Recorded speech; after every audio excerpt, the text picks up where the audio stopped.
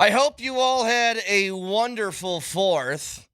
Um, I hope you came back with all your fingers. I had, one of those moments. My brother lit off some sort of rocket firework thing, almost clipped me right in the neck. Your boy was almost a goner over the weekend. Some of you might have liked that. You'd like that, wouldn't you? I bet you would, but still here. So anyway, I hope you had a great weekend. Here's where I want to start. It's happened. It took a while, but we're here. We finally became somebody I think to be taken seriously. You might say to yourself, why, Brett? Because we advanced to this round of 16? Because we won a World Cup game that matters? Because it looks as if we might have a shot to go deep in the World Cup as a country for the first time, really ever? No. The reason we should be taken seriously now as a soccer nation is because what we did to get Balogun back on the pitch is a level of, I don't know if I go as far to say corruption, but whatever the step right in front of corruption is, we're there. I mean, you've seen it. Here's the deal. When the red card was issued, we all knew probably shouldn't have happened. And then you find out there is literally no recourse for taking the red card away. That is until some very high up powers that be got involved. And that sounds just like any country who really wants to grease the skids in a tournament like this.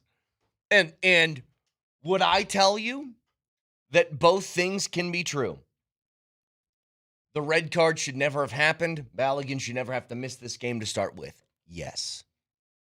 Also, the rule is there's no way to appeal that decision. And somehow you found an appeal. Because I'll tell you what would happen. This would certainly be a conversation if that was Messi that happened to, if that was Ronaldo that happened to, if that was Harry Kane that happened to. Take any one of the Mbappe, any star that's in the World Cup right now, had the same thing occurred where they're the leading scorer for their team and their team seems to be making some sort of, I don't know if it's a legitimate run, but at least a fun run in the World Cup.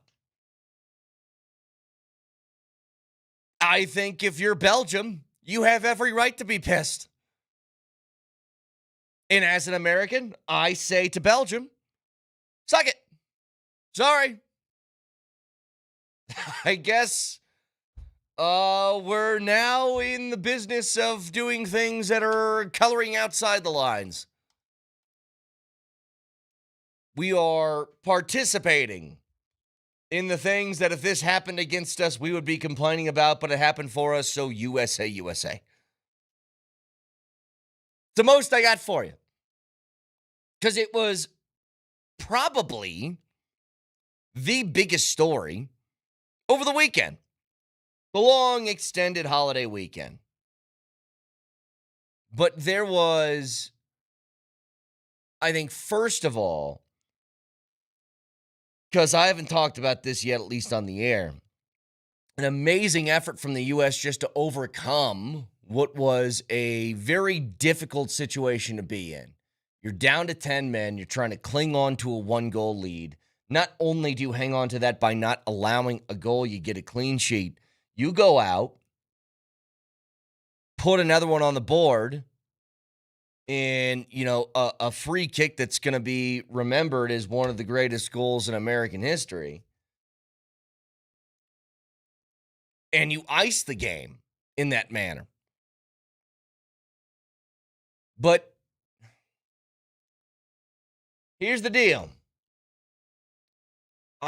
If you believe what the stories are surrounding this, now I have a lot of questions as to what actually took place.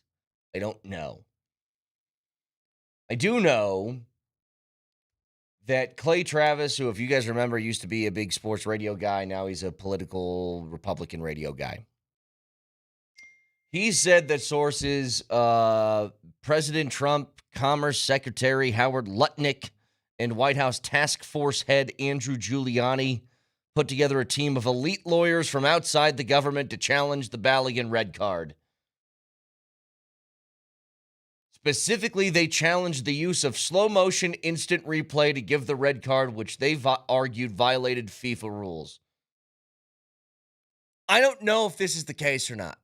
I have no idea.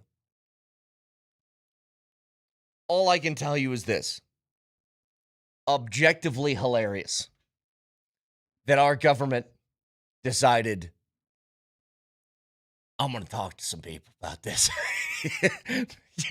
All I've wanted my entire life, I wanted one president, one senator, one congressman to stand up for the injustice of bad sports calls.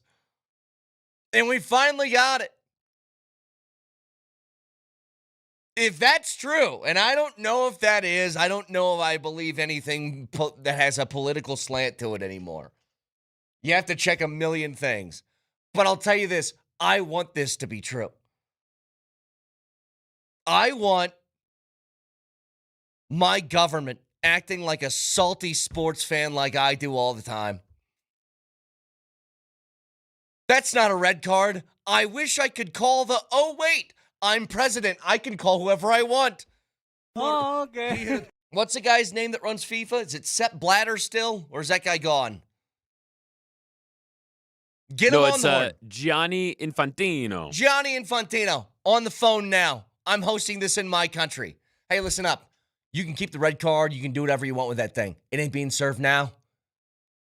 Mr. Gorbachev, tear down this wall. You go ahead and you have him serve that suspension when we're playing against China in a friendly in a couple years. That ain't happening on Monday. I also love the idea of putting together not just an appeal, but a task force where it's like a heist movie where Trump calls somebody and he goes, you son of a bitch, I'm in. Right. We're going to steal the red card, and while we're at it, we're going to steal the Declaration of Independence. Somebody said they cited precedents for this red card suspension. Okay, but you're missing the main point here. The president called somebody. It was like, I won't stand for this. And I think in any sense, no matter who you feel about, I don't care if it's Trump, Obama, Biden, Bush, Clinton, Nixon, I don't care. Any government that is making phone calls on behalf of sporting events to try and benefit their team is objectively funny. And I will guarantee you, if I am in charge, if you guys feel, and I would appreciate your vote, that I am worthy to be your president, I will make you one guarantee, Colorado. I will change rules. I will bend things in your favor. I will put the squeeze on people that need to be squeezed. I will go out and I will say, oh, yeah? You don't think that Denver can afford to keep this guy because of second apron rules? Watch what I do to Adam Silver. Oh, you don't think you can sign Val Nichushkin and Naz Kadri? I got to tell you, an executive order's coming your way. I want to be the president just to rig sports leagues in my favorite team's favor. Wait a minute. The opening 6 weeks to the Broncos schedule is like the hardest 6 weeks in the history of the sport. I gotta tell you, I gotta move 3 of these games to after a bye week, after a Thursday night week. We got to go ahead and change this because the president's coming to town, and I got to be there that day. And I also love the fact that all of American sports fans on Twitter were going, boy, FIFA's a corrupt organization. They suck. They can be bought and sold more than a t-shirt. But hey, when we can buy them, it's pretty dope, huh? No, it is. Like, we finally get a taste of the FIFA corruption, and it went our way. This is dope. If anybody from Belgium is listening, if anyone is listening, hear me clearly and concisely. Whatever you say to me, you're right. You're right. If I was on the opposite side, if the U.S. was playing Argentina today, and I found out 24 hours ago that Lionel Messi, who I thought was going to be suspended for this game, all of a sudden gets that call reversed, I would be screaming.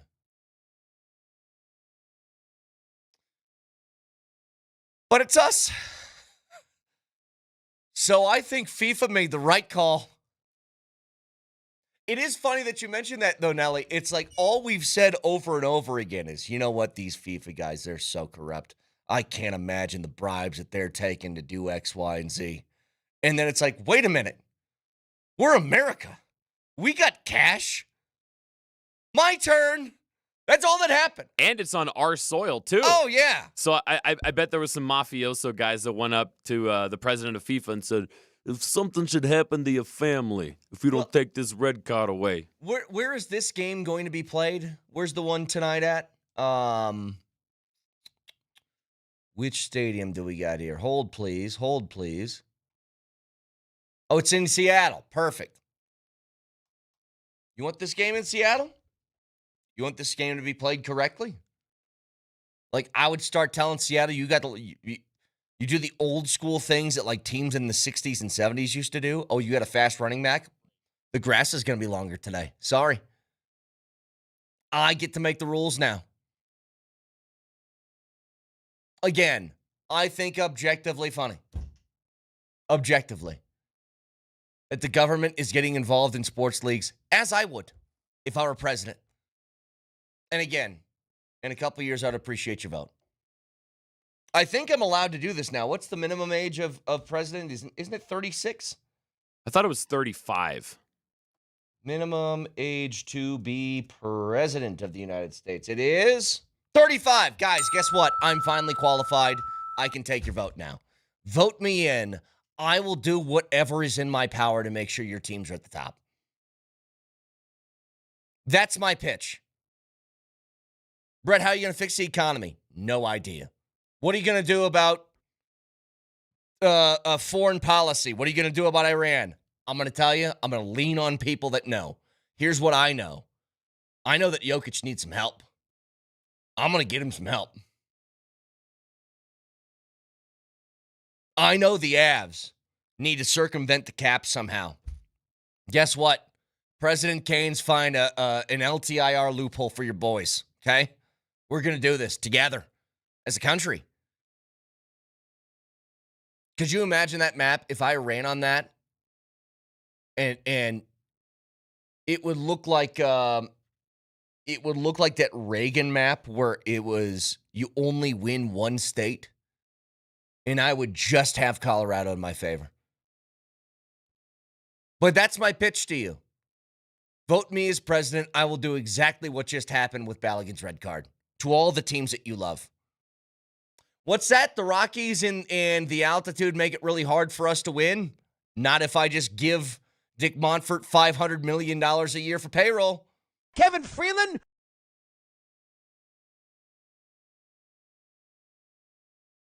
And yes, I will be selfish with it too. I'll look, again, I'll take care of you. But it's going to be a Broncos and Lions Super Bowl every year. And then let the sport take over. I can't put my finger on the scale after that. We're just going to see what happens. President Kane, executive order. Lambeau Field to be demolished. It's an eyesore for the country. 303-504-0925. Back after this.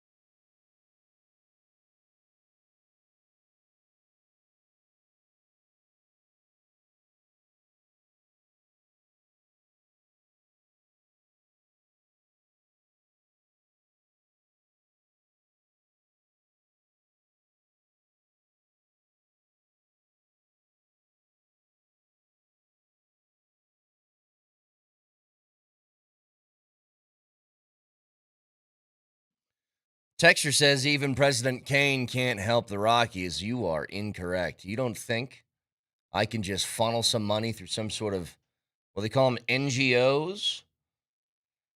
You don't think I could find some cause that I will make up a cause out of thin air? I'll be like, this is the fund to help redheaded bullying in high school.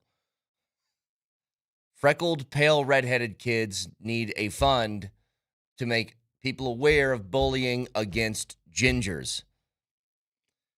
And that money goes straight to the Monforts with the promise that they will make every dollar of that spent on the roster. Boom. Help the Rockies. Now what? I mean, look, if you're going to vote me for president, I'm going to get things done.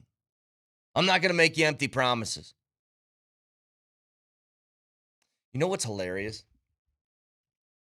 Before we left for the holiday weekend, the 250th birthday of this country, we were talking about LeBron and how LeBron and the Nuggets seem to be, at least on the surface, a legit destination. And I've already talked myself into the idea, if somehow, which I don't think is going to happen, they got LeBron, that the Nuggets are winning a title. But I'm going to be real honest with you. I hate how they are milking this one. Every second I look at Twitter, it's Rich Paul going through like he's a talking head on ESPN, discussing potential free agent moves for each of these teams. And he's got the big whiteboard. And in the middle is LeBron, and then it's sort of the what do they call them?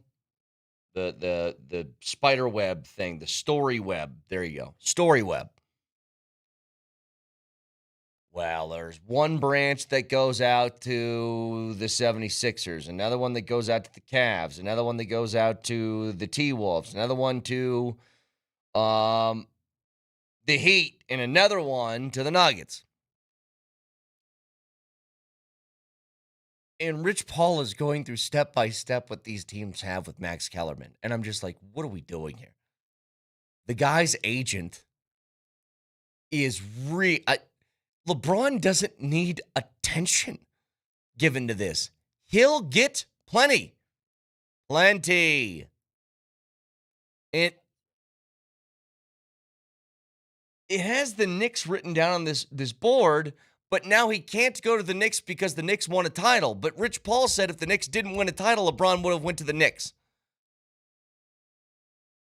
And LeBron doesn't want to be seen or accused of jumping on a winning formula already. Okay, got it. I'm pretty sure all of the teams listed on here have a winning formula. But whatever. Here's what he said about the Nuggets. And Nelly, is this something we can start and stop? Because that's what I need. I need that with this Rich Paul clip. Because as he's going through the roster and he's got these things written down next to these team names, I want you to hear something. Go ahead. Now, let's get over here to the Mile High, right? Murray, Johnson, Gordon, Jokic. Stop. They got one. Already a red flag for me that they're saying Jokic. It's already a red flag. Jokic. He did this during the All-Star game too. LeBron said Jokic. And I know it's a minor thing. But how the hell you're an NBA super agent. You watched LeBron get eliminated by the Nuggets in a sweep right before the NBA Finals. You're LeBron's best friend. How do we not know it's Jokic by now? Anyway, continue. They got one big hurdle. They still got Peyton Watson, who's a restricted free agent, right? Kroenke family, we're close to. So ownership, Harris. He's got the Midas touch too, yeah, Kroenke. He's won in everything. Yeah. Josh Harris and Blitz, love those guys. You got let's go Mickey back Harrison. to Denver for a Now second. you got Kroenke. Is Denver actually a legitimate destination? It wouldn't be on the board, Max. Okay. That's Rich Paul. Do I think that LeBron maybe has a team or two or three on the board that he has thrown out there just to, how do I put this? To make this essentially the decision part two, to keep everybody hanging on. Yeah, maybe. Are the Nuggets one of them? Yeah, maybe. But the idea that Rich Paul is sitting down discussing free agency for LeBron, who's not just a client of his, it's his best friend, who's been his best friend for years. And you're sitting down with Max Kellerman with literally, what is one of the pointer?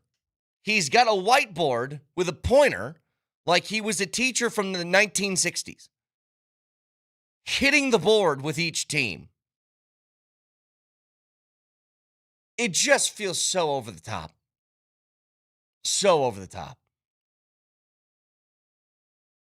And look, I think that at the end of the day, if LeBron did end up coming here, it would be amazing. Truly amazing. But this is going to be hell for the next few weeks. Because here's the deal. If the most likely scenario that LeBron does not come here actually happens, this has been a pretty weak off season. And it's going to be hard to talk yourself into anything, given what's left and what's out there. The interesting part, I will say, if I had to put some bullet points in this may indicate that LeBron could be coming thing. There's a few other pieces of note out there regarding the Nuggets in this offseason that make you go, Here's one of them from Mark Stein. The Nuggets have rebuffed several trade offers for Cam Johnson. This is not a team that has been operating in recent days with a determination to stay below the second apron. That's the report from them. Well, why would that be? I don't think they'd be going into the second apron to keep last year's team together kind of as is. Perhaps they're willing to do it because they think they got a legitimate shot at this. And by all indications, it seems like they do. But here's the problem. When you're kind of being held hostage with the maybe we're getting LeBron, maybe not thing, and it is hindering you from making offseason changes, that means it is stopping you from making a potential move with a team that has given you an offer for Cam Johnson or maybe given you an offer for Aaron Gordon or whatever. And then they move on and they make another move, which doesn't allow the move that they previously offered you. And at the end of all of this, you're ended up holding nothing. All I'm saying is there's a lot of things that I think could have been done already by the Nuggets if their goal was to shed salary, stay under the second apron, go back and sign Peyton Watson. Hasn't happened yet. Another report from Mark Stein is that Peyton Watson is said to be seeking a new contract above $25 million in average annual value, the one that Christian Brown signed. They also, I guess, are open to the idea of a sign and trade with him. That was another report that came out from Sam Amick. Very open to sign and trade options with Peyton Watson. Denver intends to match any offers for Watson, and the Nuggets' primary hope is to retain him. But the Nuggets and Watson's agent, who? Rich Paul, have continued to be apart in negotiations. If you sign and trade Peyton Watson, I think that is the best of the worst things that can happen.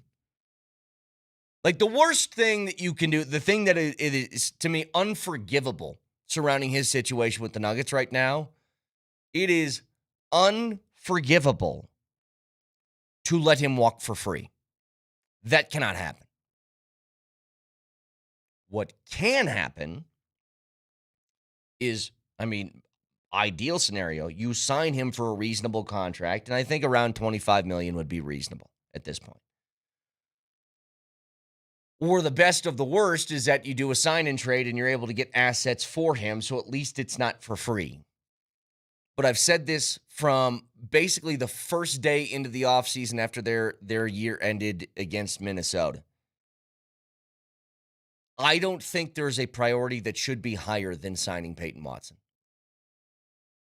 Unless it's now potentially getting LeBron. Because that would take you from good team to probably championship favorite overnight. But Peyton Watson represents everything that you need. You need athleticism, you need youth, you need defense, you need potential on offense. He checks every single box. Block shots, get steals, stay in front of opposing ball handlers, hands in passing lanes, hands in the face of shooters, knock down shots, don't play scared, hit an open three. He does it all. He does it all. And I don't know how consistent that do-it-all stuff can be, but it was consistent over a month. And it looked legitimately like, to me, somebody who could be a number 2 in command or a very, very good number 3 in command to Jokic or Jokic and Murray. Texture says, wasn't Rich Paul the reason Peyton Watson sat out of the playoffs? I heard people hint at that. I don't think that's true. I think Peyton Watson sat out in the playoffs because Peyton Watson was hurt.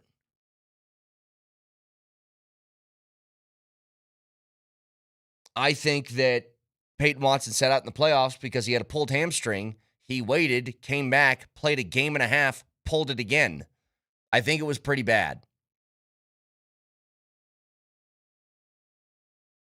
So I think that he was hurt, and that's the reason he didn't play. You can have the conspiracies if you want to. I can certainly see how you could connect some dots and talk yourself into it. I don't believe it. I think he was hurt. Another texter says, as a generational LeBron hater, I'm torn. I feel you. Whatever feelings you have about LeBron, the basketball player, or LeBron and his personality, trust me, I got plenty. I got plenty of thoughts. One thought has remained unchanged. Because personally with LeBron, I went from liking LeBron to hating LeBron to liking him when he went back to Cleveland to hating him again when he went to LA. The one thing that remains unchanged is I think LeBron is one of the most incredible athletes that's ever existed and a top 2 basketball player who's ever lived. There are guys who have played well into their 40s in sports and been successful. I mean, Tom Brady won a Super Bowl in his 40s. I mean, you can go through the list. Messi's 38 right now, whatever. Go ahead and throw out your names. To remain as good as he is when turning 42 this year, in a sport where you're not allowed to age with grace. If you play like Jokic, you might be able to age with some grace, or you play like Dirk. But when your entire game is built around, I am bigger, stronger, faster, jump higher. When your game is built on athleticism, those guys are not allowed to stay this good for that long. So, the basketball side of this, it would be literally the most fascinating thing that I think's ever happened here, including when Peyton Manning came over. Peyton Manning coming here was crazy. Tebow era, crazy. If LeBron just out of the blue decided I'm signing up in Denver in that league That would change a lot. It would change the entire vision of how the Nuggets are seen. The Broncos, when they got Peyton Manning, they were seen as the gold standard franchise in the NFL. Along with, you can name the others. The Ravens are part of that thing. The Steelers are part of that thing. They're a gold standard franchise. Peyton Manning coming over to the Nuggets is not some huge thing. A big-time free agent in the NHL wanting to go to the Avs, not huge. It's never happened for the Nuggets, ever. Paul Millsap's the biggest name. We went through it before. If LeBron did come here, whether you win a title or not, and I think you would, but whether you do or don't, it changes the entire perception around it. LeBron thought it was cool enough to come here? Really? You don't have to convince LeBron to go to Miami. You don't got to convince him to go to LA. He was born in Cleveland. To come here would change a lot. So, broadcasting from the Backus and Shanker Studios, their passion is justice. A lot more on that subject that we can get into as we go along. 303-504-0925. Back after this.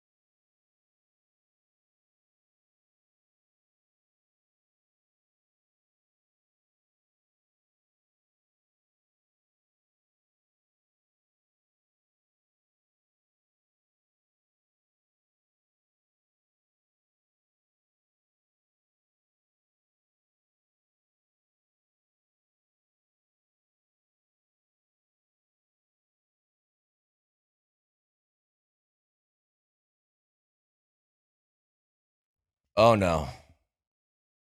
Oh, no. I was just talking to Nelly, just talking to Baca during the break. And I'm looking up things from Belgium to make fun of for the rest of today. I need to have arrows in my quiver for tonight's game. By the way, it'll be at Stoney's on Lincoln. Sanford will be hosting a watch party. Stop by and see him. Here's a problem, Nelly. So Belgium is globally celebrated for their world-class chocolates. We knew that. Over 1,000 varieties of beer. I do love a good Belgian beer. Fluffy waffles. They also invented French fries. They have iconic comic strips like The Adventures of Tintin. I don't know what that is. And the Smurfs. Here's the big problem, though. Nelly, the saxophone was invented in Belgium by Adolphe Sax in the 1840s. Yeah, my boy Adolf Sax. Let's go. Oh, Adolf, not Adolphe? I mean, maybe that was his nickname. Why are we throwing an E at the end? Now, he spells Adolf Olphe. Avoided that one because he pre-existed the bad, but. By the way, that used to be kind of a dope common name in parts of Eastern Europe, and then one guy kind of ruined it for everyone. Imagine being so bad that it's like nobody can have that name anymore. That's how bad you are. But here's some people. I said famous people. As you know, Adolphe Sax, who invented the saxophone. Jean-Claude Van Damme. The muscles from Brussels. JCVD. They also have, what do you mean, the World Wide Web? While Tim Berners-Lee is credited, Belgian informatics engineer Robert Kalalo co-developed the system with him. Now, sorry, not yours. Oh, how about this? You can thank Belgium for if you ever get the runs, they made Imodium. And the pill. So there you go. There's some Belgian things that you can make fun of as we wait for this game tonight. Why does Belgium suck? Is the Google search from Nelly here. Detractors often criticize Belgium for its exceptionally high tax burden, deeply divided and inefficient political system, and chaotic urban planning. You guys don't know how to plan urban areas, do you? You Go Belgians. outside, nerd. Anyway, I needed some ammo, so I just wanted to give you guys some things to choose from for tonight. You're welcome. Maybe play like, I don't know, Nelly, what's the most iconic saxophone you can think of? I would say the one that I think of first is the dude on SNL that's been there forever. Always rips that one during the intro. That guy. So I'm confused here. Now you're asking me to make fun of saxophones because we don't like Belgium? Yeah, so make fun of Nelly. Well, according to Moser, I play the flute, so I'm free here. I'm scot-free, but you're asking me to rip my essence, to rip my being? Correct. Yeah. I don't know. It's It's gonna exactly be tough. what I want you to do. It's gonna be tough, man. It's I don't for know. a day. Just for a day. Get it out of here. Anywho. I gotta ask you guys something. And I mean this, I know this is gonna sound like a joke to you. I mean this with sincerity. So the most disgusting thing that we do every 4th of July is watch Joey Chestnut throw hot dogs down his gullet. So he wins again. It's his 18th win in 19 years. I got to be honest. I know it's disgusting. It is impressive, though, isn't it? To be the best in the world at something, even something as stupid and silly as eating hot dogs, to be the best in the world for 18 of 19 years is a pretty incredible run. I think that we all have to admit it. We have to sit here and just say, it's gross, it's disgusting, but Imagine if you were the best in the world at something that people found detestable and you held that crown for nearly 2 decades. It's an amazing feat. He's weird. The whole thing about it's weird. I don't know how that guy is like, I don't know if he's married. Google that for me, Nelly. Is Joey Chestnut married? I don't know if my wife could be married to the hot dog eating guy. But bottom line is, it's pretty impressive. He's single. Actually, the AI overview took a shot at our boy. If you Google "is Joey Chestnut married," it says first thing, Joey Chestnut is not married, and he has never been married. Wow. Jeez, Google. Let's see, what does this say? He was previously engaged to a fellow competitive eater after proposing on the stage at the 2014 hot dog eating contest, but the couple broke up before they got married. I think Joey Chestnut learned the hard way. You can't be married to somebody who does what you do. Can't happen. Dude, I knew a husband and wife that were radio show hosts on the same show together. And I'm like, that's got to be tough. One argument over the laundry, and then you're going on air to be like, so what do you think of the flowers outside today? It's very beautiful. I don't think you could do it. I couldn't. Can you imagine what that house is? It's just plates of hot dogs stacked all around the kitchen.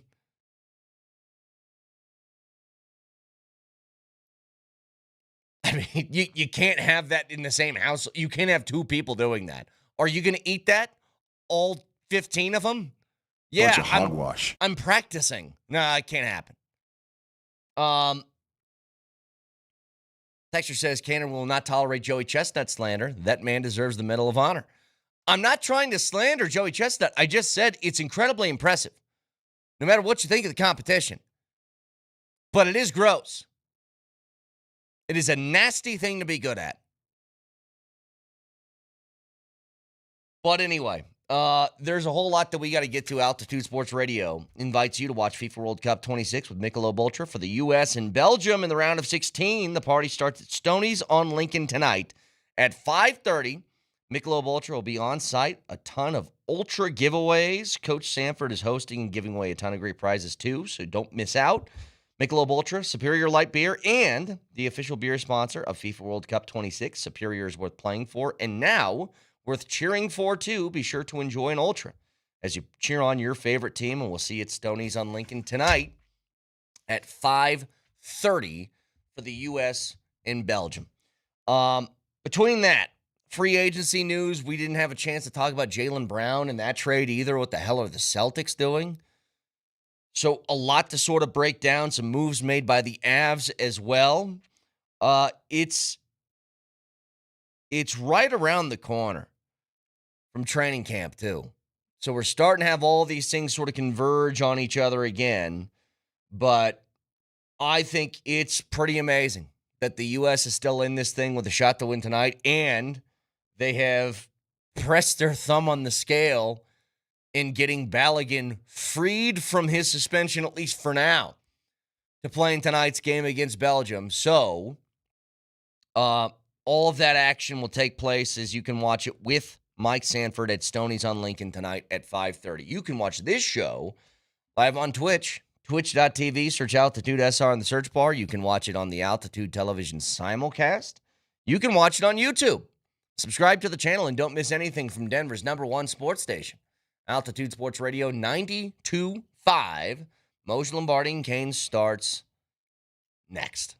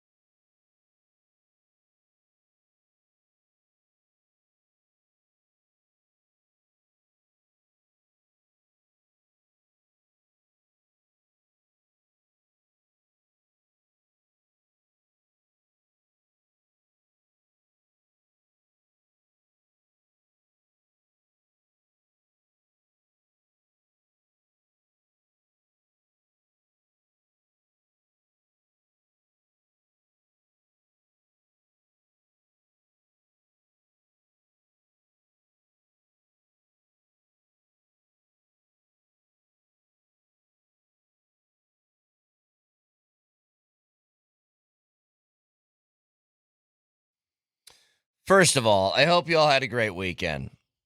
250th birthday of this great country. And this great country will be on display again tonight. And I got to tell you, we're so in now. We're so in. And I don't mean we're in because the U.S. won and they advanced to the round of 16. I mean we are so in because we finally joined the party of countries who will put their thumb on the scale and say, I won't stand for what you just did to us, FIFA. I don't care what we got to do. I am going to make a phone call to the powers that be. I will threaten you. Our leading goal scorer is not going to be suspended for tonight's game. It was never a red card.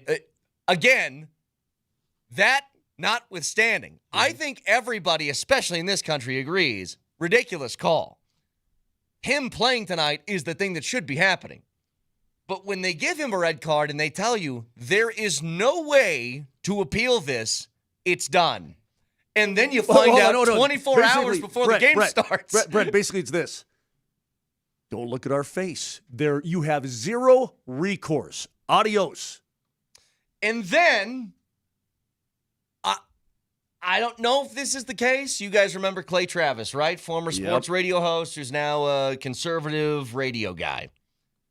Said Trump, Commerce Secretary Howard Lutnick, White House Task Force head Andrew Giuliani put together an elite team of lawyers from outside the government to challenge the red card. And now all of a sudden, Balogun's back. And I got to tell you, I love it. If I were president, I would put my thumb on the scale for teams around here. I would say, what do you mean? There's no second apron that exists for the Nuggets. Executive order. I would do all of it. Oh, my God. I know everyone, God. The rest of the world is going to turn this into a political affront, okay? I get it. My response is, I don't care about the rest of the world.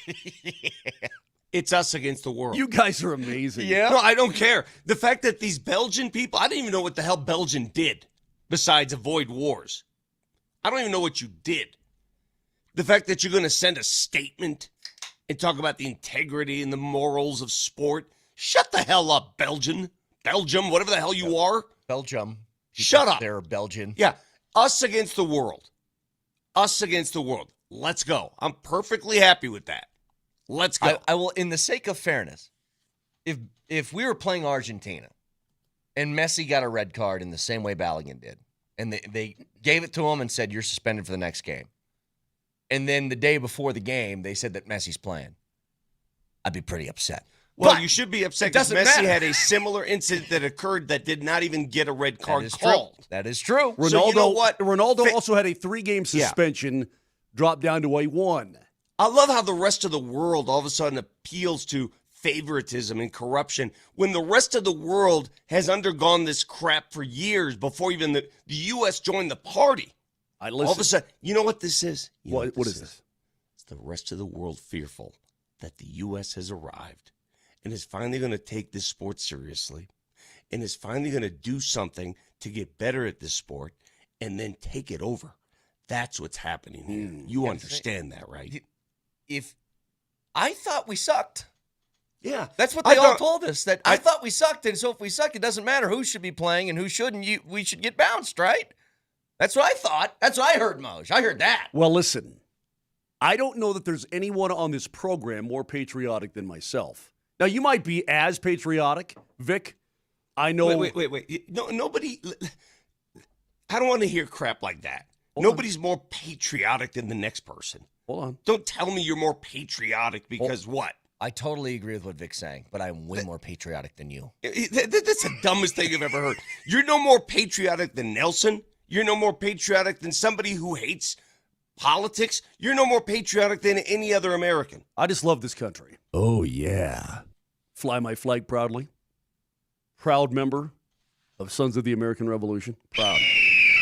Damn right. You and me, Ig. What's up?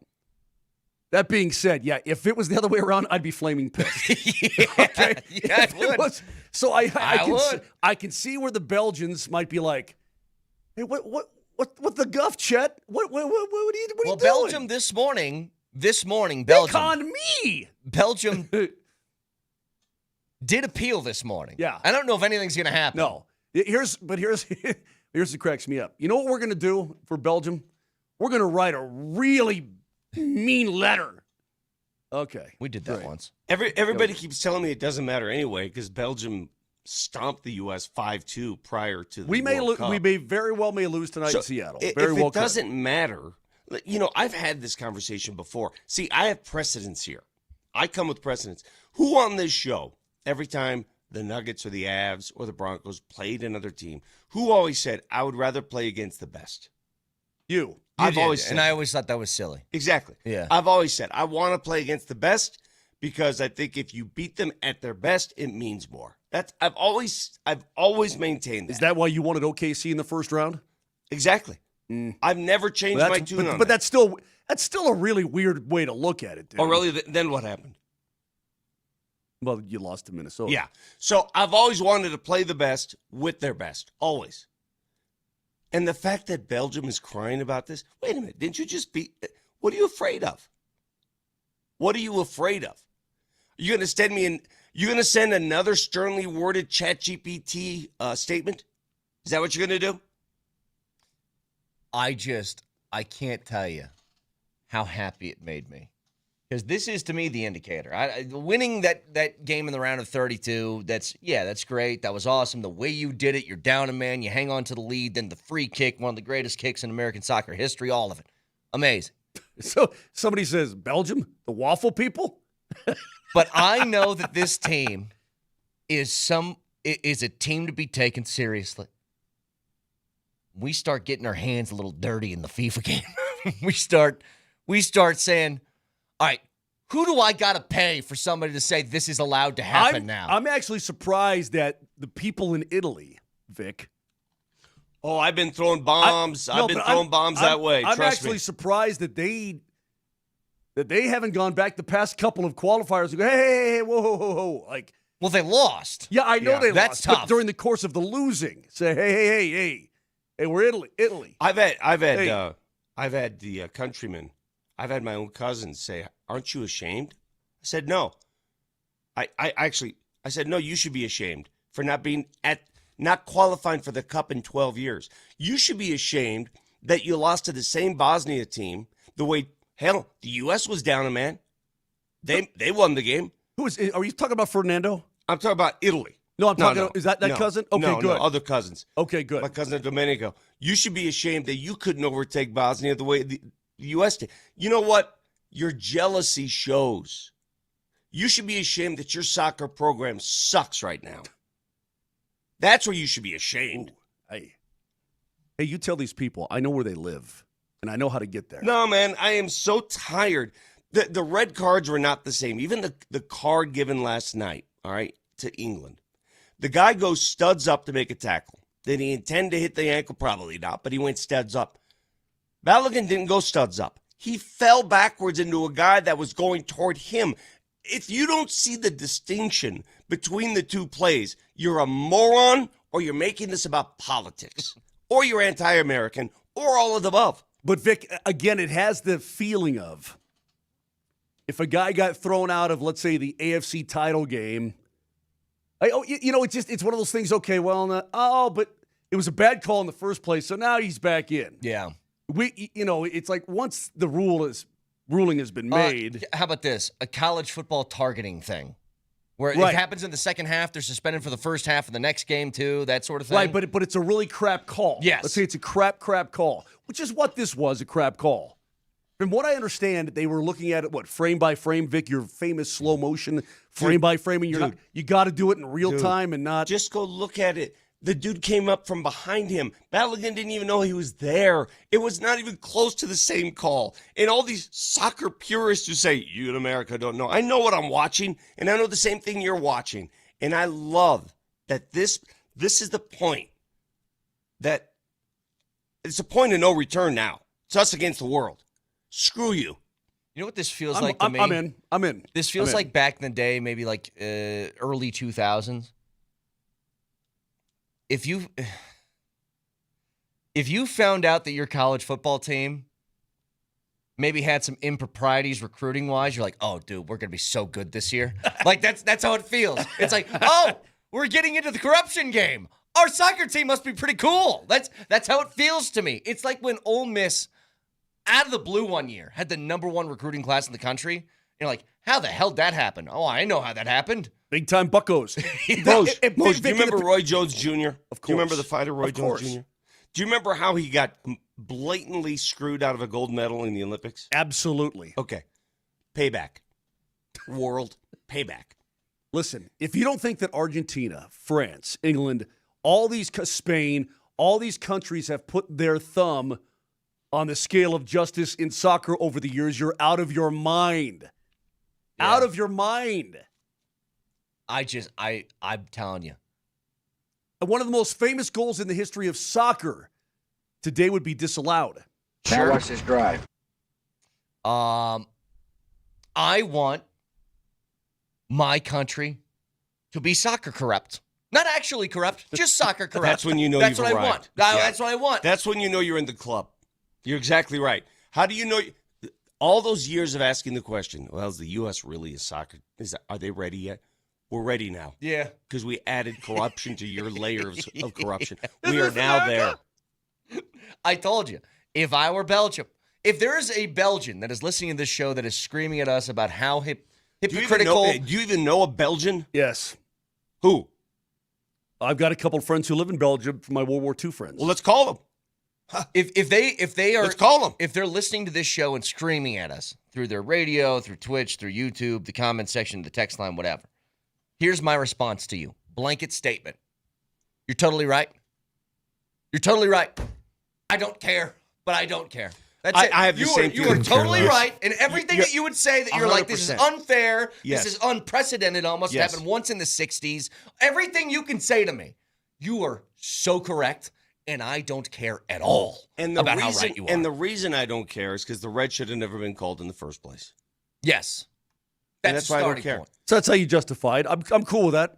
By the way, my third grade teacher's brother is buried in the Netherlands. Oh, I don't care about that. I know you don't. I'm sorry. He's buried in Belgium. Listen, those are the comments. I don't care. He's buried in Belgium. I don't really care. You know what, Vic? They take pretty good care of him. You're so wrong on this.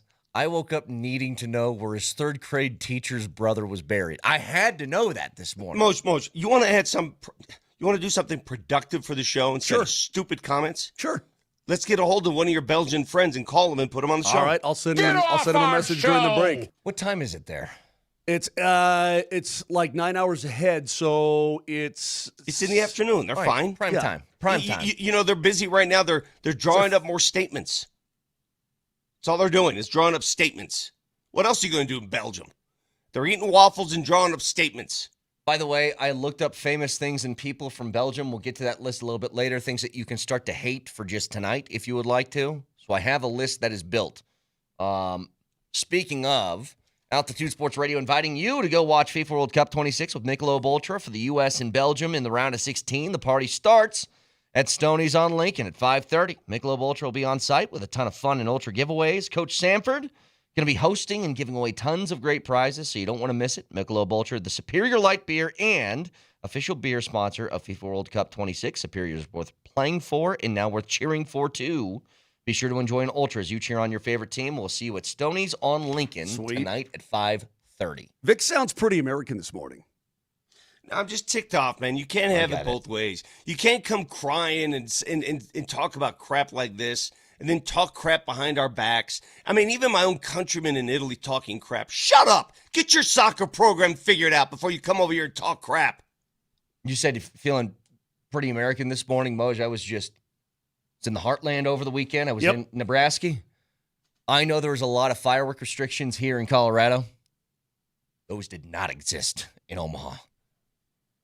No, you can basically. basically. Was a lightning show. What I'm guessing is like a dude from two towns over brought his Sherman tank. Was pretty much. Just blasting into the woods, right? Hey, kiddies, watch this. Bam! 303-504-0925. Back after this. God bless our troops. God bless America. And gentlemen, start your engine!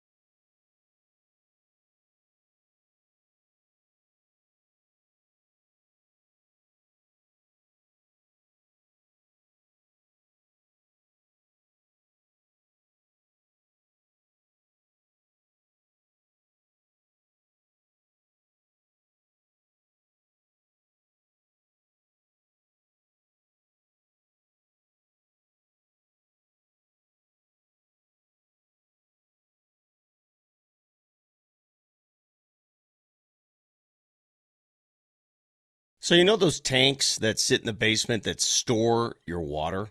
I didn't know much about them. I said, like, they look like good tanks.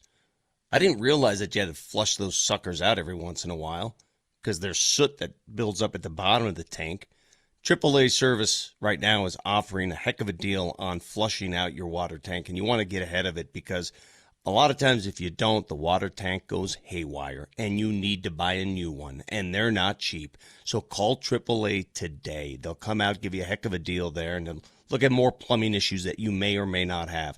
We didn't have an issue. We had a want. We wanted water, better water, drinking water. So they hooked us up with a water osmosis system that they did all in one day, quick and easy. They give you a window, and they're on time for that window. So call AAA if you have any plumbing, heating, or electric needs. That's AAAtoday.com. AAAtoday.com.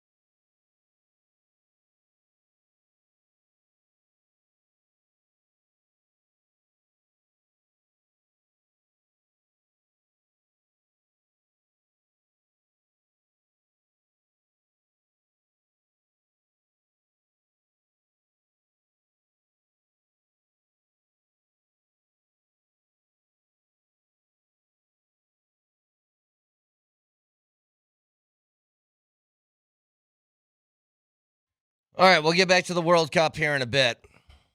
I'm working on my Belgian angle right now, Vic. Hang on a sec. Yeah, and that Mexico-England game was maybe the most entertaining soccer game I've ever watched. It was unreal last night. It was awesome. There's a few of them. Our boy Holland continues to score. I mean, everybody, all the big dogs. This is what's fun about this tournament. I mean, the big guys are showing up over and over again. But we'll get back to the World Cup in a bit. I can't shake this feeling because I don't know where you guys stand. I mean, we last left on the idea that LeBron and the Nuggets was just kind of floated out there. I think it was a Windhorst clip. And then it became Rich Paul has put them in with 4 other teams as a possible destination for LeBron James. And what did you think about that whiteboard? Well, I want to play this for those who missed it because my first reaction is this. My first reaction is, boy, they're milking this one. Like they are. And I don't know the purpose of it other than just he doesn't need attention. It's not going to build him. Everybody's in the market for LeBron James if he wants you to be. Like nobody's going to say no to it. So my first reaction is, man, this seems really self-indulgent. That your agent is going on a podcast TV thing with Max Kellerman with a literal pointer and whiteboard. Mm-hmm. Pointing at teams saying they have this guy, this guy, this guy. They're doing it like it's a First Take episode. My favorite thing was under Dallas, oil. Oil. Okay, so LeBron wants to get in the oil game now, I guess. There's no way he's going to Dallas. And golf. Yeah. There's no way. But he gets to the Nuggets, and I just want you guys to hear something. And it's something that happens right off the rip. So, Nelly, go ahead. Now, let's get over here to the Mile High, right? Murray, Johnson, Gordon, Jokic. Stop. You can't. I was bothered because you got to just learn his name. Learn the name, okay? Jokic. There's no J. There's not a J sound in there. You can call him Joker, but if you're going to say Jokic, you do the Y, not the J. You're an agent, a super agent of the NBA. Your best friend is LeBron James. You watched him get eliminated by this man in a sweep in the Western Conference Finals. How many Say his name. How many MVPs does it take before someone gets his name right? Seriously. Or just say Joker. I can't read. If you have problems saying Antetokounmpo, then just say Giannis. Everybody will get it. Or say the Greek Freak. Just say Joker. Whatever. Continue, Nelly. They got one big hurdle. They still got Peyton Watson, who's a restricted free agent. Pause. Right? His client, by the way. Correct. He's the guy negotiating with the Nuggets Correct. for Peyton Watson. So keep that in mind. Continue. Kroenke family, we're close to. So ownership, Harris. He's got the Midas touch, too, Kroenke. He's won in everything. Yeah. Josh Harris and Blitz, love those guys. You got Let's go Mickey back Harrison. to Denver for a now second. you got Kroenke. Is Denver actually a legitimate destination? It wouldn't be on the board, Max. Okay. Let me ask you a question. Why would Matt, and I'm not even saying it's the wrong thing to do. Why would he reemphasize the Nuggets? Because they in that look down on conversation? Denver. Because guys like Max Kellerman, They're who's an they're East Coast flippant guy. about Denver, Colorado. Because Max Kellerman is a typical East Coast a-hole. But I feel like everybody who's in Max's situation would ask that question. I really do. And I'm not even saying. What do you mean? Are you sure about Denver? Like yeah, one of yeah, those kind of deals? That I think everybody would be like, the Heat, get it. Cleveland, get it from there. And Rich Paul said this wasn't a question. He was going to go to the Knicks, but then the Knicks won a title, and now he doesn't want to go there. It's because guys like Kellerman still think Denver's Topeka. Yeah. That's why. Yeah. Still treat Denver like Boise. Still treat Denver like what? Name another city on the west side of the country. Sure. Pocatello. I will say, though, I think people are missing a big detail in why it would be remarkable if LeBron, for whatever reason, decided to come here, which, according to his best friend and agent, is a legitimate spot. I don't think it's going to happen. I don't either, but this is what would make it insane.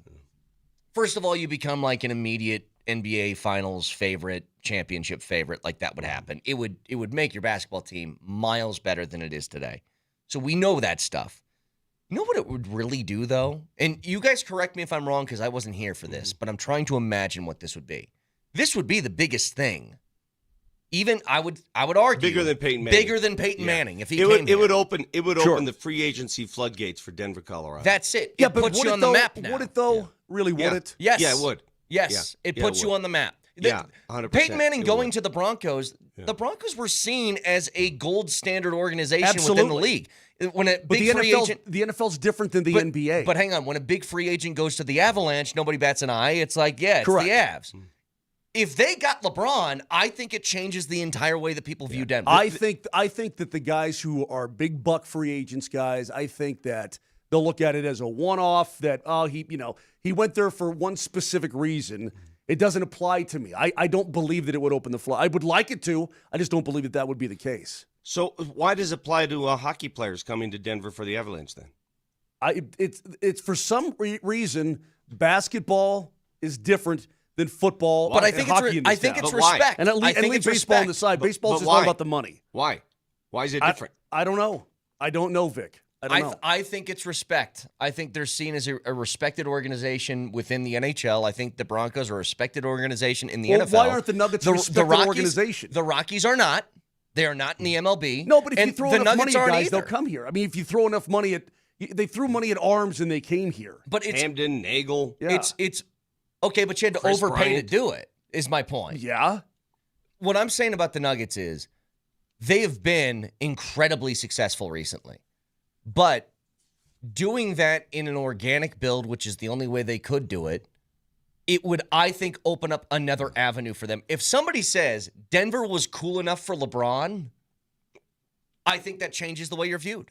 I really do. totally agree with you. I think LeBron coming to Denver would change the perception and thus would change the free agent window and opportunities here 100%. I think that existing big dollar free agents would look at it and go, there are extenuating circumstances, including his relationship with the owners, including that this is his last kick at the can. He once won. You get to play with this particular guy. I just think, again, in the NBA, the fewest amount of players have the most effect on the game, and the NBA loves to market individual players rather than teams and so on.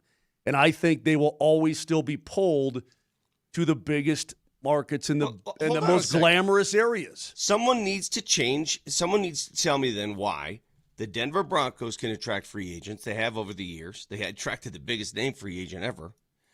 The Avs have attracted free agents since they set foot in Denver. Why can't the Nuggets?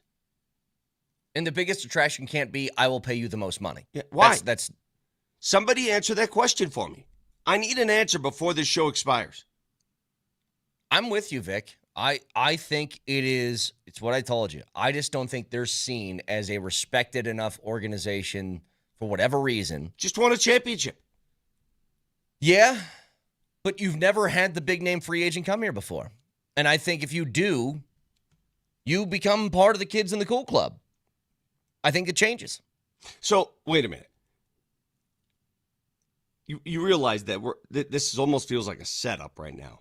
It's a setup because I think Denver's involved in the talks. I think if it would have happened fast, I give Denver the great chance to land LeBron. The fact that now this is going to be played out and who knows how long it's going to take, the more days go by, the less inclined I think he's going to be to come here. Oh, he's going to be talked out of it. The first thing that hit me when I saw the whiteboard is there's at least 2 and maybe 3 teams that are being strung along in this for whatever reason, like that have virtually no shot at landing him. I do think that Denver's one of those teams. I do too. I just feel like, again, we're just cannon fodder for his decision. Yeah.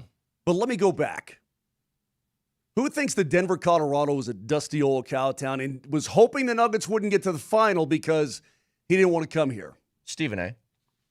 You think LeBron coming to Denver is going to change his perception about Denver, Yeah. Colorado? Yeah, it's going to change. It's going to change. You know why, Mose? See, Mose, you're not thinking ahead. You're right. I'm not. By LeBron being here, the camera's going to be here. Yeah. The attention's going to be here. Yep. The microscope's going to be here. Yep. People are going to find new things about Denver that they never knew before. Yep. We know it. We know. But I'm talking about people outside of Denver. He's going to bring a huge microscope to Denver, Colorado. That's what's going to happen. I also saw that he's filming a television program this year, right? That too. It's a what do you call it? Documentary. Docuseries? Yeah, I guess a docuseries, but it's going to take you through the course of the season, so that camera's going to be everywhere. It's like a full swing quarterback. So I want to Vic, read some of this. Vic, you may be correct, but let me say, I'll believe it when I see it. Otherwise, I'm not going to believe it. I want to know why the Denver Nuggets, among the other teams that share a spot in our city, why the other teams can attract free agents and the Nuggets cannot. And I have yet to hear a reasonable response from anybody. I keep hearing here from the text line, what about Allen Iverson? He wasn't a free agent. Trade. People. It was a trade. That was a trade. You basically forced Allen Iverson to come here. Basically. It was a trade. I need to know why. Is my respect thing not a reasonable answer? Like, you know what? Deion did the same thing for Boulder. Never thought it was possible that Boulder could get Deion Sanders. It happened. It happened in Boulder. And that became a cool place to people. Lil Wayne was doing rap concerts there. Only for Coach Prime. When Prime's gone, you think Lil Wayne's showing back up and being a Buffalo fan? No. You don't think he opened up some floodgates for CU? You don't think he gave people a little lesson on what CU Boulder's about? Even Maybe. if he left now? Every little bit helps, Vic. I just don't know if it's enough to turn the tide once they're gone. So why are hockey players coming here? Because they have a chance to win. You got a chance to play with McKinnon and McCarr. And You have a chance to win with Jokic and Murray. Agreed. I don't know. But you keep saying that, and you're not giving me a valid reason. Well, I don't know what reason you're looking for. I've just laid it out for you. The NBA free agents, dude, they are pulled to gigantic markets. New York, Miami, Boston, Philly, LA. That's where their bread is buttered. That's where the nightlife is. That's where the biggest chunk of sponsorship money is. That's where you can be glamorous and all that. Let me read this. And because these guys have big egos, all of that figures into it. So you're saying that the NBA players are more egotistical than other athletes? I'm saying that you mean basketball they players? like Basketball players, those that like the attention. Those that like the attention. Yeah. That's where they want to be. I'll read a couple Not everybody, texts. but that's where they want to be. 8563. Basketball players are not into mountains. Vail is not appealing to them. It's for hockey players and football players. Well, Vail was appealing to Kobe Bryant, that's for sure. I could tell you this. The mountains, I'm not a big mountain guy. You know my take on the mountains. Not big into the mountains. You think there are a bunch of Bronco players that can't wait to go to the mountains? You think are you crazy? The mountains? I just, when it comes to, let me ask you this question. After the Nuggets won their championship in 2023, let's say they entered free agency and they had a boatload of money to spend somehow, which is not how championship teams can do it. But Vic, let's just say they had a max contract roster spot available. Do you think they would have landed somebody that was worthy of that contract in free agency had they had the opportunity? I don't know. That's why I'm asking the question about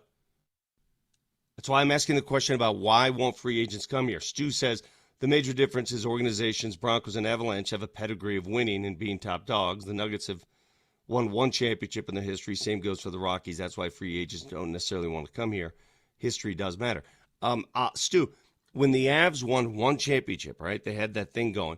The advantage the Avs had is that there was no salary cap back then, and you can name you can buy whatever you want, and that's what they did. And that's what they did in the late '90s and early 2000s. Moj, that's what there was no salary cap. They bought whoever they wanted to buy. Sure, Mm-hmm. it didn't always work. To do with the city of Denver. Didn't always work, and they didn't necessarily buy guys. I mean, Pierre Lacroix, Vic, made a lot of really awesome trades too, True. and guys wanted to stay. Bottom line is, I'll tell you this. I think the Nuggets are acting like a team that believes they got a shot at LeBron. And here's why. Did you guys see the report from Mark Stein over the weekend that the Nuggets have rebuffed several trades for Cam Johnson? Yes. Why would they do that? If Cam Johnson is the one guy you want to offload to stay below the apron so that if you sign Peyton Watson, you're still not in that death salary cap area, why would they do it? My only conclusion to that is it's one of two things. One, they don't think they're going to be able to keep Peyton Watson for whatever reason when they have the rights to him. So that doesn't make sense. Or two, they think LeBron might come here on a minimum contract, something like that. Maybe. I just think the longer this plays out, the more difficult it becomes. The Nuggets have four roster spots. 4, not 1, not 2, 4 roster spots that they're currently juggling that they have to figure out. And I've been reading a lot of stuff too, how the Lakers suddenly might have interest in Jonas Valanciunas as a backup big to Walker Kessler. Yeah. And I'm thinking about it. I'm saying, how could they make that happen? Well, think about this for a second. The assumption is Jonas is going to go back to Europe. He has a team option contract, $9 million. There's a bonus in there of $2 million, which he's owed no matter what.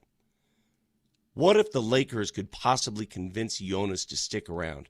They trade for him, adopt that contract, pay him that money, and the Nuggets actually get something in return for Jonas rather than letting him walk. They actually get a player or picks. Yeah.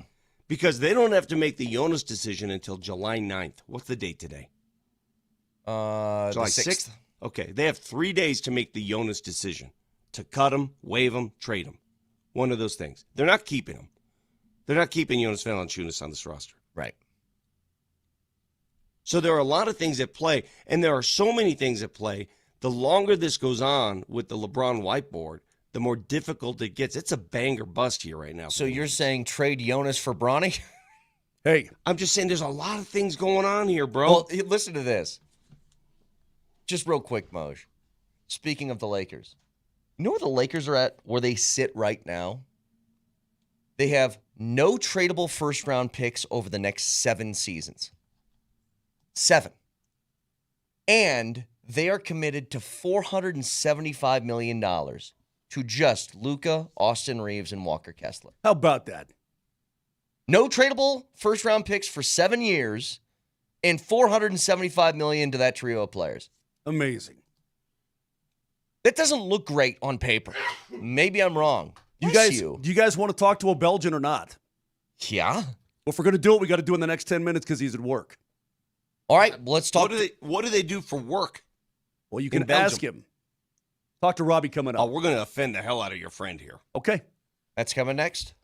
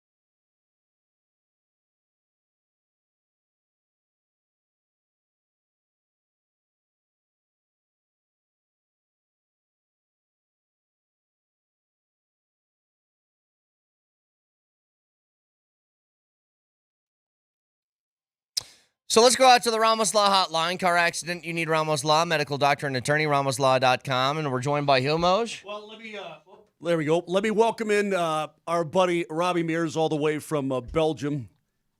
Works with my buddy Donnie Edwards with the Best Defense Foundation. Is friends with my good buddy Ralph Peters, whom we've talked to on this program before. How many good buddies do you have? I've got a lot of European good buddies, including Ralph and now Robbie, who they're in the same kind of work that I've done in the past with veterans. Robbie, good to see you. How are you, buddy? I'm doing very good. How are you? Doing good. Let me apologize in advance here for my two co-hosts who are fired up today. They want a piece of your butt. So go ahead, guys. Let them have it. Hey, Robbie, I'll start it with this. What's your problem? I don't have any problem. Why? What's with the statements and all this crap? Hey, you guys writing statements about red cards, so many statements. Like, you know the guy should be playing. Just play.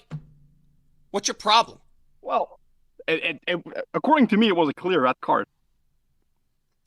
Well, then you're wrong. Yeah, okay. Well, then you're wrong. Right, I don't know what to tell you. Now it's three against one. Robbie, I'm sorry. Now it's three against one. According to most of the world, it was a red card now. Well, you know what? Sucks for you. I don't know what to tell you. Like, you can write all the letters that you want to, and I get it. I said this earlier. Any Belgian fan that is upset with Balogun being able to play and reversing that call 24 hours before a game, I think, yeah, you have every right to be pissed. And at the same time, enough. He's going to play. Stop writing letters. It's over. Fair enough. But all right, Robbie. We didn't have to write a letter to get him back into playing, luckily. Okay. We didn't have to write a letter for our players to get back into play. True. You didn't have to write a letter, but you barely got into this round. You know that they haven't been playing well of late, Belgium, for whatever reason. They barely squeaked by Senegal. The game was over with 7 minutes left. So what is wrong with Belgium? Why aren't they playing up to standards, and why can they be defeated? Because I see holes in that game.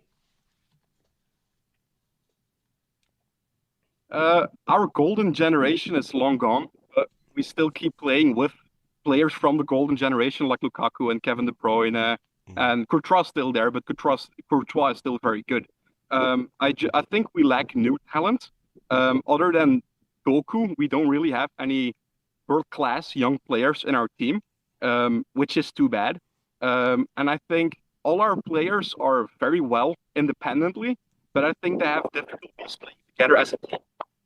It doesn't seem to work. It doesn't seem like they're very well in playing with each other. Robbie, what time is the game? I guess it'll be this morning, your time. Is it, 3 a.m. Belgium? Is that what it is? For me, it will be 2 a.m. 2 a.m. Okay, so what's the plan here? Are you going to get together with all your people and all gather around and take a nap and then get up and watch this game? What's it going to be like in Belgium? That's the plan. I think most people will set an alarm at a little before 2 a.m. and will get up, especially for the game. But we also have all over the country, there's a whole bunch of big screens outside, and towns will come together to watch the game and all types of things, because this will be a very important game for us. Nobody will be drinking at 2 a.m., though, will they? Nobody will be having any drinks whatsoever. We're still in Belgium, so I think it's quite possible quite a few people will be drinking.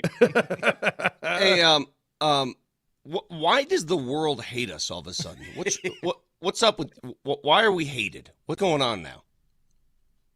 I don't think you're hated. I think it's just the whole red card incident that the world is turning against you a little bit more now. But I don't think you're that hated. To us, it looks like you're being favored. Oh, that's for sure. Okay. Yeah, for sure. 100%. Yeah, that totally 100% being favored. USA, like every baby. other country. USA, baby. You're damn right we're favored. Like every other country's been favored at some point or another by FIFA during the history of this damn game. I don't think Belgium has ever been favored before. Well, what's there to favor in Belgium? I don't even know what language you guys speak. Do you think if this happened to Messi, would they have done the same thing for Messi, do you think? Yeah. Yeah. So here's what I wanted to ask you is, like, but Messi is a different different type of thing. Well, yeah, and you know what? Bally's And not you know messy, what? but So is the U.S. Because you know full well, if the U.S. gets good at this sport, like really good, it's over. And that's what the rest of the world fears. That's at the heart. Your heart's beating very fast right now because you know if the U.S. gets good at soccer, just turn in your cards and let's end it. It's over. You know that. You know that deep down. Why isn't the U.S. good at soccer as of right now? Then I think you've had plenty of time to get good at it. How long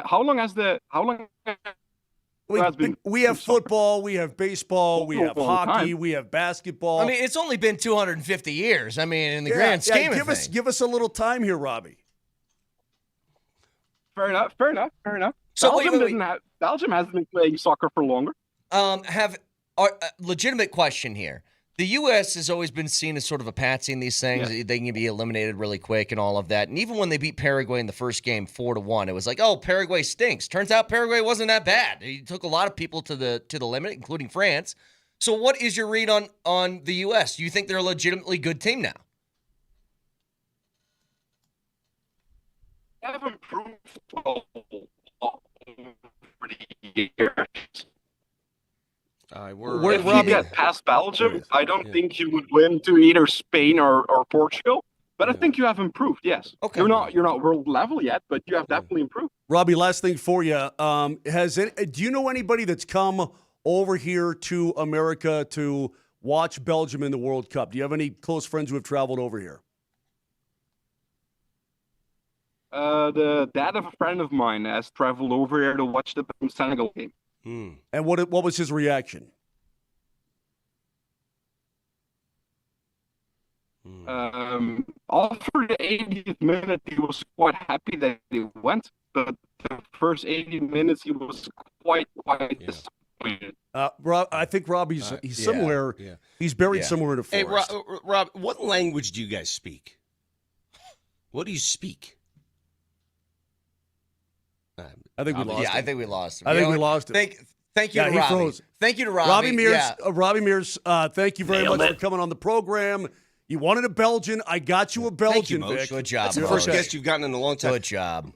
Moser, what language do they speak? Is it French? Is it what is it? It depends on kind of where you are. So he speaks great English. The one thing that they've got going over there in Europe that we can't seem to maintain, they all speak multiple languages. They all speak English. Have 3 official languages in Belgium. That's correct. Dutch, French, and German. That is correct. So he's down by the Netherlands part. So he's on the south. Where Robbie is like southeast by my buddy Ralph, who's in the Netherlands. Vic, there's a finger that comes down between Germany and Belgium, and it's the Netherlands. So mostly there is like Dutch and German. So 60% speak Dutch. That's usually the north. The south region primarily speak French. That's about 40%. That's on the west side. 1% of people speak German. Yeah, that's very small. But obviously on the west side, most of them all speak English. Obviously. A lot of them do. Yeah, and he works with Donnie Edwards, former NFL linebacker. Yeah. Okay, know Donnie and his wife very well. They run the Best Defense Foundation.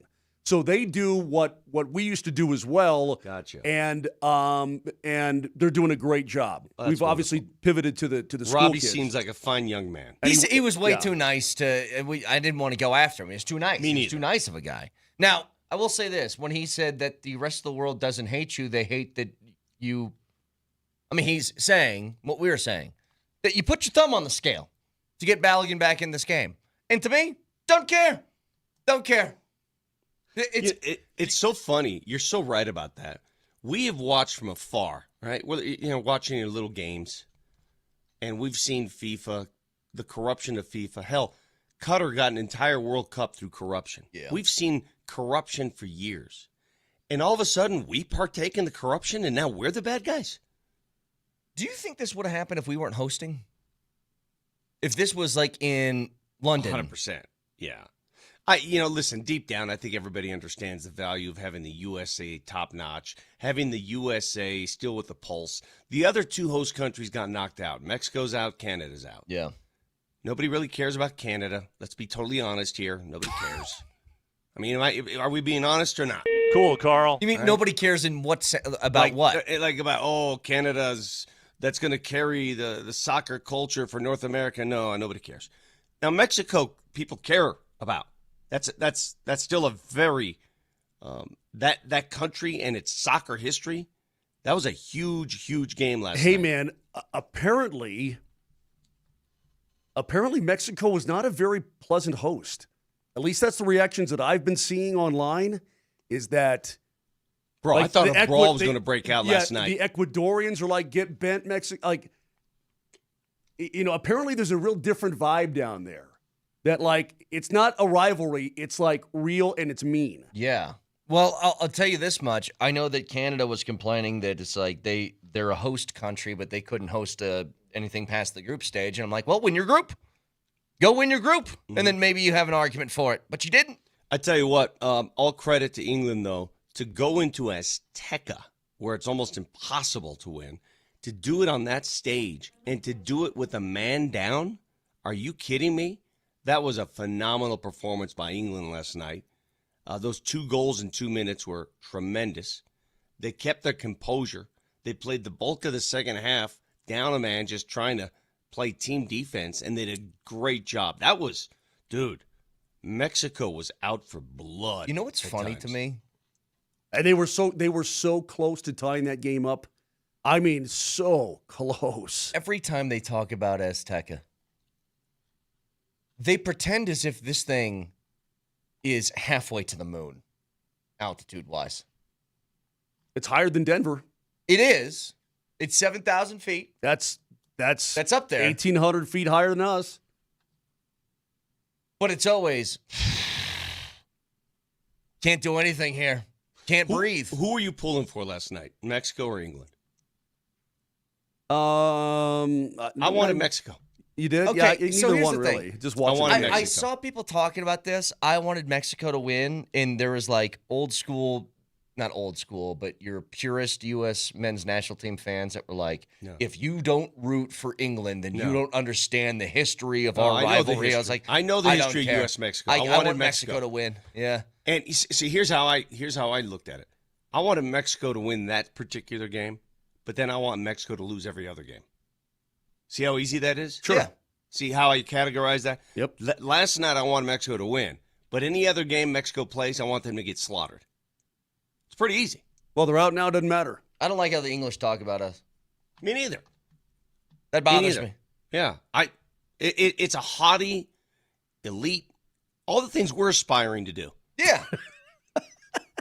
The way they talk about me is the way I want to talk about. Yes. I do talk about them, Yes. but we And kicked your ass. to be honest, I want to take over their game. Like I've told my cousins in Italy, I said, you guys are just jealous because we were able to do something in America you couldn't do.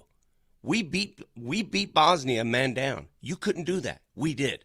So now we're taking over your game. Eat it. I want to say the same thing to England. 303-504-0925. Back after this.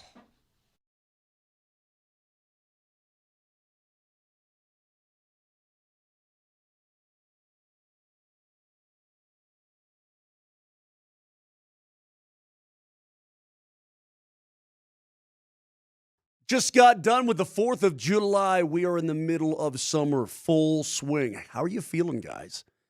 Are you feeling like yourself? Maybe you have low testosterone. Have you done something about it?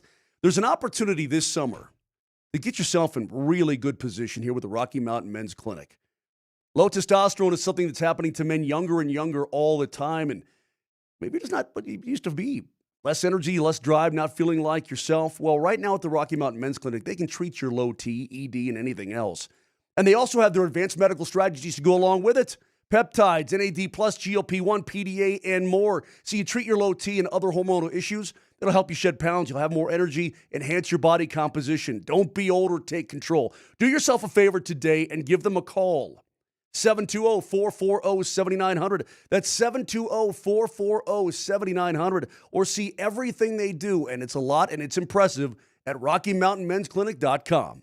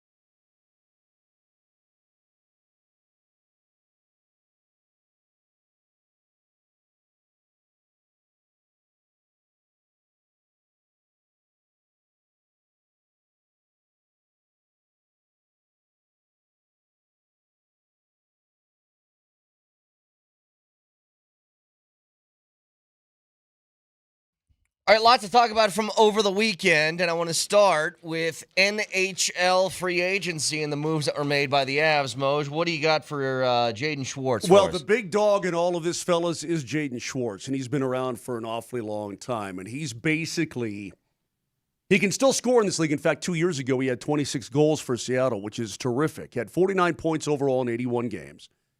Injured a lot last year, 26 points in 50 games. So you're looking basically at a half-point-a-game guy. Yeah. Still at the age of 34. Not the biggest guy in the world, but he's a well-built guy. Vic, he's a 5'10", 190 kind of guy. Okay, so he's big legs. Yeah. A little Jack Drury-ish, right? Isn't Yeah. that about his size? Yeah, but he's shifty. And he's water bug-like. And he's an absolute total pro. So he's going to be a good addition to this club. Yeah. I'm looking forward to it. He's obviously a Stanley Cup champion when he played with the St. Louis Blues. So that's the big dog in all of this. If you're talking about other guys. Juleson. 7th D. Okay. Beckman. Minor leaguer. Hinestroza. Vinny's had almost 500 games in the league. Just a energy guy. And then but again, has spent time in the A. And then Fensor's the other guy. These are minor league players now. We're talking about like Fensor. I'm just going through the five that happened. Christian Rolanda just got signed to the defenseman. Yeah. These are organizational depth kind of players. Okay, gotcha. So the roster's set. That is correct. If you see them, that means something happened on the big club. They got a call up to take a look at them. Why don't I see you? Oh, I don't know why. Nelly? Because he had a live read? I don't know. So he constantly turns his camera off when he has a live read. Coward. Yeah. Take that L on the way out. Now, Sakic gave in his press conference, it had a tone of like, we're done. Now, I know that doesn't mean like if a trade opens up or something like that, something can't happen. But it feels like the big ticket so far is going to be Jaden Schwartz. That is correct. And I think that, look, whether you agree or disagree with this has been the entire tone and tenor of the Avs offseason. It has been one of, we liked what we had last year. It just went wrong in a short burst. Like, that's everything they have said to you, every action they have taken has pointed to one thing. They believe more, and I did the math earlier. Let me go back and figure this out. 4 games in the first round, 5 in the second, 4 in the third, 13. They believed more in the 90 games previous to the 91 through 95. They thought that was the representation of their team, not the final 4 games of the season. I would agree with that because there are mitigating circumstances as to what happened against Vegas. Not saying the Avs weren't at fault, because they were. But there are mitigating circumstances regarding that particular loss and that particular swing. That's it. So yeah, when you look at this, let me run down this lineup for you. All right. Lecky, McKinnon, Natchez, Kadri, Nelson, Landy, Schwartz, Waugh, O'Connor, LOC, your boy, Kelly. Let's say Svechkov, LaRue. I mean, that's pretty good. Mm-hmm. Taves, Makar, Kulak, Malinsky, Manson, Burns. It's pretty good. And then you throw in the Jennings winners in your 2 goaltenders in Blackwood and Wedgwood. That's a damn fine hockey club, boys. I know it hurts. I know you're mad still. They should have done this and that. And what I'm saying to you, that club that I just read off, is a damn fine hockey club.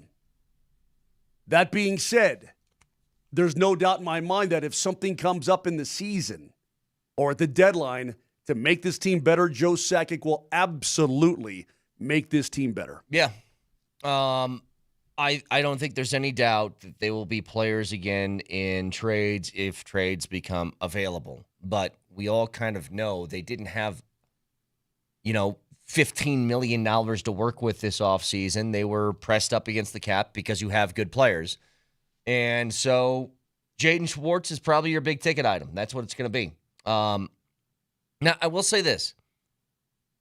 I do want to shift over to something else that happened over the weekend, which is 2 trades.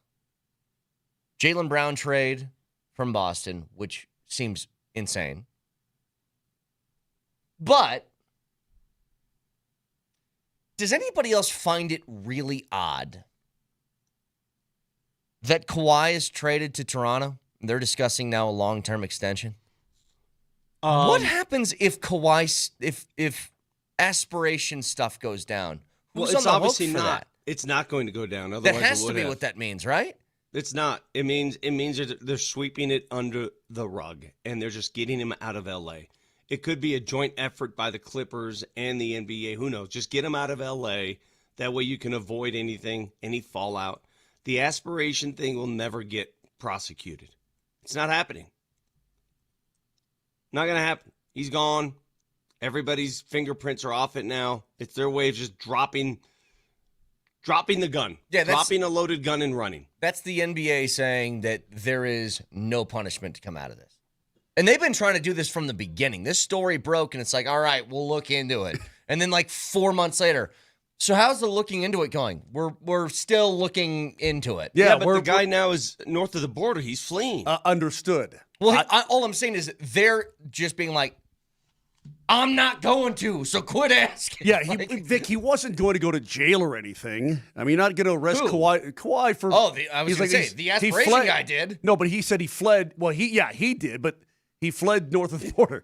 I'm not going to, so quit asking. So the deal is that it's just he's gone now, and so there's no more there. There's nothing to see. There's nothing to look at. There's nothing to pay attention to. We couldn't find anything. The guy's doing time. Our hands are clean of it. The whole thing stinks, but what are you going to do? How about the reports out of Boston that the Celtics were very much entertaining Denver's offer, but they wanted Jamal Murray, and Denver didn't offer Jamal. They offered AG or Cam Johnson. So they were going to try and get Jamal, Jalen, and Joker together. Yes. Would have been pretty cool to watch. It would have been kind of neat. There's a lot of reports I'm reading that what they ended up doing is getting fleeced by Philadelphia.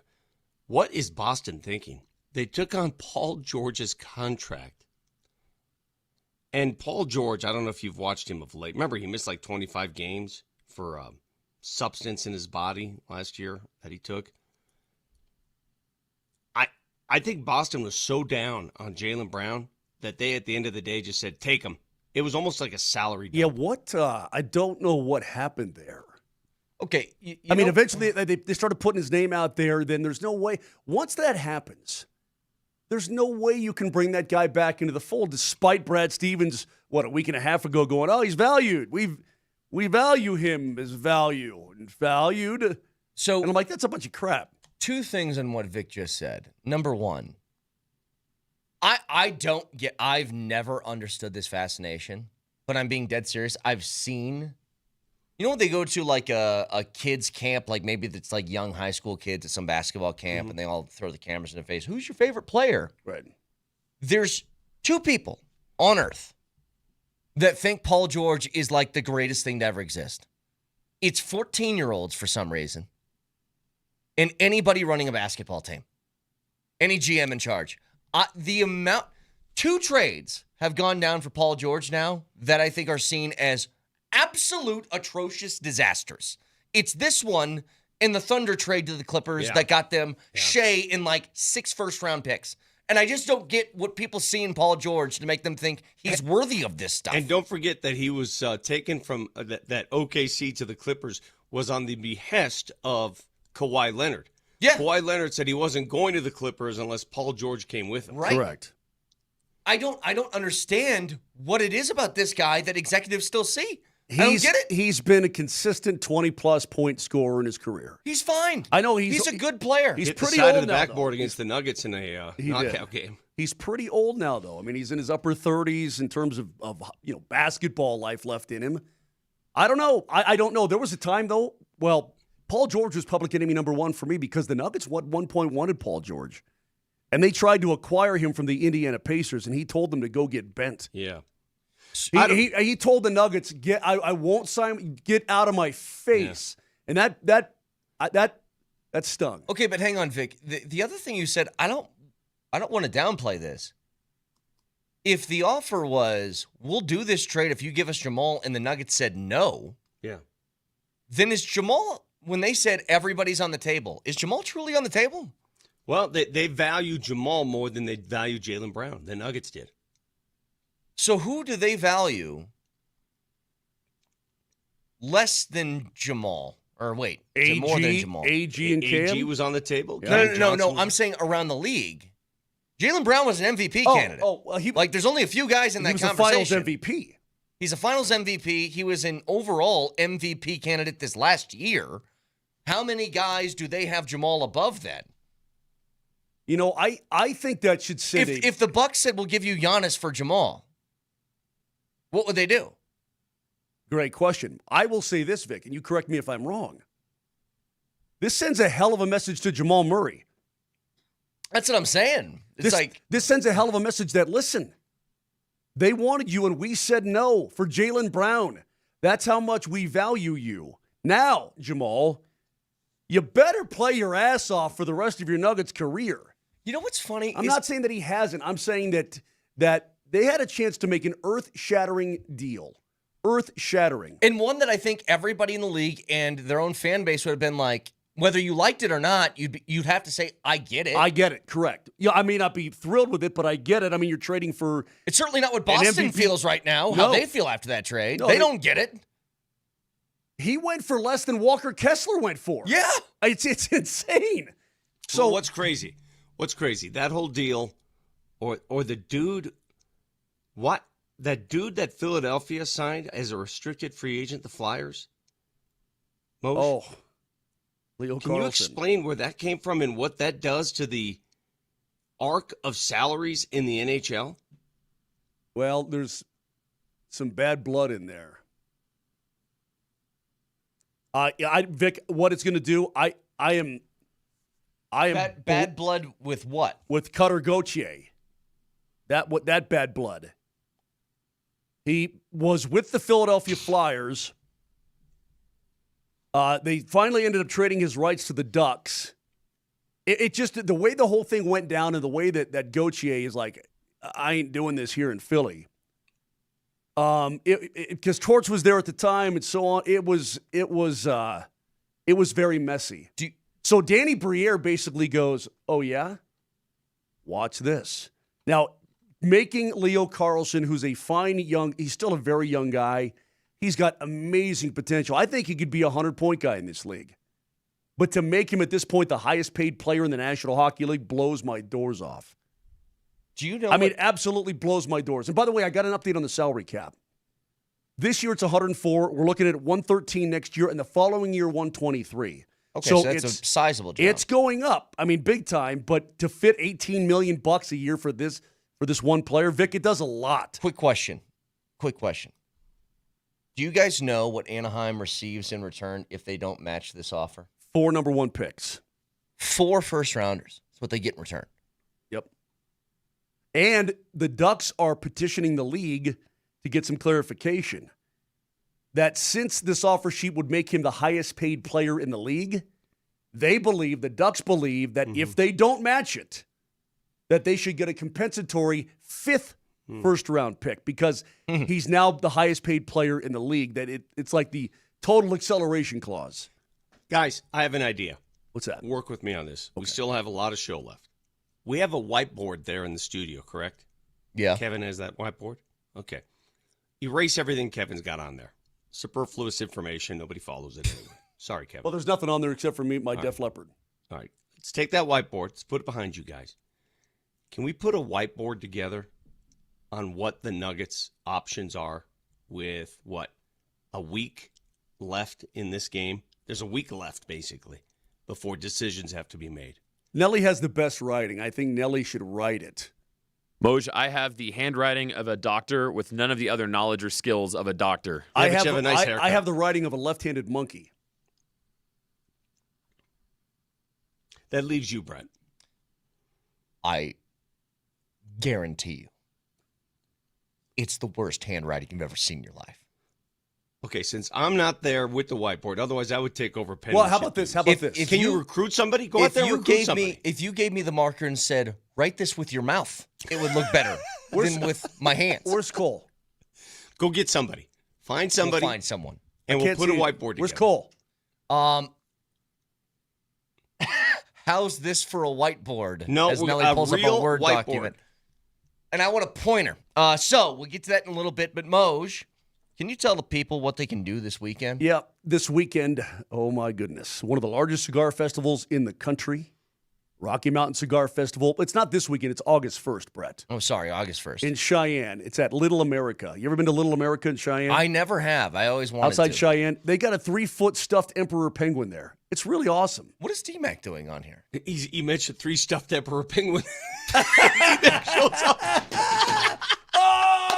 Oh, perfect timing. Oh, hey. Ha, mamma mia. But what can they do, Moj, if they want to go there? They can text in right now. If you want to go, if you want 2 free tickets, it includes 30-plus premium cigars, craft brews, spirits, entertainment, more and more. Learn more at rmcigarfestival.com. You got to be 21 years of age or older. Just text the word cigar. That's it. Text the word cigar to 303-504-0925. Text the word cigar, 303-504-0925. And we're going to pick a winner to win 2 free tickets to the Rocky Mountain Cigar Festival, August 1st in Cheyenne at Little America. And we're giving away a pair every single day this week. Every single day this week. So text cigar and your first and last name to 303-504-0925. Back after this.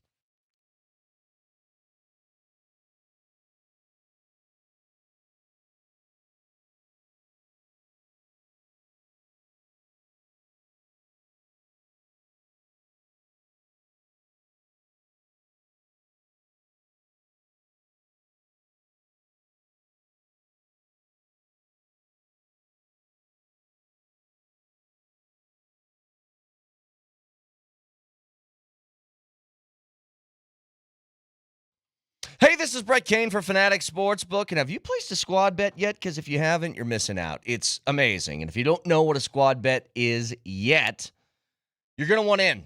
Instead of sweating one player to carry your parlay, you combine player stats into one collective target, so if one guy has an off night, the rest of your squad can still get you to where you need to be. They're available in the NBA, the NHL, the MLB, and now at the perfect time, soccer as well, so pick your market. Could be points, goals, strikeouts, assists, whatever. And finally, set a target and select the line you think your squad will hit. The higher the line, the higher the payout. So go build your squad now. It's only available on Fanatic Sportsbook. Winning hits different here. Must be 21 and older. Gambling problem, call or text 1-800-GAMBLER. Offer not available in all states. Terms apply. See the Fanatic Sportsbook app.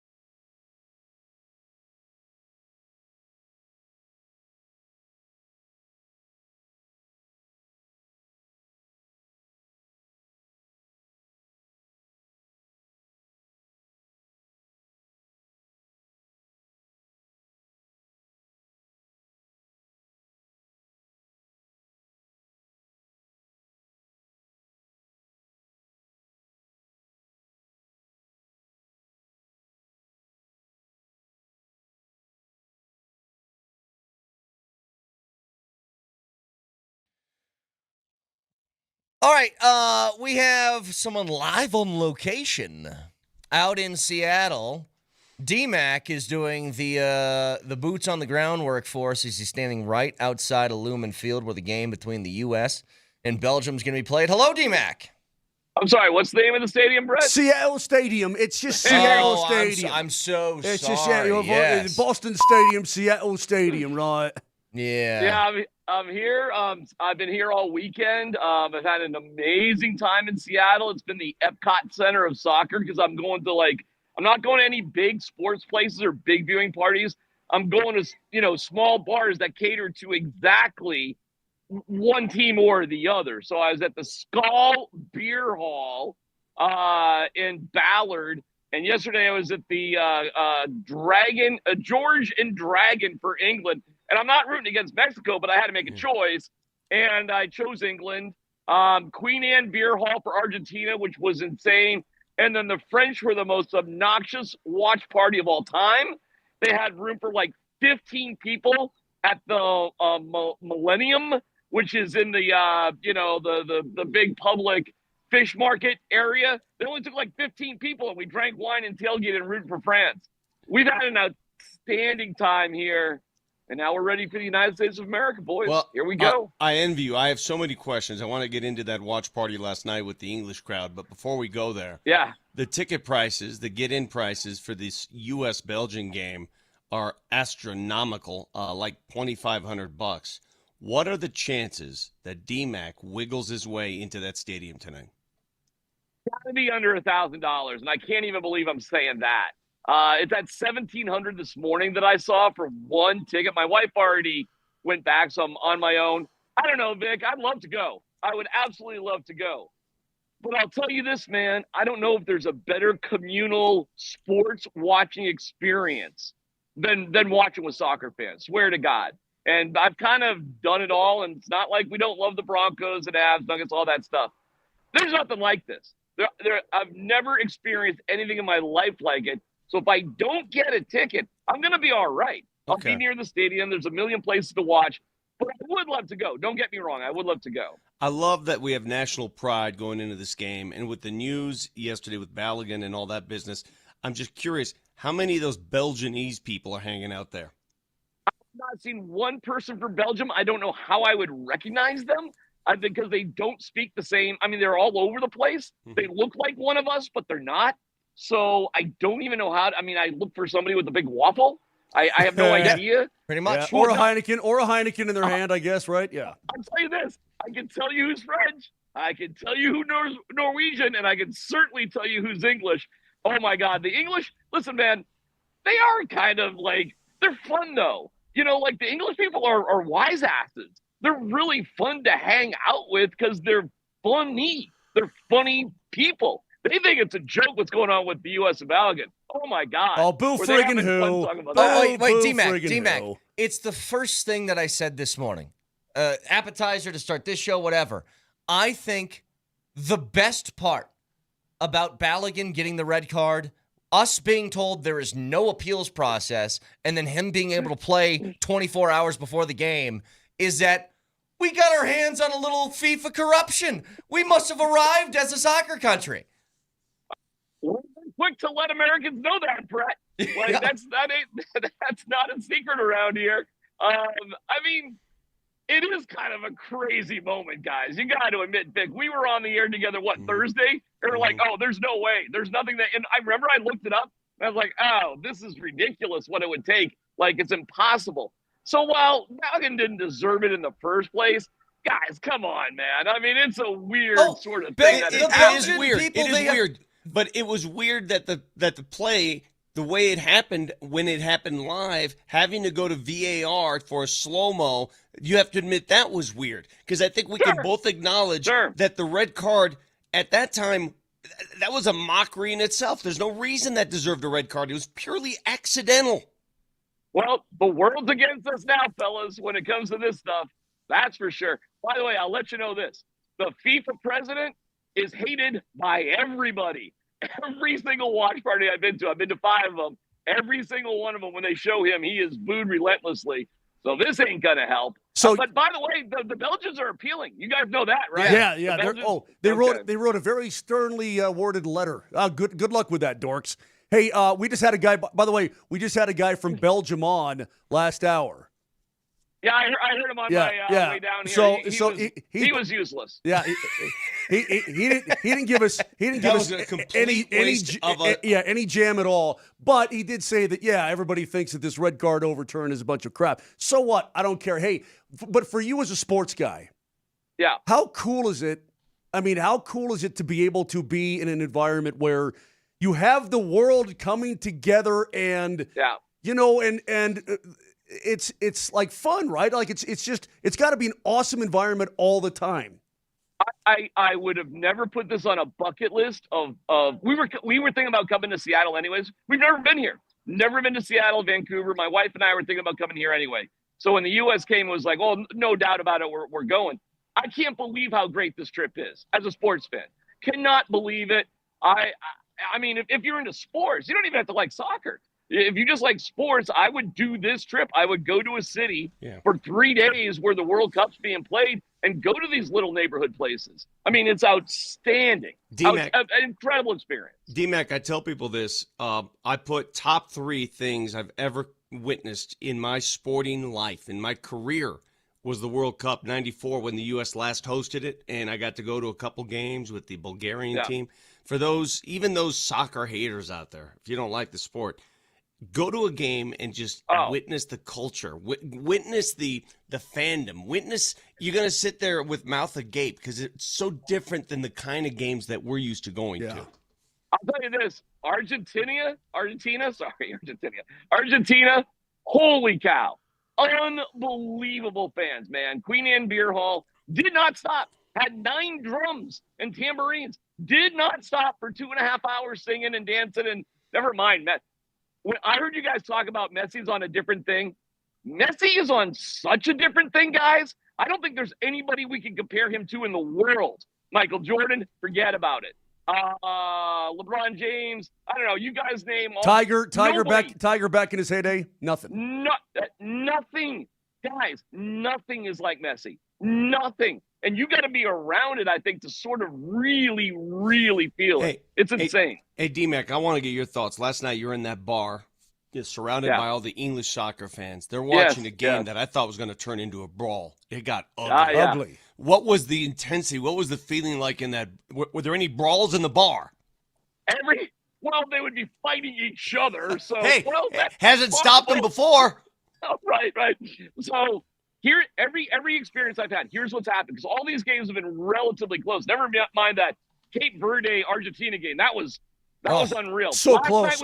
Baby. Last night was crazy too because Hey Jude scores 2 goals within 2 minutes. 2 minutes. Each other. The place goes bananas. Mexico comes back. It gets interesting. Every place I've been to, in about the 65th minute, you could hear a pin drop because the anxiety pucker level is rising up with the soccer fans. So they're all into it and getting drunk and hammering and singing. Then around the 65th minute, it gets a little serious. So that's what it was kind of like. And then at the end of the day, ultimate jubilation. By the way, I was at the Angry Beaver in Greenwood there watching Canadian soccer. And very polite people, and they got their ass kicked. Yeah. And then their coach, who's American, we're the better team.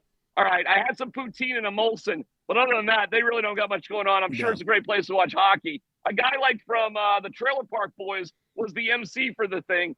But that was a great experience, too. And there's a bar guy named the Angry Beaver.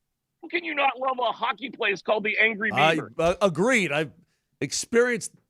Anyway, the point is the point is this: is that I'm glad that it just seems, and this warms my heart. And I know some of it's anecdotal, but it seems like the U.S. DMac has been a really good host. A lot of good experiences. I was reading the Ecuadorians and other people coming out of Mexico and the English that were down there, and it's pretty hostile. It's not like that friendly, fun banter type of thing. It's mean, and it's maybe a little bit scary at times, that kind of thing, how tense it really is between the host country and the other teams that are there. But it feels like here, hey man, hey, come on in, have some brews, and enjoy life, and welcome to the U.S. And it just feels like the U.S. has been a pretty damn good host.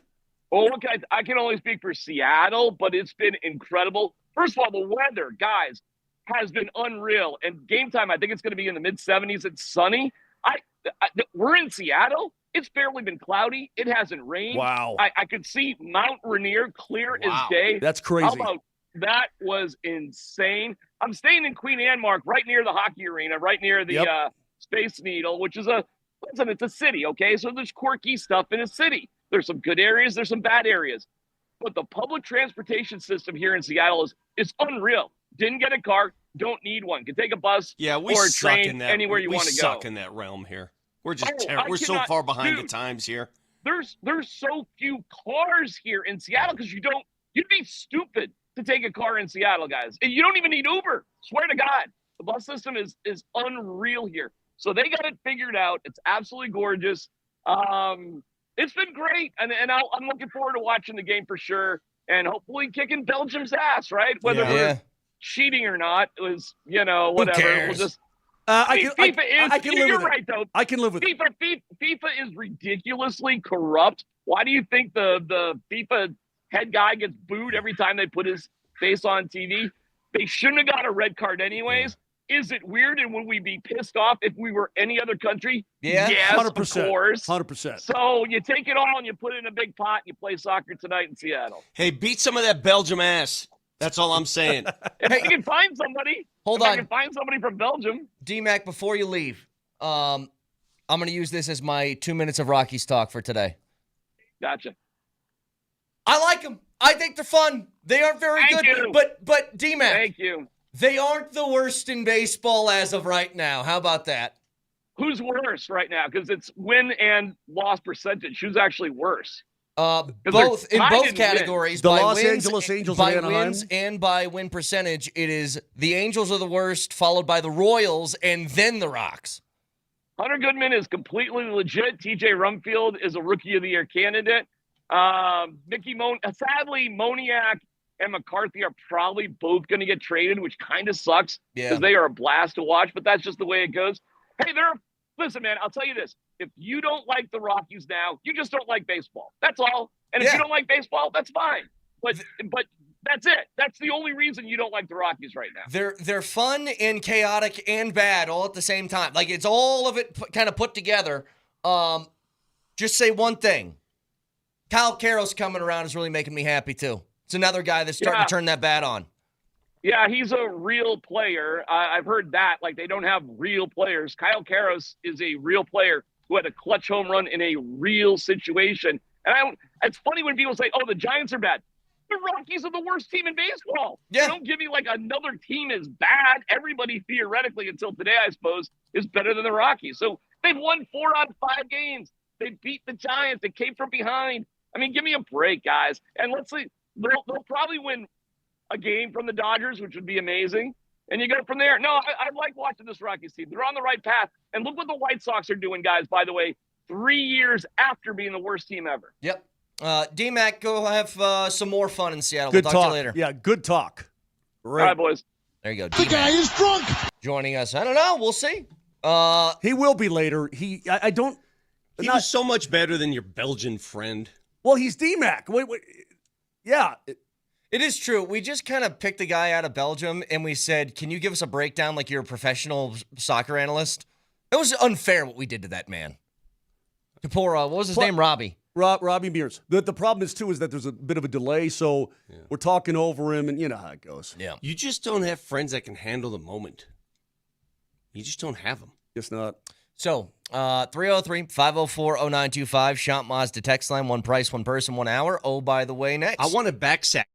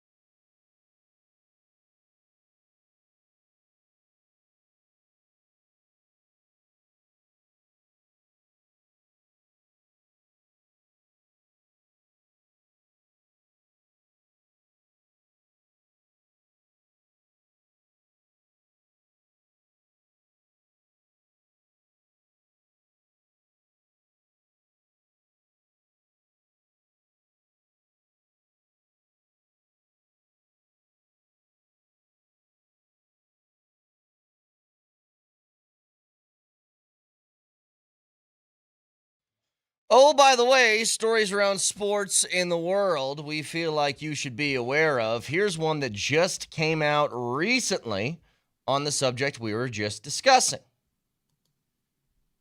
The Belgian Federation was, quote, astonished by FIFA's decision to suspend Balogun's one-game ban and has appealed.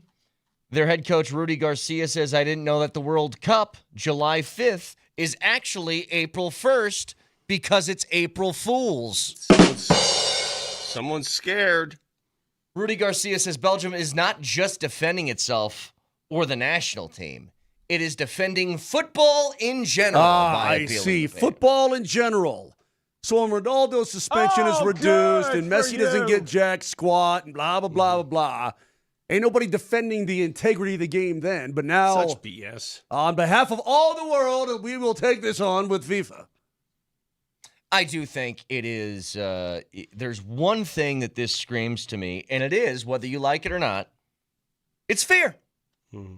It's fear. Yeah. Like, this is what's so funny to me. Everybody said when the U.S. beat Paraguay early in this World Cup that the U.S. was nothing to worry about, and they aren't going to do anything in this tournament. Now, all of a sudden, you got people panicked.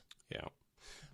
By the way, and I wanted to respond to this because there are a lot of people jumping on board the soccer bandwagon now, and it's been fun, right? This is all we're doing. Hell, we just had a live report from a soccer site tonight. There's a big difference, guys, and I want you to understand. You'll notice it. Soccer is fun. I played soccer. I love soccer. But World Cup soccer is like a different sport. It's like a different sport. It's not the same thing. It's never been the same thing. World Cup soccer introduces cultures and countries and national pride. It's like the Olympics. It really is. It's like anything else that involves country versus country. The WBC, whatever. Pick a sport. So don't confuse or conflate World Cup soccer to soccer. They're like completely different deals. And for those that are uninitiated, you will see the difference. You can go back to watching soccer, but it won't feel the same. It won't be the same. It doesn't carry the same, weight. It just is what it is. This is as good as it gets. I've always been a World Cup soccer fanatic. Not a fan, a fanatic, because it is different. It is culture. Over the weekend, Joey Chestnut, Nathan's hot dog eating contest, won again. Disgusting. 18th time, I think, right? 18th mustard belt. So what's amazing to me, dude, horked down 66 hot dogs and buns. His world record's 76. And He said, dang it. He says, dang it, man, I got so much room left after it was over. Okay, that's fine. What I'm more surprised at and what blows my mind is Miki Sudo. You know who that is? I don't. No. It's the women's champion. What'd she get? She won her 12th belt, 38.75 dogs. Yeah. You just gave that 30 seconds of 30 seconds more of promo and hype than I would ever. No, I understand. I'm with Moser on this. I'm with Moser on this. What blows me away? She's just this little 5'4" thing. She's just a little thing. How does this small? I did a wing eating contest one time, and the person who won wasn't the big old guys. Yeah, it was this little blonde gal with her kid. She had to be like 5'3" and 105 pounds, and she blew their doors off. And I'm like, how do they do this, man? I do. To Moser's credit for bringing this up, I have one thing to ask. Joey Chestnut has won, I believe, 18 of the last 19 of these things. Whether you think it's disgusting, and I do, I think it's abhorrently gross. It is really impressive that you're the best in the world at something for almost 2 straight decades. No matter what the thing is, it's impressive that you could do that. It's still disgusting and unwatchable, and it's not a sport, and the fact that it's just stupid. It's stupid. It is pretty gross. It's stupid. Yeah. It's stupid that here on a sports show today, we're putting that on the same stage as actual sports when they're not even close. This could be about anything, though, and I'm telling you, it blows my mind that this little 5'4" gal can hork down 39 hot dogs in 10 minutes. Oh, by the way, did you guys see that the win over Bosnia-Herzegovina peaked on Fox at 31.8 million viewers? 31.8. Wait till you see tonight's numbers. It's the most watched soccer telecast in English language U.S. history. I think you're right, Vic, that this will do an even bigger number. But here's the difference. I think that anybody, if you put the red, white, and blue on somebody's uniform and say that they're competing in something, you'll get people to watch. The fact that you feel like you got an actual shot at doing something fun makes this one different. Mm-hmm. It's not like, okay, we're here, but we're going to get bounced before group stage or whatever. You're like, I don't know how far they're going to go. I don't think they're going to win the World Cup, but could they get to the final 8 teams? That'd be remarkable. It'd be their best finish, I think, ever, right? They made quarters back in like 1930 or something. And rightfully so. We said it from the beginning when they beat Paraguay and the way they looked beating Paraguay. And everybody said, oh, that was a fluke, right? Really? Did you see what Paraguay did since then? I mean, I know they're out of the tournament now, but do you see who they beat? Yeah. On the way? I mean, they almost took France out. Exactly right. So there's no fluke. This is a legit team with legit goals. And the goal tonight is to shut down Belgium. Oh, by the way, I don't know if you guys noticed this, but no one has made a bid yet on Peyton Watson. Yeah. No teams have offered him a restricted free agent contract. And there are said to be like 2 teams left that have the salary cap space to do so. Brooklyn and the LA Clippers. Now, the LA Clippers have their own restricted free agent they're dealing with, Benedict Mathurin. So they may not have the time nor wherewithal. I like Mathurin, by the way. I think so he's do a good I. player. But what happens, fellas, if nobody makes him an offer? Then what? Then you hold the cards. I mean, Then you can make whatever bid you want on Peyton Watson. Now, I think the Nuggets would be fair. You need to do right by the guy. You need to do right by him, otherwise you'll have an angry player on your roster. But what is right? Did you guys hear from the camp on Peyton's side that he wants over $25 million? I don't know if that's true. That he wanted more than what Christian got. Yeah. It wouldn't surprise me, but his body of work is still so small. 17 games. Yeah. I think any offer around the Christian Brown market is probably fair. Did we overestimate, though, other teams' GM's ability to get crazy? Well, that's what I was saying at the beginning of this is like everybody feels like they're saying there's some bidding war for Peyton Watson. I'm like, maybe there's going to be. He's played really a month of basketball at the level of what he's going to be paid. I don't know how many teams, I feel like this is us overvaluing him because we see it every day. Okay, I got to get back to this topic. Oh, by the way, from Dame Care Bear, thank you for all your Twitch followers, by the way. All the people on Twitch, you're the best. You're there every day. Regarding my commentary on how gross and ridiculous the food eating thing is, Damn Care Bear writes in, Vic, it is gross. However, if you watch the ESPN 30 for 30 thing they did a few years ago, tell you it is a sport because they train. So if you train for something, that makes it a sport? No. So it's a competition. So that doesn't, it's disgusting. It's not a sport. It's a joke. So if I trained every day to stab myself and just accept, I'm going to stab myself in the gut and just see how much pain I can take. Is that a sport? Is that a competition? What is that? Well, if there were other people stabbing themselves in the stomach in your garage and you did it, I tell you what, every day I'm going to train. I'm going to pull a competition. tooth out with pliers. Is that cool? It's stupid.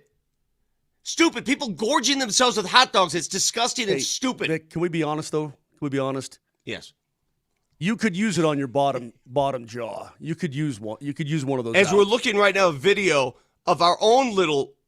I mean, this wasn't even a competition. This was a voluntary, willful act by Mark Moser during a commercial break at training camp last year, downing 14 donut holes in a span of 2 minutes. I do think. Well, it might not be a sport, but Moser was competing. He was racing against time. Yeah, against the clock. Against the commercial break. Yeah. Here's one more. Oh, by the way, Ovechkin is not retiring. No, he's not. Coming back to the Caps on a 1-year deal at $4.25. They also got Alex Tuck. They got Kyrou. The Caps have done some stuff, man. The Caps are basically saying we want to be back in business. Pretty impressive. I guess I'm surprised. Pleasantly surprised. I don't know. They all of a sudden look like a formidable team again. Do you guys know, by the way, just quickly, what the attendance was for the Rockies over the weekend? 3-game homestand, Friday, Saturday, Sunday? They had fireworks. I think they're the only ones that had fireworks, right? So sellouts, they had to be. 120,000 people. Yeah. Well, it's fireworks weekend. I mean, of course. 120,000. I've done that before, though. I wasn't here. What were the rules? Could nobody set off fireworks? Is that what the rule was? We couldn't. We usually have a fireworks show up here, and we couldn't do it here. No Jefferson County fireworks. I heard a lot of them got canceled. Yeah. Well, around my neighborhood, people didn't adhere to that. I live in the cuts. Dude, bang! My neighborhood across the neighborhood across the street from me, I saw on our ring update thing, neighborhood thing. The park was on fire. Yeah. No. It's like, that's why you don't do the fireworks. Okay. Can I defend dogs for a second? You guys cast me as anti-dog, and I'm not. I don't know how your dogs react to fireworks, but our two dogs bad. I mean, it's nasty. It's bad. It's torturous. Do we really have to do fireworks until 2 or 3 in the morning? Yeah, that's insane. Am I gone? Have I gone full boomer now? The last ones I heard were about 11:15 at night. My wife went on our back patio. There's someone that lives right behind us here that was throwing fireworks up into the wee hours of the morning, and don't want to get the queen mad.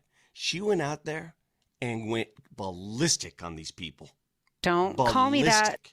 Yelling at them. So I am somebody you know how they responded? More fireworks. Yeah. I'm not somebody that's I'm actually against this. Don't be the neighbor who goes out and starts yelling at people about fireworks when it's the 4th of July and it's nighttime and it's like, this is what this thing is, okay? If it's 9 o'clock at night, there's going to be booming happening. Just the thing.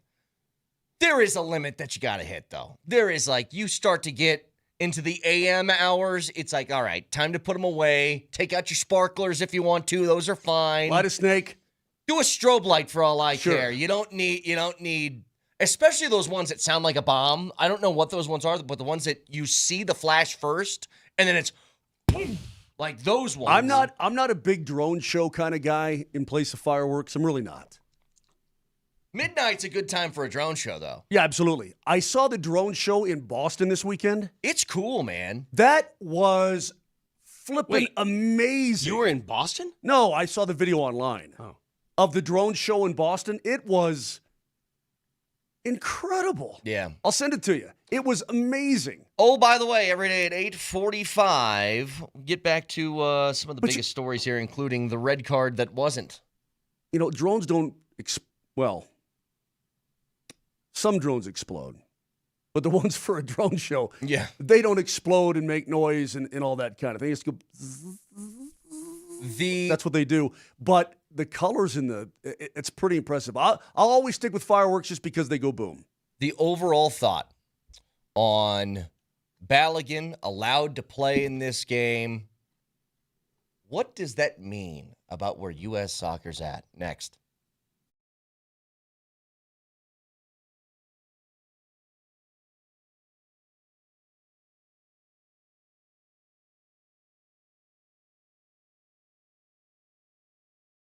Just got done with the 4th of July. We are in the middle of summer, full swing. How are you feeling, guys? Are you feeling like yourself? Maybe you have low testosterone. Have you done something about it? There's an opportunity this summer to get yourself in really good position here with the Rocky Mountain Men's Clinic. Low testosterone is something that's happening to men younger and younger all the time, and maybe it's not what it used to be. Less energy, less drive, not feeling like yourself. Well, right now at the Rocky Mountain Men's Clinic, they can treat your low T, ED, and anything else. And they also have their advanced medical strategies to go along with it.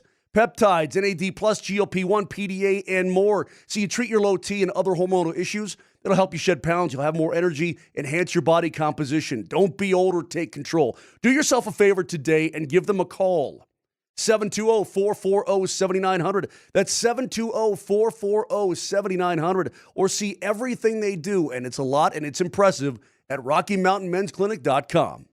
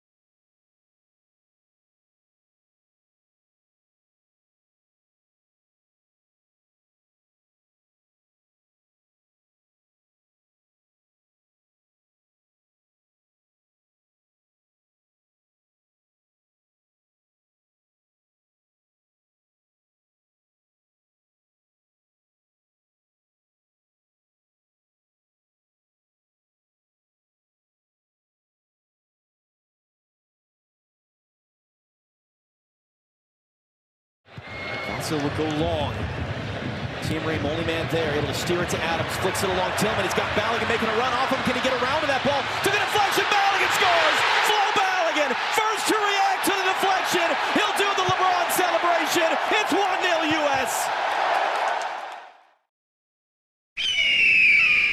Isn't this America? I'm sorry, I thought this was America. I want my presidents, Nelly. Give me my presidents.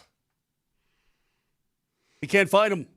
Get him. Mr. Gorbachev, tear down this wall. Yes. We must stop the terror. I call upon all nations. Now watch this drive. I did not have sexual relations with that woman. Yeah. Ask not what your country can do for you. Ask what you can do for your country. Game tonight, 6 o'clock. You can go at 5:30 to Stoney's on Lincoln and watch it with Coach Sanford. Altitude Sports Radio. That viewing party continues with Michelob Ultra. Round of 16 starts at 5:30 at Stoney's on Lincoln.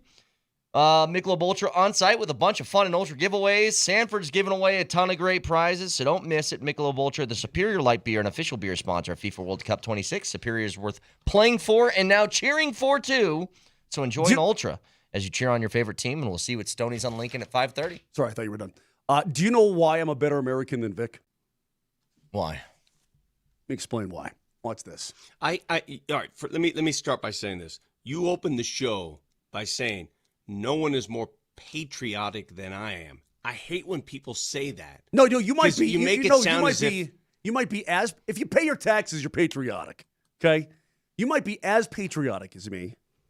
Brett, what's my license plate frame say? Oh God, Sons of the American Revolution or something like that. I have a flag outside of my house every day of my life.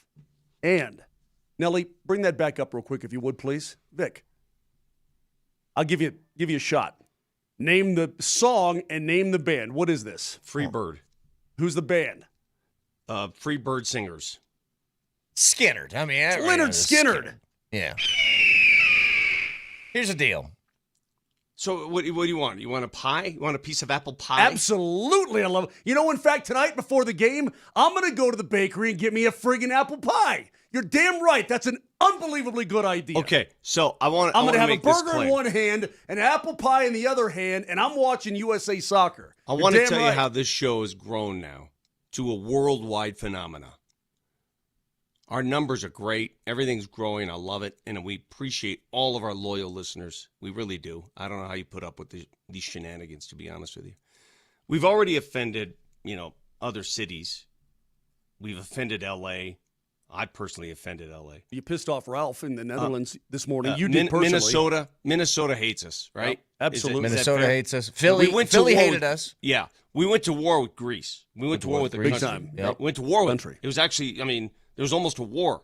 Panathinaikos. Ironically, the Romans love us. They got us on. They got us on their TV. They're in Rome. But with this Buenos dias. This Balogun thing now, we are currently, this show is at odds with the rest of the free world. Yes. Is it safe to say, bring it on? You pissed off a Belgian today, and you made a Dutch guy mad. And all my Italian friends hate me now in Italy. Yeah. Because the Italians are piling on. And whenever I see an Italian online say, oh, it's so wrong for the U.S. to do what it did, I always retort by saying, you know what, get your own affairs in order. Learn how to play soccer again. You've gone 12 years. 12 years without learning how to play the game. Figure it out. So I looked some things up that we can hate Belgium real quick. for. Going to break, he took a shot at Ralph's back sack comment. He did. Yeah, he did. Vic, Ralph, over in the Netherlands, heard you take a shot at him about the back sack. Well, Ralph, figure it out. It's a backpack. Here's what we can hate Belgium for. You guys got to choose from one of these lists. This is famous people that emerge from Belgium. This is things that Belgium is known for inventing or making. So chocolates is obviously on the board. I'm not a big chocolate guy. You can keep your chocolates. Fine. Don't care. I'm not a big sweets guy. I can get. You know what? By the way, your chocolates don't mean anything. Dubai chocolate is now overtaken whatever the hell you produce. Give me good old Hershey, PA. Over 1,000 varieties of beer. I'm gonna have to keep that one. We're going to have to appreciate I'm not a beer guy. You know Belgium for that. I don't care. Coors Brewery's right around the corner. If I need a beer, I'll go get a Coors. Yeah, but I can jump in this lake. let me step out of line in this here. lake. I hear you. I hear you, brother. Let me step out of line. One of my favorite beers on the planet is that cherry sour out of Belgium called Mort Subit. They make good stuff. Cherry I don't know what to tell you. They make good stuff. It's one of the most delicious beverages of any kind. Anybody who's ever had Mort Subit, you can't get it here. You'll understand what I'm saying because it is tasty. Belgian waffles, don't really care for the waffles either. Take some Eggo. Give me some Eggo.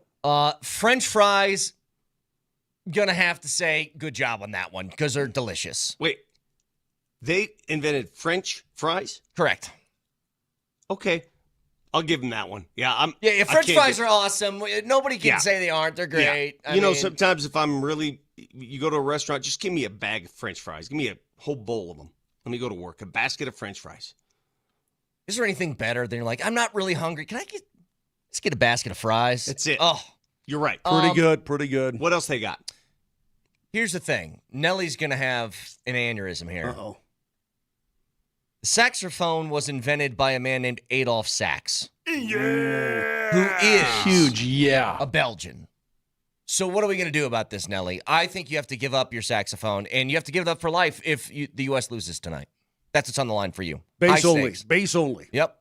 So well, Moser already thinks I play the flute anyway, so in your book, I don't even play the sax. So anything that the Belgians Did you say you want to play sax? What's that? I'm sorry, Vic. Everything they touch, we give up. Right? Okay, what else? Are they big into windmills, or is that another one of those countries? That's Holland, the Netherlands, the Dutch. Yeah, close enough. Close enough. They're right next to Jean-Claude Van Damme is Belgian. I can do without his movies. I think I don't know, man. Back in the day, he used to beat some serious butt. Here's a couple of things. We might have to question some things here. Right, here we go.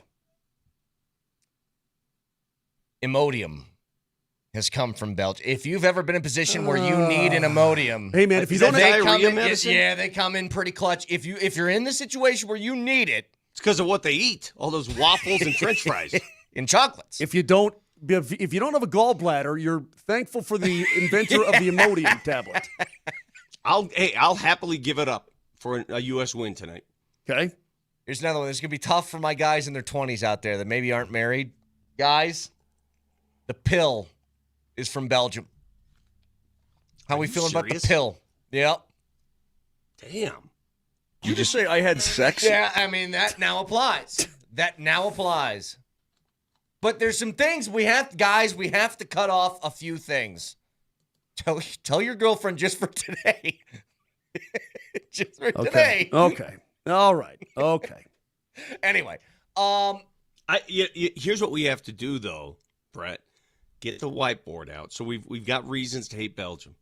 Now we need reasons for LeBron James to sign with the Nuggets. It's glued to the wall. I can't take get it off. So I wanted to put LeBron in the middle of the whiteboard, and then why Nuggets, yes. Okay. And then why all these other cities, no. We have to give these other cities the reasons why not to go to Miami, let's not do that. to go to Cleveland. Let's do that in 5 minutes because we need more time if we're going to do that. So we'll do that in 5 minutes. What I'd like to do is ask you guys this question because I just watched, I guess Trump is doing a press conference or something right now, and he was talking about his conversation he had with the FIFA president.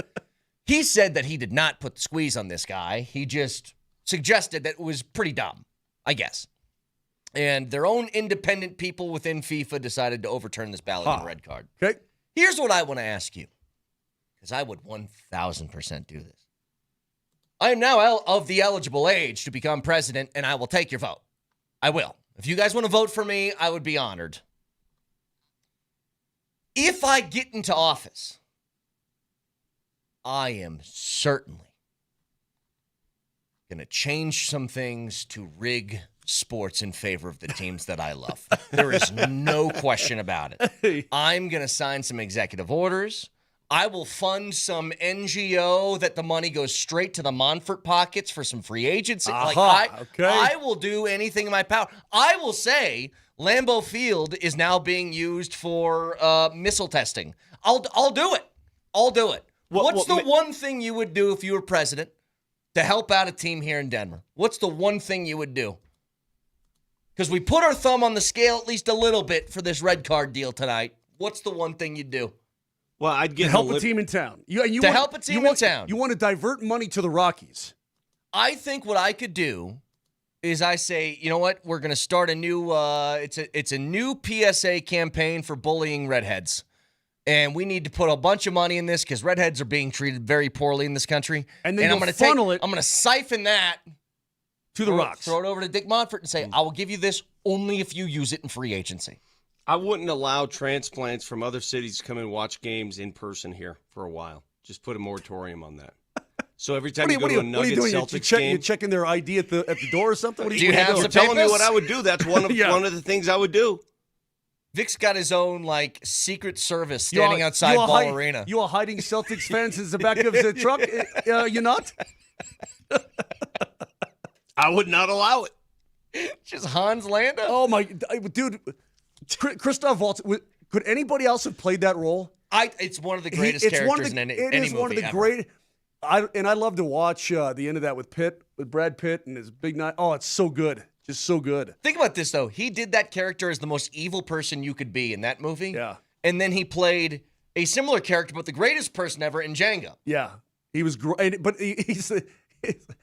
I'll get chewed out. No, I'll probably just get chewed out. I've been chewed out before. I'll just get chewed out. They'll kill you for for chewed out. I've been chewed out before. I've been chewed out, but I'll get chewed out. That's all right. We ever dared you. But. So good. I would 100% do something to help my teams get better. And that's what I offer to you guys here in Denver. If I can have your vote. I don't know what my policy is for Iran. I don't know what to do about the economy, but I know one thing. Well, let's put it out there. The Nuggets need defenders. I'll get you guys some defenders if that's what you need. Let's put it out there to the listeners. 303-504-0925. All right. Oh, guess what, guys? No sports income taxes. Any athlete that comes here, we do not tax your income. Okay. So, Brett, you're going to vote for Brett for president on the Denver sports platform. Yeah. What do you want out of it? When you guys just said Bogdan probably a reason he signed in Houston instead of here was that no income tax. Guess what? That's gone immediately. Yeah, but I'm not too worried about the Bogdani nation. Well, you realize that we're the only city, American city, to say no to an Olympiad. Oh, we said no to 1976 Winter Dick Olympics. Lamb. You realize that, right? Well, guess who's getting the Winter Olympics if Brett Kane's in office? And, dude, and I know I'm going to get people writing in saying, "Well, that would have bankrupted us." Just like this World Cup thing.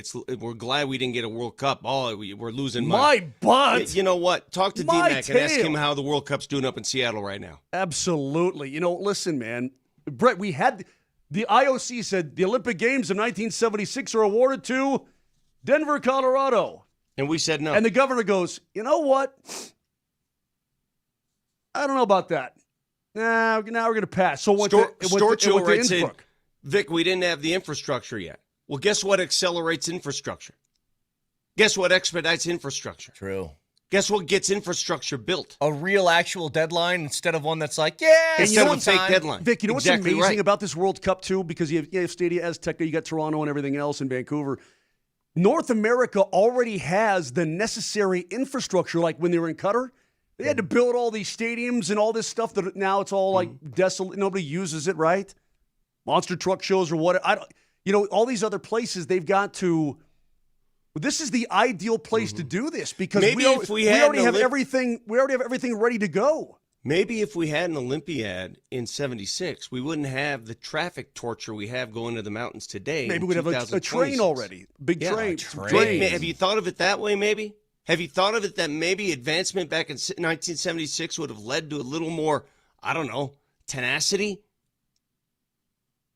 Instead of sitting on your hands for all these years? Could be. Look at what sports has already done for this community. You realize that sports is behind a brand new downtown? You realize what's happening in Denver? With the ball redevelopment project, with Burnham Yards, with the new soccer stadium. You know what Denver's going to look like in 25 years? You know who you have to thank for that? Sports. Yep. Sports usually builds. Sports expedites things. Sports gets things done. And the fact that we said no to the greatest sporting event ever in '76 is ridiculous. I would annul Taylor Swift and Travis Kelce's marriage. Jesus. Jeez. Now you're stepping into people's personal lives here, man. Well, yeah, I just want to make them miserable for a second. Whatever. You know what I mean? Just create a wedge, throw a wedge in the middle of that. You're cracking me up, man. You're cracking me up. 303-504-0925. So we'll go through this little spider web, this list of reasons why LeBron should come here instead of elsewhere next.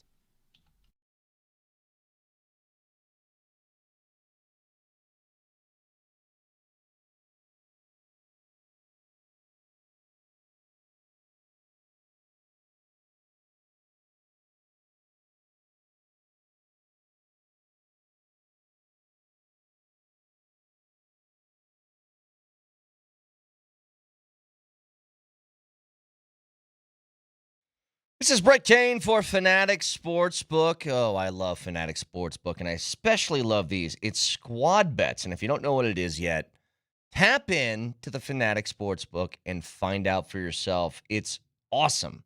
So instead of sweating one player to carry your parlay, you can combine player stats into one collective target. So if one guy has an off night, the rest of the squad can pick up the slack. For example, if you're looking for, 3 guys in the MLB to combine for 5 RBIs, well, if one guy gets 4, the other guy gets 0, and one guy gets 1, you're there. It doesn't matter about the dude who had nothing for that night. That's what makes it so great. It's available in the NBA, the NHL, the MLB, and now soccer too.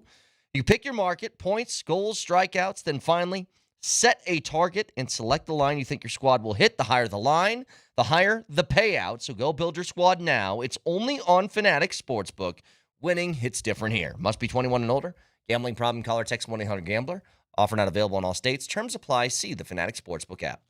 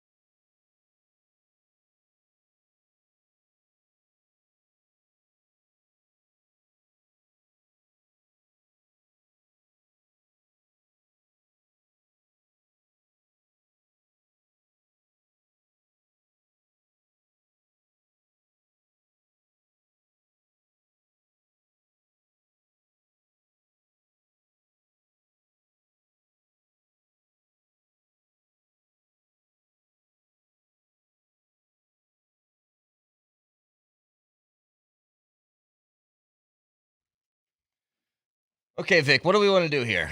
What is your plan? What's that? So what are we going to do here? What's your plan? What do you want to do? I want to come up with our own whiteboard as to why LeBron should choose Denver over these other cities. So the way Rich Paul put his whiteboard together is he put all these other destinations and he gave reasons why to go there. Okay. He listed players, he listed oil, golf, all this stuff. Owners. So I say we list our reasons why Denver, yes, and why these other cities, no. We're very good at attacking other regions and cities. This is sort of our show's forte. Yeah. So let's go ahead and put it on a whiteboard right now and send that to Rich Paul and Team Clutch. All right, digital whiteboard. Okay, so are we doing the reasons to come to Denver first or the reasons against? Let's just do 5 reasons for Denver, and then every other city gets reasons against. Okay, number one. Yeah. He's a big golf guy now. Your drive is going to fly here, dude. Oh, yeah. It's going to fly. 20 LeBron. extra yards. That's all you have to put. Put 20 extra yards. He'll know what that means. Oh, he'll of course he'll know. Means. You know what? We should do this for he'll get that one. Okay, good. Means. Yeah. So his new golf game, he's going to get 20 extra yards in that driver. It's going to, dude, that'll take down your handicap alone by like at least a stroke and a half. So there's number 1. Number 2, what do we got for number 2? I know that he wants to go. He loves to learn business acumen from the Rockies. He's friends with them. So we got to offer him some sort of business tidbit here. What will it be? Hang on. Let's think. Hell, we'll give you Ball Arena. I don't care. How about Well, how about a piece of Arsenal? No, he's already got somebody else. Yeah, he does. Can he live in the apartment that's on the top of Ball Arena? Yeah. How about no? Oh, he's got enough money. He doesn't need to do that. I'm not. Does he need? He doesn't need business lessons. The guy's a billionaire on his own. He's done a great job with his own bread. How about world travel with Jokic, maybe? No, he can do that on his own anyway. Can the South Park guys give him an ownership stake in Casa Bonita so I he tell you can what, Taco give you Casa Bonita. He gets Casa Bonita. Put it on the list. Give it to him. It's fine with me. Yeah. He gets Casa Bonita. I like that. We'll take Bronny. Take Bronny. Oh, of course. Bring him on. Of course. I'll adopt. Hell, my mom will cook for Bronny. Okay, they're renaming all of these mountains. He gets LeBron Mountain. Like one of these mountains is Mount LeBron. James. Yes. Mount James. Mount Braun. Mount James. Mount James. Mount James. Mount Braun. Whatever he wants. We got plenty. We'll spin one off to him. Sure. Yeah, he can have a collect. No problem. You know what? He gets 4 14ers. One for him and then the rest of his children. We need one more. I mean, I didn't want to go just like you get to play with Joker, but it's got to be something about the city, right? That's what we're looking for, something about the city? Yeah, I mean, there's a reason he's got to come to Denver. Okay. Think here. Besides Golden State, it's the closest one to get back to L.A. if that's what he wants to do. His cardio's going to be really much better, probably. Yeah. I know he's really into health. Okay, how about this? Lifetime membership to Castle Pines. Should we go golf again? You got to be invited there. We can't just give those away. What do you mean? It's LeBron James. What do you mean? How about a Walmart? You can get one of those on his own anyway. Doesn't matter. Yeah.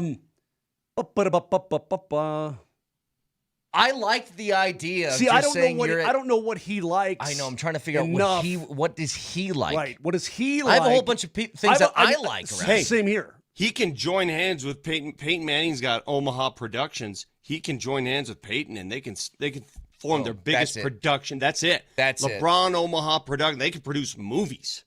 That's part of the reason he wanted to go to Hollywood. Yes. Remember, he made Space Jam. Like, yes. you get your own sort of thing in productions. Partner up with Omaha. Okay, fine. Now let's get to the other cities and why to stay away from them. This is going to be much easier. This is the easy one.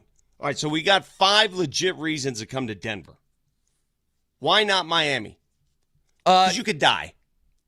You could die in Miami. It's much easier to die there. Sharks, hurricanes, it's a bad thing. Alligators. Well, there's no alligators up in Miami. So here's another reason for Miami. You're a married man. You don't need the temptation of the beach with people wearing thongs out there. You don't need that. Just get that out of your life and make sure that's far away from you. You don't need that around you. It's ridiculous. How about this one? Been there, done that. You gotta find a new place to live. You've never lived in Denver. I mean, come on. Oh, another reason to stay away from Miami. They don't have a statue of you, LeBron. They have a mangled statue of Dwayne Wade, though. Yeah. Statue. I mean, listen. By the way, Pat Riley hates you and talked a lot of trash about you. A lot. Mangled Wade statue's a reason to stay away from Miami. Yeah, I don't think he wants to go around the same places he's been before. I don't think. Okay, yeah, been there, done that is good. That's a good one. All right, let's put Minnesota. Minnesota's next. Oh, Minnesota's going to have a field day with this. I got a billion. Yeah, how about this? Do you want to lose? No, I got it from Minnesota. Do you want to be a babysitter to LaMelo Ball and Anthony Edwards? Like, is that something you really want to do at this point in your career? LaMelo? That's what you want to deal with? No way. You don't want to babysit them. Okay. And also, yeah, do you want to lose? It's friggin' cold. That's a good one, too. It's friggin' cold. It's proof. The proof's in the pudding. If you go to Minnesota, you will not win a championship. They don't close, man. They don't close. They get close, but they can't close. Ever. Do you want to close or not? What else could we do? Minnesota. Do you really want to be around that Minnesota accent all the time? That's what I was thinking. Like, do you really want that whatever that is? Oh, don't you know, and all that kind of. Minnesota accents are terrible. You don't want that at all. Nothing. Is that it for the Minnesota list, or do we need another one? That's a big Minnesota thing. Add this one too. A texter helped out with why come to Denver. We talk a lot about it. LeBron, we will give you a cut of our water rights. You want the water? Yeah. Give LeBron the water. Yeah, remember, we were going to send militia to California and Arizona. They're ripping us off. Because they've been taking our water for years. We could let you legislate where that water goes. So what's left on the list? We got Cleveland and we got Philly. What about Dallas? Dallas wasn't on the list. Yeah, Dallas just had oil and. Oh, okay, okay. We're not worried about Dallas. Dallas. Yeah. Not worried about Dallas. Cleveland, and I would say Cleveland is the front runner right now. But he's been there, done that twice. I know, but we have legit reasons why not to go back to Cleveland. It's just put it's Cleveland. By the way, as we're doing this, breaking news: Rui Hachimura is staying in Los Angeles, but he's playing for the Clippers now. That's good news. Good news on the Nuggets front. On the Peyton Watson front, yep. Good news on the Nuggets front. Take another team off the Peyton Watson list. Say it's Cleveland. I mean, that's all you need to say, man. Home is overrated. Oh, yeah. I know all about this. Think about all the tickets you're going to have to get for friends and family. Oh, just so brutal. Just remember those times. Every day. Can I get tickets? Can I get tickets? Can I get tickets? Can I get tickets? Every day. Tickets. Yeah, you don't want to deal with that stuff. Not again. No. Philly. Keep in mind, my mother lived in Philly. Incredibly rude. Philly? Those fans are going to hate you, dude. They'll embrace you for 2 seconds, and then they'll turn on you like that immediately. You don't want to deal with the herky-jerky nature of how they feel about their players and their stuff. Obvious? You can't rely on Joel Embiid. Yeah. You can't rely on him. He is unreliable. You got a guy here you can rely on all the time. You never know when that guy's going to play or when he's going to sit. You know what's so funny? Every time we talk about this, I need people to at least acknowledge this when they're saying, I hate LeBron, bleep LeBron, I don't want him here. I understand the initial pull to go and say that, but you have to admit one thing. He would make you so much better.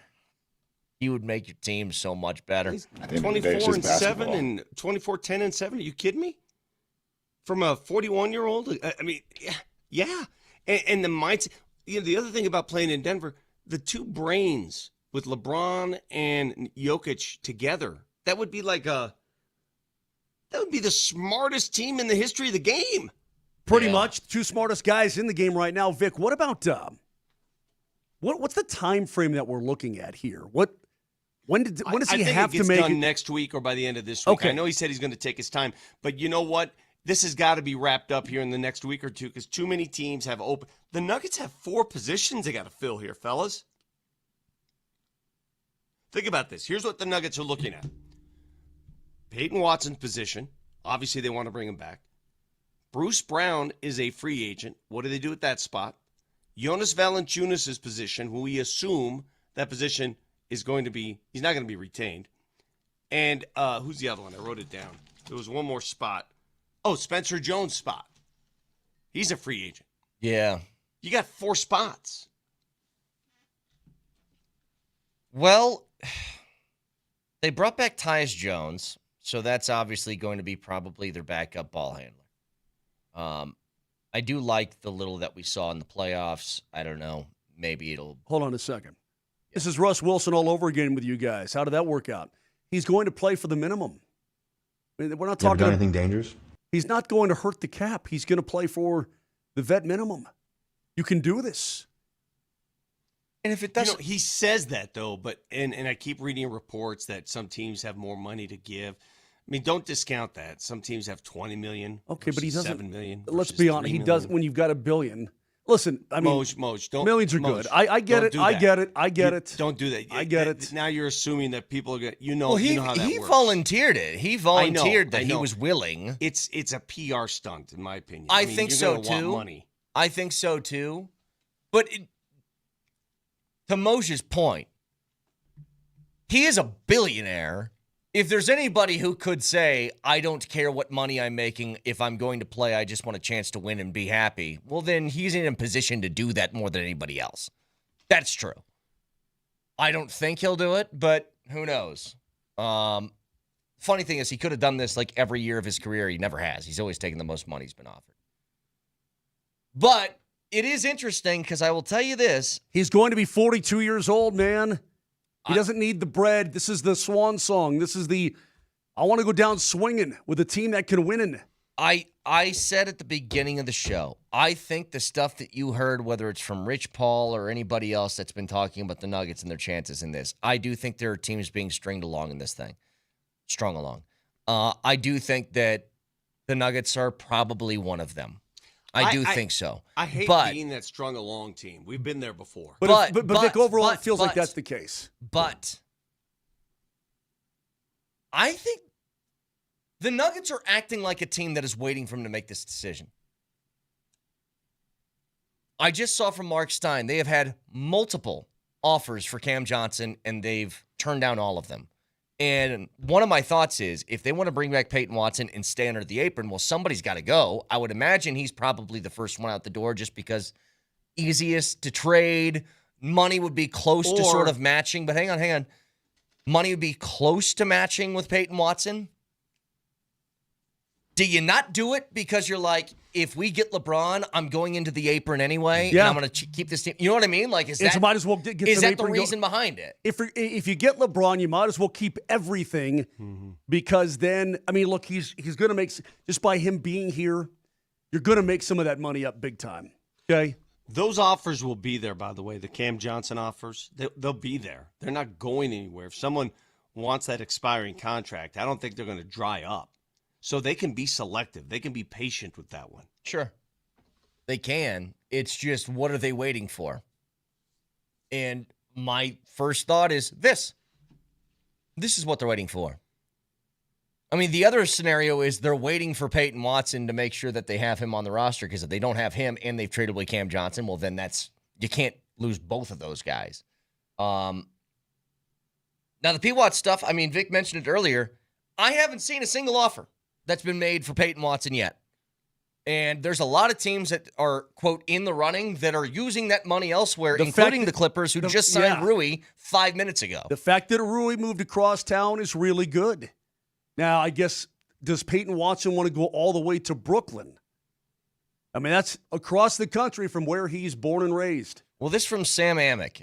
The Nuggets are, quote, very open to a sign-and-trade option with Peyton Watson. Denver intend to match any offers for Watson, and the Nuggets' primary hope is to retain him. Right. But the Nuggets and Watson's agent, Rich Paul, have continued to be a part in negotiations. But that's smart because he's an asset. So you have to match. He doesn't walk for free. I don't care what absolutely. That's the only thing that's a correct. no-go. Yes. 1,000%. He doesn't walk for free. You're going to use him as an asset as the worst case scenario to get assets back. Yeah. Ideally, what do you want? You want the player at the right price. You can listen to us anywhere on the Altitude Sports Radio app. It is powered by the Will Hite Law Firm. Injury lawyers go to willhitewins.com. That's willhitewins.com. Back after this.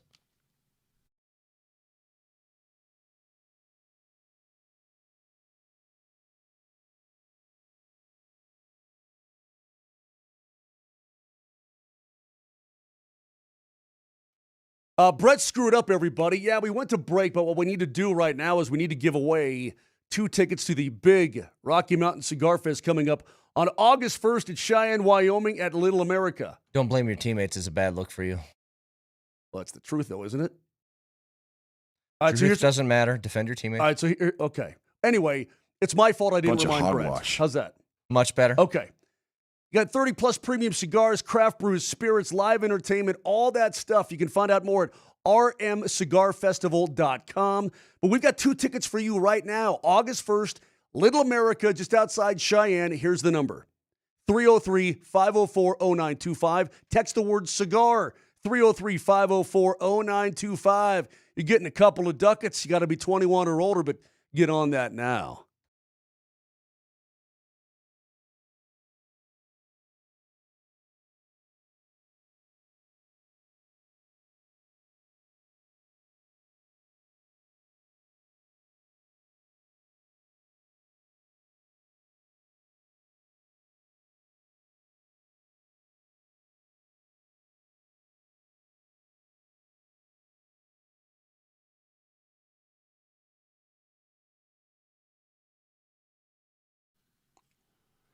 I don't know about you guys, but last night for me was peak Colorado living. Summer nights in Colorado on the patio, watching a good game, watching that England-Mexico game with the fire pit in front of me, the sauna to my left where I would perspire most of the evening.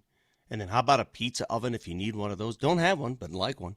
If you want one, anything I just mentioned, go to Flatirons Fire and Design. They have it all. If you're dreaming of an outdoor kitchen, a fire feature, a sauna, a pizza oven, whatever it may be, their showroom will show you what they have to offer. That's flatironsfire.com or visit them in person, 53rd and Bannock, North I-25, flatironsfire.com.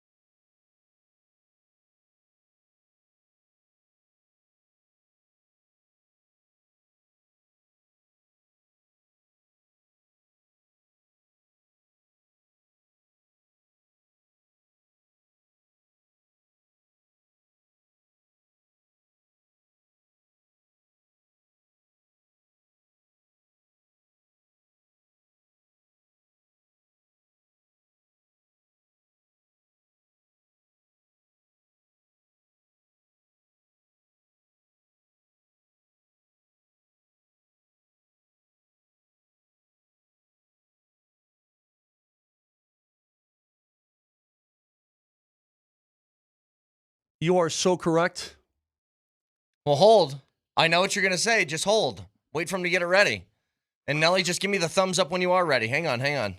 Got it. Vic, get ready for this. Just realize something. Steven? What day is today, Vic? What is today? Carpet? Say it again. Today's Monday. It is. What's happening later?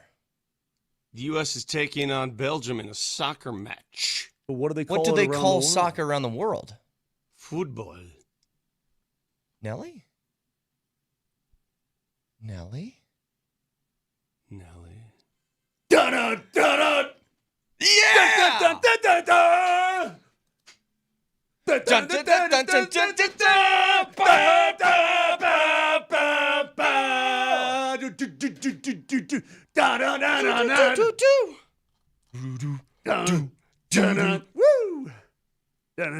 to those drums in the back. Turn it up. Listen to those drums back there. It's Monday Night Football tonight. What are we doing here?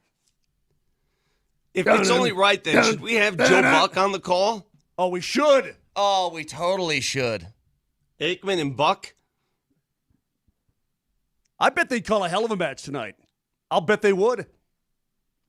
Someone on Twitter put together a compilation of every time that Spanish language ESPN guy goes, Monday night. Yeah. Monday night. I love that guy. Or go full Cosell. It's a Monday night matchup in Seattle. Falar and Balogun. Let's go down to the pitch. Lisa Salters, what's everybody saying about that red card? I want that. Give me that broadcast. I want an alt broadcast. I know it's Fox, and so they aren't allowed to do whatever. You know what? Lease Fox Monday Night Football tonight. Can you imagine if the Seahawks just dropped this before the game started? Oh, that place would lose its mind. Tonight. That would be so good. All right. So good. Well, we're going to go to ESPN2, catch the Peyton and Eli simulcast over there, the Manning cast. Hey, them Belgians, they, oh, no. Eli, I got to tell you, Eli, we play soccer in the backyard. I always beat you. Oh, yeah, whatever. Could you see Peyton and Eli going, so how much time's left? Nobody knows. We don't know. Nobody knows.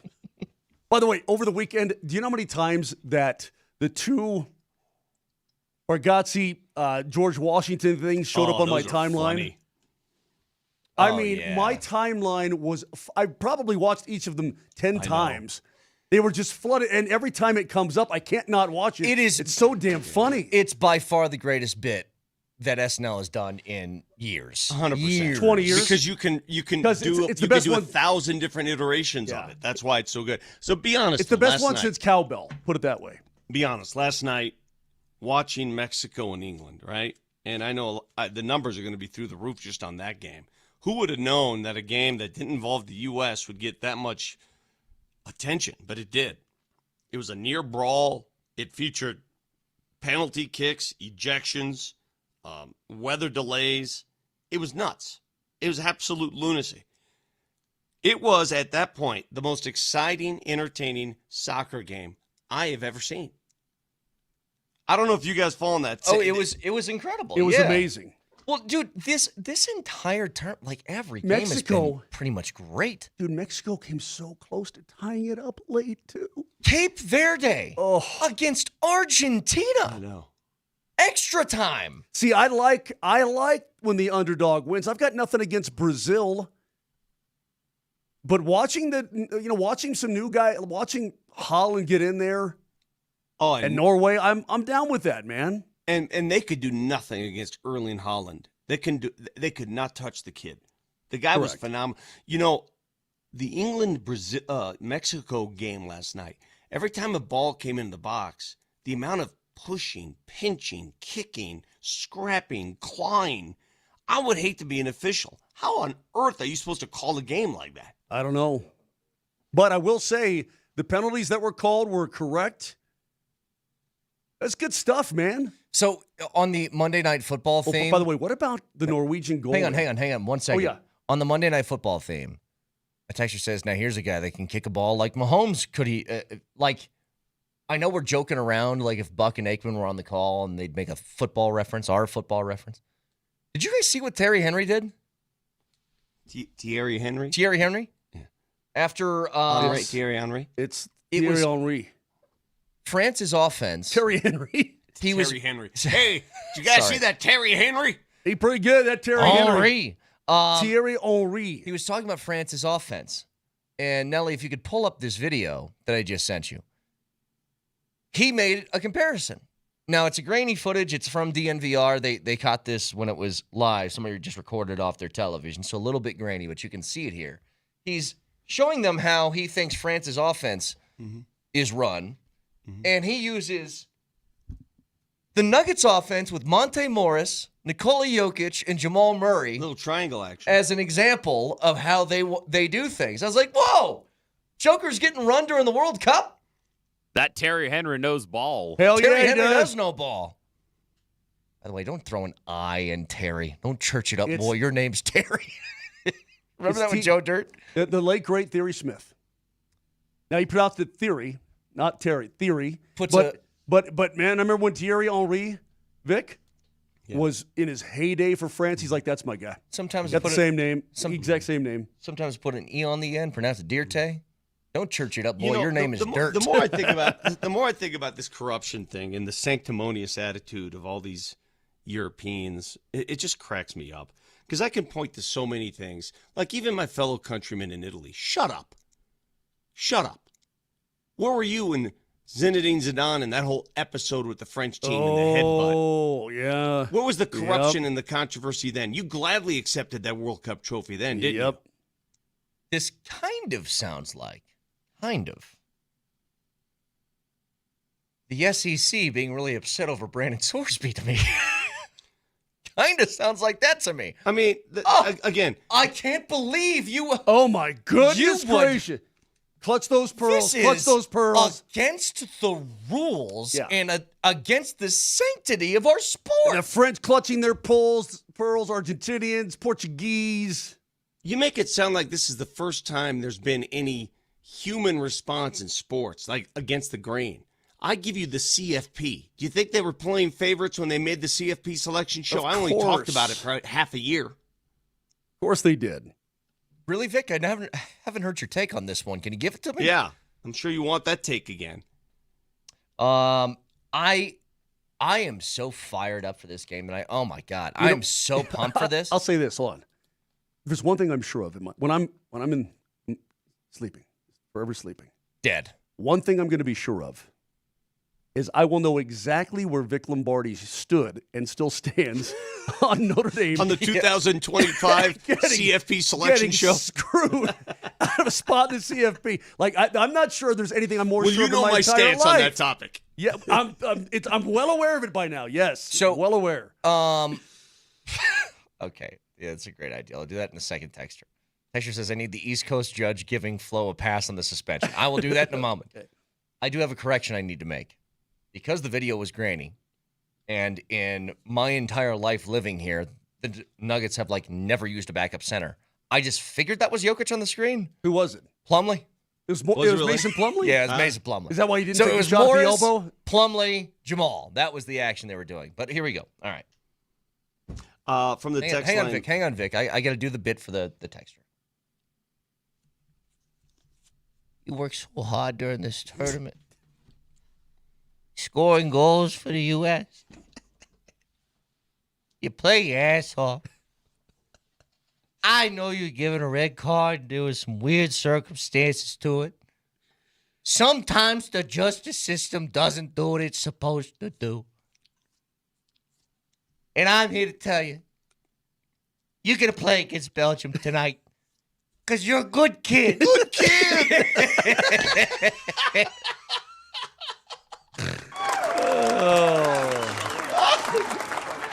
That judge should be the one that you go to. Yeah. Oh, God. A question for Brett Kane. Yeah. Kick is at what, 6? 6. You can start the watch party, it's going to start at 5:30 at Stoney's on Lincoln with Sanford tonight. How quickly is your watch party, your personal watch party, going to start? Pretty quick. Well, let me explain. You got a little free bachelor time today, don't you? I do. Okay. Hey, Vic. Yeah. Brett's batching it. So how early is that going to start? Oh, you know what? I'm by myself tonight. Yeah, we all live so far away from each other. It's not Yeah, I even ain't funny. going to Yeah, Pueblo. yeah. I'll talk to you on the show tomorrow. Miss you, Pop.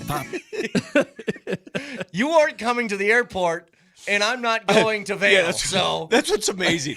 I'm not driving to Scotts Bluff. I'm not driving to Pueblo. And I'm not driving to Aspen. So- I'm not driving to Craig, where you live, Jackwagon. I ain't going to Dinosaur City. So I'll tell you, Vic will text you during the game. No. Okay, no. We're gonna final thoughts on this. For everybody who thinks I live far away, this will answer the argument. You freaks live far away. And here's how it settles it. I live exactly 20 minutes from the epicenter of Denver, downtown Denver. I could take my moped right down 32nd, 20 minutes. Yeah. 20 minutes. Good.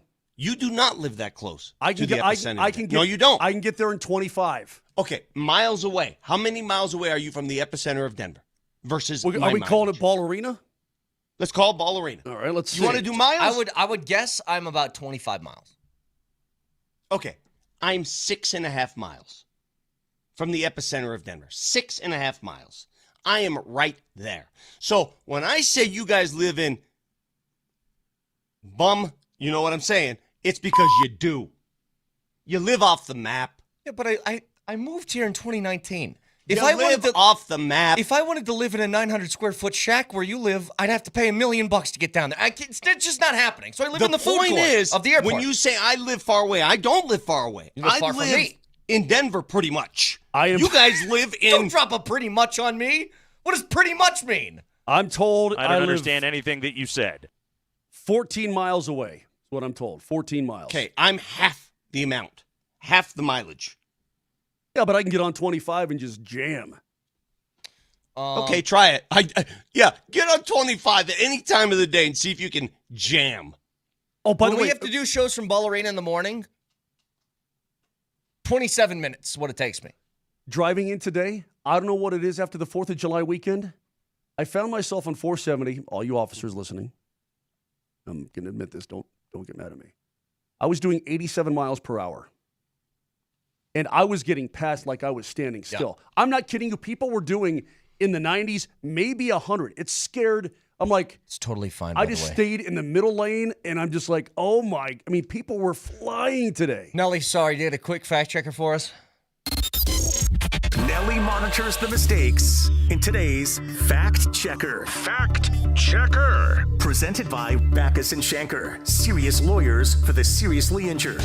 Yeah, here's a fact for you. If you spend a full 90-minute soccer game plus a gazillion minutes of stoppage time running around a stadium at an altitude that's higher than Denver, having to yell over the sound of 87,000 screaming Mexico fans, this is the toll it takes on you. Here is Harry Kane in his post-game interview yesterday with BBC. Harry, huge congratulations. What a contest, what a win. But I just firstly wanted to ask you what's happened over there by the England goal, because there looks to be some concern. Yeah, Jordan, my place is gone. Henlo just fell over there. I think it's okay. Just something to do with his arm. Goodness. We had to fight. Hey, that's Femke. That's Femke Bull. That's Femke. That's our new Femke. Kudos to Harry Kane and Bellingham and that entire English side. Had some resilience, man. Playing a man down in Azteca against that team in those circumstances. I mean, it's a hell of a win. You couldn't have asked for a more harsh environment. Yep. Especially, I guess they booked 14 different hotels around Mexico City, and the fans found them. But those men on the field really came through. They did. Tough circumstances. They really did. I'm ready to kick some Belgian ass. If you're Let's do it out there. You watch out. You know I'm what? Coming at you. I'm coming for you. I want to call your friend back tomorrow. Oh, Robbie? Yeah. Mm-hmm. All right, Robbie, you're on the clock. All right, iTunes, Spotify, Moser, Lombardi, and Kane. We'll talk to you all tomorrow. Love you. See you. We had to fight. We had to find something. Oh, it was amazing. I mean, it was such a strong race.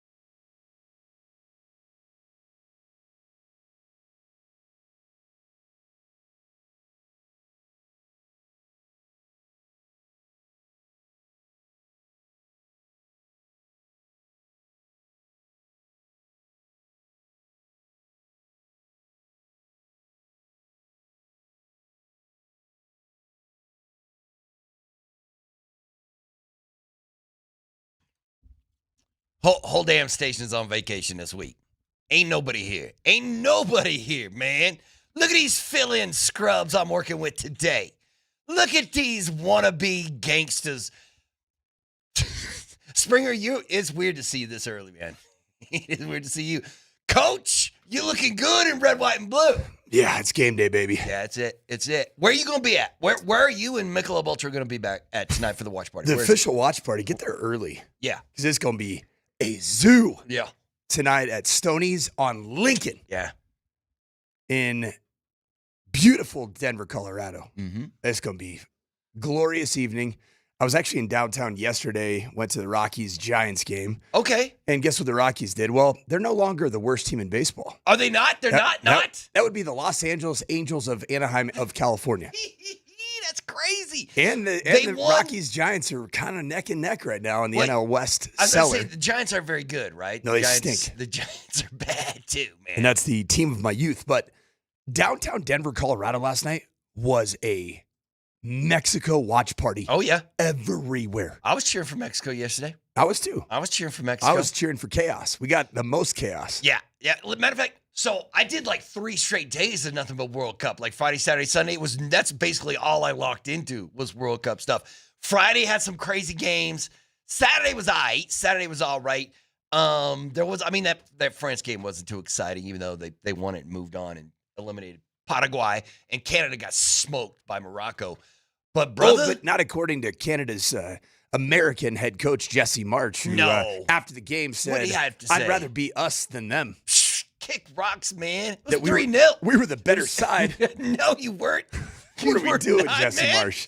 Get out of here with that nonsense. Yesterday's matches were crazy. So Norway beats Brazil 2-1, and that game wasn't even that close. I mean, that was Norway all the way. And then Neymar got that late. Okay. Why was Neymar Brazil's freaking out right? on the keeper? Like, why was he talking trash to the I don't keeper know. while they were about to lose that match? Neymar loves him some Neymar. Okay, your boy Holland, bro. Listen, if that dude wasn't such a goofy, lovable dude, he'd be scary. That dude, right? He's an original Viking. He is a freak, man. He is a freak. Scores a brace.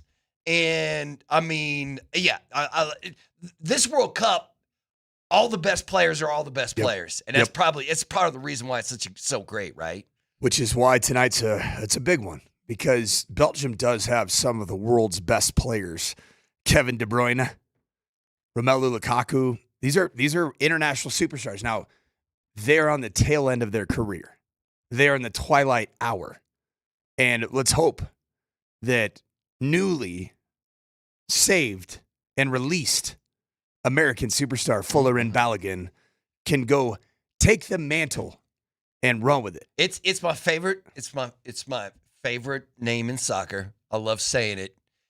But how you feeling about just listen, FIFA is madness to begin with. I mean, it's FIFA.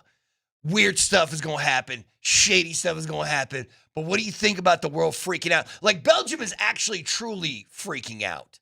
And I loved yesterday when they showed the Belgium coach talking, and then they'd have Zlatan like interpret exactly. He was like, basically he's saying, what the hell? He just said, what the hell? What the hell's going on?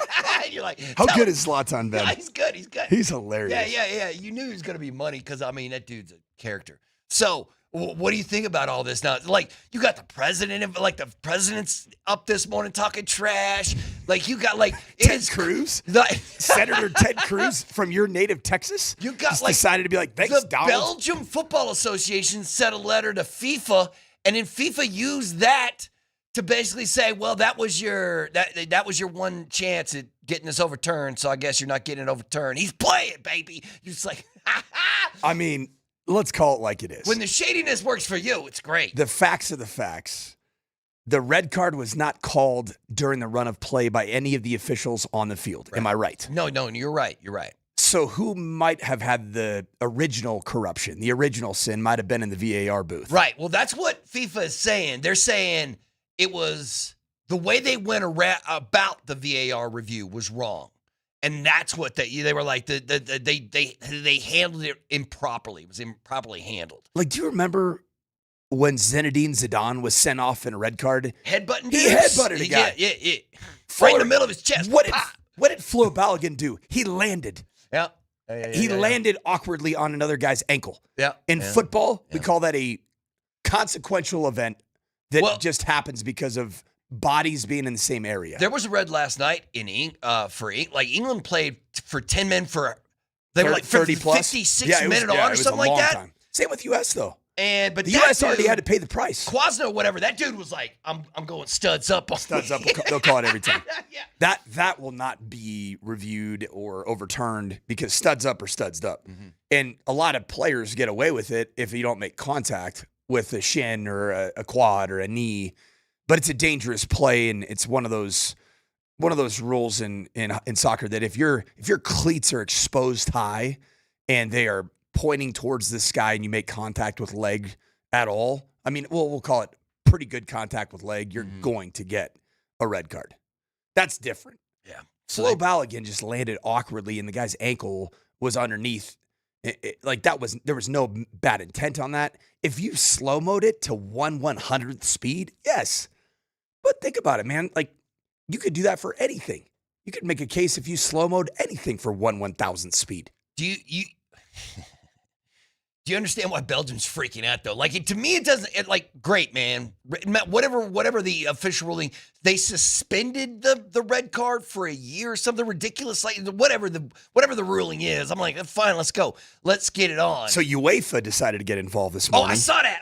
Yeah, so that's essentially the European Federation of Football, United European Football, Association. We'll call it UEFA. I mean, that's the Big Ten conference of international soccer. It's the established elites of soccer. We'd call it the academic nations, if you will. And UEFA's basically like, they came out and was like, FIFA crossed the line. They crossed the line. FIFA, they were like, and I'm like, what are you getting involved in this for? Why are you even involved in this? Did UEFA not start a campaign and get up in arms about their own Portuguese star, Cristiano Ronaldo, who had red cards or suspensions put on hold ahead of the tournament? Mm-hmm. So this is not new. Yeah. Everybody's acting like to make their own point. They're acting like this is the first time that a suspension has ever been lifted. Right. A red card doesn't very often get. No, it's happened this is one weird. time since this like is weird. Was it one other time in 1968? UEFA basically said they're like that FIFA. You're challenging the integrity of the sport by doing this. Is what UEFA. And I was like, man, UEFA, you're kind of shady too, bro. Like, you're shady as well. But it's weird that they're getting involved. Oh, speaking of which, there's the president of the United States coming out and thanking FIFA for rescinding that red or suspending the red. So, yeah, it's like, man, it's crazy how that story is blown up. Most watch soccer game in this country ever tonight? Oh, tonight? Yeah. You know what? That's a good question. I'll look up when is the greatest.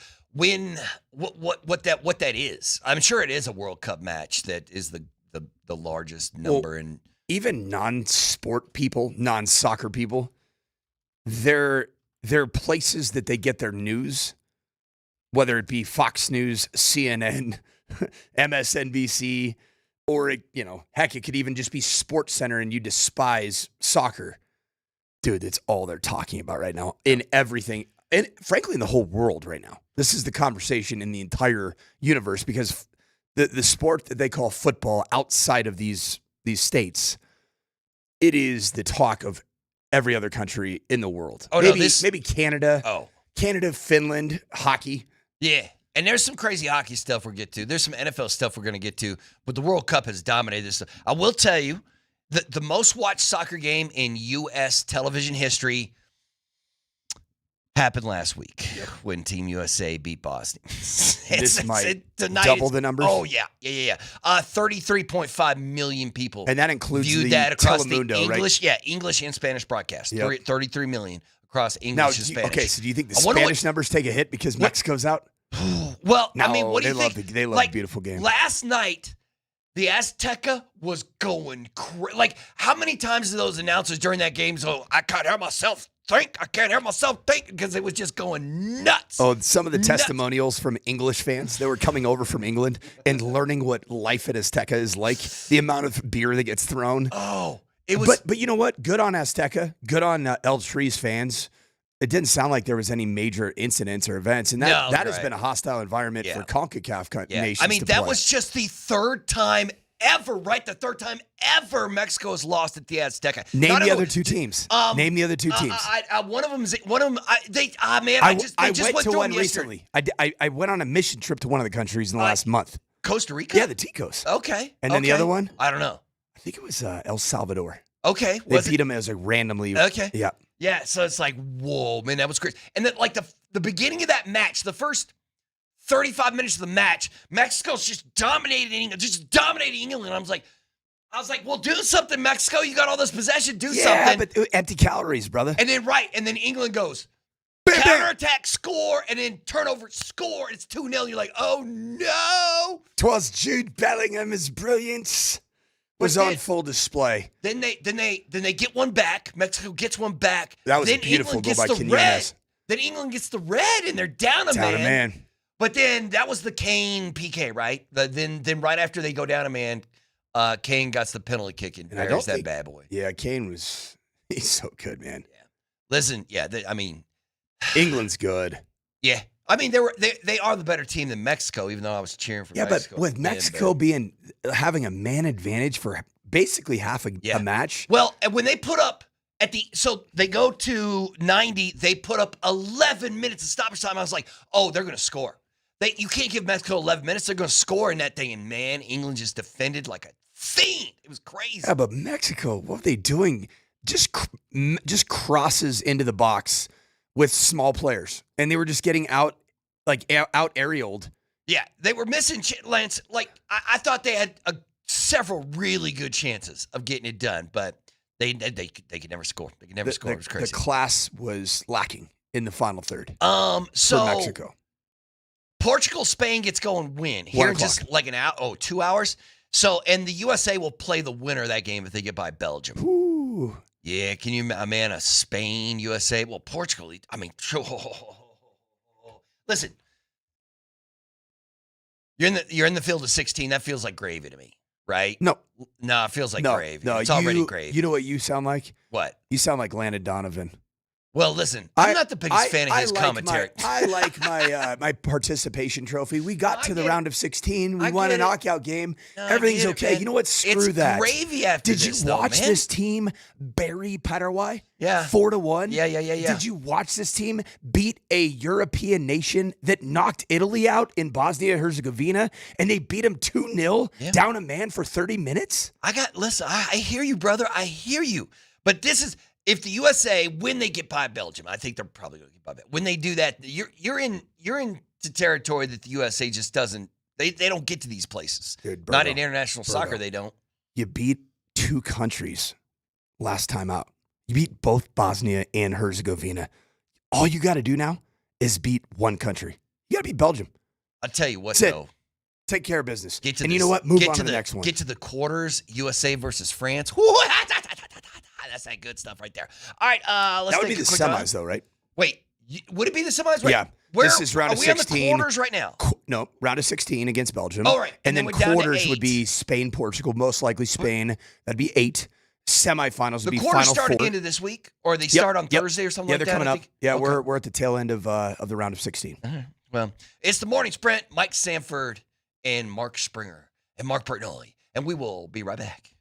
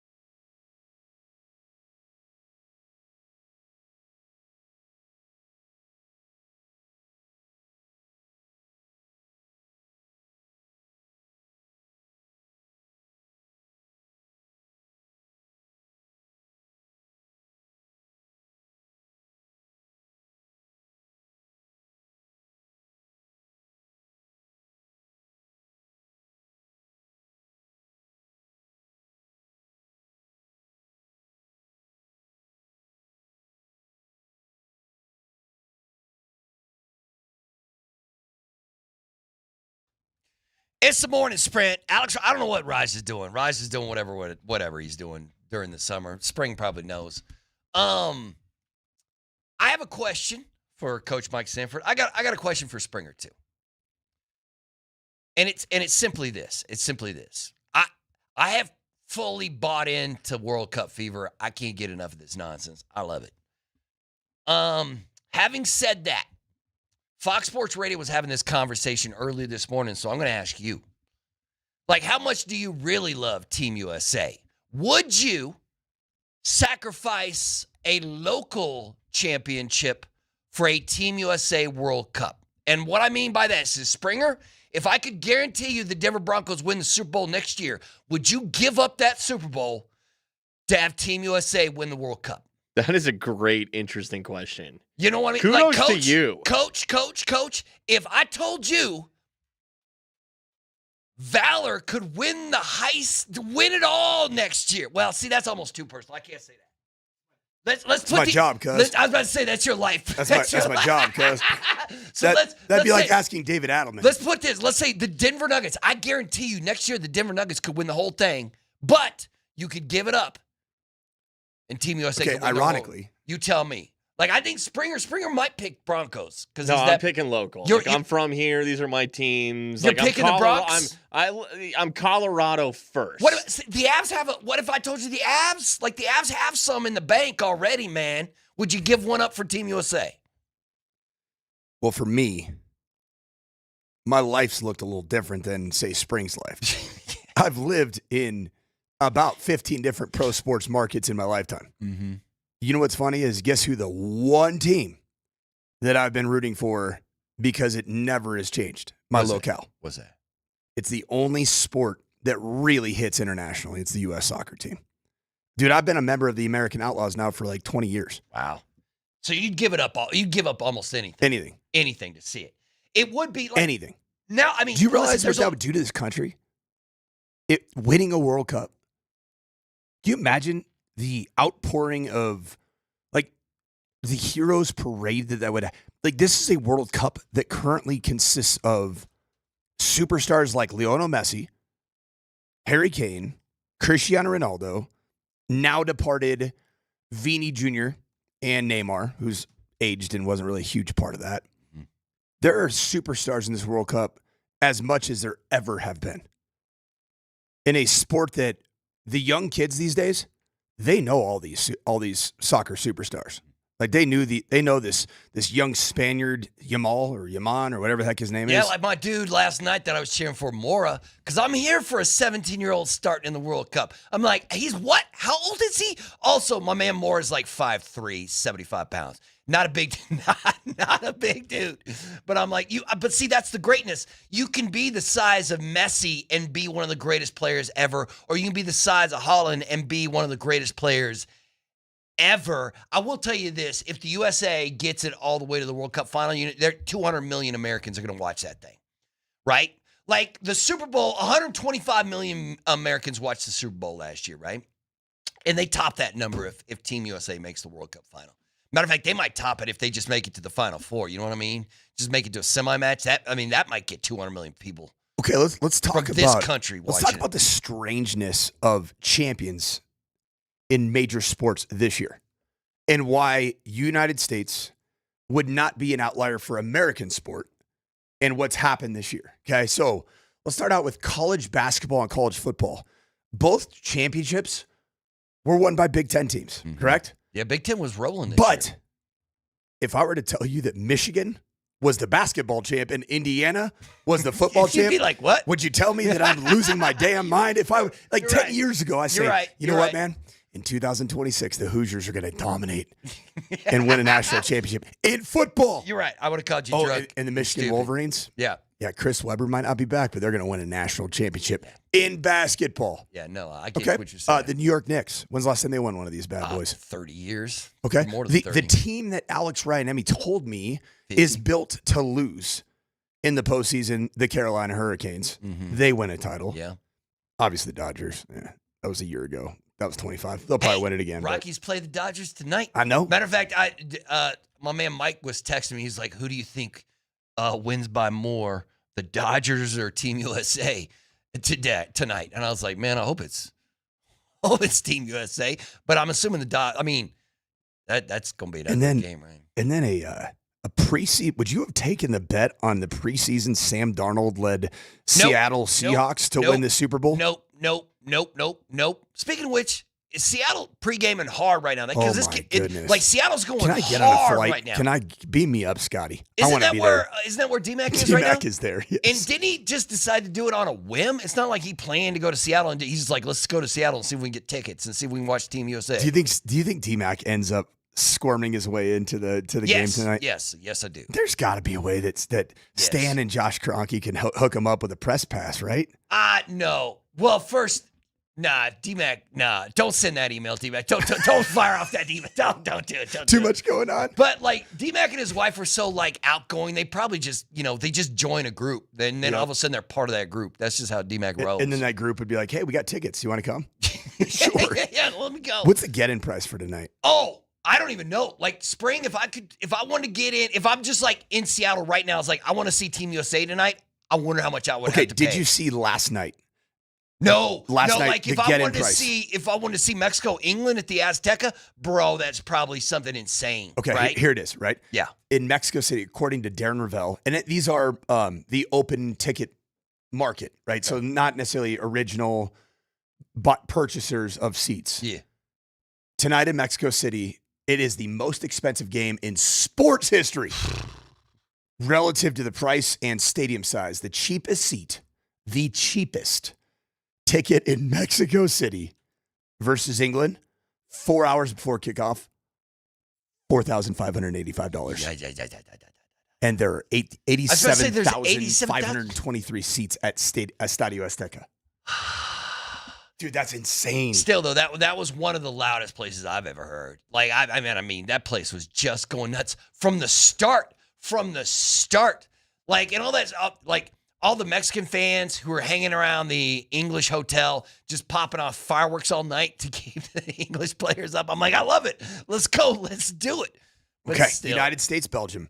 Do you want to go just two of us? Yeah, let's just me and you go get this game. What do we got? Not as bad. What do we think? Bad. What do we think? It is the cheapest that I see right now. If I'm going to filter down, sort by price, $1,559. So $3,000. And that is for row V in section 344. That sounds pretty far away, doesn't it?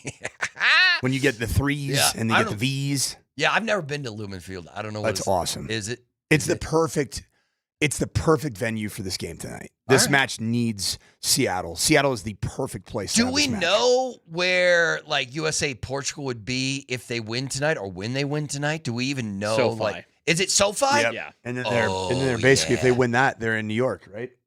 Portugal USA SoFi, Spain USA SoFi. Spring, am I right in saying that the semis and the final are both in New York? Yeah, I'll check right now. I know the finals in New York.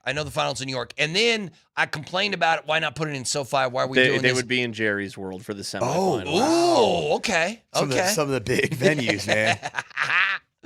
The house that Stan built. Yeah, this is going to be great. And then the house that Jerry built. And then the house that we should be ashamed of. And that's that New York debacle. I'm sure New York got that final. I was told it was because of time zones by a TV person was like, it's time zones. That's why it's. But then somebody else just was like, it's money, bro. It was the money. New York probably just was feeding FIFA more money than LA or whoever else. So I was like, oh, okay, that probably makes more sense than, it's probably the money. That's probably why New York ended up getting it. So, but I'm here for it. When's the final? What is today? The 10th? No, the 6th. The final's we're 2 weeks away? The 18th. 19th. No, 9. You're right. The third place match is on the 18th, July 19th. This is the World Cup final in New York or East Rutherford, New Jersey. And man, it would be insane. Now, the teams that the U.S. would have to overcome to make the final, you'd have to get by France, you'd have to get by Portugal, probably have to get by, who are you going to meet? No, you wouldn't have to you wouldn't have to deal with your boy Holland. You wouldn't have to deal with Argentina until the final because they're on the other side of the bracket. Although France is a dang juggernaut. Yeah. They did look like Paraguay with their style. Just stymied them to a certain degree. What was it like? I was expecting France to put 4 or 5 goals on them like they usually do, and then all they got was the Mbappe PK, right? I think that was the only goal in that game. I will say that was in Philadelphia. It was also the 4th of July. They also did like this entire pregame thing. It was really cool. For like they had that chick from Frozen sing the national. Idina Menzel. Yeah. And then they had she hit some notes that I could tell you right now. My voice couldn't in handle. its current form of coaching football in the summer could not hit. Could not handle. Yeah, but so they did a whole pregame thing, and then they had the flyover, and so like the Team USA was nowhere near that match, and I was just like I was fired up, brother. Did they get the flyover? One of the flyovers was kind of late. I can't remember which one. No, it was the USA one. The one game from against Bosnia.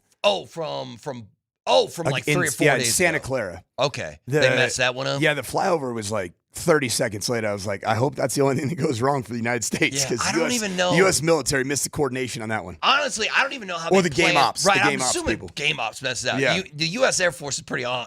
Well, the thing that's funny is that a flyover can probably be hard to time up when it's a human that's singing the national anthem. Yeah, but can you in World Cup? After the very first one, in which I believe it was Dan and Shay saying the very first Star Spangled Banner for the United States in their first match against Paraguay. Since then, it's just been the recorded, the home and away or whatever. The two sides just have a recorded anthem, so you have the exact time set for each anthem, and they just blew the flyover. Right. I'm just wondering, like, if you're rolling around in an F-35 or an F-16 or whatever, and they're like, oh, you guys are running a little bit late. Hurry up! You just go from 250 to 400, and and then that 30 seconds is gone, right? I have no idea how they do flyovers. I have no idea. I'm sure it's a much more complicated process than the need for speed. Can you imagine Maverick and Goose up there just hitting the afterburners? Yeah. Just getting in it. All right, we got to let's do this. We're gonna take a timeout. When we come back, we do have some NFL to get to that I think is pretty fascinating. I'm shocked that Coach Sanford wasn't invited to Travis Kelce and Taylor Swift's wedding, man. Springer, were you locked in on the wedding? Were you like watching all the arrivals and stuff, Spring? No. Yeah.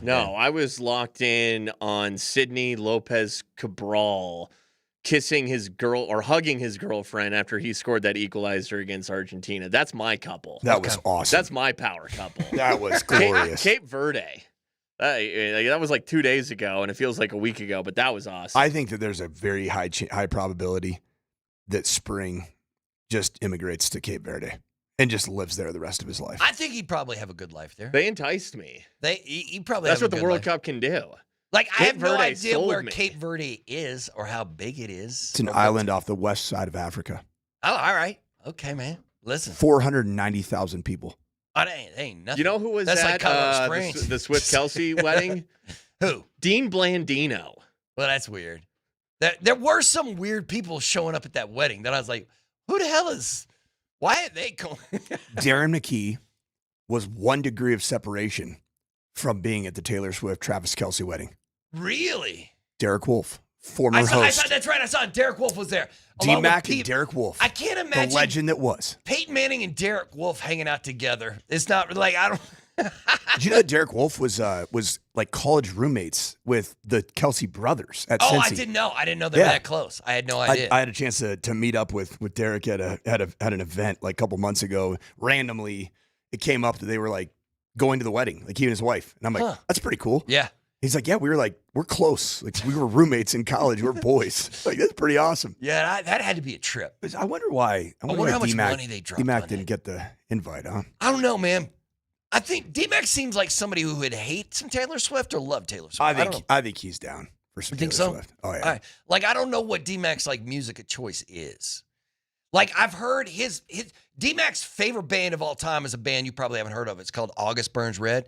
Spring, have you ever heard the band called August Burns Red? That's DMac's favorite band? That's DMac's favorite band, bro. He likes boat rock. Yacht rock. He does like that yacht rock, man. Yeah. Listen, it's that time of year, right? Interesting thing about Taylor Swift. I was on a trip with 20 some odd high school students And I was the DJ, like the car DJ. Oh, anytime we no, went. they And let it was coach DJs? it was like sing-alongs, and I did a pretty admirable job. But anytime I played Taylor Swift, both male and female, turn it, next song. Wow. They're not into it right now. Wow. It's not the old stuff maybe has a chance. What's Taylor Swift's like demographic? Millennials? I don't know. She just somehow is the most successful recording artist, but like ages 15 to 18, they ain't feeling her, at least this summer. Yeah, I don't know. She might need some new material. Yeah, I don't know, man. But congratulations on the wedding.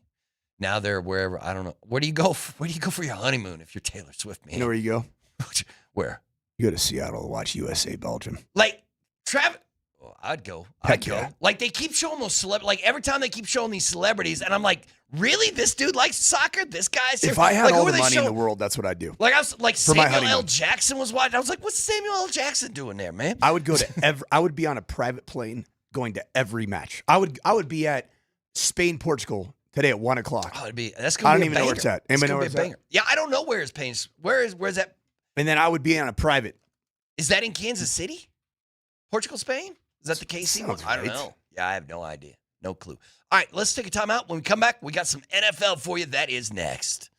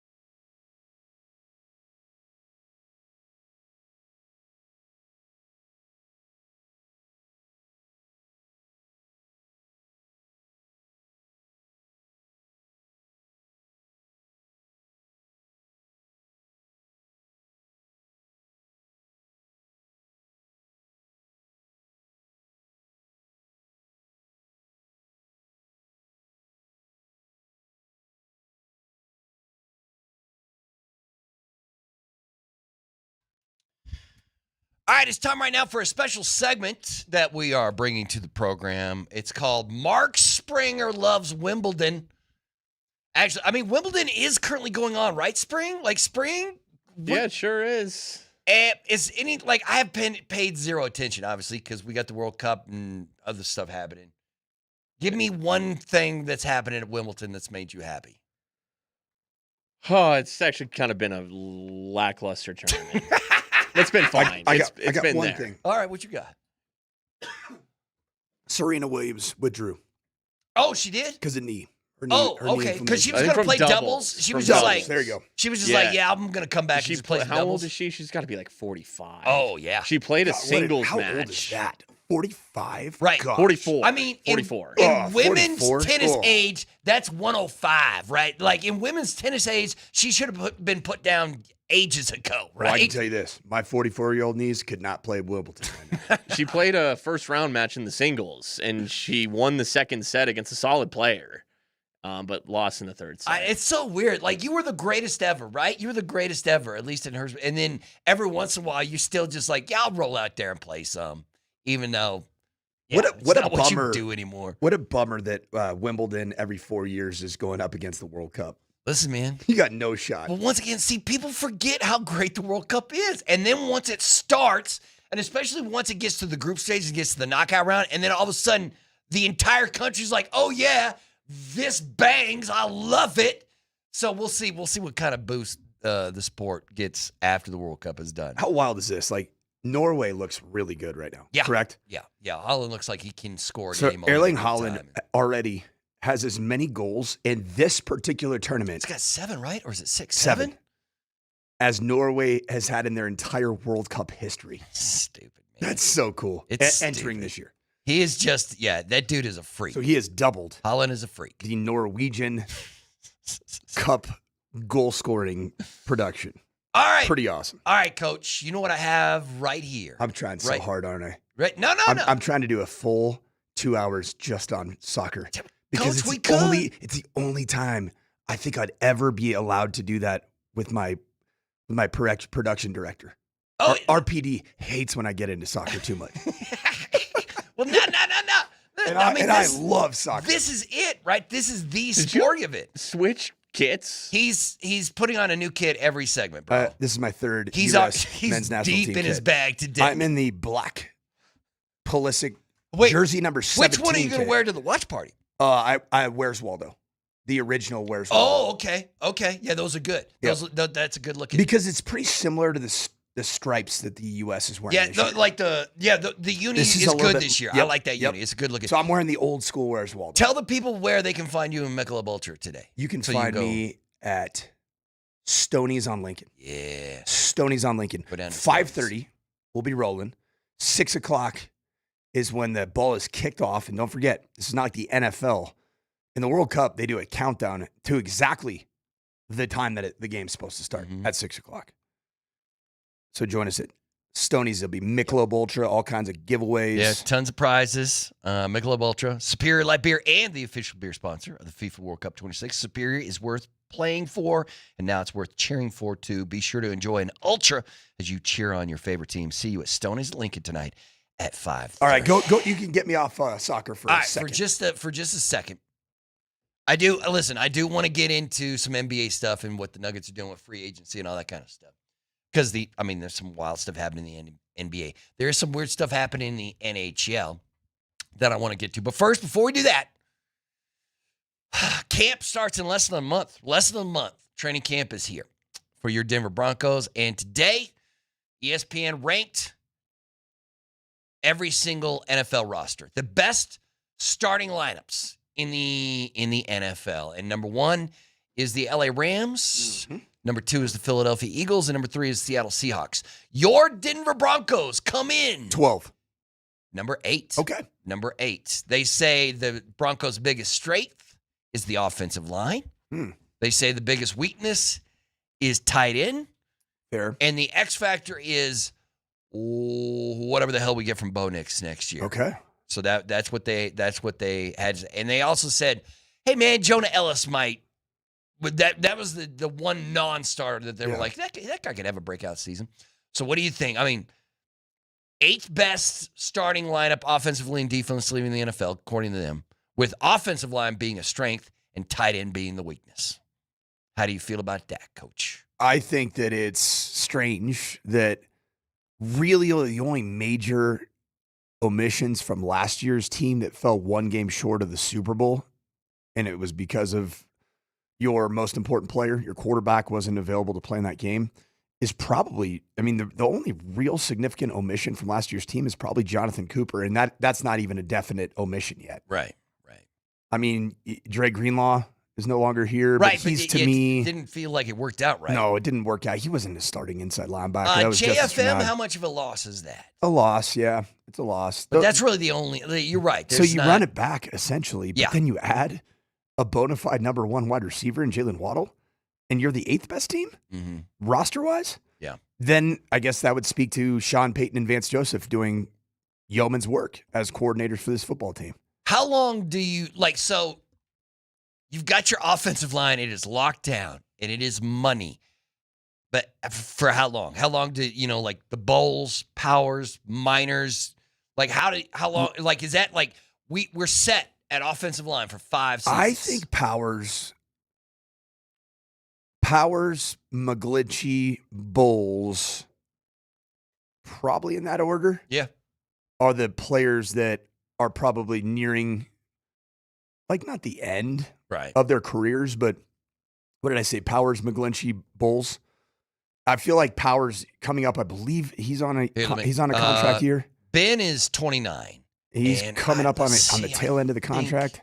I think his because he would be commanding big bread. Yes.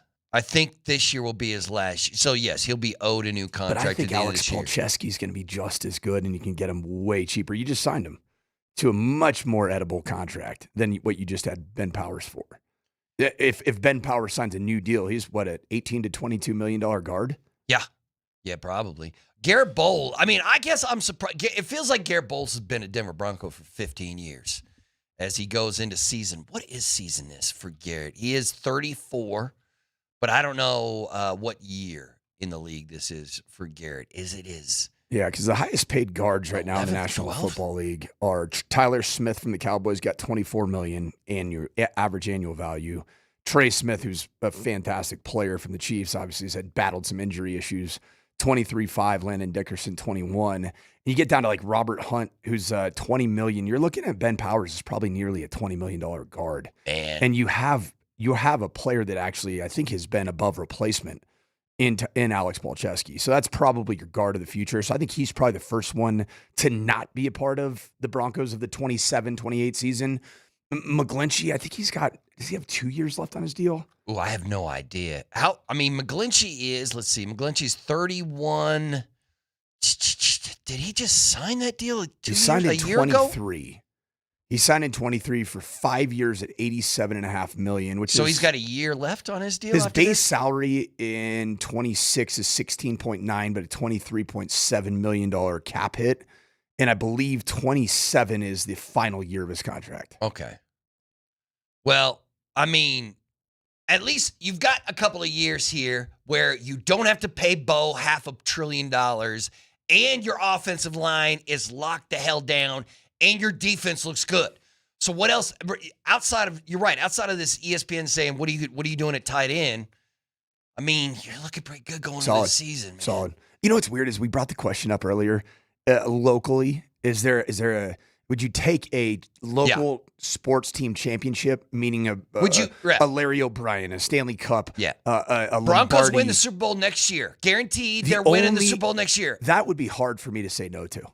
If I were to go, if it meant Team USA gets a World Cup, Denver Broncos Super Bowl versus United States World Cup, that's the only one for me that would be challenging. I would love to live through a Denver Broncos Super Bowl as somebody who lives in this community. I think you're going to get at least one in the next couple of years. But if you could guarantee, if I could trade one Broncos Super Bowl I wanted that for thing so bad one last Team year. USA World Cup win.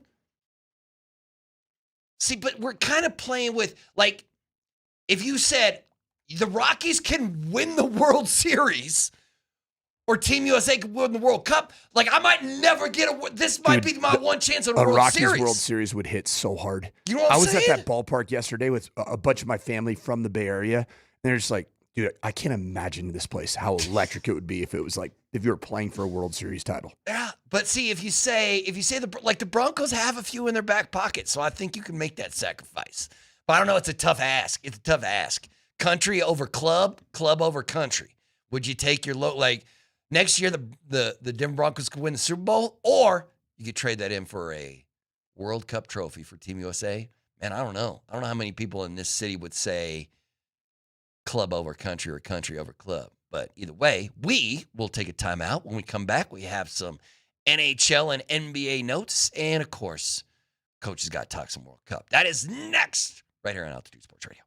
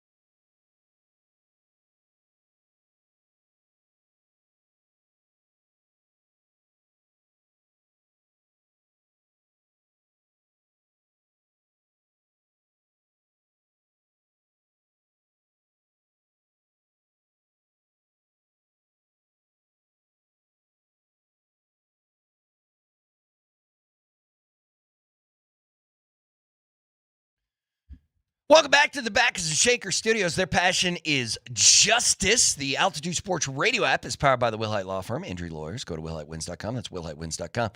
Mark Bertinoli filling in for Alex Ryan this week. Rise is out doing whatever with Coach Sanford and Mark Springer. And we've got an hour to talk about anything in the world of sports you want to talk about. All right, Coach. It's a lot of Marks, a lot of and a mic. Yeah. Yep. A lot of Marks and a mic. We got I want to touch on a couple of quick things, some interesting things. In the NBA, okay, we have ourselves a waiting game for the Denver Nuggets and for the rest of the teams that are hoping that LeBron James will show up and say what's up. But did you see the Evan Sidery report from yesterday or this morning early? It was the Nuggets are now opening. They're open into a sign and trade scenario involving Peyton Watson. Yeah. And that's actually per Sam Amick, the Athletic / New York Times. Yeah. And then the Clippers are a team that are showing legitimate interest in Watson, who could offer a double sign and trade around Benedict Mathurin. Yeah. Nugget fan, go ahead and take a look at the LA Clippers roster and find me a player that you want off that roster because you might be able to get him.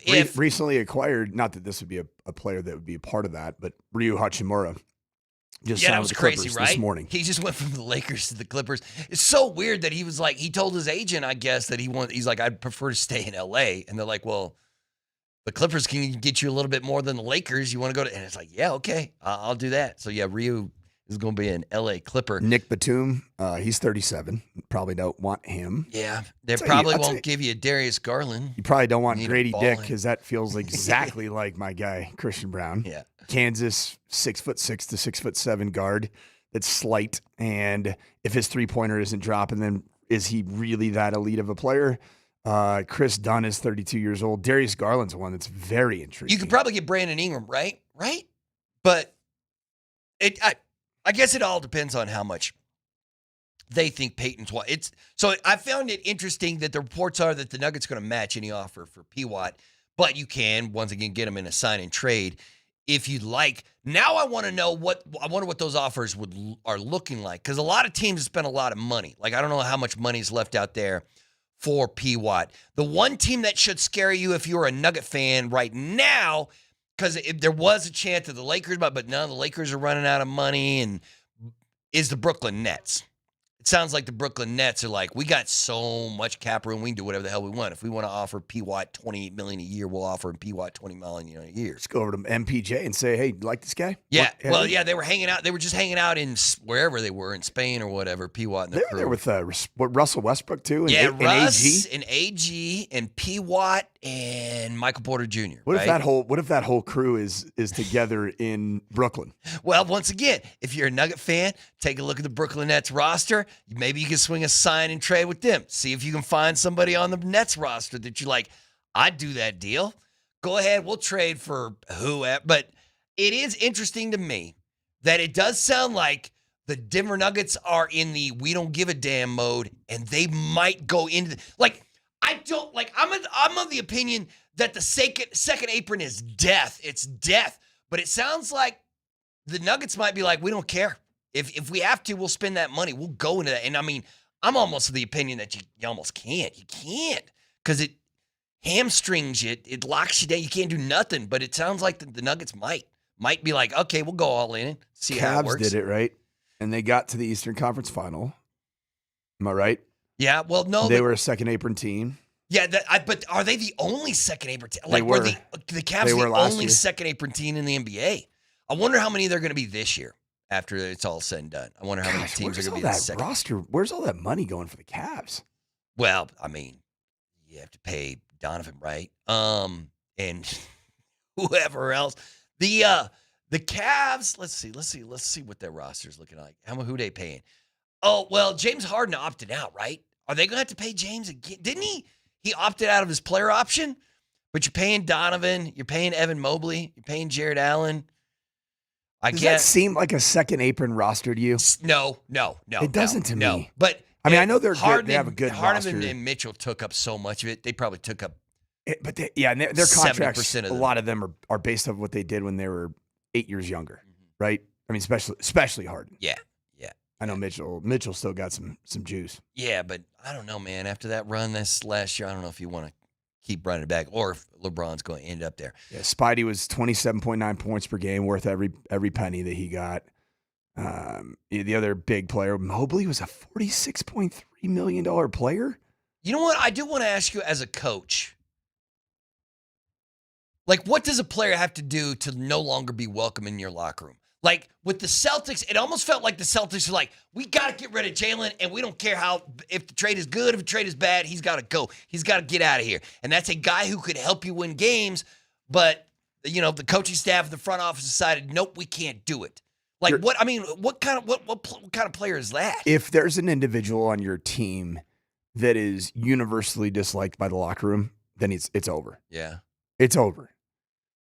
Like there were parts of me that from the outside looking in kind of felt like there were probably segments of the locker room that did not like Russell Westbrook. That was just me reading the situation. But it never felt like, and clearly it wasn't the case, that the entire roster disliked Russell Westbrook. I mean, he's vacationing with 3 Denver Nuggets. Yeah, now. yeah. Seems to be doing all right. I mean, or 3 former Nuggets. 1 former Nugget and 2 current Nuggets. So it doesn't feel like that was the case. But like for me, I was like, I don't know if Jamal Murray loves this guy.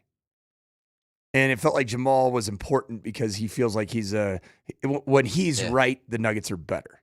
Either he's healthy or he's emotionally invested, and he didn't seem completely right. Emotionally, just there were some weird things in 2024-25. Yeah. Whereas 25-26, it just he felt better. Regular season, of course, he felt a lot like there were better things going on with him in terms of his involvement in the roster.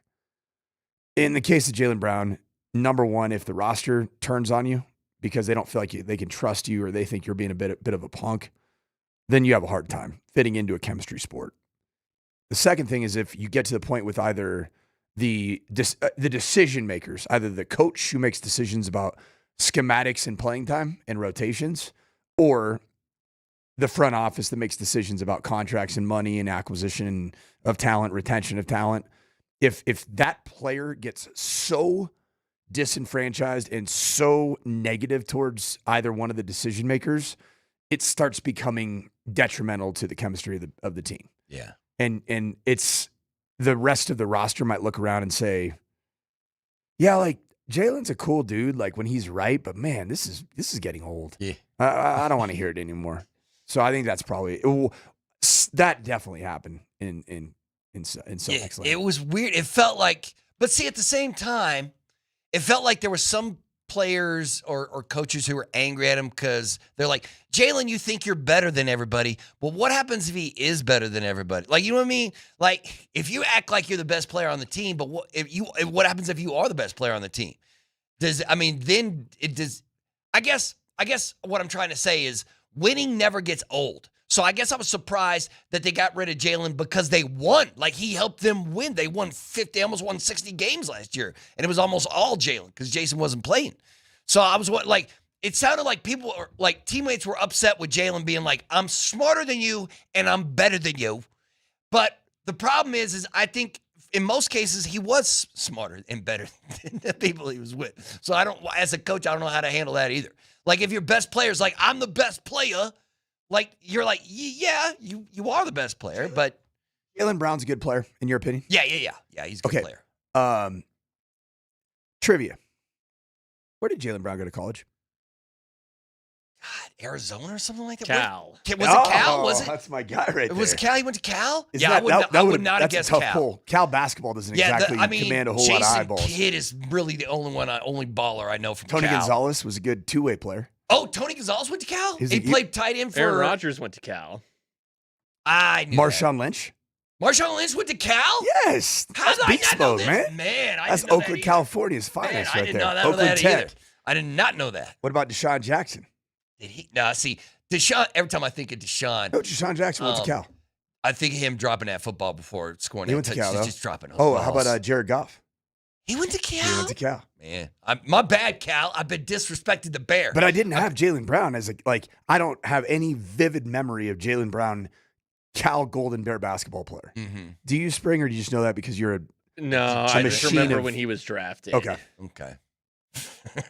That's weird because he's like from Atlanta, Georgia, like Wheeler High School in Marietta. So the greater Atlanta metro. and he goes to Cal for 1 year. He's a one-and-done guy. Yeah. It's crazy. Yeah. But, he's clearly been a bit of he's a controversial player that Right. They got less for him than they should have because I think they were trying to get rid of him. Yeah, which is crazy. So, but obviously we're gonna have to sit around and wait and see what LeBron's decision is when it comes to the Denver Nuggets. And I will say one final thing is, remember when the Nuggets got smashed by the Timberwolves in the first round of the playoffs, and at the end of that they were like, the Nuggets trust was like, everybody's up for grabs except for Joker. I don't think that was true. Because it sounds like there's some teams have been calling about Jamal, and the Nuggets have been like, no, get the hell away.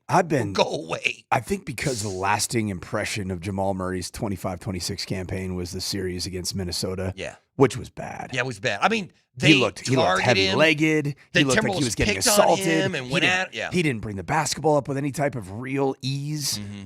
But, dude, you forget about the season that Jamal Murray had? Yeah. I know he was an all-NBA player, but he was an all-star. The guy was 12th in the NBA in scoring during the regular season while being 10th in assists per game. That's a really good season. Yeah, I get it. But then he looked exhausted in the playoffs. It might have been because they were double and tripling him. But like the point being for me is, man, it's unbelievable how defining a mere 5 games are in the postseason versus 70, however many he played during the regular season. I mean, I bet you, I don't think he missed much time. He played 75 basketball games. Yeah. Yeah, but He once missed again, 7. See, but And those once are probably again, the forced. greatness of Jamal Murray is playoff Jamal. That, like, you know what I mean? Like the reason why we love the Blue Arrow in this city is because what he does in the regular season. It's because he wins you playoff games and he wins you, champion. And like that's why we love playoff Jamal. Like nobody cares about regular season Jamal until they do, but not really. I mean, it's all about the Larry O'Brien. That's what it's all about nowadays. All right. Get yourself that LOB, baby. Let's take a quick time out. When we come back, it's Mark Springer's time to shine. That's next.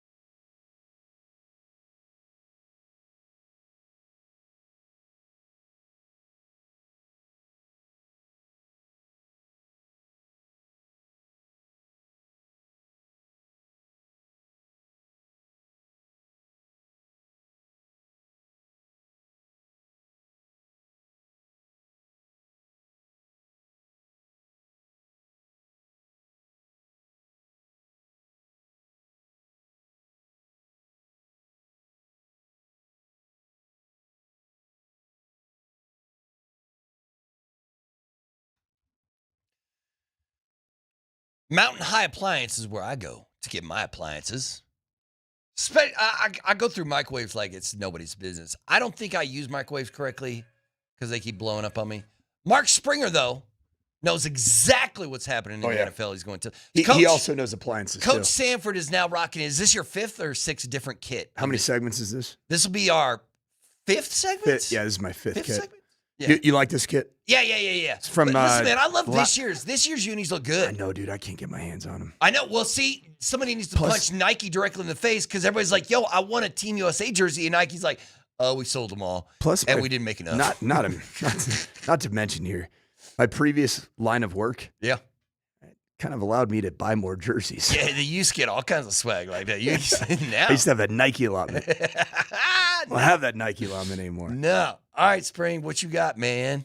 All right, got a couple NFL notes, and then we'll get to some NBA and maybe some NHL if we have time. But first, the Travis Kelce, Taylor Swift wedding was this weekend, and there was an original report that between the NFL networks, the only networks who had bodies in attendance were from Fox and Amazon, which suggested that maybe that's where Travis Kelce would go to television post-playing career. An update from Pro Football Talk says that Jim Nantz and Tony Romo were also at the wedding. So CBS was in the building. Of the networks, where do you want Travis Kelce to go? And are you excited to see Travis Kelce on your TV a lot? Spring, let me ask you, how many guests did you have at your wedding? Spring's not married. Oh. Coach, how many guests did you have at your wedding? It was a large one. Okay, because Taylor had 1,000. Mine was about a third of that. Okay, Taylor Swift had 1,000 guests. Now, mind you, I got married within on the in between practices, between morning and afternoon practice. Hey, babe, my first two-a-day practice gets done at 10:30. I can be there from 11 to 11:45, and then I have film to watch the first practice, and then we have script review for the next practice. Like, no, you know what? I was married in the exact church that my wife's dad was the pastor of for 30 years. Oh, really? Therefore, you can imagine the guest list was pretty large. Because, listen, Adam Sandler is who married Taylor and Travis. That's I bring you together. Taylor Swift, do you think not a Jew? But guess who is? Hall of Famer Rod Crew. You converted. So wait. How did Travis, when you're trying to convince your wife to let Adam Sandler officiate your wedding, how much did Travis had to really pour it on to get Taylor to be like, fine, Sandler can marry us. Fine. I wonder if it was more Taylor. You think so? Taylor's like, let's get Adam Sandler, because it really seems like a Travis thing. First off, I didn't realize Adam Sandler could do that. Yeah, what's the move on Adam Sandler as an officiant? I feel like, it's probably a good call, right? I've done 2 or 3 weddings as Pastor Sanford over here. Yeah. Would you rather have me or Adam Sandler? I don't know, probably the Sandman. Yes, either way, you're good, right? Because we're both Sandman. Okay. I'm sure one of these days that we're going to find out some really weird guests ended up at Taylor's wedding, right? I want to know if anybody snuck in. If anybody did a Wedding Crashers thing on Taylor Swift's wedding. Because that feels like, that's like Navy SEAL security at that wedding, right? Yes. You know what I mean? That's some Marcus Luttrell type stuff right there. But once again, you know what? Russell Wilson was at that wedding. Russell Wilson was there with Ciara. So Russ got to put on the 3-piece, tux and look good and stuff like that. I feel bad. My knee-jerk reaction is to make fun of Russell Wilson. And that, other than him being corny, goofy dude, it seems like he's a nice enough guy, right? It seems like he's a nice guy. But for some reason, my knee-jerk reaction is to be like, Wilson. All right. Did you see Chase Daniel's tweet? No. And I know it's Chase Daniel. And so I was just saying his Chase Daniel's tweet, as in, so he said, this was a couple days ago, I thought was pretty good. Chase Daniel's tweet was that still waiting for my invitation. Especially can't believe my invite to Taylor and Travis's wedding never came. Feels like throwing Travis Kelce his first NFL TD should have at least earned me a seat at the kids' table. 1,000 guests. I wonder how many people they had to cut out. What's that list even look like? And they're like, nah, he don't get invited. She don't get invited. He don't get invited. I mean, that had to be a stupid, dumb, huge list. Bro. If you ended up inviting 1,000 people. Okay, first off, I just got invited to potentially officiate a wedding. Oh, somebody's like, Sanford, marry me. Yeah, so it's the 253. Thanks for the text right there. But I think for me to officiate the wedding, you probably got to get Pastor Sanford's last name right. It's not Pastor Stanford. No, I'm just playing. I would love to do that. And then somebody just tweeted that Adam Sandler's daughter are huge fans of Taylor Swift. That's why he officiated their wedding. My daughter's a huge fan of Taylor Swift. Right. How come I didn't get invited? Right. With That's that the logic. real celebrity hookup. When your daughter's like, hey, Dad, I love Taylor Swift. Can we hang out with Taylor? Do you know Taylor? And he's like, yeah, I guess. Yeah, come to the wedding. The wedding. It's crazy stuff. I'm going to get ordained real quick. All right, Spring, what's next? Brandon Ayuk took to Instagram this week, and he posted some stories directed at a guy we thought was his friend, Jaden Daniels, the quarterback of the Washington Commanders. There was speculation that maybe Brandon Ayuk could sign with the Commanders and go play with Jaden Daniels. But here's Brandon Ayuk's message to Jaden. Probably gonna text me talking about something. You on my team now. You follow my rules. Boy, I'm a grown-ass man, boy. You gonna have to start running behind your mama, and I might believe what you talking about. But until then, He's talking about Jaden. That was at Jaden? Yeah, he was talking about Jaden Daniels, and while it's a little true that his mom does kind of run his affairs and his business awkwardly around almost everything, including like Jaden Daniels' first date. Ooh, yeah, that is a little like awkward. Mom comes, like it is a little different. He's not inherently wrong, but Jaden Daniels is the face of the franchise, and you probably eliminated a spot that was potentially going to sign. Do we even know if Ayuk is healthy? Like, I mean, he doesn't seem right. Right? Like, I don't think, like, we don't even know if he's done the rehab that the same, like, I don't know. Well, also, does he seem right? Like, right in the head. Yeah, in like, the brain. he doesn't, like, some of the things that he's tweeting out, some of the things that he's putting on Instagram is just not quite all right. Where's his friends and agent? Well, what does his agent be like? Yo, man, what are you doing? You're torching your career here. All right, what you got next, Springer? All right, let's go to the NBA. Sam Amick of The Athletic tweeted out last night, sources, the Nuggets plan to match Peyton Watson offers, but are also open to sign and trade scenarios. Today, the Jake Fisher of the Stein Line tweeted out that the Clippers are signing Rui Hachimura by way of their mid-level exception per source. The 2-year, $28 million deal has a team option in the second season, and I'm being told does not rule out the Clippers from a sign-and-trade pursuit of Nuggets restricted free agent Peyton Watson. Well, I mean, when is the last day? When are we going to know? When are we going to know? Is it, when is that date, Spring? Do you know what that date is that, like, that the Nuggets will, like, they've already said we're going to match whoever, but when's the last date for teams to offer P. Watt something? Is it this week? Is it the end of this week? Is that when the last for a restricted free agent? Like, is that, when does the restricted free agency period end? When you have to have that offer in? I'm not sure there is a deadline. So it's just whenever before the season starts. Like, if just get it done whenever you can get it done, sign when you can sign. Spring, you're a good basketball guy. Can you explain what the logic would be for sign and trade around Peyton Watson and why that's becoming such a buzz term surrounding Peyton only? Like, I haven't seen that with a lot of their players.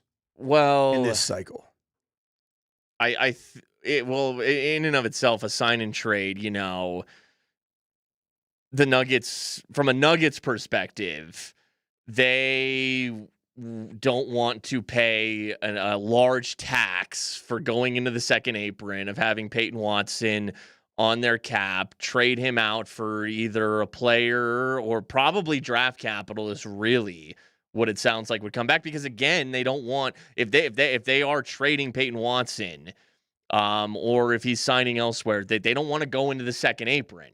And so they'll take draft picks back. They need draft picks. I think with a sign and trade though, like Peyton could sign, like another team doesn't have to sign him to a big old offer sheet. The Nuggets could simply sign him to a reasonable deal, trade him to the Clippers, and they would take that deal that he just signed.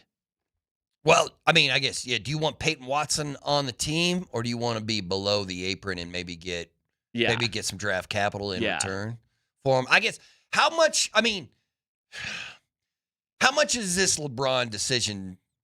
How much does it matter to the Nuggets? Like, obviously, I'm of the opinion that the LeBron James Denver Nuggets scenario involves Peyton Watson. Okay. You mean like they? Well, I think he's a perfect mentor. The Nuggets the Nuggets would go well into the second apron, though, if they're like, all right, we'll match anything for Peyton, and we're going to bring in LeBron. But LeBron, the condition would be vet minimum. Yes, you couldn't pay. Yeah, you couldn't even pay. Yeah, you give him nothing. Basically, the connection of just the Los Angeles connection of Peyton Watson when he was a youngster at Long Beach Poly and he was playing for, I think it was a clutch AAU basketball team. Mm-hmm. There was a connection there with LeBron James. He's a potential mentor, kind of for a guy like Peyton Watson. And then I could see, I could see a world that exists that Cam Johnson's not a part of the Denver Nuggets. Peyton Watson signs. LeBron James is a part of it. And then is LeBron James a starter on the Nuggets? Yeah. LeBron's a starter, right? Oh, yeah. He's a starter for the Nugs. Yeah, he'd play everywhere. Here, let me get to the next note here. Yeah, okay. So the teams that believe they have a shot to sign LeBron are the Cavs, the Warriors, the Heat, the Nuggets, the Sixers, and the Timberwolves. The teams involved in the pursuit of LeBron James, and this is according to Brian Windhorst, are believed to know no additional details from James and Rich Paul than what has been released publicly. So nobody has heard from the LeBron James camp. And then also Rich Paul came out and said that if you're waiting for this decision to happen tomorrow, it's going to take some time. So I don't even know when LeBron's going to decide where he's going to go and what he's going to do. They did have the Nuggets on that little whiteboard. So the only West, I saw the whiteboard. The only West Coast teams. The only teams from the West on that list are the Warriors and the Nuggets. Oh, the Timberwolves. The Timberwolves, too. So 3 West teams. So LeBron likes to treat this like the college football recruiting process. Mm-hmm. Yeah, he does like because you if you continue to read the Windhorst piece, is the last 3 teams that he's signed with, which would be the Los Angeles Lakers, the Cleveland Cavaliers the second time, and the Miami Heat. The quote from Windhorst is that they didn't know. LeBron called in and was like, yep, I'm coming. So he just waits for the hats to be on the table, waits for the offers to be on the table, looks at them all, doesn't give anybody any type of inkling whatsoever that's happening. And they're like, oh, okay. And the same thing happened with Miami, and the same thing happened with Cleveland, according to Windhorst. Let me give you the updated odds on where LeBron goes. Yeah. The Cavs are now the favorites at -175. The Warriors are the second most likely, but have dropped all the way to +400. Heat +700, Sixers +1,200, Timberwolves +1,500. A team that was not mentioned by Windhorst, the New York Knicks at +1,800, and then the Nuggets at +2,000. So the Nuggets are the least likely team to sign him.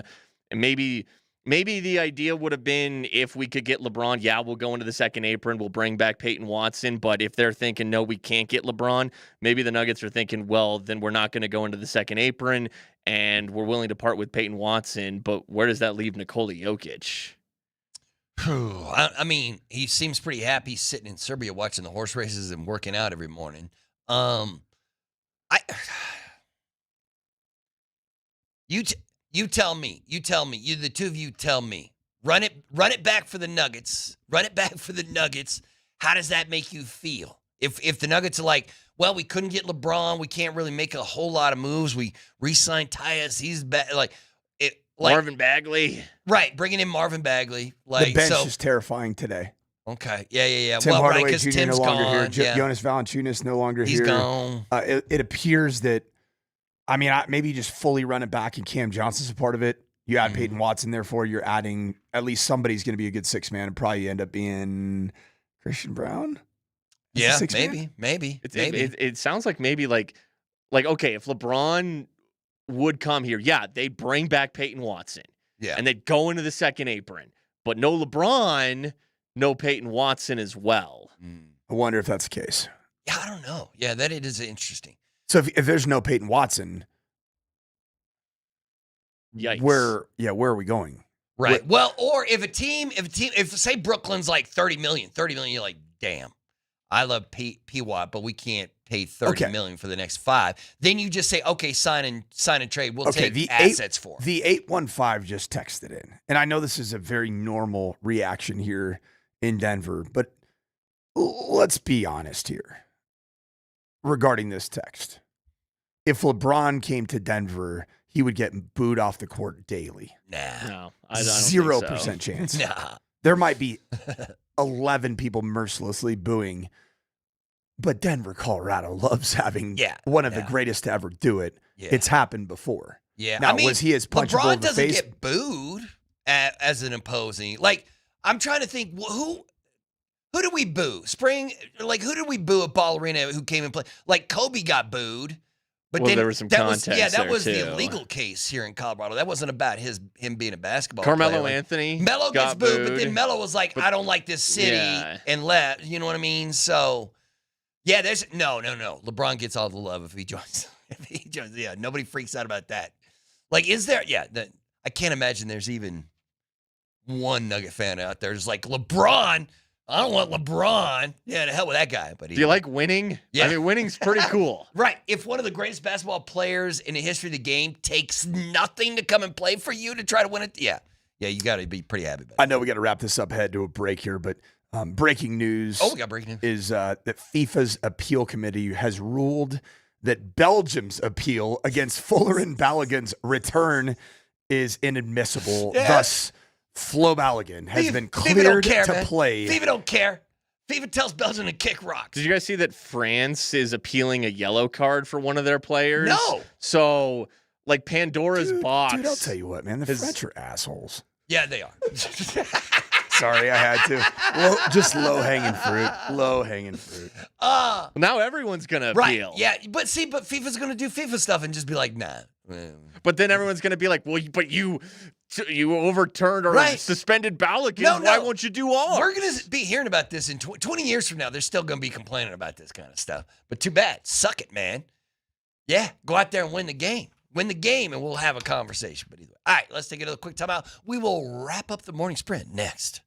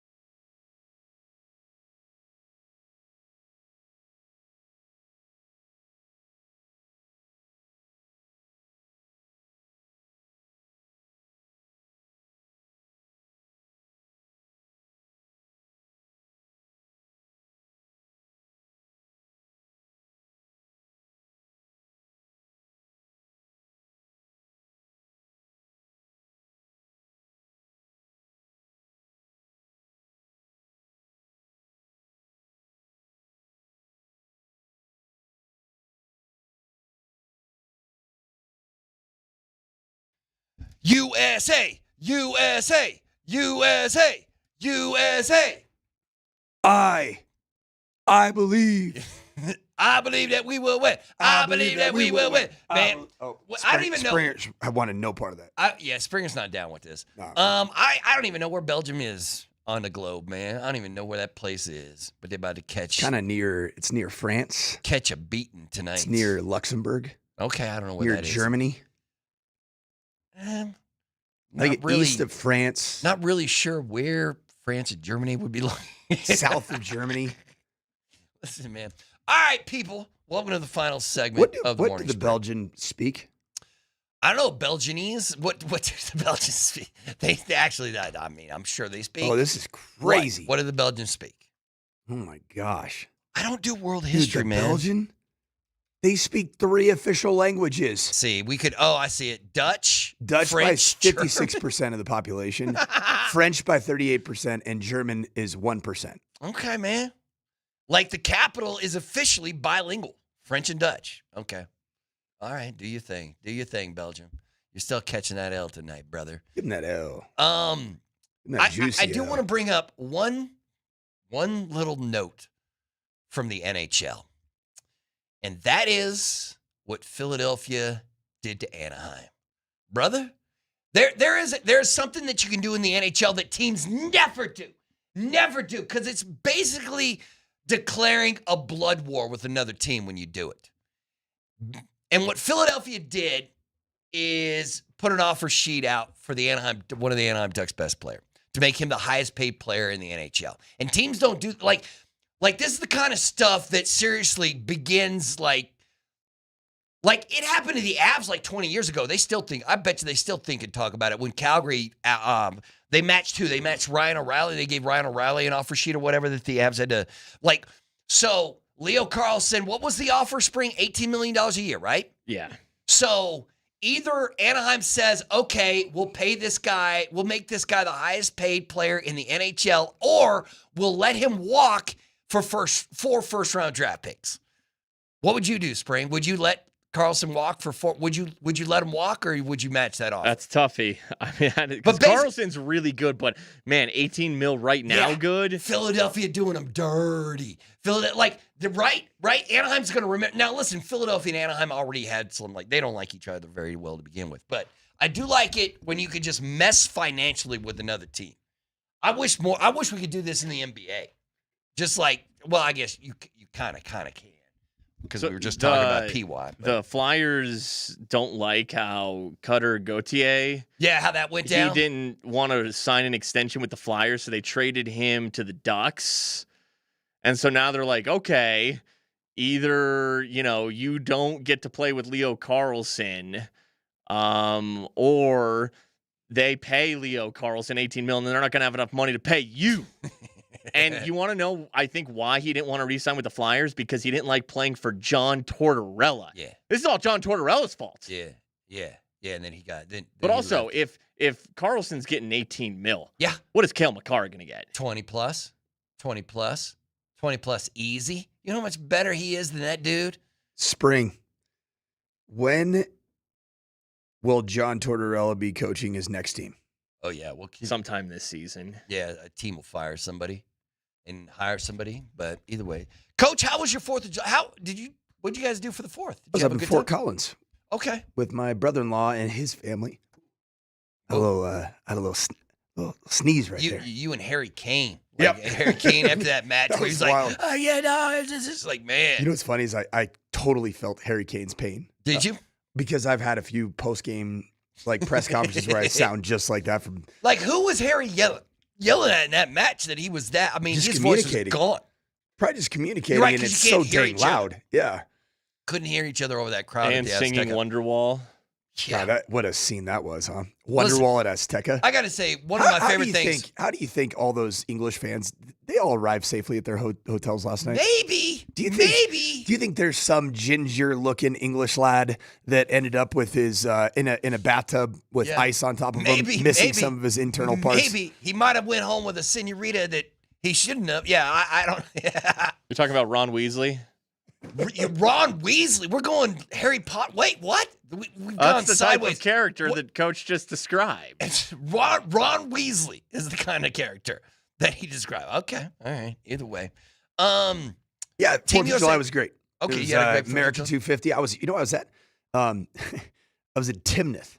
You ever heard of Timnath? No. It's okay. Timnath is essentially, I don't know, suburbs are a stupid term to use for Fort Collins, but Windsor, heard of Windsor? Yeah. Windsor Timnath has been between Windsor and Fort Collins, kind of. It's a little bit to the north, a little bit in between. And that's where you spent the 4th. Timnath had a fireworks ceremony. I swear it rivaled New York City's or Washington, D.C.'s. It was awesome. And I'm like, this is Timnath. Berto, how long have you lived in Colorado? Quarter of a century. And you've never heard of the city? No. And they're like, let's just drop $100,000 on some fireworks. And I was thinking about it because it's the 250-year, essentially, birthday celebration of the United States. Do you think all of these towns across America just went all in? My how did the firework industry My dad's do? little town in Texas did something that freaked him out. He'd never seen it before. They did a drone show. You know where they do the drones and the drone. It's like they did the flag. And I saw that last year in Steamboat. and they were all like, "What is this? This is freaky." So yeah, they love the drone show. You just didn't smell like 4th of July. No, I need gunpowder in my nostrils. I do get a kick. I do watch all the TikToks of all those all those people with their Ring cameras and he's just totally messing up the fireworks, just blowing stuff up. Have you? Okay, you want to go down a rabbit hole? Okay, have you ever heard of Newport Beach, California? Yeah. Kind of a snooty, hoity-toity little area. Yeah. I grew up in Orange County. I did not grow up in that area. Yeah. I grew up basically in the Long Beach, LA County, Orange County border in a town called Seal Beach, Los Alamitos. We went down and we do kind of a yearly family, I don't know, a reunion. I guess it's every other year. We've been doing it for 20 years at a Marriott kind of like vacation property. That area got decimated on 4th of July. Really? Dude, the beaches, there were people like mass fights happening in Newport Beach. This little swanky little area where they drink with, red wines with their pinky out. Their pinky in the air. And then they're the grocery store I went shopping at earlier in the week got looted. Looted. Man. Everybody just came in and invaded, man. Just violence following Coach around. Wherever you go. Yeah, it's wild, man. Something breaking off. All right. I will say that tonight your Colorado Rockies are at home. They will be hosting No, they're in LA. Oh, they're in LA? Yeah. I thought they were hosting the Dodgers. Oh, well, this is even worse. So the Dodgers have how many more wins than the Rockies? 28 to 20, something like that. Who's on the mound tonight, Spring? Do you know? Kyle Freeland. Kevin Freeland. Against Eric Lauer. Okay. They can hit him. So you're telling me there's a chance? Yeah, I was about to say that's a dub for the Rocks, right? Dude, I'll tell you this. All right. First time I've been to a Rockies-Giants game where I went with my Giants family that are all Bay Area, born and raised. I wore a Giants Will Clark throwback. No. And I found myself rooting for the Rockies for the first time in my life. Did they walk? They won by Did they walk? They off won yesterday? 7-6. It was it was unbelievable. They go ahead home run in the bottom of the 8th. Okay. And then they held on in the 9th. Okay. It's a kind of a fun baseball team to cheer for. Well, yes. So they're much not more than terrible, last year. man. I will say that the Rockies are just 3 games under 500 at home, which is a miracle when they lost 119 last year. But either way, Well, all right. I'll tell you this, Berto. Yeah. Screw Belgium. That's right. You don't even have an official language, you weirdos. Go see Coach and Michelob Ultra at Stoney's. You guys are Stoney's and Lincoln. Stoney's on Lincoln. Get there early. They're only seating full parties. So bring your whole crew. Bring the posse. All right, yeah. So USA Belgium tonight. Coach Gonna will be host that bad boy. Most excited I've been for a sporting event since my entire life. AFC Championship game. Probably. For me, probably. It's probably one of those playoff games, but we'll see. For the coach, Mike Sanford, for the Radio Machine, Mark Springer, I'm Mark Bertinoli. Thanks for tuning in. PhD is next.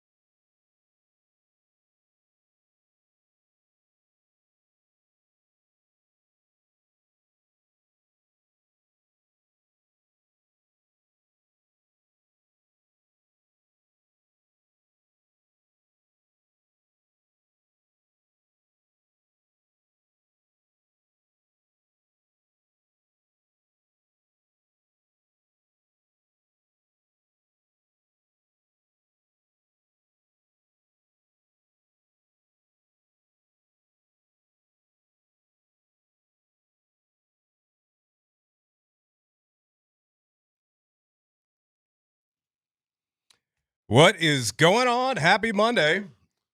There's a couple omissions from the PhD. The H and the D are gone. Hastings and DMac are out. Matt Smith in with Tyler Polumbus. How we doing? Happy Monday. Hope everybody out there had a wonderful holiday weekend.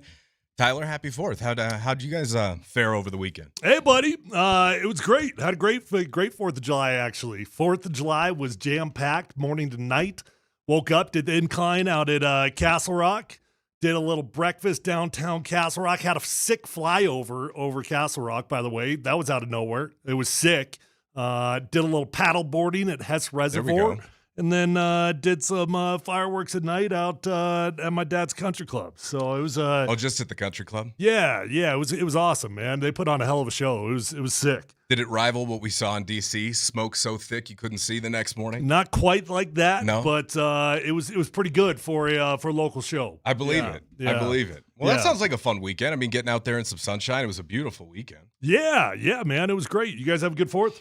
I just got a bunch of yard work done. Okay. Felt like a manly 4th. I could dig a little of that. Reseeded a lawn, trimmed a bunch of grass, got a bunch of outdoor projects done. Yeah. I was dog sitting and house sitting over the weekend for a friend who actually got to go have fun. Yeah. On the 4th. Sure. And as the fireworks started going off, I started thinking to myself, am I dealing with a ticking time bomb here? Because I got 4 dogs in the house now. Oh, geez. And luckily, it wasn't that bad. Like, one of them was a little scared, but I will say it sounded like a war zone up in Westminster where I was staying. I've never been in a neighborhood like that. I got a 10-year-old sheepdog, and he's awesome. But he's not super anxious. But when I got home, he had peed in a couple spots, which was very unusual for him. Okay, so the fireworks got to him. Fireworks got to him, yeah. That makes sense. Yeah, so it was a good weekend. Hope everybody out there had a great weekend. Make sure you're chiming in throughout the course of the show. Wherever you do, we will be following. And we start today with the biggest news of the day, which is we got our guy back, okay? Yeah. Flo Balogun. Team USA tonight against Belgium, 6 o'clock. They kick off. And I don't know if your partner in crime is going to be there, but I did see he made a guest appearance this morning after another long night in the Seattle area. Mr. McKee up there looking for rainbows.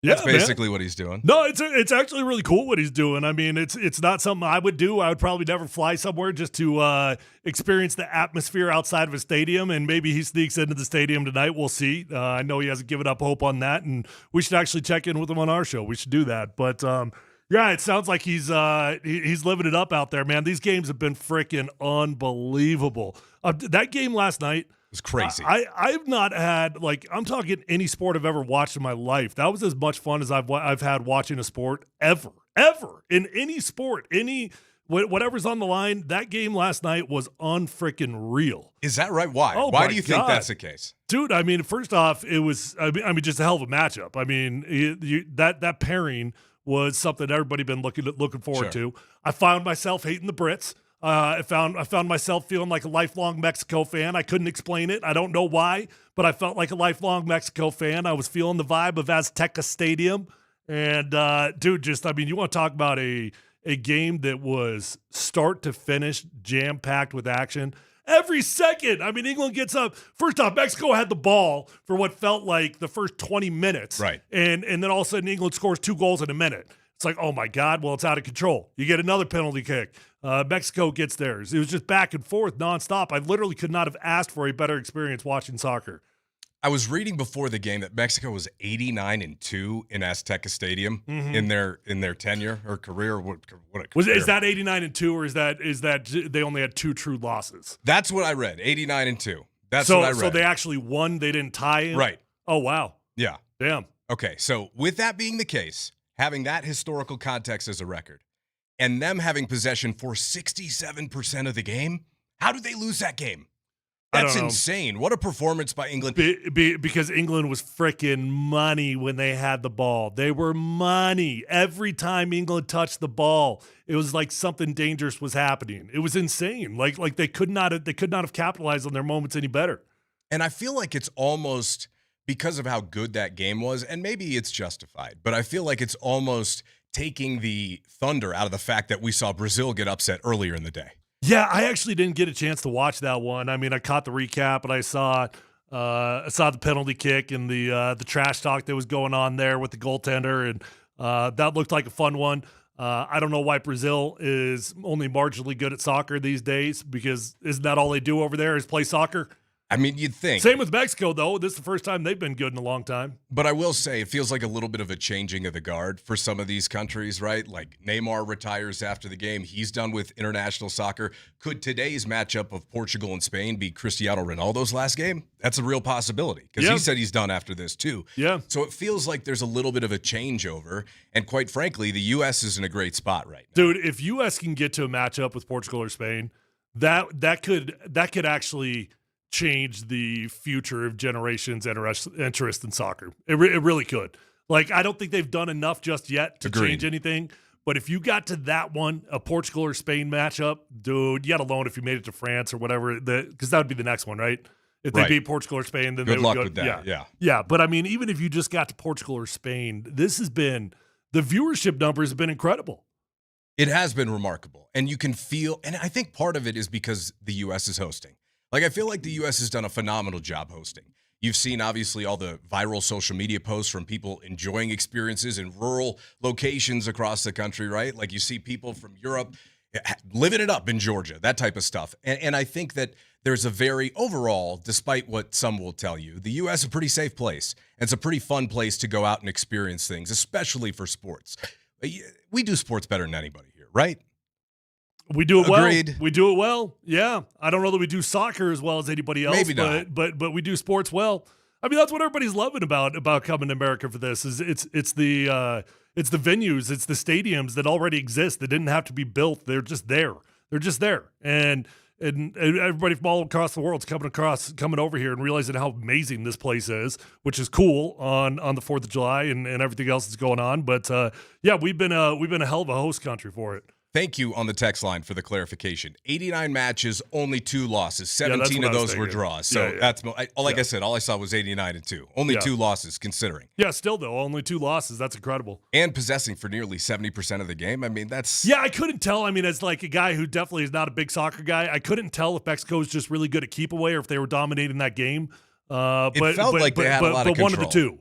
Yeah, it felt like they had control. And considering, and you bring it up, the fact that England was able to hold on, even though they were a man down, like in that context especially, that's really impressive too. I will say. You've got to give them credit considering how hostile the environment was down there. I mean, I don't know if you saw the video that went viral of the guys shooting fireworks off directly at Team England's hotel the night before the game. No. Yeah. I mean, they were going nuts down there. I'm not sure I Team didn't England see the actual fireworks, but I mean, you know, what the Mexico fans were doing outside the hotels, that was is it low class? Maybe. Is it also an incredible fan, like incredible fans? Yeah, it's both.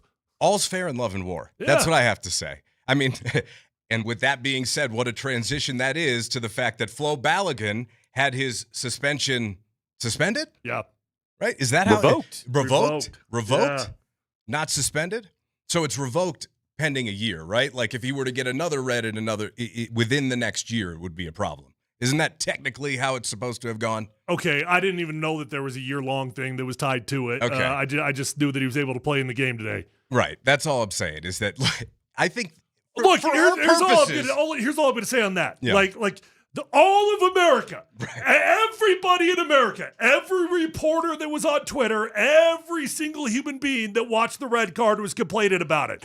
And now we've got a bunch of dumb nitwits out there that are complaining that it got lifted. Like, what side are we on here? Like literally, was it a bad red card? And is it a good rescission or not? I mean, I would say we all thought it was bad. So now that it got rescinded, that should be good. What is the complication here? Well, the complication would be that it appears visually that there was, a little wheel greasing going on. Who gives a rat's ass? And oh, by the way, isn't FIFA notorious for being the expert wheel greasers? Isn't that what FIFA's whole thing is about? Well, listen, all I know is it was a bad red card, and it feels like this is actually the right thing to do. So I don't really care. And yes, I'm an American, and yes, I'm rooting for Team USA.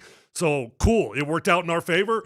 I ain't going to complain about it. That's what I know. I know that I'm rooting for America, and I'm not going to complain about that. So we're leaning into this completely. Hell yeah. Hell yeah. Okay. Why would we not? I just needed to set a tone. Are we going to feel guilty about the guy having his red card lifted? I just wanted to make sure we weren't, playing fast and loose with the rules here. We've got to make sure that the rules of the game are upheld. That's at least what whoever Moser called, whatever guy who was working in some Belgian tax accounting office this morning, one of his buddies, he said, he had him on. You could barely hear him on Zoom, but he was saying that the Belgian players are, everyone saw it was a red card. I was like, no, they didn't.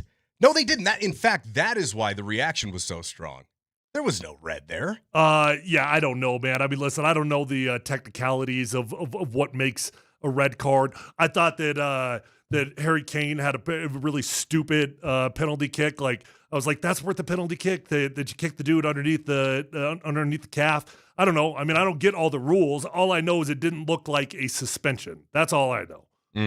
Somebody on the text line says it didn't get rescinded. It got suspended for 1 year. There are so many parts about soccer that, as an American and somebody who's not naturally like the diehard soccer fan, don't make sense to me. But I'm with you, and that's the perspective I'm going to take. Was the penalty justified? Answer me that.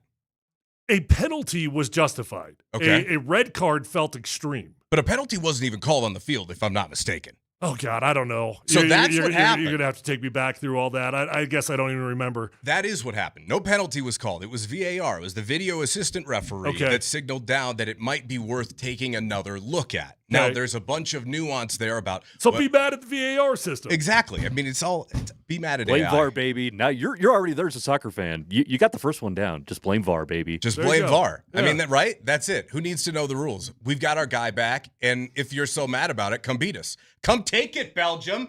I mean, what do you know about Belgium? I know they got waffles, and I know they got wheat. Yeah, I don't know a whole lot more than that. Yeah, that's about it. I don't know what a Belgian person looks like. What do they look like? Vic said this morning, what language do they speak? I don't know that I could give you an answer on that one. Is it not Belgium? Is it Dutch? Belgianese? How about you, Mitchell? What Belgium facts? What's Belgium known for? I know 2 Belgian players just because they used to play for my favorite Premier League team like 5-6 years ago. And they're still on the team. Does that count? On the text line, I want your best Belgium facts, okay? And reasons we can make fun of Belgium today. Because I'm kind of feeling like that's the tone of the show. Isn't there like a there's a Belgian dog? I'm a Belgian Malinois. Yeah, that's what I'm thinking of. Badass dog. Yeah. That's you know what? Yeah. We'll give you that one, Belgian. You got the Malinois. That's a good-looking working dog right there. Couldn't have said it any better myself. So if you have any of those, chime in on the Shop Mazda text line. One price, one person, 1 hour, 303-504-0925. Tons to get to. The LeBron James sweepstakes, they're rolling on. And tonight, God, you know what? Ever since I've been gone, who screwed this up? Who messed this up? This microphone's all messed up. Yeah. This feels like is this a Brett Kane? Well, it's... Or is this a DMac? Because this could be a DMac. You know he gets all animated. This mic's all cattywampus. We'll have to figure it out. But Altitude Sports Radio invites you to watch the FIFA World Cup 26 with Michelob Ultra for USA and Belgium tonight in the round of 16. We're going to kick things off at 5:30 down at Stoney's on Lincoln. Michelob Ultra will be on site with a lot of fun and ultra giveaways. Coach Sanford is the host with the most, giving out tons of great prizes. Michelob Ultra is a superior light beer and the official beer sponsor of the FIFA World Cup 26. Superior is worth playing for, and now it's worth cheering for, too. Be sure to enjoy an Ultra as you cheer on your favorite team, and we'll see you at Stoney's on Lincoln tonight at 5:30. The latest in the LeBron James saga. That comes up next on Altitude Sports Radio 92.5.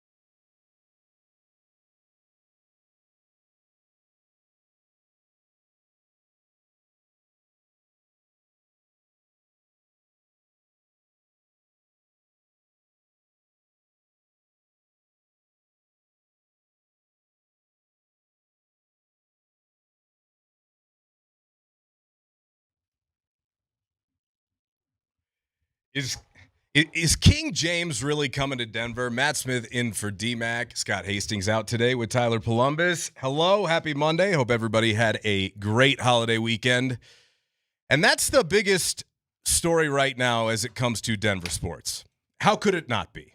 Is LeBron James going to be a Denver Nugget and finish his career in Denver? There's not really been anything too crazy, but we did get another little clue as to what might be going on. But before we get there, Tyler, I'm curious from your perspective, how seriously should we be taking this? I mean, listen, I'm intrigued. I'm fascinated. I want it to happen. It would be awesome if it could happen for the Nuggets. My like confidence level in it, I'd give it like a 30-35% type of thing, enough to be interested, right? Like enough to think like this is like a thing that actually could happen within reality. I don't feel like it's much higher than that. Yeah. But if there's a way to get LeBron James here, that would salvage everything. It would salvage the offseason. I would instantly feel like this is a roster that's capable of winning a championship again. Add LeBron James to what the Nuggets currently have. Having lost Tim Hardaway Jr., you're good. You think, are they favorites? I don't know about favorites. I mean, I think that's strong, but yeah, I mean, put them in the contender category without a question. And right now, contender category or no? I don't think so, no. Nicola told us at the end of the season they weren't good enough, and they haven't improved. So I'm not sure in what area the Nuggets have gotten better. They weren't good enough at the end of last season, so no, I don't think they're contenders right now. I don't. I would agree with that. I mean, listen, that's always relative to health, right? Yeah. And if you were to sit here and tell me, could the Nuggets have made a run last year? Could they have competed against some of these teams better in the finals or Final Four? Yeah, they probably could have with the healthy Aaron Gordon. They probably could have with the healthy Peyton Watson. And there's always going to be a lot of what ifs there. I mean, I'm not counting on Aaron Gordon ever being healthy again. Do we find it at all entertaining that after all the smack that we in Denver have talked about LeBron over the years, that we are now hoping for him to be the savior as a 42-year-old? Is there any sweet, delicious irony that we have to laugh at ourselves at all in this situation? No, that's sports, man. Okay. That's not complicated at all. Yeah. I mean, I'll poke fun of you. I'll make fun of you as long as you're not my guy. But as soon as you're playing for my team, you're my guy. I got your back. Yeah. I got your back, King James. Yeah. That's not even remotely complicated to me. I can get over all that stuff. The I mean, king does and he the Joker. irritate me? Yeah. Yeah. I mean, there's a million things about LeBron James that irritates me. And I'd be happy and thrilled for him to be a Denver Nugget. Are we his daddy? Yes. I mean, technically, by the laws of the NBA playoffs, that's what happened. I mean, it's not my decision or your decision. Certainly Lakers daddy. Yeah. I'm just saying. So I'm actually kind of bummed that the LeBron era with the Lakers is over. I am. Just because it was fun to hate? Well, yeah. I mean, it was intriguing. We played well against them. We handled our business against them. Fair enough. It was like not easy mark. It was not an iteration that we were terrified of. And it's kind of over. Not kind of over. It is over. Bubble aside, easy mark. LeBron's Lakers. Agreed. I hope you enjoy that one, Laker fan. So, I don't know if you guys have mentioned this or you even talked about it, but did you see the whiteboard that his agent, Rich Paul of Clutch Sports, put out there on his podcast with Max Kellerman? I did see this, yeah. So, first of all, this entire ordeal that Rich Paul is doing, having a podcast, being one of the most prominent agents in the NBA and openly talking about personnel decisions and offering opinions, I think is very bizarre. I just want to get that out there. Like, I think it's very weird that one of the most prominent agents in the NBA has a podcast where he's talking about this. I think it's strange. And I do think it's very performative. I want to be very clear. So when I see that whiteboard, I go, okay, well, there's a couple people up on that whiteboard that are being snowed over. But for the chance at LeBron, you kind of have to be willing to take that dance, don't you? You know, I think where it's at with LeBron right now is if he's truly open-minded right now, and he hasn't already made his mind up, which he probably has, but if he doesn't have a plan in place and he's like, hey, I'm going to go sit at a table, I'm going to look at the pieces of paper that are in front of me, I'm going to digest the information, and I'm going to make my best choice. I don't know how maybe other than one or two teams could have a better looking piece of paper than the Denver Nuggets for LeBron James. I really don't. I mean, of the teams that are really intriguing, I would take Denver over the geriatric Golden Corral. The Golden State Warriors. Yeah. I mean, I would take that. Now, maybe Miami looks intriguing to him. But I mean, Denver, when you look at it on a piece of paper, and if he was open to a conversation, I think he could be as compelling of a situation as anybody. Agreed. There's a couple things I took away from that whiteboard. And if you didn't see, Rich Paul, LeBron's agent, wrote, what was it, like 4 or 5 different teams on the board. And then kind of on the perimeter of the whiteboard, put a couple little footnotes like, hey, there's also Steph and Dre you could play with Golden State. Here's Dallas if you want to have the Masai connection and the oil connection and the Africa connection. And here's Denver. Kroenke was on the board. I think part of what that's telling me is not only is LeBron trying to evaluate, A, which situation he wants to go to, but he's really thinking about life after basketball because LeBron is a billionaire, okay? Mm-hmm. There are a lot of opportunities for people with that much wealth in our country, especially right now, and he's thinking about what he's going to do with the massive wealth that he's accumulated. Kroenkes make a lot of sense. They're very good business people, as we here well know, okay? Masai, he's a very good businessman, okay? The oil connections, all that stuff in Dallas, I get it. Now, if money really wasn't part of what he was thinking, then I would say, yeah, but that's really NBA salary because, I mean, other than pride or ego, why does he need an NBA salary right now? I mean, he's making quadruple that off of shoes in the month of November alone, if you know what I'm saying here. Yeah, you know, DMac was talking about that too, and I guess I just don't see that as being the defining like the characteristics of where LeBron's business deals. LeBron's going to be making business deals the rest of his life, and he already knows the Kroenkes. He already knows all the billionaires. He already knows all the owners. He's got all the connections in the world. He doesn't need to sign with a team to get an oil deal. He doesn't need to sign with Denver Nuggets to do business in the future with the Kroenkes. Like to me, that is all like what world are we living in that you think LeBron James couldn't pick up a phone and do a business deal with Stan Kroenke? I agree. Like of course he can. He could do that no matter what team he's playing on. 100%. To me, it seems pretty simple. LeBron James is all about his legacy. He's all about what he's going to be remembered as, and he needs to get that 5th ring to tie up with Kobe. So if that's what it comes down to, forget the rest of the business. The business is there. Pick the best basketball fit. Which is why I think there was a lot of window dressing on that. Because are you kidding? Oil, right? Like, as you said, I mean, you don't think LeBron could get some sort of hookup with Exxon if he really wanted it to name one company? I'm just saying, like, you really not think tough. He couldn't get, no, He's got not a at phone. all. Not at all. But that's how he wants to be perceived as this mogul. So now let's look at it from the basketball perspective. You said among those teams, right? Minnesota, you go play with Ant, LaMelo, Rudy Gobert. I don't think Minnesota's legit. I don't buy that one. What would the reason be for Minnesota? Minnesota, like literally the geography of Minnesota. I don't think that's going to look compelling to LeBron James right now. The geography of Minnesota and the team. I don't like what they did. I don't get it, and I don't think LeBron James is going to be looking at that like, wow, this looks really compelling to go play my last season of basketball. Who watched that Nuggets series and thought Naz Reid was the problem there? Yeah. Am I alone? I mean, like, what are we talking about? He was a huge advantage they had. Yeah, well, they just blew up everything, and they're doing the complete opposite of what they were. I mean, they're just going all in on the small ball now. So does that mean they don't view Denver as the Titan that they have to conquer to get where they want to go now? Is that what that means? Yeah, it does. For sure it does. Okay. I mean, that team was built to beat the Denver Nuggets, and now they gave up on that formula. So at least Minnesota is no longer thinking about Denver as the path to the finals. And I think that says a lot, considering the guy who's doing that thinking is the guy who built this Denver team for the most part, in Tim Connolly, right? Mm-hmm. I think that says a lot. If Tim's like, no, that's their better days are behind them, at least as it stands right now. Tim's kind of doing the opposite of everything he did here in Denver. You know, in Denver, it was slow, healthy, organic builds with young players. Right. And now he's like, boom, boom, boom, boom, boom, deals. Let's go. I think he's worried about losing Ant. So I think he's trying to make a last-ditch effort to try and save Ant. That's what I think he really is. Now, I will say there's another factor here. Rich Paul also says he's started studying the following for LeBron's next potential team: defensive strategy, on-ball / help defense from individuals, offensive schemes, coaches, and team success after timeouts. Okay. So defensive strategy. Well, the last taste we got left in our mouth by Nuggets, not so great on that front, right? Not so great. If it feels like Peyton Watson would need to be brought back, okay, which is another big part of what we have to talk about today.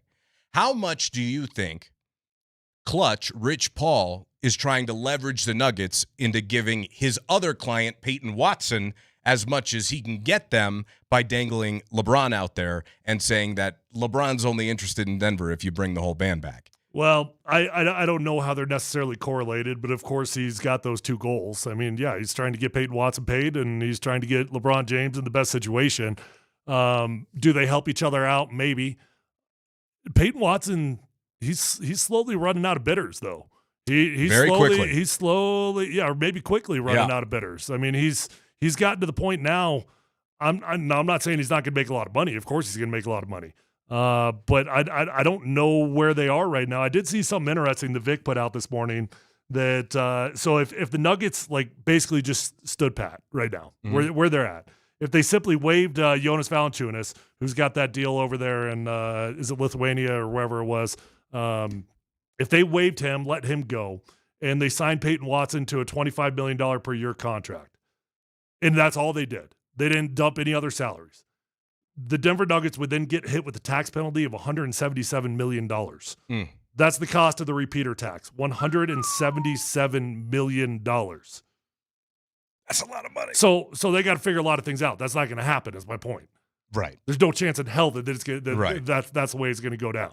And by the way, as of the last half hour, the Clippers have signed Rui Hachimura from the Lakers. So the Clippers and the Nets were the two teams being talked about with the most cap space. And in a potential deal, Denver would have to ship out way more salary than they got back just because of where they're at right now. They don't want to be hard capped. Then we get into all this apron nonsense, okay? Which unfortunately, again, it's part of the reason why I don't like it. Make the game simple for the casual fan to understand. And the casual fan has no idea what's going on with first and second apron and all this math. I think it's a step in the wrong direction, if you ask me. No, and it's very easy for fans to be like, "Oh, just go into the second apron." Yeah, it's not your money. And the amount of money that it actually costs is actually stupid. It's stupid expensive to get into the second apron. And no billionaire, no owner, I don't care if you're a billionaire or not, no owner is looking at that like that's an effective operating model, especially when you look at the roster. And I think I heard Mike Sanford say this today. One of those guys said it. When you look at the Nuggets roster, do you look at that like that's worthy of going into the second apron? Of course Bingo. not. Of course not. Bingo. That's exactly right. It's one thing if you're stacked top to bottom, but you think they're going to go to the second apron with that roster? No. You only push your chips all in when you're confident that you have all the pieces, and the Nuggets aren't. And that's why they're kind of like sitting on the fence right now. Okay, well, let's see how the market develops for Watson, and we're kind of maxed already with all these contracts we gave Christian Braun. More or less the contract that Peyton Watson, I think, at this point would be thrilled to end up with. I don't know if he's going to. We'll end up seeing what happens there. I mean, he's going to get paid. He's going to make a lot of money. It's probably not much as he was going to, what he thought he was going to make. What's that mean, though? Like how much? Maybe it depends. He wanted 30 were the reports, or north of 25. He wanted more than what Christian Braun got. Well, guess what? I mean, I wanted Jennifer Lawrence too, but she's married and she has kids now, so that ain't going to happen, okay? I'm just saying, like, there are things that we want that we're not going to end up getting, and from a leverage standpoint, you do have to start there. You don't think he'll still get 25? I bet he still gets around there. I don't know. We'll see. It'll be interesting. The Clippers have less cap space than they did an hour ago. Are the Nets going to come make a big play? They just traded for Julius Randle, right? I mean, are they trying to be any sort of decent, or are they just kind of spinning their wheels in Brooklyn? Yeah, I don't know. Following the Nets. I mean, as soon as the Lakers spent all their money a couple days ago, it was like, okay, we'll cross that one off the list. And then it was down to the Clippers. You were following the Nets a little bit. But like we said, yeah, I mean, Peyton's running out of options. I do think that even without options, though, like call the baseline $20+ million. That's how much he's going to make. I think so. I think so. I mean, it just depends. Again, the Clippers came out and said, just because we signed Hachimura does not mean that we're done with Peyton Watson. They are still very much interested in Peyton Watson. It'll just be a different sort of agreement. And maybe what ends up happening is what we see happen with restricted free agents across the NHL and the NBA. Sometimes you got to take a bridge deal, another prove-it deal, because who is Peyton Watson right now? That's the other question we're not asking. And I do want to ask that, and we'll do that here coming up a little bit later. Time for a timeout. Now, Altitude Sports Radio 925. Matt Smith in for DMac. Hastings out this week as well. On the other side, was it really worth it? Was this romance at its pinnacle? We'll discuss next.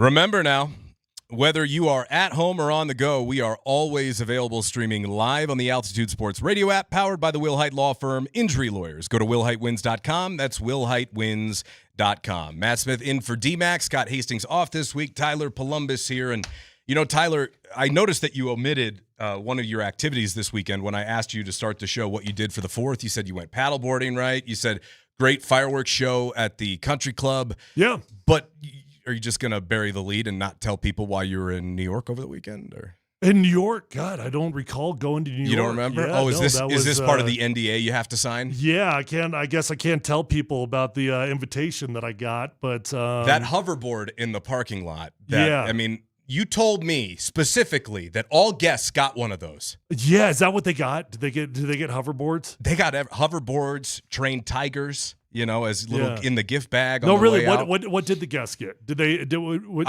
I read all the guests at Taylor Swift and Travis Kelce's wedding at Madison Square Garden over July 4th weekend that shut down a part of downtown Manhattan. Oh, by the way, they received Cartier watches as gifts. Yeah, okay, that's what I read. Yeah. Adam Sandler officiated the wedding. One day we'll get the total bill on that wedding. I can't wait to hear how much that one cost. You think so? I think that the total number gets buried there. Maybe. I don't know. Somebody leaks. I think information comes out. Put a ballpark on it. What do you think? A wedding at MSG where you shutter. Now, I think part of why they got the city to close down some blocks. How many people went? Was charity donations. What? How many people went? I don't know, but it was over 1,000. That's for sure. Yeah. I mean, they did it at MSG. Okay. I don't know. I mean, those guys could spend $20 million in not bat an eye. I mean, that's in Taylor's couch cushions. Yeah. I mean, that's a concert. Yeah. I'll do a concert next weekend. I'll make it up. It didn't seem like, and look, I'm not, far be it for me to judge, okay? It didn't seem like the most intimate affair in the world. I saw they had these if you think about it, MSG, it actually probably was as intimate as they could ever create. I mean, that's about as private of a venue as you could ever get. How about like rent out an island? Or, isn't that a little bit more private than downtown in one of the world's biggest metropolises? Yeah, I suppose. Yeah, I mean, I would say on the scale. Yeah, but I mean, it doesn't get much more private than putting up some curtains on MSG. Yeah, because it doesn't then invite all the questions. What's behind the curtain? Yeah. And you know who I did see pulling up? Mike Vrabel and his wife. Okay. Good to see that maybe tensions have been repaired, and I imagine an invite to Taylor Swift's wedding. Oh, you don't think so? I highly doubt tensions have been repaired by now. Hey, but okay. On that, are we done with the Rossini fallout? Oh, I don't know, man. I mean, I think there's going to be trickle out information that is timed perfectly in the NFL cycle for as long as it can go on. I mean, every time you say you're done with it, something comes out and you got the Rossini video from the cops and you're like, okay, well, I guess I'm back into this sucker. I don't think you're done with it. No, I don't. Because there's some people out there that think it goes way deeper than anybody really knows so far. Or at least it's one of the worst kept, that there's been collusion. She was feeding information. I mean, A.J. Brown, that whole saga and getting traded. Mm-hmm. I'm just saying, that's proprietary information. You sure? Yeah, that's not going to happen because NFL doesn't want that to happen. Well, that's exactly right. Yeah. Much like the NBA with this whole Clippers and aspiration and Kawhi thing, I think the NFL would love to sweep Diana Rossini right under the rug and be done with her. I would imagine. Yeah. I mean, but every opposing fan base, they're gonna have up their signs and they're gonna have up their photos and they're gonna do what they can to keep it going. Okay. I just wanted to gauge where we're at because it feels like, and we all know she's not the only one, right? I mean, is that a secret? I don't know, man. I mean, I don't think there's a ton of them doing what she was doing. Maybe not to the extent of a giant, real relationship, but there have been others. There are still others. Yeah, I'm sure there are. Sure there are. But, I don't know what to say on this thing. I mean, is it a moral failure on both of their behalves? Yes. Is it an ethical behavior on both of their halves? No, it's only an ethical behavior or ethical consequence to one side, and that's to Diana. And she's the one that broke the ethics of her profession. And that's it. And to me, it has nothing to do with their personal lives, really. It's just how it involves the NFL. Look, I mean, people cheat on their spouses every day. That's not new. That's not uncommon. That's not different. There are relationships that take place outside of marriages in many different families. That's just how it happens. However, from an NFL perspective, I think it's interesting. I don't think we're done with it, but I think to your point, the NFL is doing everything that they can to make sure that we will be done with it and that the real information never sees the light of day. Yeah. I would agree with that. Yeah. The other thing we found out over the weekend is for the second straight year, Rockies catcher Hunter Goodman was selected to the All-Star team. So congratulations. A little golf clap there for Hunter Goodman having a hell of a season. The Rockies not technically... Well, unlike most years in which a Rocky has to make it, he actually earned it, so congrats to him. Exactly. And the Rockies aren't technically the worst team in baseball right now. What does that mean? It's July. Yeah, no, I mean, we got time. Yeah, we got a lot of time. Are we saying that we expect the... I heard DMac doing his hit today, and he's like, if you don't love watching the Rockies right now, you hate baseball. Well, that's okay, DMac. I mean, okay, if that's what you want to say. I mean, if you're going to try to tell me that I'm supposed to be interested in the second to worst team, is that what they are? What are they? Second to worst. Yeah. So maybe even third by percentage. So because they get the most runs in the 8th inning of any team in Major League Baseball, all of a sudden I'm intrigued by a team that's second worst. Hey, we got a slobber knocker of a series going on, or at least did last night, concluded as the Rockies beat the Giants 7-6. You know, congratulations to Hunter Goodman. I've got a quick trivia question for you. Okay. I'm terrible at trivia. I know, but it's a layup if you don't get this one. Who was the last Rocky to be named an All-Star starter? Boy. It's the obvious one. Yeah, well, I wanted to say Nolan, but that's it. That's it. 3 years in a row from 2017 to 2019 as a part of 5 consecutive selections. But that's how long it's been. It's 2026. That was 7 years ago. Yeah. It's a long time. Well, probably 5 of those 7, you had a just fill-in all-star that was not named Goodman. Pretty brutal. Pretty brutal. I'm just saying. And you're right. I mean, Elias Diaz made it. He did hit a home run at one point, but you're right. It's like it's a participation award.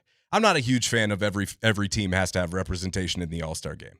I mean, I'm kind of over All-Star games in general, but, you know, good for Hunter Goodman. The Rockies, they do have some fun young players. TJ Rumfeld's hitting the cover off the baseball for a young cat. Hunter Goodman is as well. So, look, and as every Rockies conversation does, it comes to an end with, and they play the Dodgers in L.A. tonight. So best of luck to you down there on Blake Street. Other news, did you see Air Force is moving away from their athletic director? That was interesting. What does that mean? After 7 years, his services will not be accepted anymore, was what Air Force's statement said. Okay. That sounds to me like he was let go. What do I need to know about this situation? Nothing. That Air Force is moving on, and my question to you is how hard, considering where we're at with college athletics right now, and because they're local and they had, for a service academy, had a good history of success, tell me, how hard is it to be a service academy right now? Well, is it any different than it's ever been? I mean, I don't know. It's always been uniquely challenging for a million different reasons, from height and size requirements to, I mean, literal academics to, the requirement that goes into it. I'm not sure. Is there anything that's different about this day and age? I'm not sure. That's a good question. I was thinking about it because I was thinking, does NIL actually have an effect on any service academies? And as somebody who covers college sports, I really couldn't come up with many. Yeah, I don't know. I mean, maybe I don't think some so. kids. I mean, you're fishing out of different ponds, man.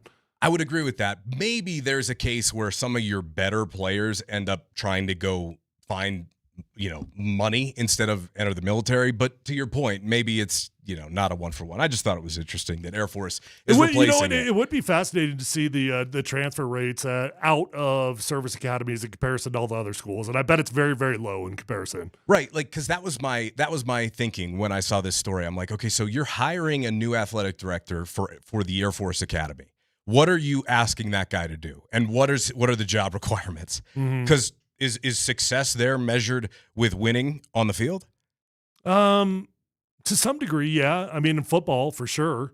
Okay. I don't know about every sport. They've had their runs in like basketball and stuff, I suppose, where they've been over the years. Football expectations have been very, very high for a long time. And they've lived up to it for sure, no doubt about it. Which is why I was like, were they good last year? I honestly have no idea. What did they do last year? That's a good question. It wasn't as strong as the year before, if memory serves. I mean, we're not talking about firing. No way. What? I mean, we don't have a football problem up there, right? No. But it's just what is the job title? Like if you were to say the goal of the athletic director at the Air Force Academy is schedule games and I don't know. And this guy couldn't do it? Yeah, I guess. Let go? I don't know. I mean, I don't know what goes into it. It's so different. It's so different than any other school. The way that you raise money. I mean, they did build a new addition to that stadium that's very, very nice. I've been to it. They did a great job with it within the context of what's realistic up there. I mean, it's gorgeous. It is. There's no doubt. It's a beautiful setting. But I was just laughing because I was like, okay, I mean, especially now with NIL. You're right. Success in football. God, harder. Turns out I'm pretty limited on my Air Force athletic director knowledge here. I'm just saying, like, what does that job entail at this point? Keeping kids eligible? I don't know. It feels like a pretty easy gig. I mean, maybe I'm wrong. There can't be that much expectation to win right now in an NIL landscape down at the Air Force Academy.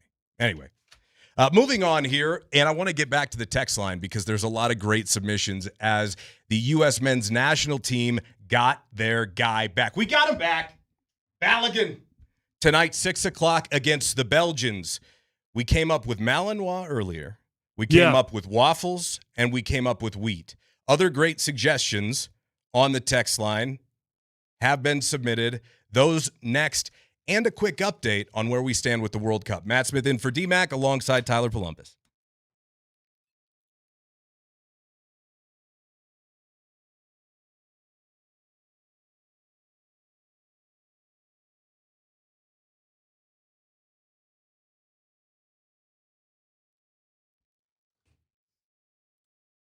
Hey, if you're out there in need of a new or pre-owned vehicle, do yourself a favor. Go to the best dealership in Colorado. It's Phil Longford. I've been a customer over at Phil Longford for such a long time now. Started my rookie year in the NFL, and I've been buying cars there ever since because I know him, I love him, I trust him. And if relationships mean anything to you like they do to me, you'll probably become a long-term customer once you buy that first vehicle from Phil Longford. They're going to take care of you, get you in, get you out, respect your time, give you the best price on the vehicle of your dreams. It's really as simple as that, and it's one-stop shopping at Phil Longford. Don't drive all over the state. Just go to Phil Longford. There's over 1,000 cars, trucks, vans, SUVs, electric vehicles, even commercial fleet vehicles on their lot right this minute. So whether you're looking for a new vehicle or a pre-owned vehicle, the vehicle of your dreams is already on the lot at Phil Longford, and they've already got the best prices at Phil Longford. They also have an award-winning service department, so once you buy that new vehicle, keep it serviced over at Phil Longford, and you're going to have a beautiful ride for a very long time. Let them know that your friend Tyler sent you on over, and check them out online at phillongford.com.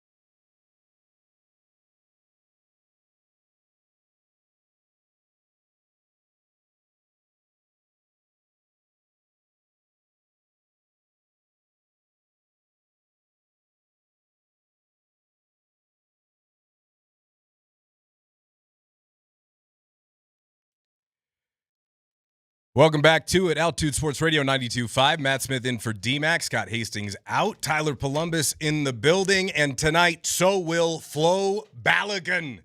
He's in the building because his suspension has been suspended. However it happened, okay? Whether we grease some wheels, whether it was justice intervening, it doesn't matter because we all agreed. It shouldn't have been a red card. It wasn't called a red card immediately. They had to review in slow motion. And that's very frowned upon according to VAR, as a very new soccer fan that I am. I legit don't understand the outrage right now. I do not understand the outrage. From the rest of the world, you're saying? No, from the American point of view. I don't know that there's a lot of outrage. Oh, yeah, there is. There is? Oh, yeah, there is. Okay. Now, I fully understand from outside of America. I get that. I understand if I'm a Belgium fan. Okay, cool. I get the outrage there. But we've got Americans that are complaining about this right now, and I'm like, what is going on? We just had the 4th of July. Let's celebrate this thing. We got the dude back. Who cares what the hell happened? So this is fascinating. The Royal Belgian Football Association, this was part of their statement. They say, quote, "We're astonished by FIFA's decision to declare suspended United States player Flo Balogun eligible to play in the USA-Belgium match on Monday. FIFA bases its decision on Article 27 of the FIFA Disciplinary Code. The provision states that the FIFA Disciplinary Committee may decide to suspend the enforcement of a previously imposed disciplinary sanction." So basically, what Article 27 says is this provision states that we can do whatever the hell we want to do based upon our reaction and judgment. So it's never happened before. Is that the story? I mean, never in the history of the World Cup we've had a red card. No, it did happen once. It did. I believe it was 1962. I'm going to have to check the date on that, but it's only happened one other time as far as in the tournament. However, the one thing that's going a little bit unnoticed right now is that this happened back in December. During a World Cup qualifier, Cristiano Ronaldo elbowed one of, I can't remember the country they were playing off the top of my head, elbowed a guy, got suspended 3 games, and then the disciplinary committee got back together, reviewed it, and said that it's only 1 game, and he just had to miss a qualifier, a meaningless game against Algeria. So it actually has happened lately, but as far as in the tournament itself, it hasn't happened, but for one time due to political pressure, which a lot of people are saying is what's happened right now. Because as we saw at the White House this morning, there was a press conference in which the president confirmed that he did reach out to Infantino, who's the president of FIFA, who awarded him the FIFA Peace Prize, and said, well, why is this happening? He said he didn't know what a red card was, but he wanted a review. Okay. So he didn't say reinstate my guy, according to him. Well, I don't really care what happened. I'm just glad that it got changed. So some dumb on the text line. Mark, appreciate you listening or watching, whatever you're doing. Tyler, it's gross and corrupt. If the shoe was on the other foot, you'd be furious. I can't read, so congratulations. I can't read. Would I be furious? I'd probably. But guess what? It's my shoe and it's my foot. It's like it's my foot that needs a shoe on it, and now I've got a very comfortable shoe that's on it. And by the way, gross and corrupt. You want to know what was gross and corrupt? The red card. That was gross and corrupt. That was gross. So I don't find it offensive that it got lifted. It was a stupid suspension. It was stupid that the red card immediately. If there's got to be. FIFA should do something about it, and that's fine. And I know that's a different argument, but they should have different qualifiers of what actually was deserving of a second game, right? So should they all be deserving of it? Probably not. All I know is he's back, and he didn't deserve to be out of the game at all. So there's another layer to the saga. So as I said, the Belgian team obviously furious. They find out 2 days before the game that the U.S.'s best player is actually going to be able to play in somewhat of an unprecedented ruling. Despite the fact the actual act on the field, I think consensus, at least in this country, agrees, shouldn't have been penalized, certainly not to the severity that it was. We agree there, right? Sure. Okay. So the Royal Belgian Football Association reached out to FIFA and said, we'd like a written explanation. That's all we want. We want a written explanation of how you came to this decision as a disciplinary committee. Well, what FIFA did, and this is where a lot of people are going to be right with their corrupt nature, is they're saying, well, the fact that you even reached out to us, we're going to constitute as an appeal. But you can only make an appeal if you have a written explanation of our decision, which we didn't send you. Wait, back up. I'm sorry. You're fine. Say that again. This is complicated, so that's why I bring it up. The Royal Belgian Football Association protested the fact that the suspension was suspended for a year. Right. Okay? Right. So they were upset, and they wrote FIFA and said, what the hell, guys, in layman's terms. FIFA then said, oh, well, you're contesting what we did? We're calling that an official appeal. You just contacting us. Okay. Without sending back the information that the Belgian Football Association requested, which was a written explanation. We good so far? Gotcha. They said, we just want to know. Send us back a statement of why you're making this call. FIFA didn't and called the inquiry an appeal itself. And it was an appeal. They were just requesting an explanation. Okay, so FIFA is stupid and corrupt and all that. And guess what? I now have a comfy shoe on. Exactly. And the last point I'll make is the why reason. Why is this so complicated, and why are Americans outraged by this? Well, the reason that it's like, okay, guys, really, FIFA, you kind of got to look at them. The only way you can submit an appeal. By the way, this is breaking news to anybody that FIFA's corrupt? No, it shouldn't be, which is why I think it's hilarious that it's become such a big deal. It's just for the first time it's benefiting the USA and clearly showing some sort of favoritism that's beyond, quote unquote, what they hashed out on the field. It just is. And I'm okay with that because we got our guy. And guess where we are? We are in America. You know what? If just because it hasn't happened before or whatever, doesn't mean that it shouldn't happen in the future. In all seriousness, if this happens to anybody, any other country's team, you would want the exact same thing to happen to you. You would want an appeals process. You would want the ability to get your guy back. I just think it's hilarious that FIFA said, well, you can't officially submit an appeal unless you have the written explanation. And Belgium tried to get that. And because they wrote them a letter without the written explanation, thus they can't file an appeal. So it's null and void, and Balogun plays tonight. Cool. That's the long way of saying it's ridiculous. We got our guy, and you're so mad. Come take it, dude. I just hope this game. First off, I cannot believe how passionate I am about this now. I'm into it. I didn't think I would be. I am. I'm not going to for 2 seconds act like I was a big World Cup guy before this one. I've tried, and every year that the USA is not advanced, it's been like, okay, whatever. Well, I tried for 5 minutes, then it ended. All I know is that game that I watched last night between Mexico and England, that was one of the most compelling sporting events I've ever watched in any sport at any time in my life. And if we could get anything like that tonight, oh my gosh, would that be amazing. So can I add another layer to this complicated souffle? Sure. It's going to be great. FIFA, according to their rules, strictly prohibits government interference, requiring all member associations to manage their affairs independently and free from third-party influence.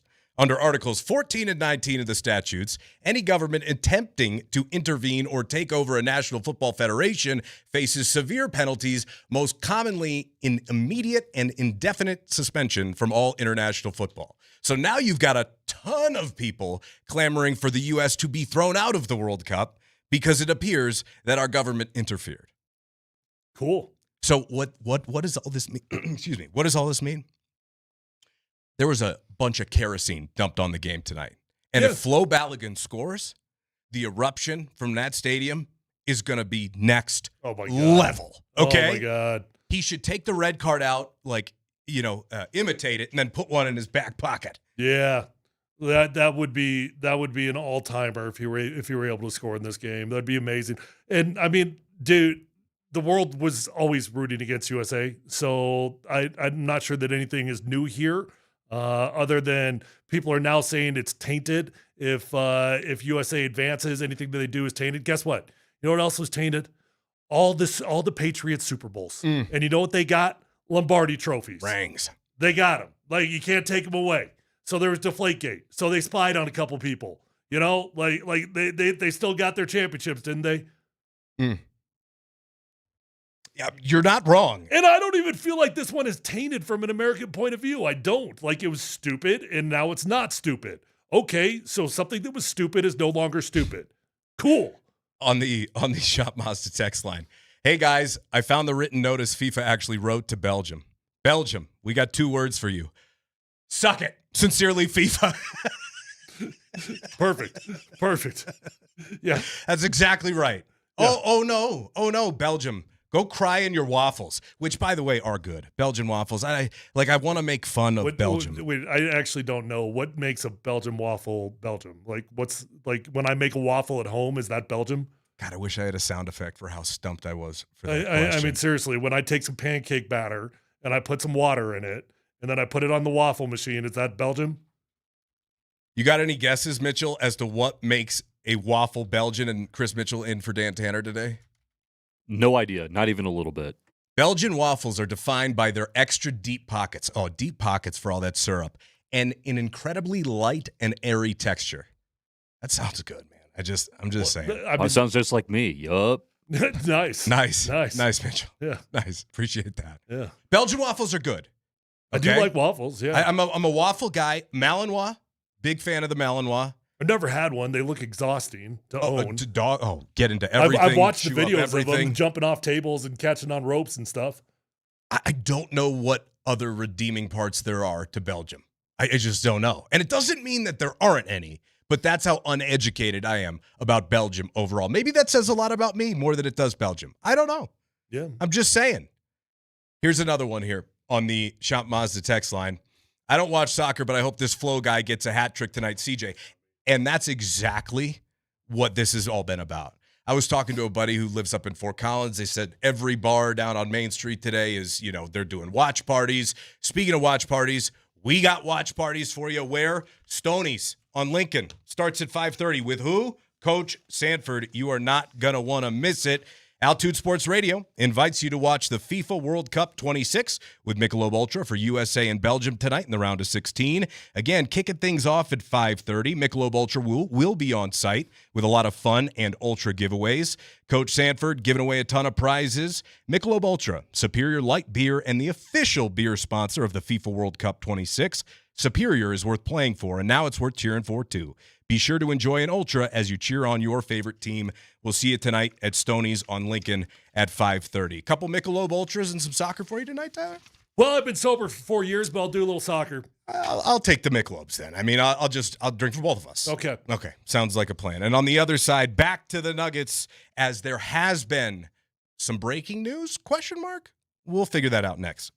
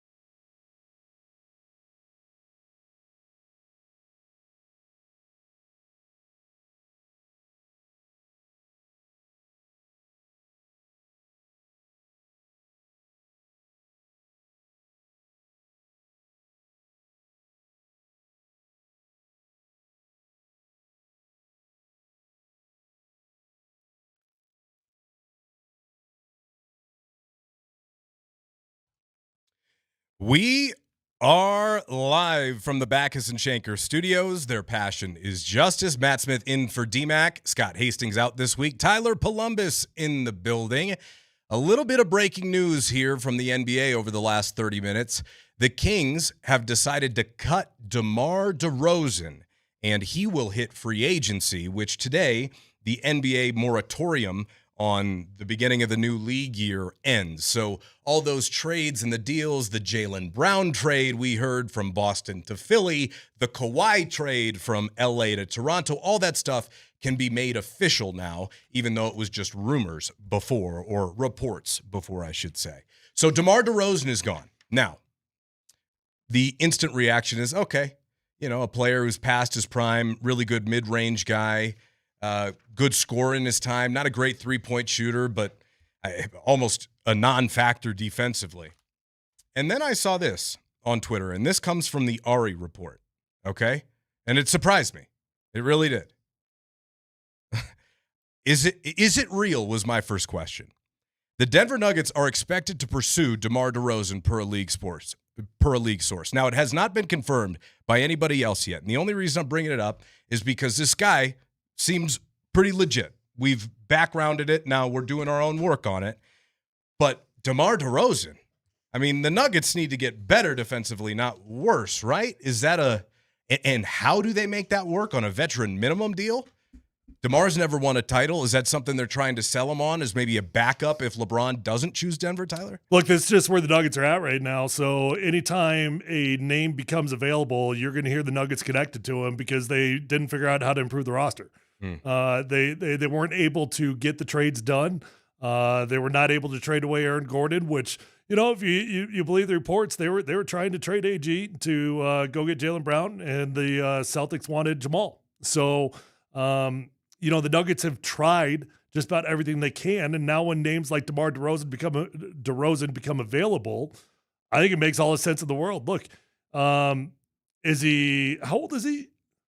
DeMar, he's got to be 35 plus now. Is he that old? I think so. Okay, well, from Compton High School back in the day. Could we use a kind of small forward, power forward? Probably. He's 36. Yeah, we could use that. He still put up 18 points per game last year. That's like I don't know about the finances. I don't know how all that works out, but I just know that at this point, because the Nuggets were not able to get the trades done, this is what's available now. You've got dreams and aspirations of LeBron James, and then you got the leftovers from the rest of the NBA that they say, nope, we don't want you anymore. And so that was going to be my next question for you, because we did get this a little bit earlier from Brian Windhorst joining the Pardon My Take podcast. Philly, as soon as they got the Jaylen deal done, they immediately reached out. They're going for it. They made their pitch. They reached out. They did it. I talked to people in Philly. I'm like, what do you think? And they're like, we're afraid it's Cleveland. Everybody I talk to is like, well, we're afraid it's Cleveland. Nobody seems like they have optimism. That's where I'm at. Okay, let's just put all of our cards on the table. If LeBron James is to become a Denver Nugget, I will believe it when I see it. Agree or disagree? Yeah, but I'm going to dream of it. Okay. Yeah. I mean, can we dream? I think so. I mean, I think if I put my odds on it somewhere in the 30-35% category. Sure. That's enough for sure. I mean, if you flipped a coin enough times, and I know that's supposed to be 50-50, but I mean, listen, if you give me a situation that we're looking at 30% odds, you're going to hit that every now and then, right? So I think it's worth dreaming, and it's worth actually talking about what that could look like. All right, so let's talk about it for a second then. Out of all the teams rumored to be in play for LeBron, who becomes the most legitimate product if adding him out of the teams he's looking? Okay, Cleveland with James Harden, Donovan Mitchell, and Evan Mobley and Jared Allen. Mm-hmm. That's pretty good. They got a lot to contend with now in the East. I actually don't. I think that's the no-brainer answer for a million reasons. The no-brainer is that LeBron James goes to Cleveland. But there doesn't actually seem to be a lot of movement with that right now, which kind of confuses me because to me, if I'm LeBron James, I'm looking at that that's by far the most obvious answer. Unless he's just trying to drum up a bunch of stories and some yahoos like us across the country talking about him. And in all reality, he's got a documentary planned. where better to do a whole final season and a send-off and a goodbye tour than where it all started. Yeah. I get that. Yeah. I do not think, from a basketball perspective, that is the best possible option for him, though. And that's my honest opinion on that. What is it, Denver? I do think so. I really do. I don't know about more than Cleveland, but How about Miami with Giannis? And Bam? So, in my opinion, in order, the most compelling situations for LeBron. From a basketball perspective or from all-encompassing? To me, it's only about basketball. Okay. I don't think the rest of it matters at all. The dude's a billionaire. He can pick up a phone and call anybody and make a lot of money. Right. I would say Cleveland would be 1, Denver 2, Miami 3, and the rest of them, Golden State is the number 1 contender right now to get him, it would appear. I don't think Minnesota makes any sense at all for LeBron James. And I would put Golden State at number 4 on that list. I really think from a basketball perspective, the chance to play alongside Jokic and Murray, there's no Jokic and Murray in Cleveland. Well, that's fair. I mean, yeah, that's fair. And with the style that the Nuggets play, a lot of what LeBron really needs to have taken off of his plate over the course of the regular season so he can be LeBron, at least whatever the 42-year-old version of him looks like at this point in the playoffs, that'll be kind of taken care of. I mean, the scoring, the bringing the ball up the floor, all that stuff, he can diversify here. I think for Denver to be compelling to LeBron James, he would want to he would have to look at the roster and be like, you know what?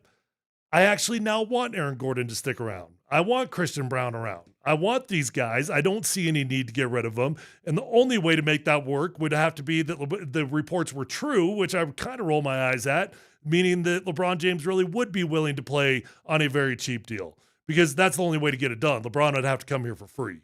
I will say I did see a video of Giannis today who was hanging out with some streamer, and the streamer pranked him and said, "Oh, LeBron's going to Cleveland, bro." And he looked over and he was genuinely curious, because it doesn't seem he knows. And I will say, I don't think there are a lot of people, as Wendy just said, we heard on Pardon My Take, not a lot of people with optimism that it's not going to be Cleveland. However, I think Denver has an opportunity to present LeBron with a legitimate shot to go out on top. Yeah, I do too. It's certainly as compelling as any other situation. And it's not like I have to, blindfold myself and just imagine and pretend to see this coming to fruition. Like, LeBron likes Jokic, clearly.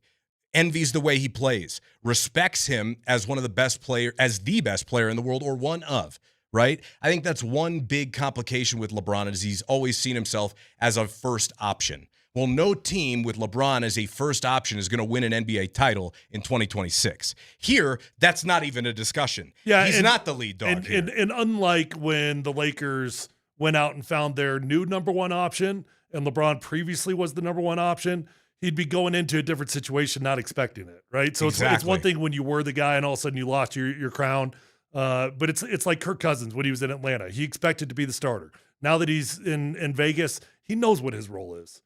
So let me ask you, we talked about the second apron and how complicated all this is and how much money you have to spend if you go into the second apron. I don't want to get down into the weeds. However, is adding a guy like LeBron James legitimate reason to push every chip all in to air out the tires here? You may have... What does that mean? Well, that's a good question. How many years of Jokic do you think that reasonably you have left playing at a level where he can be the best player on a championship team? Ballpark. 5. Okay. So LeBron seemingly is giving it one last go around here, one last kick at the can. I don't think there's going to be an age 43 season. I don't. Maybe there will, but I don't. Not with the documentary filming this year. All signs point to this being the last year for LeBron James. Okay. So with that being said, does Denver make sense? Yeah. Does it? Yeah, it does. It does. If LeBron truly is willing to listen to the offers, and if it's not just about a documentary, if it's not just about other things that are outside of basketball. And I don't know. I mean, it's hard for me to imagine for LeBron James this is about anything other than basketball. It really is. I mean, he doesn't need money. Right. He doesn't need anything. The only thing that LeBron James needs in his mind is legacy. And if legacy is what it's about, then go to the team that gives you the best chance to win a championship. All right, so now let's look at it from the other perspective. From the Nuggets side, does it make sense to potentially strap yourself even further for the rest of Jokic's prime, to try for 1 year with LeBron? I don't really know how it straps you further. How does it strap you further? Well, if you go into the second apron, you start to you can't add buyout players and draft picks. Take the second apron off. That's not going to happen, right? So live within the reality of where they're at, which is if it happens, they got to figure out how to make it happen without going into the second apron, which would require LeBron James playing on the cheap, like the rumors are saying he would be willing to do. For whatever it's worth, there were reports over the weekend that the Nuggets front office hasn't given their GMs a clear indication that they do not want to enter the second apron. I think Josh Kroenke would consider it if he felt like he had a team that could legitimately win a championship. Okay. Well, I just operate under the premise that 9 out of 10 owners have zero desire to go into the second apron. Sure. So take the Kroenkes out of the equation here, and I'm just talking from a business point of view. There are very, very few owners that have any interest in that. Is it worth it as an owner to take that to make that kind of financial commitment to try and win a championship? I don't know. Was it worth it for Golden State? Would they say it was? I would say so. Probably. I would say it's worth doing whatever you can. But why else own a sports team? Unless you're just collecting, from the ballpark, the francs and the beers and the party deck. Excuse me. Yeah. You win a championship, anything's worth it, of course. I'd say it's worth it. I'd say it's worth it over the next couple of years to be a little bit more strapped and in a tougher position than you are now to have one more really good shot at it. Because the one thing, and this is very... I don't understand the nuances of it, though. Like when you say that, and I'm not... Like, I know it's a fair conversation, for sure. I just literally don't know all the nuances of what would take them into the second apron. It seems to me like there would be ways to avoid that, and I think it's unlikely that they will go into the second apron. Okay. So if that's what it requires, then I would find it very unlikely that LeBron James would be here. Good question. If that was what it was, LeBron says, I'm coming. But you got to sign Peyton Watt, you got to sign my guy, and we got to find a little other help somewhere. And maybe you got to move Christian Brown or slap a draft pick, maybe dump Cam Johnson for some draft compensation so you can clear some extra salary. Your game. I don't think LeBron would want to come here with that. I think the reason LeBron James would want to come here is because he likes the roster, because he likes the guys that are here. So, yeah, I guess now I'm talking about both ends of it. I don't know. And I think you just brought up a good point in doing so, because I think the messier it gets, the less the percentage that LeBron James ends up at Denver Nuggets. And I think we're getting pretty messy here. I think we are. We're talking about a Peyton Watson deal, a Cam Johnson, Christian Brown, and you got to replace Tim Hardaway Jr. Where's your shooting coming from? Is Tyus Jones going to be your backup point guard all season long? Like, there are a lot of real questions here for the Nuggets, and LeBron's not a fool. LeBron knows he's going to want to make sure that he feels like he has the best possible chance of any opportunity allotted to him in the current moment to win a championship if he does not go to Cleveland. If it's not Cleveland, he's got to be crystal clear that this is the place that gives me the best chance to win. Because as you said, it's not really about money. How long do we think this is going to take for LeBron? I think about a week. That'd be my guess. All right. Well, good. We got about another week of very few sports going on. Yeah. So, keep giving us all that LeBron information. Meanwhile, it's not true. You know what we got? I just lied. Like a little bit. We got Team USA tonight taking on Belgium. And then we get to watch Portugal versus Spain. Or before that, what's going on right now? But then we get to see USA play out against one of those two teams, and then the French. And I hate the French.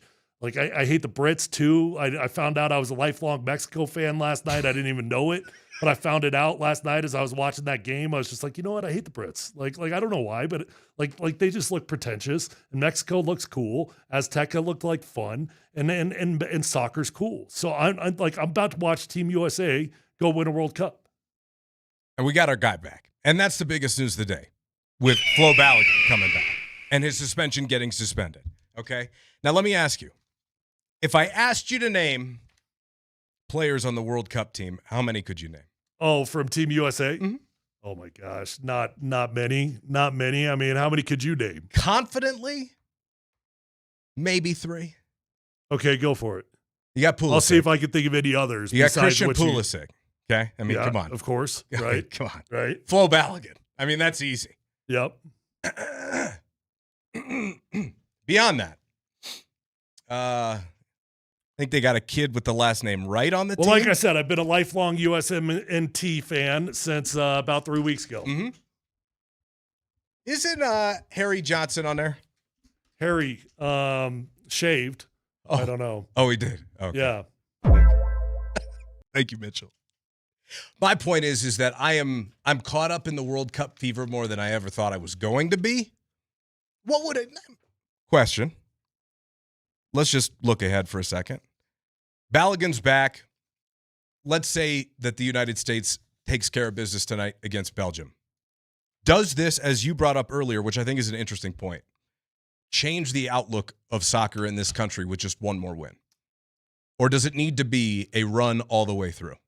I think you're dangerously close with one more win to changing the interest in soccer from the youth.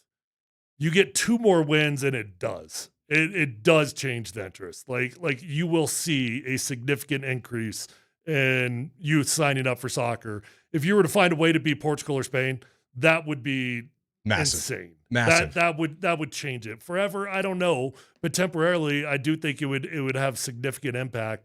And we're getting close to that territory already. I just don't think that we've crossed that threshold. No, we haven't. And this morning on the morning show, the boys had, I guess Moser had a Belgian friend of his on who was in the middle of his workday.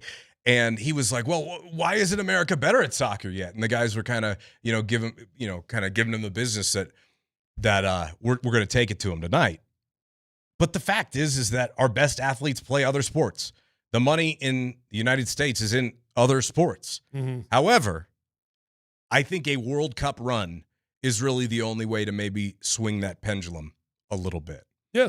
And if you win the World Cup, which not saying they're going to do, but even a deep run? I don't know. Do you think what happened in the Olympics this year was enough to change youth interest in hockey? A little bit. I think it moved the needle. Because if that's just a little bit, then this would just be. But isn't soccer bigger? As much as I love hockey, isn't soccer bigger? Worldwide. Well, it's the biggest sport in the world. I mean, worldwide, it's not even close. Yeah. And it's probably even bigger here in America. Yeah, it's probably bigger here in America. Especially making. No, I'm not talking about from fans' point of view. Sure. I'm talking about like from little kids' point of view. I'm talking about like what sports do kids play? Everybody plays soccer at some point growing up, Almost, right? Yeah, pretty much. I did, even for like a year or two at 5 or 6. I played till 7th grade. There you go. What were you? Oh God, goalkeeper? Mostly, yeah.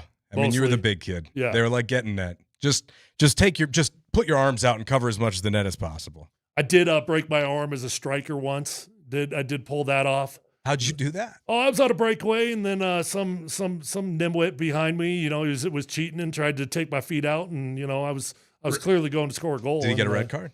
Was his suspension suspended? I don't know. I was crying. I don't remember. Did you get a juice box? Yeah, I did. I sure did. No dumb questions. That's next.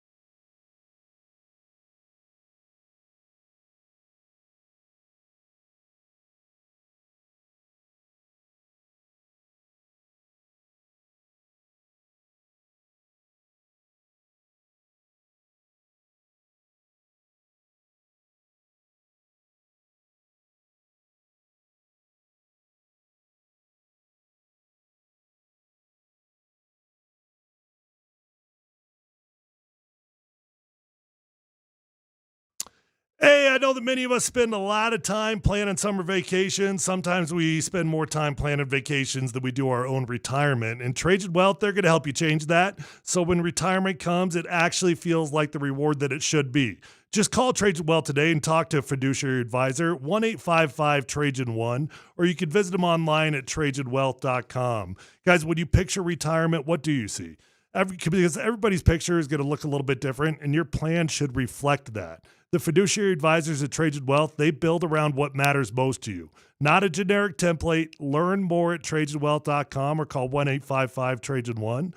The advisors at Trajan Wealth, they're going to work as one coordinated team. Investments, taxes, and estate planning all under the same roof. Your plan should be built around your life, not the other way around. Learn more at TrajanWealth.com or call 1-855-TRAJAN-1. I'm a client of Trajan Wealth. They made me feel calm and confident in my future, and I'm grateful to have the team at Trajan Wealth behind me and my finances.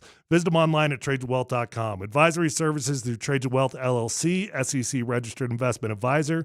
Additional services through Trajan Estate and Trajan Tax. Actual client paid advertisement. Additional disclosures at TrajanWealth.com.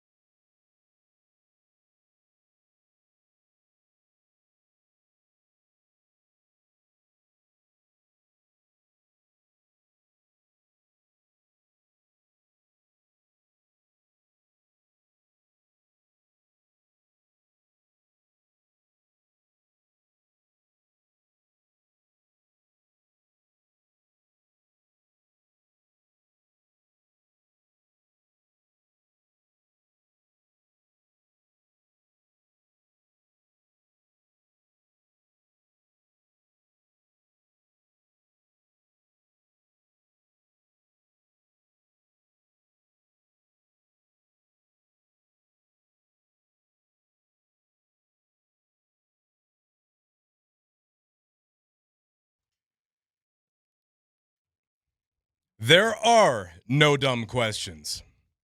Or are there? We'll figure that out next. Matt Smith in for DMac. Scotty's off this week. Tyler in the building. Let me kick things off here. Is the first time I get to do no dumb questions. By the way, DMac's not here, so if you got any good no dumb questions, send them in. We'll actually read them.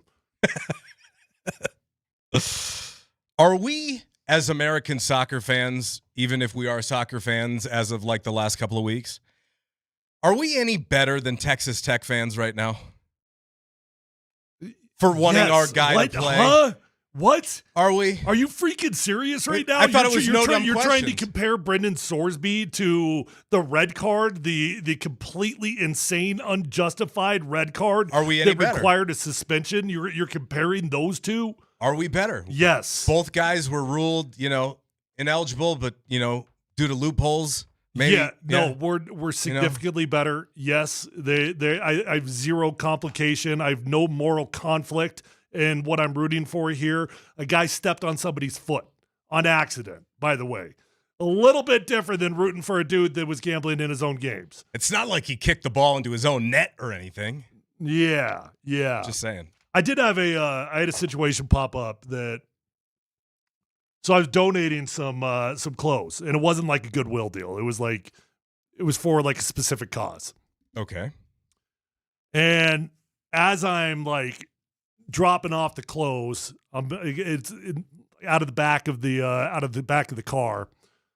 I felt something in one of the pockets, so I dug in there. Okay. I found $40 in the pocket. Oh, now this is $40 that was unaccounted for. This is $40 that I previously did not have in my life. It's $40 that really I had no plan for in my life. But should I have left that money in that pocket for the destination of where the clothes was going, or should I have kept that money? Do I have to answer before you tell me what you did? Sure, yeah. Okay. Oh, for me, okay? Yeah. As somebody of my stature, I'm probably look, you're getting the clothes out of me. Yeah. The cash too? I was intending to donate a shirt that I no longer intend to wear. Because that's why it's not like I'm giving you clothes that I'm trying to wear. I'm probably putting the cash in my pocket. Does that make me a bad guy? I mean, listen, it wasn't complicated for me. I was there to give clothes, not money. Right. That's all I'm saying. Okay. So there really wasn't much of a moral dilemma there for me. Here's my clothes. I'm going to keep this extra $40 that I found. But I did realize that maybe somebody else in my situation might have chosen something differently. I just knew what I was there to do, and it was not there to give away a free $40 that I just found. Somebody on the text line says that's why you check your pockets. Yeah. You should have. I guess so. All right, no dumb question. Is the only reason the Nuggets are reportedly interested in pursuing DeMar DeRozan as a sweetener for LeBron James? Oh, I don't know. I guess I didn't think about it from that angle. Talk to me. Well, if you're trying to recruit LeBron, and DeMar DeRozan is a guy who's never won a title and has been paid quite handsomely, he's somebody where finances might not outweigh the ability to compete for a championship. However, as a poor defender and a bad three-point shooter, the Nuggets really don't have any use for a guy like that unless this is a type of guy that LeBron might want to play with. And they feel like they may not have a lot of other cards to play. So one falls in your lap, you go, hey, LeBron. I mean, you come here, we'll also go after DeRozan on a vet min. Then we're loaded. Yeah. I think the Nuggets are in a position, with or without LeBron James, anytime a guy like DeMar DeRozan becomes available, you're looking at him no matter how old he is. It doesn't matter.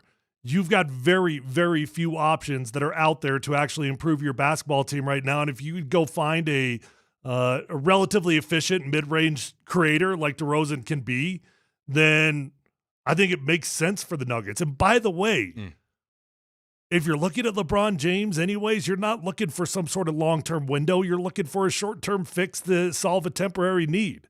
And that's exactly what DeRozan would be as well. So I'm just saying, maybe that's a little sweetener.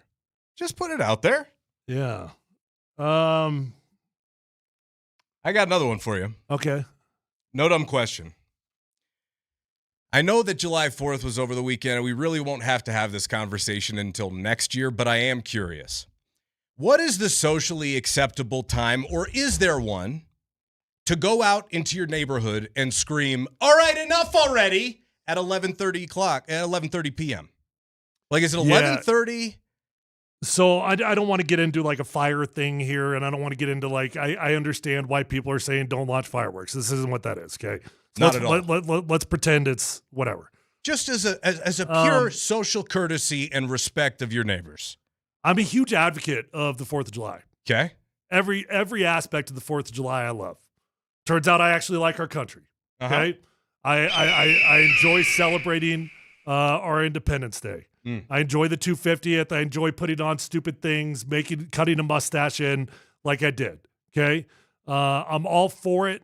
I like the 4th of July because it's a social experience on a holiday that is different than any other holiday. Almost every other holiday comes with an expectation that you're with immediate family.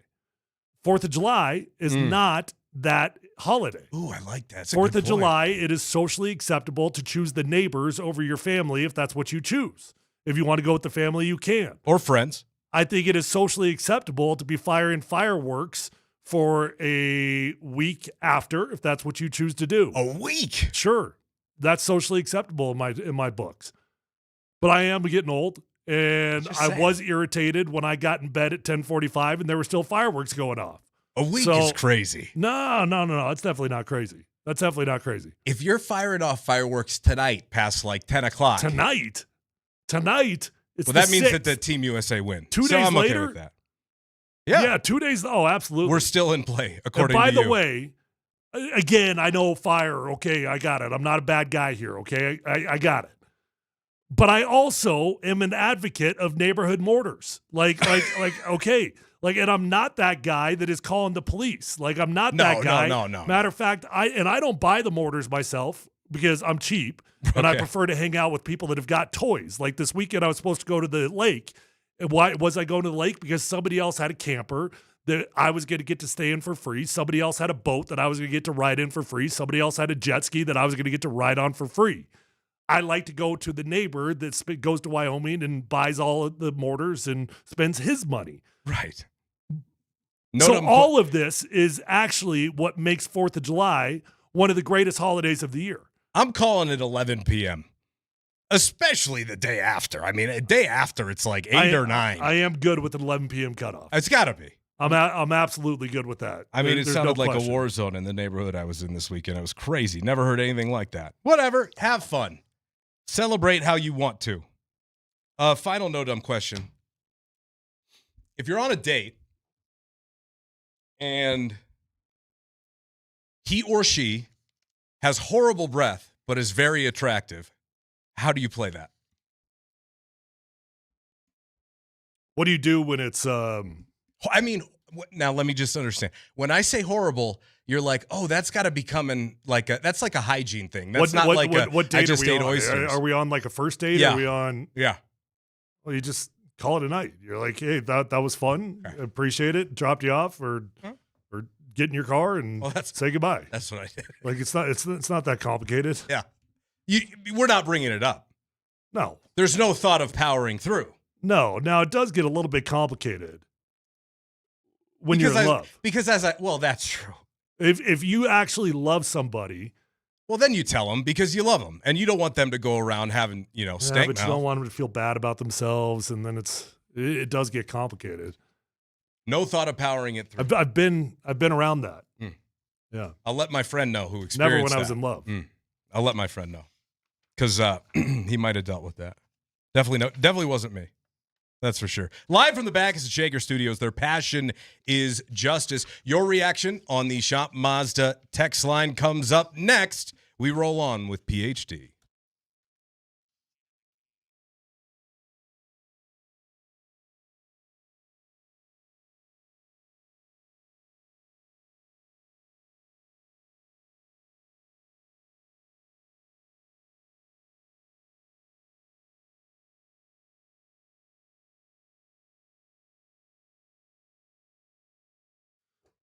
Hey, if you're out there struggling with hair loss, whether that's a bald spot, receding hairline, or thinning hair, they're all bad feelings, but you can do something about it. Just call my friends at Advanced Hair Restoration. Call them today at 720-459-HAIR.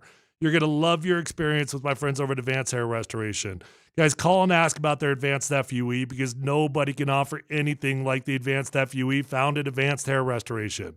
They've already changed tens of thousands of lives. That includes mine, and I want you to be the next one.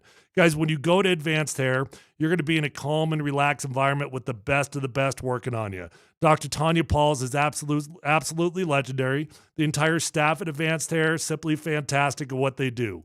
And they believe in what they do to the degree that they're going to guarantee your hair is going to grow for life. Lifetime guarantee with your own natural hair starting to regrow the very next day. So don't waste time. Pick up the phone. Call Advanced Hair Restoration at 720-459-HAIR. You're going to get 250 free hair grafts and $250 off, but that is a limited time offer. Or check out those before and after photos at advancedhair.com.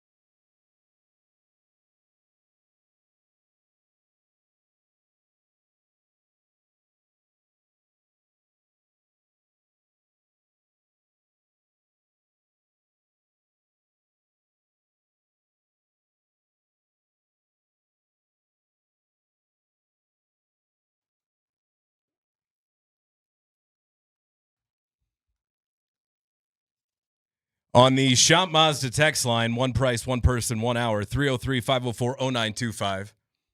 Start eating Altoids and slamming them. Yeah, but see, I wasn't the one with bad breath. I'm sorry, my friend wasn't the one with bad breath, not me. Anyway. No, that's actually an easy solution. You just pop a few and offer it over. You want an Altoid? Yeah. I guess so. But what if you thought the Altoid wasn't going to solve the problem? Well, what if we thought that was what was happening? It depends on how long-term your goals are. That's a good point. I mean, it could cover up some stuff now. It can cover up some stuff. I will say that this friend I'm talking about determined that it was not worth the trouble. Oh, wow. Yeah. Wow. Yeah. That must have been some bad breath. It wasn't great. That's what he said, at least. By the way, on the text line, somebody says Belgium gets a red card for the claiming of waffles. Who else is supposed to have claimed waffles? I don't know. Didn't you do some research earlier? I told me did. the differences. I did. There's a Brussels waffle and a Liege waffle. Which Brussels is apparently the most common waffle in America. Did you know that? I did not know that. No. A Brussels waffle features a thin yeasted batter that yields a large rectangular and crispy waffle. And a Belgian waffle is one with deep pockets that's incredibly light with an airy texture. So maybe I've been saying I like a Belgian waffle this whole time, and really I just like the Brussels waffle. Interesting. So the Brussels is the squared one. The Brussels is what you get at like a hotel, it sounds like. And a Belgian is something like you'd pick up that are individually packaged, like the tiny little waffles. Yeah, well, I'm never eating a Belgian waffle again. That's all I know. I gotta say, my mind has been changed on waffles today. I'm a Brussels waffle guy, not a Belgian waffle guy. So you know what? We're revoking the Belgian. How about we just eat some pancakes like Americans? Like Americans, a couple of flapjacks. Why don't you? All right, so tonight you said you've been fired up and you're dialed in here, right? For Flo Balogun and Team USA? Yeah, I mean, dialed in is a loose term. Yeah. Like my knowledge of the game, of the matchup is pretty limited. I couldn't tell you the weaknesses that we're trying to expose here. But yeah, my interest level could not be much higher. Prior to this, matter of fact, it couldn't be higher. It literally could not be higher. Like, I feel as compelled to watch this matchup tonight as I would any Super Bowl matchup. Wow, I do. Yeah. That's coming from a place of legitimacy. Huh? Yeah, I mean that's how I feel about it. I legitimately feel that compelled to watch this game, that passionate in my interest of it. Matter of fact, arguably more passionate about it than I would. Not arguably, I am more passionate about my rooting interest than I would in a normal Super Bowl because I usually don't care who wins the Super Bowl. Certainly this year, Seahawks and Patriots. Yeah, that was one to forget. But I think you might be right. Now, does this mean that you're going to be a soccer fan moving forward and you're going to be picking a team? I don't know. Like, I actually do think temporarily, and I think it'll probably have a shelf life. I think temporarily I will have a moderate interest in the Premier League. I think temporarily I will moderately follow some of these names that I've come to know from various countries, and it probably will have a shelf life that runs out, but I do think it will carry through the World Cup, at least temporarily. Yeah, I don't know if I can get there. I'm not getting there. I'm not waking up at Saturday on 6 a.m. to watch a Premier League. As much as I love this, and this has been fun, I look forward to it in 2030. I mean, listen, if you're not a fan of Erling Haaland by now, I don't know what somebody's got to do. No. Like legitimately compelled by that character. That is a character that is compelling. You want to hear 5 interesting facts about Belgium? Because I know nothing about Belgium. Give it to me. They invented French fries. No, untrue. I mean, it's right there in the title. French fries. Yeah, untrue. France definitely gets credit for that. According to a local legend, poor villagers living along the River Meuse often fried small fish for meals. When the river froze in 1680, they supposedly sliced and fried potatoes instead, giving birth to the fry. All right, maybe a little bit more legitimacy there. Maybe a little bit more. Yeah, listen. Who invented the Arnold Palmer? Jack Nicklaus. Exactly. Yeah. I mean, are we going to give Jack credit for that? Just saying. Who'd you say, by the way? Jack Nicklaus. Okay. Did you think I said Jack Nicholson? I did. Yeah. Yeah. I didn't say Jack Nicholson. They have over 1,000 types of beer in Belgium. All right. I mean, look, beer's good. We've got 2,000 in Denver. I mean, we're impressed by that. I mean, I thought we were the craft brewery market of the world. We're the craft brewery capital of the world, even though, isn't Fat Tire Colorado in New Belgium? Anyway, Antwerp's in Belgium, apparently. Did not know that. What is that? Yeah, exactly. They're the diamond capital of the world. No, really, what is Antwerp? It's a city. Okay. Yeah. The city of Antwerp has been the global hub of the diamond trade for over half a millennium. Also untrue. So what? What this picture is being painted? Belgium is lies. Lies. A bunch of drunk, right? We're going to call them drunk because, they're clearly, they're. Oh, that sounds pretty American. Are we not? We just got our guy. We just greased the wheel and got our guy back. If we're not leaning into this now, then when, Tyler? That's all I'm asking. So the picture that's being painted now, they're sitting on their mountains of diamonds, sipping their Belgian beer, eating their waffles with their Belgian Malinois, speaking 3 different languages. Get off your high horse, Richie. What are the 3 languages? Do we know? You want to guess? Belch. Belch. Yeah. No, but I heard you speak that. Belch. Belgian. And Bulgarian. We went 0 for 3. Mitchell, let's hear it. Mitchell and for Dan Tanner this week. What do you got, Mitch? Dutch. That's 1. So that would be 1. That's 1 of 3. French. 2 of 3. And everybody speaks English because everybody wants to be American. So. Well, that's obvious. Even Belgium wants to be American, trying to steal our fries and waffles. You got a third guess there, Mitchell? We'll throw German in there. Why not? All right, he went 3 for 3. Nice. Pretty good there, buddy. That was pretty good. But I'll tell you, this Belgian team's a little bit aging, and it feels like we're on the upswing, okay? The guys that lost to Belgium, 14 years ago this week, right, in 2012? Because we've played Belgium in the round of 16 before and lost. Yeah, I did not know that. That was the last time we got to the round of 16. Okay. Was in 2012, and we lost to Belgium. So there's a little get back to be had tonight on top of all this trash talking coming from the Royal Belgian Football Association about how we're cheating. Do they have a king and queen over there? That's a good question. Belgian chocolate, for the love of... How did we not think of Belgian chocolate? You know what? Our chocolate's better.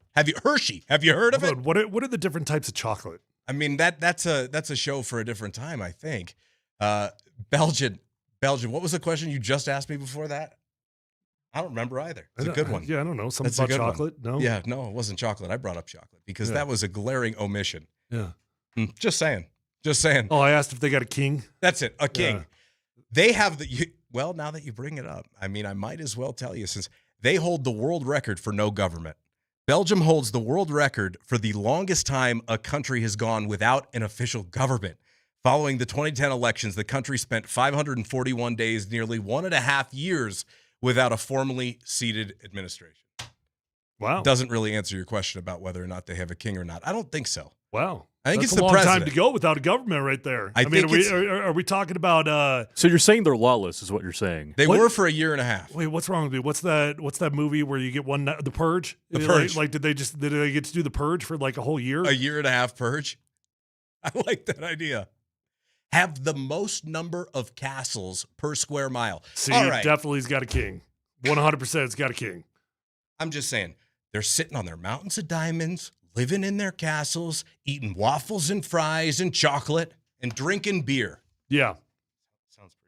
Sounds pretty good. It just, I want to hate on them, but it's like, can you do that? Do we got that Portugal game on? What's going on with that? Is that started? Oh, it started, and we're into the second half. Portugal and Spain knotted up at 0-0. Okay. Barn burner. Yeah. Barn burner. Could be Cristiano Ronaldo's last game. Please? Could be Cristiano Ronaldo's last game.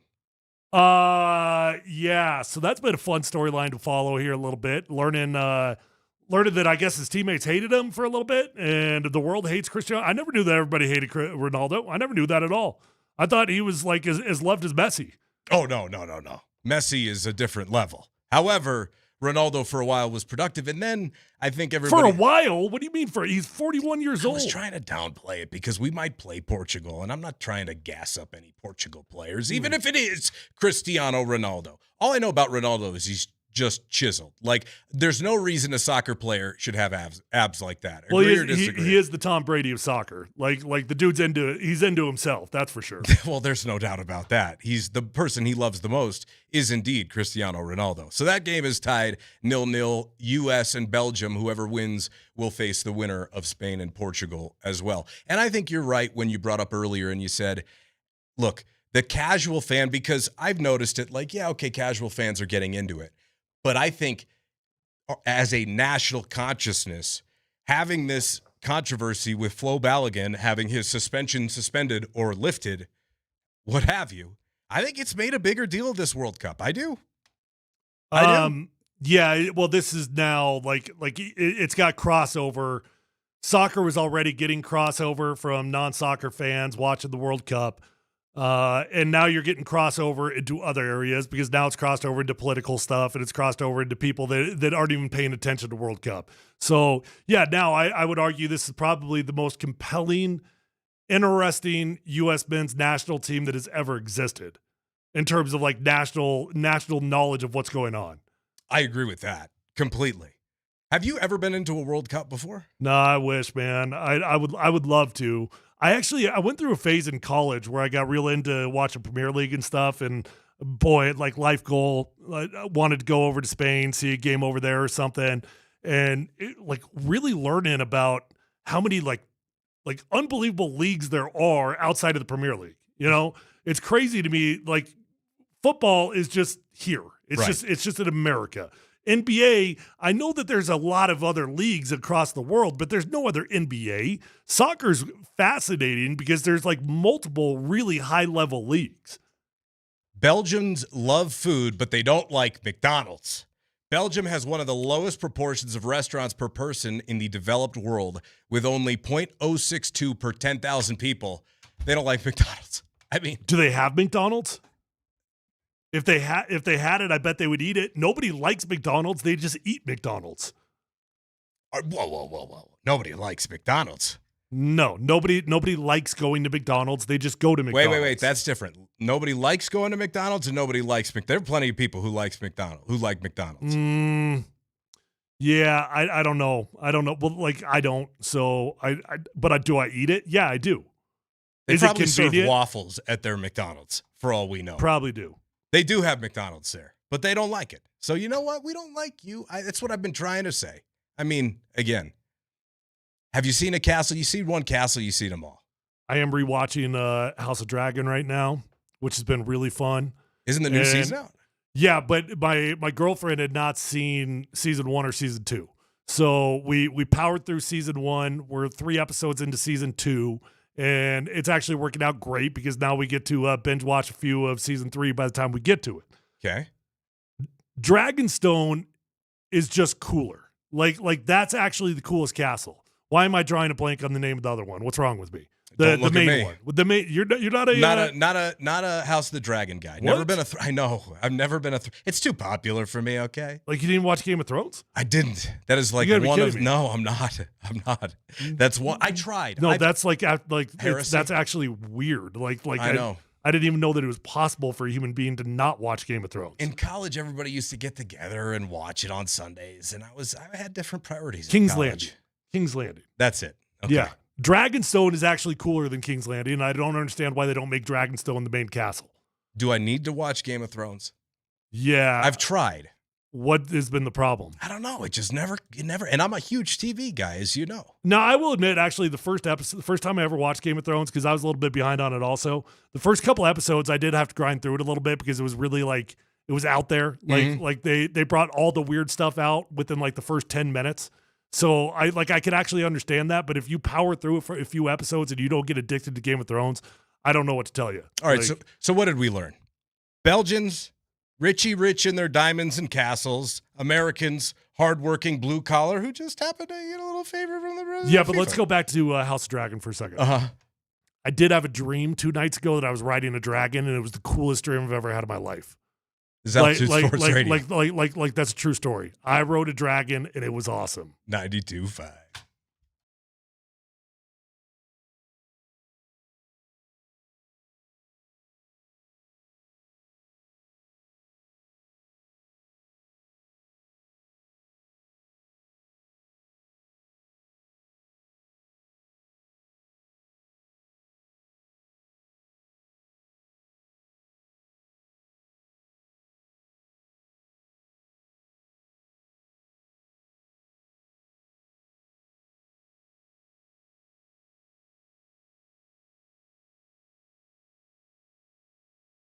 Hey, what's going on? It's DMac for the Rocky Mountain Men's Clinic. You know, performance matters in intimate moments, and ED can get in the way. The truth is, most men, you don't have to live with it anymore.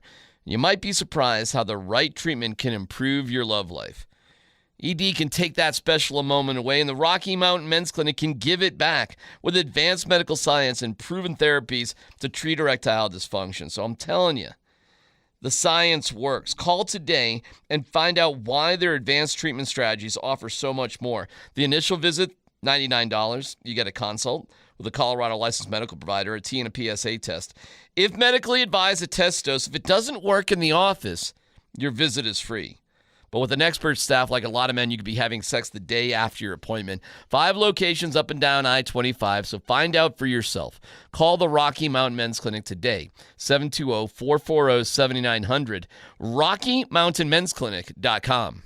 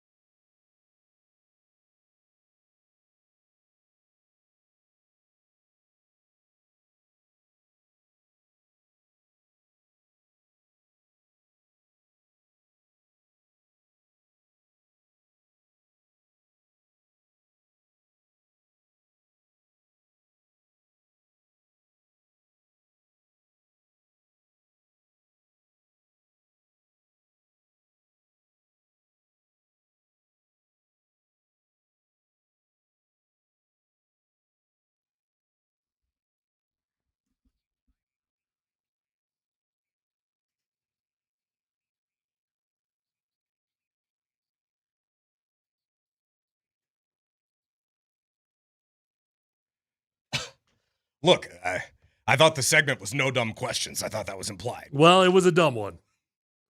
Yeah. We finally found one. We found one. It just took Matt hosting the show for the first time. That's all. Matt Smith in for DMac. Scotty is out this week. Tyler in the building. All right, first up here, Dan Tanner out as well. So first up here, Brandon Ayuk has been in the headlines lately because he won't get off his phone and he won't listen to anybody, because if he did, anybody in their right mind would say, Brandon, shut up. Yeah. Just stop. What's going on with Brandon Ayuk potentially going to the Commanders? I'd be shocked if he ends up playing for the Commanders. I'd be shocked. You're telling me the Commanders are watching all those videos and they're thinking, yeah, this still feels like a good idea? No way. And by the way, the Commanders, they got some people upstairs that have got very good relationships with John Lynch and Kyle Shanahan. So Brandon Ayuk might not ever play in the NFL. And I'm being serious. He might not ever play again in the NFL at all. It's sad to watch unfold. There's clearly something that is not right there. Yeah. And I genuinely hope that he could get whatever's going on. I hope he can figure it out, because the dude has probably played himself out of the NFL entirely. And I'm with you. And he's clearly talented. Clearly. And the reason the Commanders would be the only landing spot is because of his relationship with Jaden Daniels, as I understand. Yeah, but there was a weird one there too. Like he put out a video calling out Jaden Daniels and calling out his mom and calling out that weird relationship. It is a little bit weird. I'm not going to lie. The Jaden Daniels mom relationship is a little bit weird, but what's Ayuk doing? That's what I was going to say.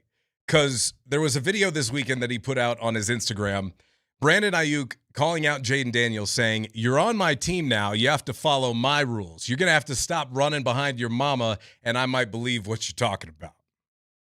I don't know what to say, man. I mean, he's every time I see a Brandon Ayuk video, all I can think to myself is that is like the ultimate example of how to destroy a very fine and promising young career. It's a shame, huh?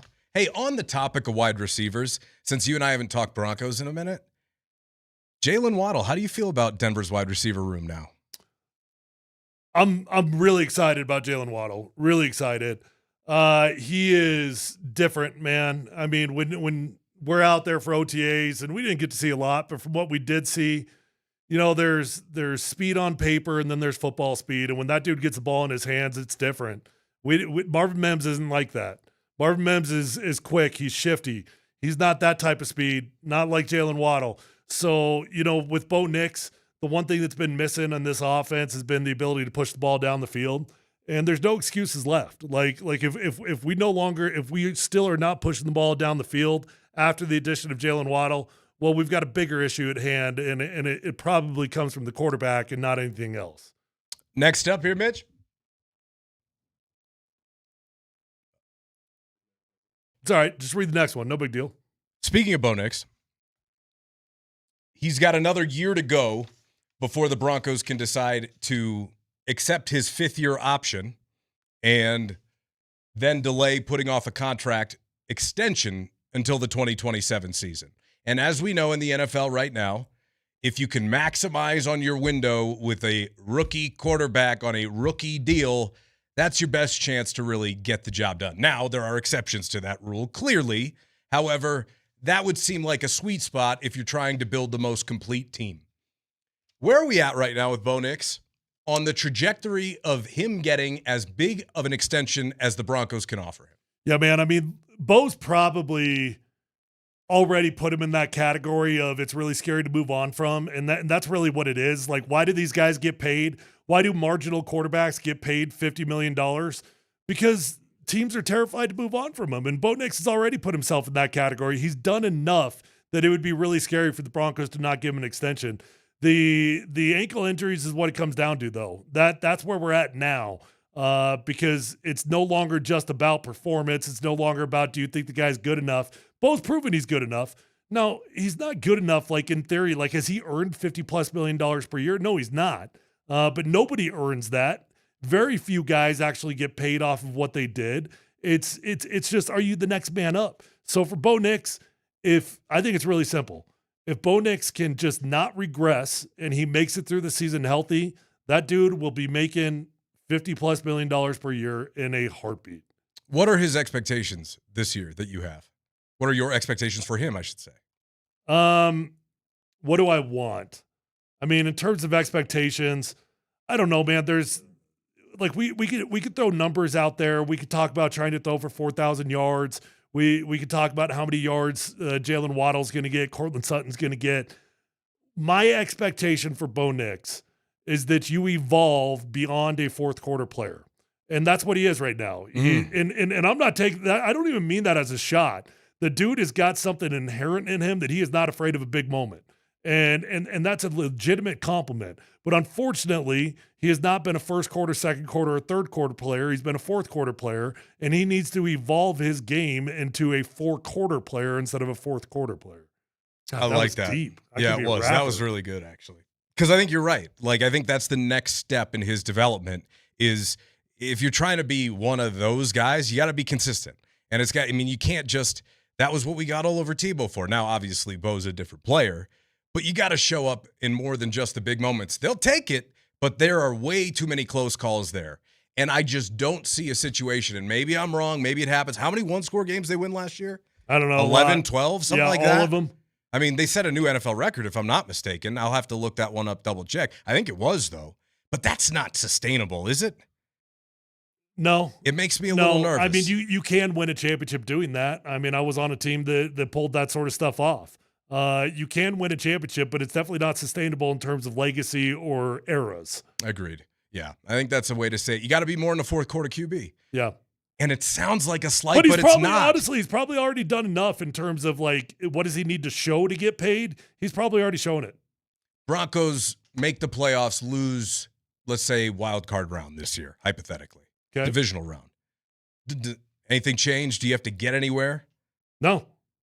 Not for Bo Nix. Not when you play the quarterback position. It's like a pass-fail, man. And when you reach over the pass line, teams don't move on. What if you don't make the playoffs? How does he look? I mean, what does he do? Do you not make the playoffs, but Bo Nix plays good? Let's say he looks more or less like the guy we saw last year. Yeah, then he's getting paid. Okay.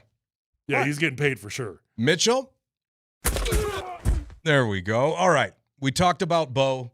Haven't had a chance to talk about Jonathan Cooper. I feel like we really haven't talked about this a ton as Broncos fans. I'll start with you. Do you expect to see Jonathan Cooper in a Broncos uniform this year?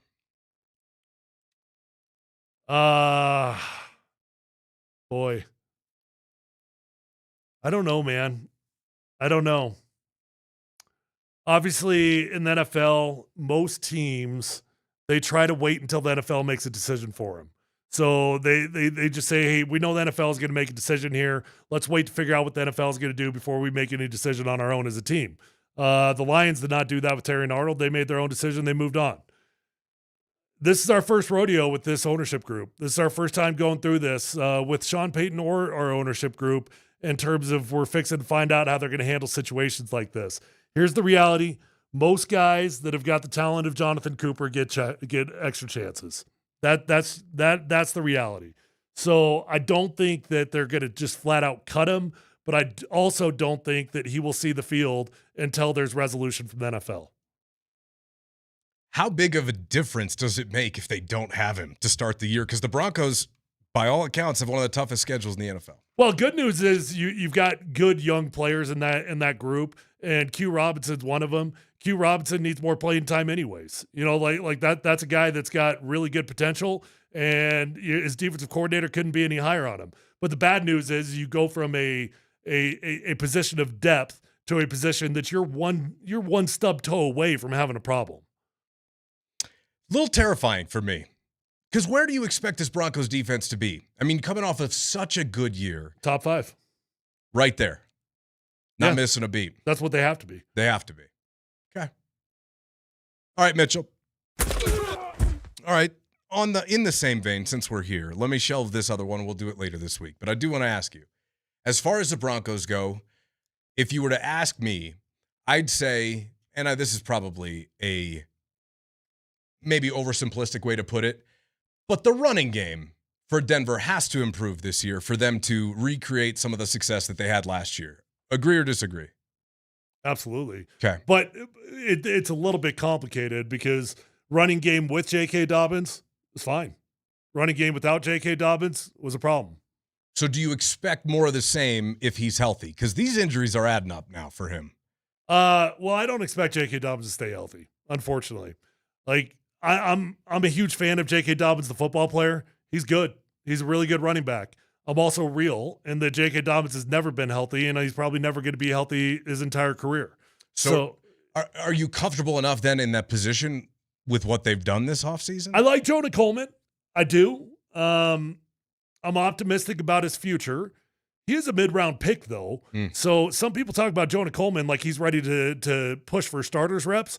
I'm like, he was a mid-round pick. You know, like, could he have a future in front of him? Sure. Do mid-rounders become starters in that position all the time? They do. But if he was ready to really push for starters reps, I think he would have been a higher selection. So I'm comfortable with the room in terms of they did what they could. And they got put in a bind when they didn't get Travis Etienne or when they weren't willing to pay for Travis Etienne.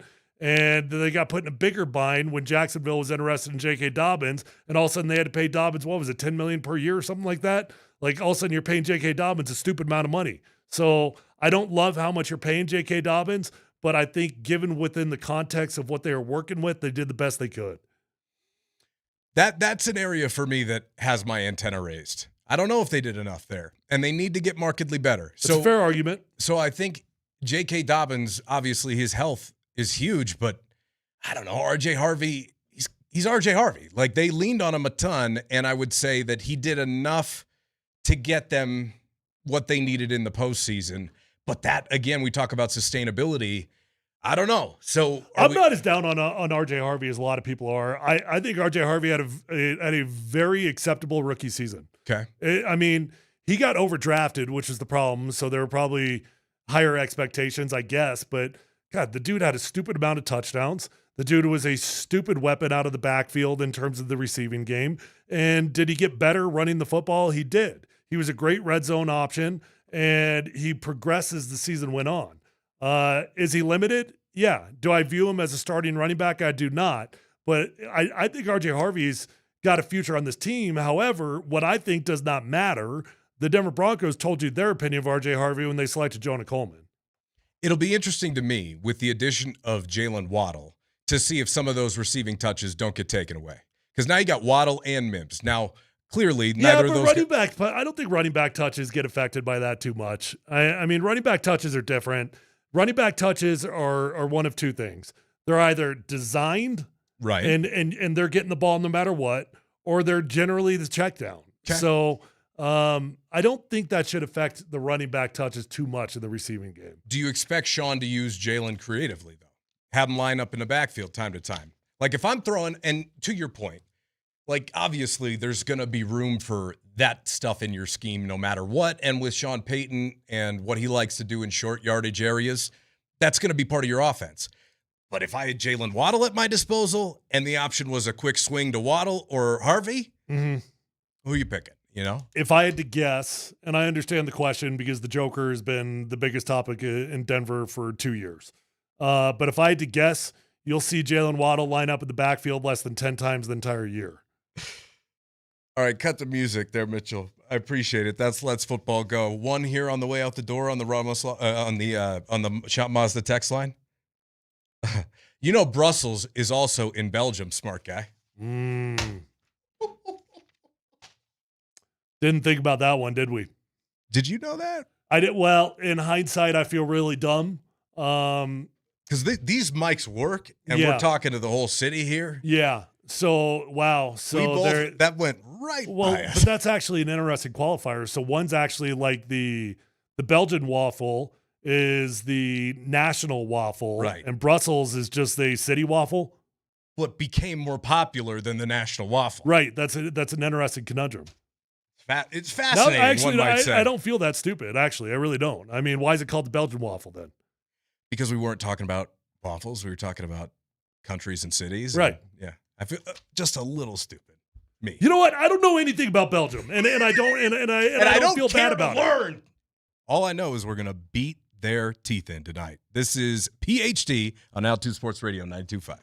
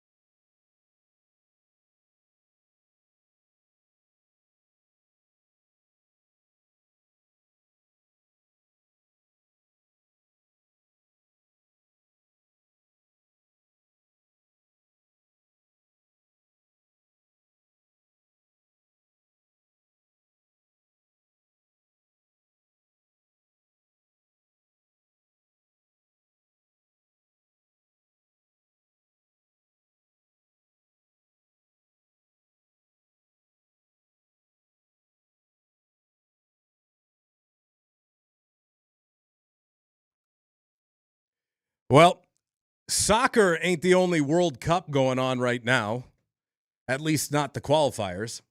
The World Cup qualifiers for basketball are going on right now, as many Nuggets fans know. And this morning, Serbia played Bosnia and Herzegovina. How'd they do? 94-81. Nikola Jokic's team prevails, which the only reason we really want to bring it up, obviously, other than that's our guy, he did an interview with Serbian media or World Cup media, and he said, my idea is to sign next summer and stay in Denver for the rest of my life. My idea is to sign next summer and stay in Denver for the rest of my life. Next summer, huh? Wow. What does that mean? Why?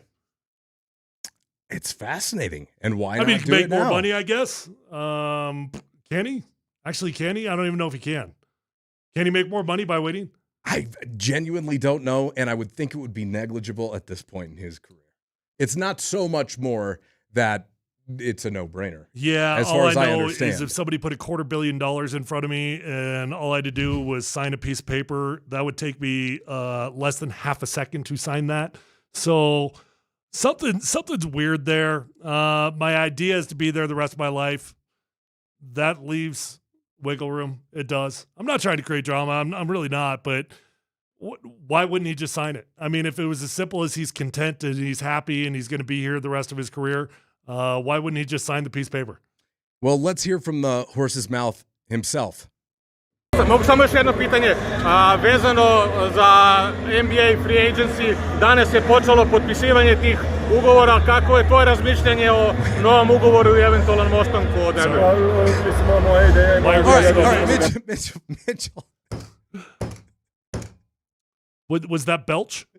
That might have been Belch. That might have been Belch. Yeah. Folks, when you're doing radio, sometimes you don't know, I guess, if he's speaking Serbian or English. And I just assumed it was English. Yeah. Yeah. A little heads up, Mitch. Did you? I guess I'll take it. Look, I'll take it. I'll take the blame on that one. That's my fault. That was completely my fault. Well, one of you two nitwits should have caught that. No question. But Nikola did say he wants to stay in Denver for the rest of his life, which I thought was interesting. Not just the rest of his career, the rest of his life. But I mean, that's not to me, you're missing the headline. That I want to sign next summer? The headline is next summer. He did this last year too. He said, no, I'll do it next year. This is 2 years in a row. Yeah, but that one actually made sense. There was a financial reason for that one. This one, you've got $250 million in front of you. So what is this saying? To me, read the tea leaves. Come on. I mean, to me, it's something. To me, it's I want to make sure we're on the same page. To me, it's maybe I don't want Aaron Gordon traded, and you're thinking about trading Aaron Gordon. I don't know what it is, but I think that there's something there that he wants to make sure he's on the same page with the organization with, because right now he doesn't feel comfortable enough to sign it. So the last we heard from Nikola, as far as it comes to the Nuggets, was that clearly this team wasn't good enough. He felt that way after the first round exit. And now you hear this.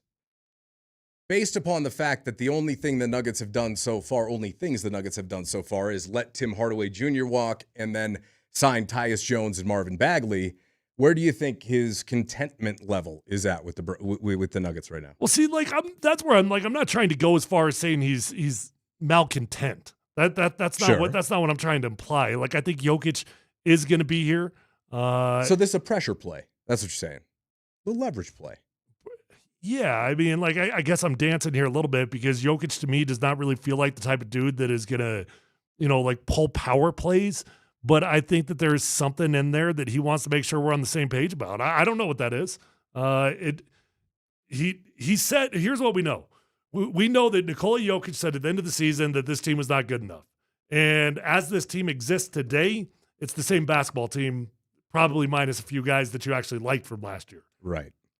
And I think furthermore, what's interesting is that you have a summer where LeBron switches teams, Kawhi switches teams, Jaylen Brown switches teams, go down the list. So somebody says on the text line, I'll take them for their word. I don't know. We got to fact check it. But someone says if he signs this year, it's 4 years, $278. If he signs next year, it's 5 years, nearly $400.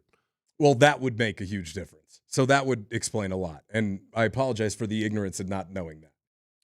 But what I will say, well, first of all, that would absolve it, number one. And that would make a lot of sense. We'll have to clarify. And maybe when the boys get in here in just a few, they can help us out with that one. The second part is, I think he is well within his right to put a little pressure on the organization. Of course he is. And I cannot imagine guys of far less stature than Nikola Jokic to put pressure on organizations. That he is all that pleased seeing some of these big names get moved around while they're kind of just standing there. And it doesn't mean that they're not incredibly restricted by the position that they're in with their roster construction. I get it. I really do. Yeah, look, nobody should be surprised by where the Nuggets are at right now. We've been foreshadowing this for months now. We could see how handcuffed this team was going to be. We could see the challenges in trying to move Aaron Gordon. Aaron Gordon is he's Mr. Nugget, man. Nobody loves the idea of not having Aaron Gordon on the team, but if there's ever been an obvious conclusion, right now you are at an obvious conclusion of what Aaron Gordon's tenure with the Denver Nuggets should be. The problem is he's making too much money and he's got injury problems. So you've got the same problem with Christian Brown, right? The amount of money that he's making. We foreshadowed this months ago. So the Nuggets are exactly where they are today, where we thought they were going to be 3 months ago. So you are right. If he waits another year, it can be a 5-year deal, and it would be more money. So that's a factor there, I imagine. But here's the other part of this. I don't know if you saw, but his brother just applied to become an NBA agent. Yeah, I did see that. I wonder. Well, that would be a huge contract to sign for your very first NBA contract as a new agent. Well, certainly he could figure out how to do that on this deal right now if that's what he wanted to do. I mean, if the goal is to include your brother on it so he can make a boatload of money, then you could figure that out right now with this deal. But has he? I don't think he's become an agent yet. I think he would have to wait. I think he has to wait and go through the process of what it takes to get vetted and whatever. I don't know how complicated that is. I mean, I would imagine there's ways to get it done now. I would think. I don't know. I mean, is there a waiting period to become an agent? Again, another phenomenal question. Vetting agents. How does the NBA do it? Yeah, no idea. No clue. But I do think there's a process because you just can't let Tom, Dick, or Harry come in there and add and pretend he's an agent.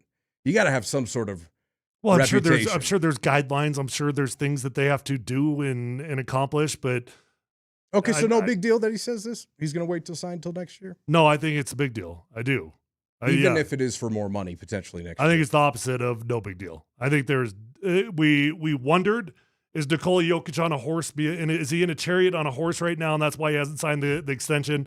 And we just heard from the horse's mouth that he plans to wait a year. Well, I think that's what he said. I couldn't quite tell. The clip was in Serbian. That's what the translation said, though? Yeah. That's what you read? Yes. That's what I read. Yeah. It'll be interesting to see because I cannot imagine that he's all that thrilled that they haven't been in on some of these guys when he probably thinks there are upgrades out there to be had and to be made. He told us that himself after they got embarrassed in the first round. I'm of the opinion. I wonder what Jokic really wants, though. I mean, you could make the argument that he's like, hey, you got to go get me a better roster. Well, who's in his core that he's okay with getting rid of? Is Nikola Jokic okay with getting rid of Aaron Gordon? Is he okay with getting rid of Jamal Murray? Is he on record? Because no, I think record. I mean off record. Yeah, I don't know. Like Aaron Gordon's his boy. Aaron Gordon goes to Serbia. Aaron Gordon, like I could totally see a scenario where he's like, no, you're not trading AG. That's my dude. Because the one thing he didn't say was we were too banged up, right? Like he didn't use injuries as an excuse. He just said we weren't good enough. True. Yeah. Because if he felt they were good enough, but they just got unlucky, you probably would have heard more of a tenor like we heard out of the Avs. We had a bad week. Got a lot of guys. They didn't use injuries as an excuse, but we all know, those of us with eyeballs, that injuries played a factor into their decreased performance. Yeah. And I will say on a side note, I was a little disappointed that we didn't get more of an injury report because it's really hard to give full analysis from the outside looking in without knowing just how banged up the Avs were. But that's a conversation for another day. Even though that's how they handled it last year, there's a lot more to it than we had one bad week. And furthermore, if the Nuggets felt that confident in their group, you probably would have heard a different rhetoric. But you had a changeover in the coach, right? First year for Adelman. Felt like maybe, again, depending upon how you looked at it, there was certainly plenty of criticism that the ship was a little bit rudderless down the stretch. But again, the Nuggets threw their weight behind David Adelman, said, we're not done with him yet. This is our guy. Mm-hmm. Is Nikola happy there? I don't know. Because I would think that he has enough pull in the organization that if he really didn't like a guy, they wouldn't bring him back. Yeah, there's nobody on planet Earth in the world of sports that's got more pull in theory than Nikola Jokic. But the interesting thing about Nikola Jokic is he's not the type of guy that actually does that. He's not LeBron James. That we know of. Yeah, I think we do know. We would know if he was like that. That stuff comes out. Are we getting there? Maybe. I'm not ignoring what's in front of our eyes. I'm not ignoring the fact that he's not signing a $250 million contract that would be that easy if he just signed it. Because if you're Nikola Jokic, let's just say, God forbid, you get hurt. Does that change your contract? I mean, if it's career ending, yeah. Well, but I mean, outside of career ending, probably not. Probably not. Yeah, I mean, Probably not. even if he missed an entire season, it probably would not change anything. Probably doesn't change anything. And so my point is, like, what's the risk to him to wait? You're going to get more money. It's going to be a better deal next year. Again, we just learned that now in real time. Appreciate everybody out there for helping us out there. So if that's the case, what else could it be? Well, it's not the coach, because if it was the coach, you probably don't bring that guy back. So it's got to be the roster. Yeah, I wish I knew. I just wish I knew what it was that he wanted, because I could make a compelling argument for both sides. Blow it up, that's what he wants, and keep the core. I know I could win with these guys. That could be what he wants as well. I don't know what it is, but I think there is something that he's making sure that he's on the same page with the team about. And then if that were to happen, I wouldn't be entirely shocked if he went ahead and signed that deal tomorrow or the next day, whenever he figured out that we're on the same page.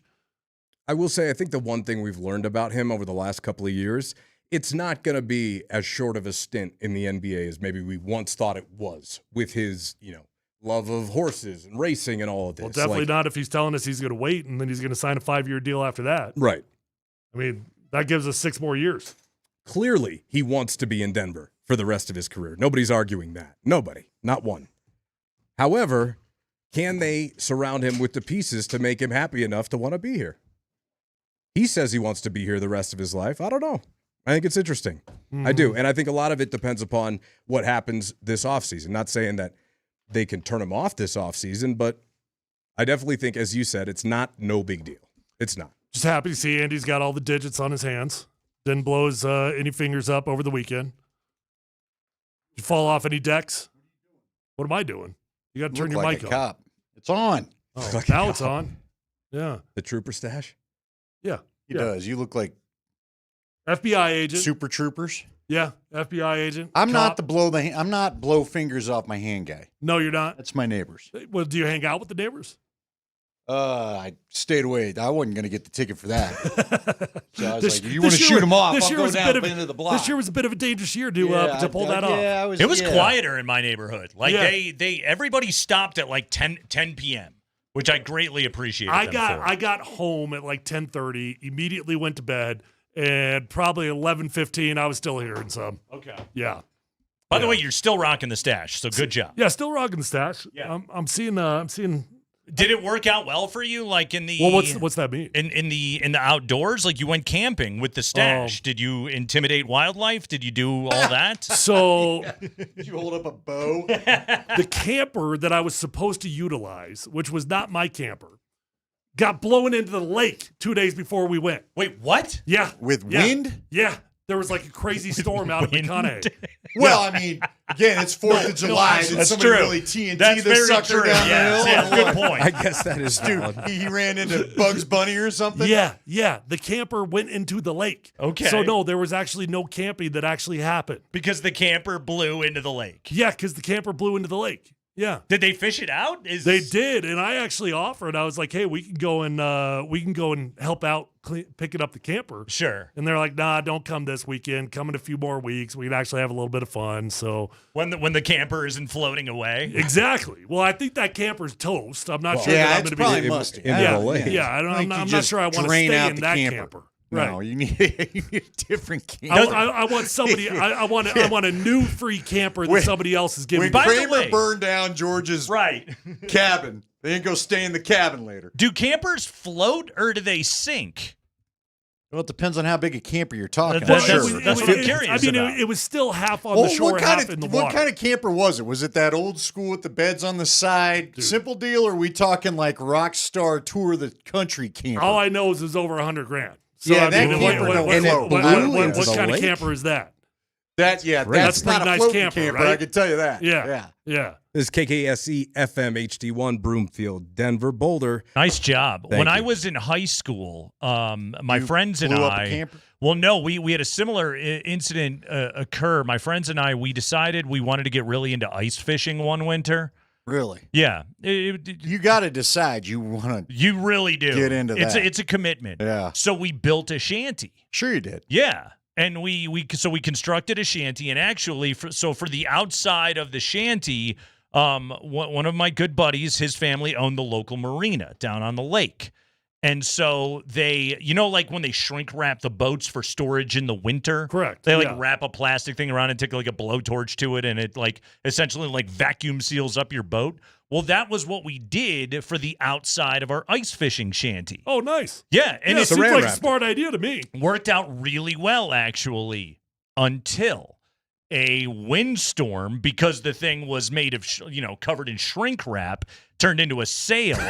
And we didn't think to tie up our shanty or anything else like that. It was just sitting on the shore. No, I think the key was to put some holes in it. Right. Yeah. Well, but that would have made it cold. And so we didn't want to do that.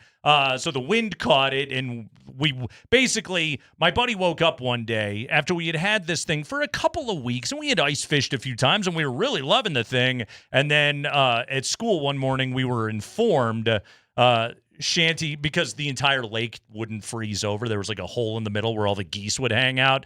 And my buddy informed us one morning at school, our shanty is floating in the hole in the middle of the lake right now.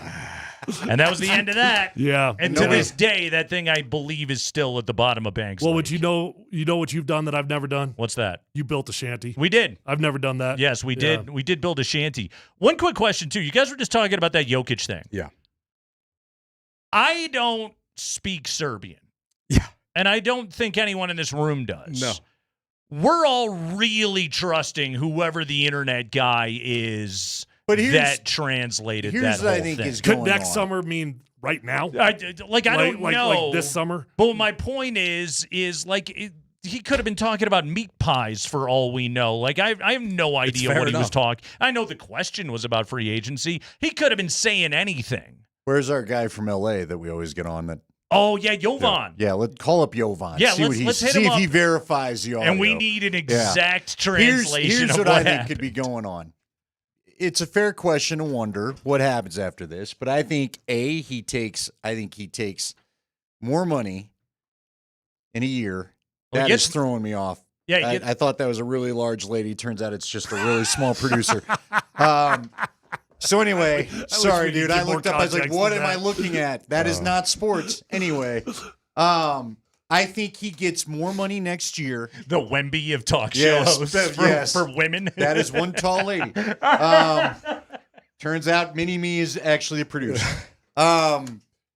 So just so people, but here's the deal. I think what we could be hearing is this him telling us, I'm waiting next year because this is it? Because I can get the full when 5 he years. says, my lifetime is the Nugget, he might be saying, I'm playing 5 more years, and that's it. So his agent a couple of years ago basically hinted at that as the next contract could be it for him. And now, we have no idea, how he is going to feel at the end of that contract. Could he decide I got a couple of more functional years or whatever it may be? I really like money. Yeah. I'd like to build a shanty with because by my horses.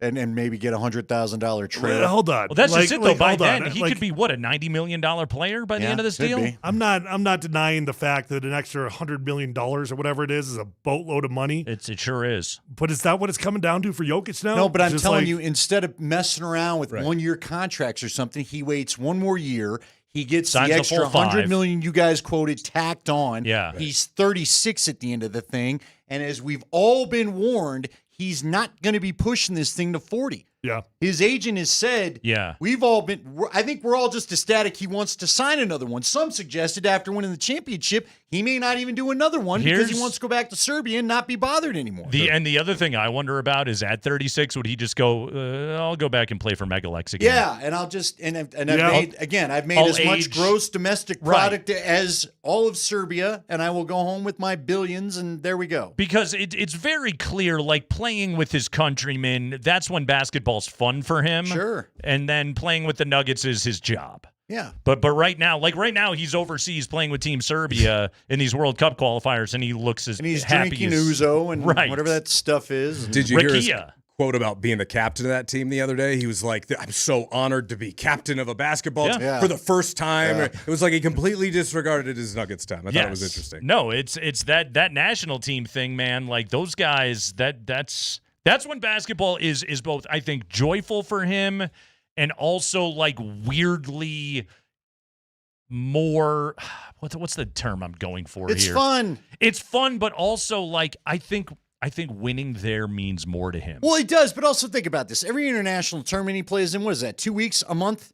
It's not a 6-month grind. Right, exactly. It's not an 8-month grind. And everybody he's with are his drinking buddies. Yes. The guys that he's known since he was 15 years old. Yes. And he's as happy as he could possibly be. Yes, he doesn't have Michael Malone screaming at him. He doesn't get to scream at David Adelman. Like none of that is existing for him right now. It's just basketball is fun. But yes, with the media every 5 seconds of his day, he's going and just playing some ball, drinking some booze. Yeah, it's like this is the time of year. It's just wrapped up over the weekend. The Vail tournament I'm always telling you about. There were a bunch of dudes who used to fly back east that were pros. They come out here and play. You know why? They enjoy a good weekend of yucking it up. Enjoying beautiful country in Vail. Yes. So wherever he is, I'm sure it's beautiful country. It's a good time, and it's not 9 months of your life. So the translation here. Let's see. What is your opinion about new contract and possibly an extension from Denver? He says, my idea and my wish for them to stay in Denver will probably be written down next year, so it's strictly business. So my desire is to make sure we play a lot of games here, and with these guys, they'll help me out. Thank you, bye. Whatever the Serbian version of thank you, bye is, that's what Jokic went through. Just mic drop, Irish goodbye, or I suppose in this case, Serbian goodbye. I don't need to talk to you guys anymore. I'll see you. Catch you later. Again, if we are to believe the internet translation. Can I ask you, though, at some point does Jokic, does he get back here and just put it all to bed that I'm not leaving? Do you think he's even dialed in right now to people wondering if he's leaving because he's not here? It is his summer. He is doing other things. I don't think he personally is. I think people in his sphere very much are. And they make him aware of whatever it is that he needs to know at a given time. But Joker typically, and the stat padding joke of a couple of years ago, like he knows it's his family, his brothers, his agents, his representatives, his family. They keep him informed of what's going on, and I'm sure they are well aware because these guys are active on Nuggets social media, are aware of the hand wringing and fear that is being struck into everybody, which I think is why he, again, if we're believing the translation, why he said in that translation, it's strictly business because I can sign a full 5-year deal next year. By the way, and for those of you that, just so we're aware, let's give the context of this. Because Jokic has 1 more year on his deal right now, the max extension he can sign is a 4-year extension. So he could sign a 4-year deal right now worth, what's the number, 280? 280. And it goes $280 million. $400 million over 5 if he waits a year. If he waits a year, then he can sign the full 5. And that takes him through the end of a 5-year contract, which, by the way, that's the maximum. This isn't baseball or hockey. You can't sign anybody to a 14-year contract extension. Five's it. Five's the cap. Five's it in the NBA. By the way, the Nuggets are the only team that could sign him to a 5-year extension because they have his bird rights. If he were to leave, he could sign a 4-year deal anywhere else. And thus more money here. Really quickly, speaking of how long you can sign extensions for, did you see one of the proposals that the owners want in the labor negotiations in baseball right now is they want to be able to cap contract extensions at 5 years for players so that guys aren't signing the Shohei, Bryce Harper, Mookie Betts, name a guy. Okay, then why did you see again? Fine, makes business sense to me. Why did you guys agree to do it? You want the players to basically save you from yourselves every time. Save them from themselves. And one of the other things that is where I believe there's going to be a market correction on some of this stuff is because I don't know if anybody's flipped on a baseball game recently. Everybody throws 100. All right. Nobody can hit this stuff. And what they're quickly finding out is as guys get into their 30s, where typically the cliff used to be, 34, 35, now guys that are like 32 are like, they look like Ian Desmond. They're just like driving everything to right because they can't get around on these fastballs right now. Again, you've got your exceptions to the rule, your Kyle Schwarbers of the world that are just absolute freaks. But in general, because of the way that the game is played and the velocity of the pitching right now, what you're quickly figuring out is, oh yeah, I don't want to be paying a guy over $100 million until he's 35 years old because he's going to be an invalid by the end of his contract. He's not going to be able to do anything. Which, by the way, was the same thing the Rockies did with Charlie Blackmon.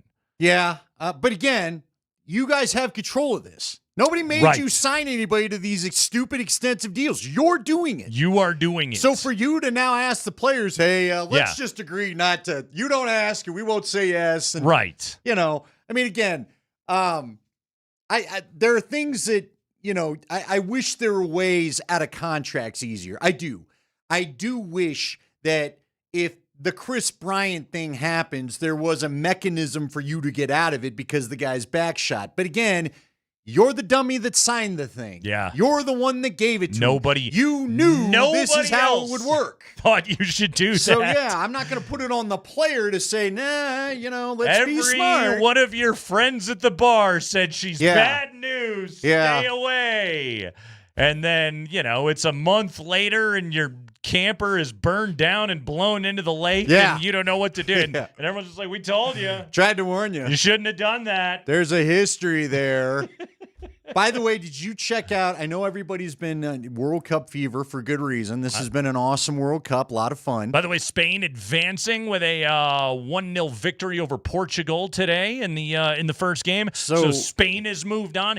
USA Belgium coming up at 6 o'clock. Which should make it USA Spain, we hope, right? It sure would be, yes. Which could be a tough matchup for us. So let's get past Belgium first. I know, but the water's getting vastly deeper as we go further. Sure is. I can't.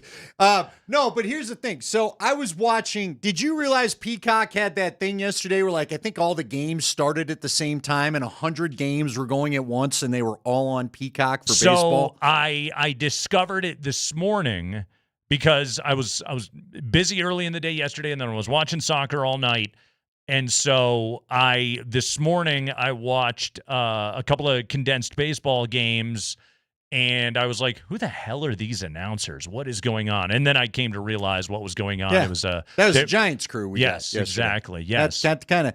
So, and everything that they had to say was, I know their record stinks and their run differential's terrible, but the Rockies really are better. Yeah, and it's like they couldn't possibly be worse. Yes. They kept trying. And then all we had to hear about is the two great ballparks. These two teams have great ballparks. I tell you what, we're going to tell you about next week. And I kept going, is this I kept hearing. They were trying to sell baseball to you all day? Well, it was promo reads for the Giants. And I'm like, is this just the Giants broadcast on Peacock? Because they kept telling me about. No, it wasn't. It was Black Heritage Night next week. Yeah, no. Is what they kept saying at the San Francisco Park. It was not the Giants broadcasters. No, those were, I don't know who those dudes were. They were neutral of some regard, but it was not the Giants crew.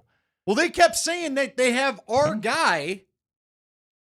Our guy was the Rockies hitting coach. I thought they meant a former Giant. Could have been, I suppose. Yes. Or maybe they were just friends. You know how on our radio show we turn guys into being our guys. Sure. Yes. Sure. Anyone that's appeared on our radio show for more than 90 seconds is like our best friend in the world. That's why, basically, Andy, like we're still waiting, but we assume the call is coming that Nathan McKinnon is going to want a vacation with me and you. Probably a good guys trip. We'll probably go play some golf, drink some chili ones, have a great time. Well, now that he knows you've made a shanty, because I'm sure he's listening, he would be more interested. You have made a shanty. Yes. I have constructed an ice fishing shanty in my life. Well, that changes things for him. And again, we got to enjoy it for like 2 weeks. Did you know he's from Nova Scotia, right? Yes. Did you know I got a buddy, it turns out? It's wild. I had my birthday Saturday. My buddy's wife is Happy Friday. Birthday. Yeah. It was completely forgettable. I always forget your birthday. Well, for good reason. Because, America kind of steals your the thunder. big 250. Yeah, yeah. And plus, my birthday's usually fun. This year, not fun with, half the state on fire. Yeah, it's not take ideal. Some precautions. No, but I was calling a buddy to make sure I wish his lovely wife a happy birthday because hers the days before mine. And he was in Nova Scotia. And I was like, really? Does it get hot up there? He goes, well, it's 85 and muggy right now. I was like, I didn't know it. Yeah, they get a summer. Well, but I didn't. Sometimes I wonder. They do get some summer. of these places. They get. But is summer 75? Apparently 85. It was 85 there. That's hot for pretty Canada. good. That's hot for pretty Cole good. Harbor. Yeah, that is certainly warm. Yeah, they get like 2-3 months. Months? Yeah, it's not weeks. No, it's they get a couple of Is that months. where some of his feelings come from? He's got 5 weeks of summer. That's it. It's again. These are not warm weather people. And you know what? He's a hockey guy. He wants the ice. Maybe he does. Yes, Come on, once you've been to like a nice tropical climate, do you really want the ice? Nathan McKinnon resents open Once water. He wants ice in front of him. At the beach, do you really want to go seek whales and polar bears and half of the people, half of the residents you share the earth with be able to kill you and eat you? I mean, I'm gonna go out on a limb and say and granted, I guess I don't know, even though he is one of our best friends, so we should know this. I don't think Nathan McKinnon has ever gone whaling and or polar bear hunting. I would hope. I was just assuming he liked ice whaling for the hockey. I just he's assumed. a Nordique. He's not a whaler. That's a Hartford problem. What are you doing? He wouldn't do that. I don't know. By the way, did you know there's a new killer whale version of Jaws? I was thinking of you because of the avalanche sharks. Really? The trailer looked about as avalanche sharks-esque as it could be. Yeah, I was having to do something, so I popped on YouTube to learn how, but I had to sit through a trailer. It's the first commercial that actually got me to watch it all. Like a killer orca movie? Killer whale. It's just killer whale. And it's got the flopped fin, and it apparently escaped from captivity, but now it's in a cove, and it's eating these women. I mean, orcas are the most badass hunters. Oh, they are. You want to be part of that. Yeah. Shark Week's coming up. I'm a big fan of Shark Week. Okay. And turns out the killer whales have been screwing with the sharks for a while. The great whites don't want none of the killer whales. No, bad matchup. Yeah. Yeah, they don't mess around with any of that. No. Okay. So anyway, it's coming out if you want to watch that. What did you tell me Avalanche Sharks was? I had a buddy. You know what? My buddy Avalanche Sharks. Those were like ghosts. No, I know. That lived how long was that movie? Mountain. It wasn't super long, right? It was like a 90-minute. Oh, you did give up 90 minutes of your life for us. Oh, I did. Okay. Yeah. No, it was. I think it was originally like made for the Sci-Fi Channel. Sure. But even Sci-Fi was like, we can't do this. I want to say I found it on like Tubi. Yeah, you had to go look far. One of those like free streaming services. Sci-Fi was like, look, we don't have a lot of standards, but this isn't even this. It's low for us. I had a buddy. Shout out Steve Thorson from Texas. He listens down in Austin. Hey, he proudly told me a couple weeks ago. He's like, I can sit through anything, and I said, my friend, you should not have said that. Watch Avalanche Sharks. Nate, I don't know when you picked us up on the app, but you don't know the lore of Avalanche Sharks. Of Nate Kreckman watching the movie Avalanche Sharks when trying to find a preview of Avalanche vs. Sharks. And yet I watched the entire film. Well, now you can watch Killer Whale. Okay. You know who else I thought of it's going just back called in Killer Whale? It's called Killer Whale. Okay. I don't think it's out yet. Okay. And it may I didn't get the vibe it was coming to theaters. I think it's going to be a Netflix deal. A straight to streaming feature. But it's spelled Killer Whale with blood. Comes out in 2026. Yeah, it's happening. The film was released theatrically by Lionsgate. Oh, in January of 2026. I missed it. Well, yeah. Okay. It doesn't look. It looks Avalanche Shark-esque. Our guy. What? I'm reading the plot right now. On Wikipedia. It's a terrible plot. The movie sucks. It's Jaws. We don't know that yet. All right, I'm glad you're going to do it and find out. No, I do need to see it. Our guy Joey Chestnut, by the way. See, you watched Avalanche Sharks. There was once upon a time in this show's 7-year history, going on 8 now. Oh, you haven't let this go yet. No, where I agreed to watch the Joey Chestnut documentary. You told me you would too, and that you didn't. Yeah, so I didn't now watch every it. 4th of July with the Nathan's thing, I kind of hate the guy because of that thing. Fair enough. Him versus Kobayashi. Wasn't that the 30 for 30 mark? It was a 30 for 30. Yeah. Did Spring watch it? I don't think. No, Spring wasn't. He didn't have to. See, I'm confused because it says it's both on Prime Video and on Apple TV. Well, then you won't have to struggle to find it. Okay. Isn't it 90 minutes?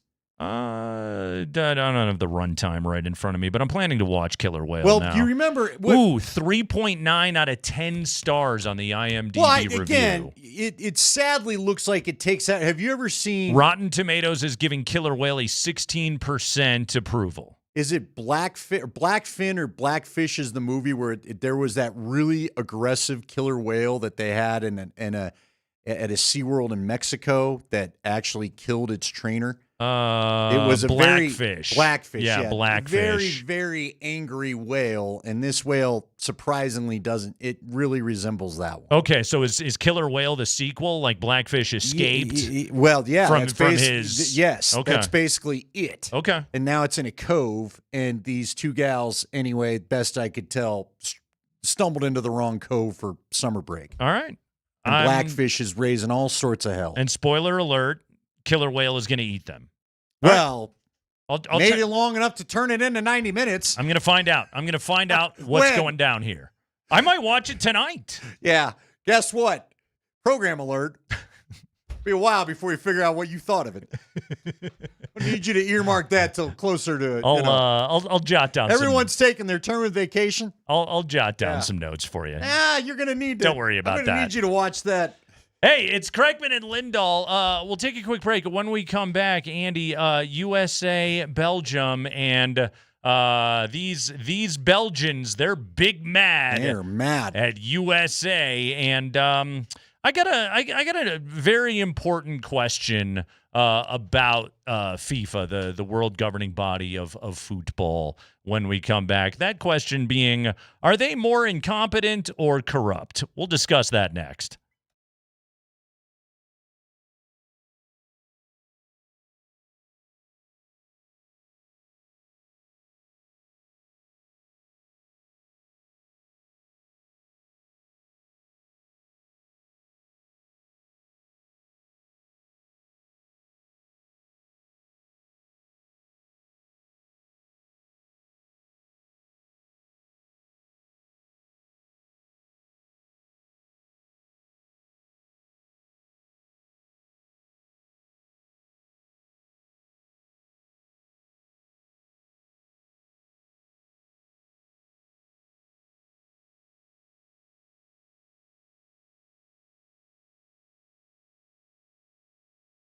Hey, it's Nate Kreckman for my friends over at Roller Auction. You need to get to roller.bid/altitude right now. That's roller.bid/altitude. Get yourself signed up to be able to bid. You can win a pair of tickets to Cool Concert, Lionel Richie, Earth, Wind, and Fire. You want to be there? You want to be in person for Cool Concert with VIP passes? Sign up right there. And hey, while you're there at roller.bid/altitude, check out all the auctions that they have available to be able to bid, including right now, City of Longmont Vehicles and Equipment Auction. I'm just scanning through this right now, perusing some of these used city vehicles that they have got available to be able to bid. Fantastic prices right now. I'm looking at a 2013 Dodge Journey, less than 41,000 miles, and right now, high bid on this thing, $3,700. You cannot get a used car at a better price anywhere else. Go to roller.bid and check this out. That's roller.bid. Check it out right now and make sure you sign up. Roller.bid/altitude. Best place to get your next daily ride right there at Roller Auction.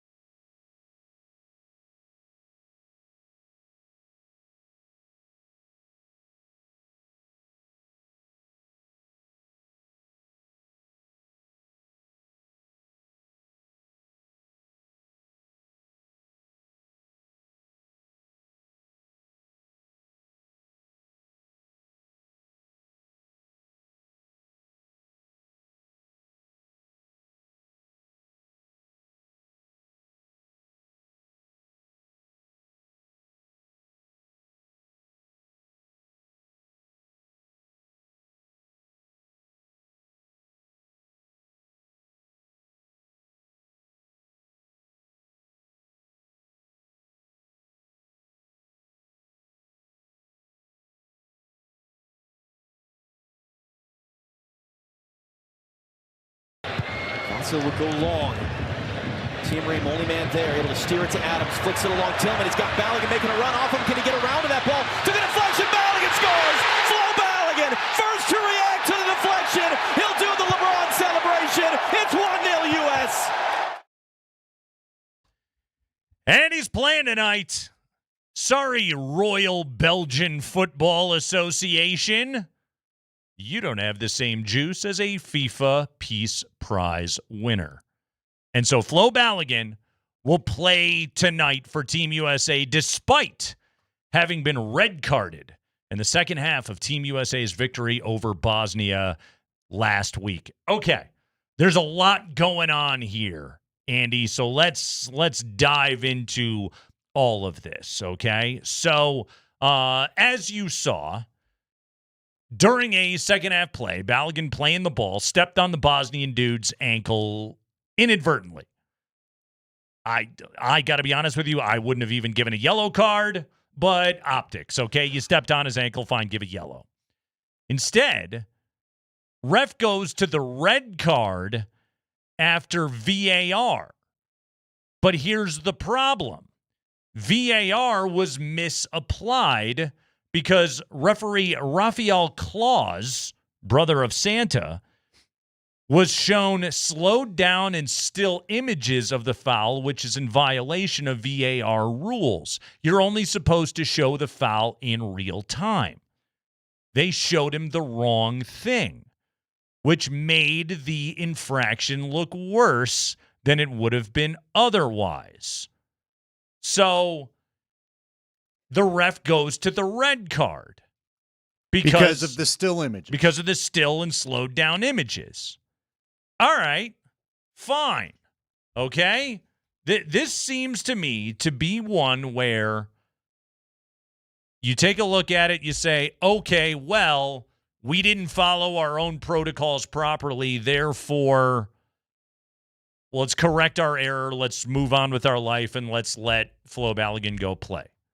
Which, there is a version of that happened, Andy. Only it's FIFA, so that's not actually what happened.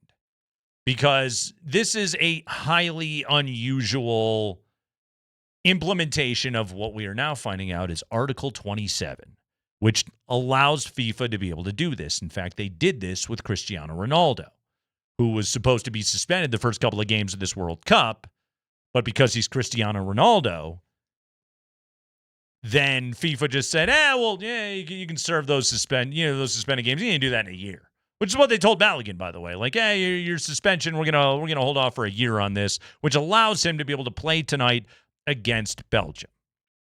And again, I want to be clear on this. This, to me, is justice. Flo Balogun should have never been red carded from that match. It was a garbage call. So there is justice in all of this. But we should note this is all highly unusual. Yes. Spring was sending us tweets all weekend. Yeah. Stating how seldom this happens. Right. A red card is rescinded. So, the red card wasn't actually rescinded. The suspension was suspended. Delayed. Yeah. It's suspended. Vacated suspension. for a year. Right. So, here's Belgium, Team USA's next opponent, which I would say they have a vested interest as to whether or not Team USA's best goal scorer is going to play in the match or not.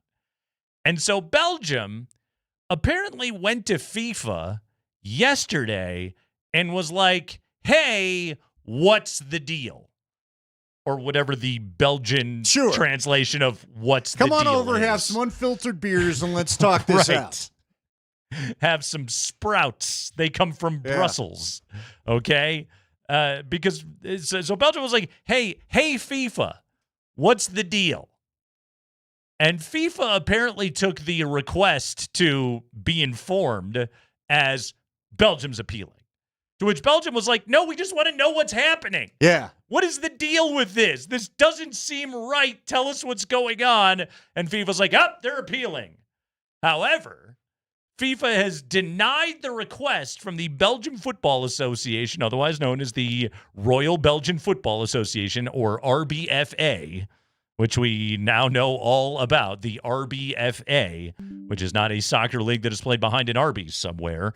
And FIFA has ruled that the request for an explanation is inadmissible, meaning that it has no grounds to appeal the decision, and the United States forward remains cleared to play against Belgium as of today. So they didn't get an explanation.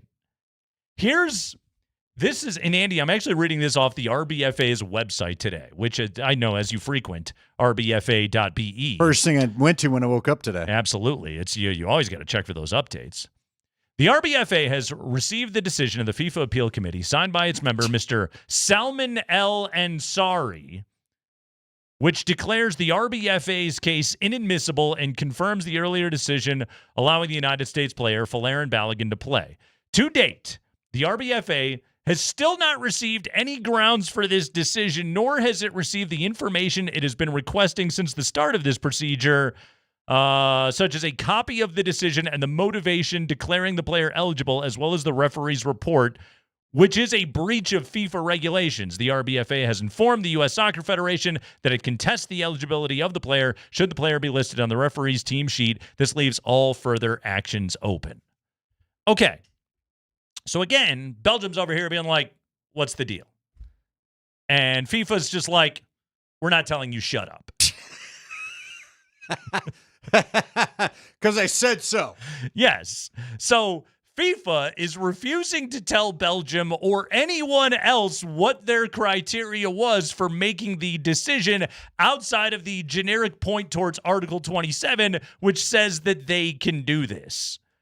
So is FIFA more incompetent or are they more corrupt on this one?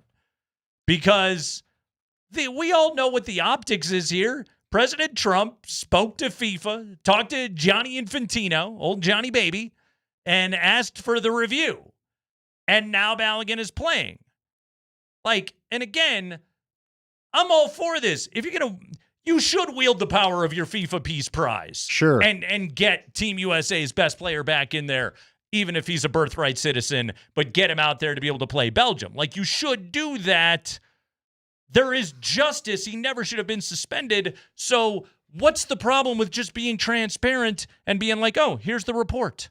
Here's where our committee looked this over, and now USA's guys should get to play. How hard is that? Well, right, but shouldn't it have been... This should have been handled before the president did anything, though, right? Anything. You know what I mean? Right. He did not need to be involved in this process at all. No, it should have really been simple. It should have been like FIFA just going oh, we screwed up the VAR. Well, then that's not right. Yeah, he was not supposed to be shown the still shot. He was supposed to watch it in live action, make his decision then as if he was just going, Procedural error. Sure. We biffed this one. Right. So he gets to play. The guy got screwed, which he did. We all saw it. It shouldn't have been a red card. That's why, from the outside, a little bit of watching this, it's been funny because first, all I saw was outrage he got the red card. Right. And now all I'm seeing is outrage for rescinding a red card that should have been handed out. And I'm like, all right, what is going on? I thought nobody, and again, not just American accounts. It seems to be the general soccer fan was like, that is too extreme. Yes. And now everyone's like, but you can't do it. No, what do you mean you can't do it? UEFA if something's is been pissed. done wrong, holy cow. England's already trying to get their guy back. They're because Kwanzaa got red carded in the second half yesterday, so England's just like, well, you're gonna let that guy back, give our guy back to every country is just gonna do this now. Yeah. But again, didn't FIFA also kind of I feel like FIFA's a little bit hey, have you seen the ratings? Pretty good. Dude.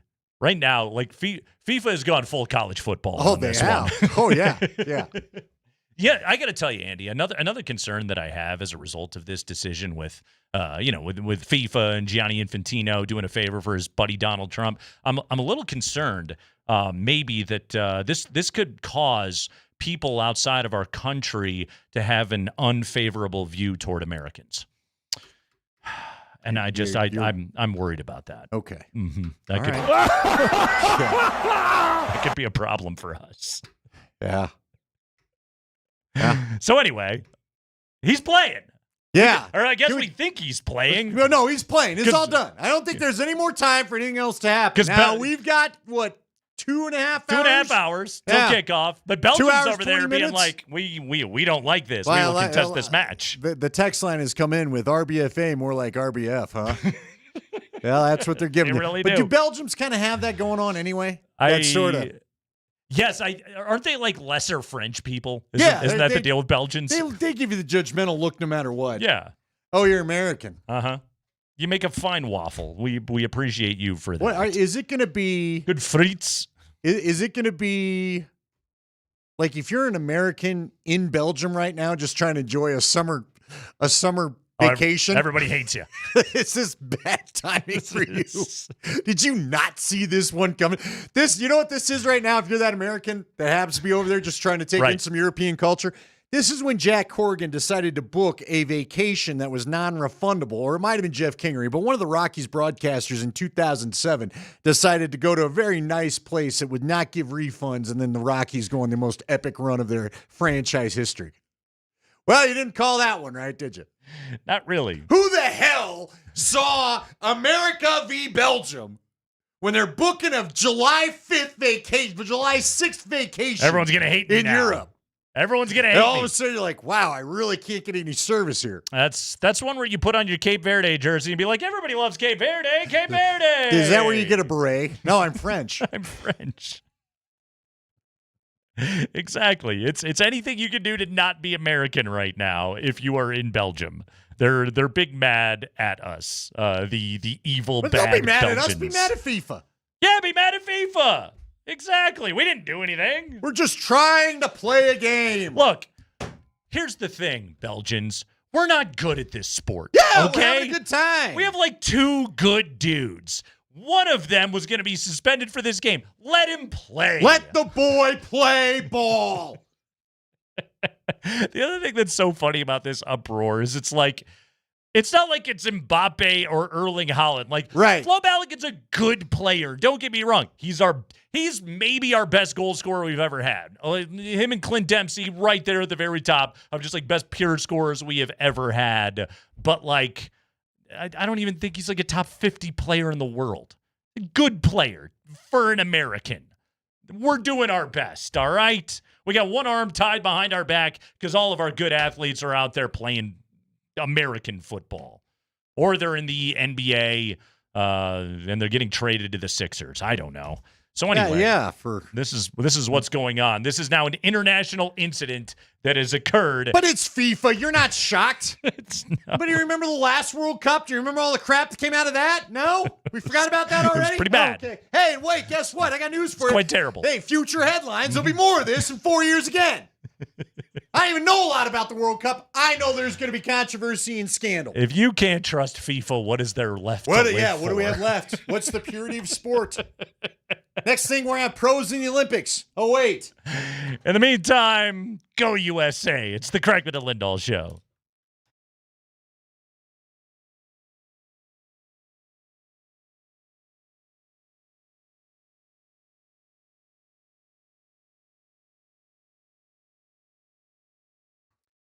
Guys, Andy Lindahl for my friends over at Wahoo's Fish Tacos. Now, look, if you're looking for someplace new to maybe go and enjoy, not only for lunch, but for dinner. I think a lot of people sometimes look at some of the locations and they think that it's just a lunch spot, great dinner spot over at Wahoo. As a matter of fact, they've got a great happy hour that you're going to be a part of. Get on in there and enjoy a happy hour. They've got great chips and queso, goes well with their margaritas and the things they serve for happy hour.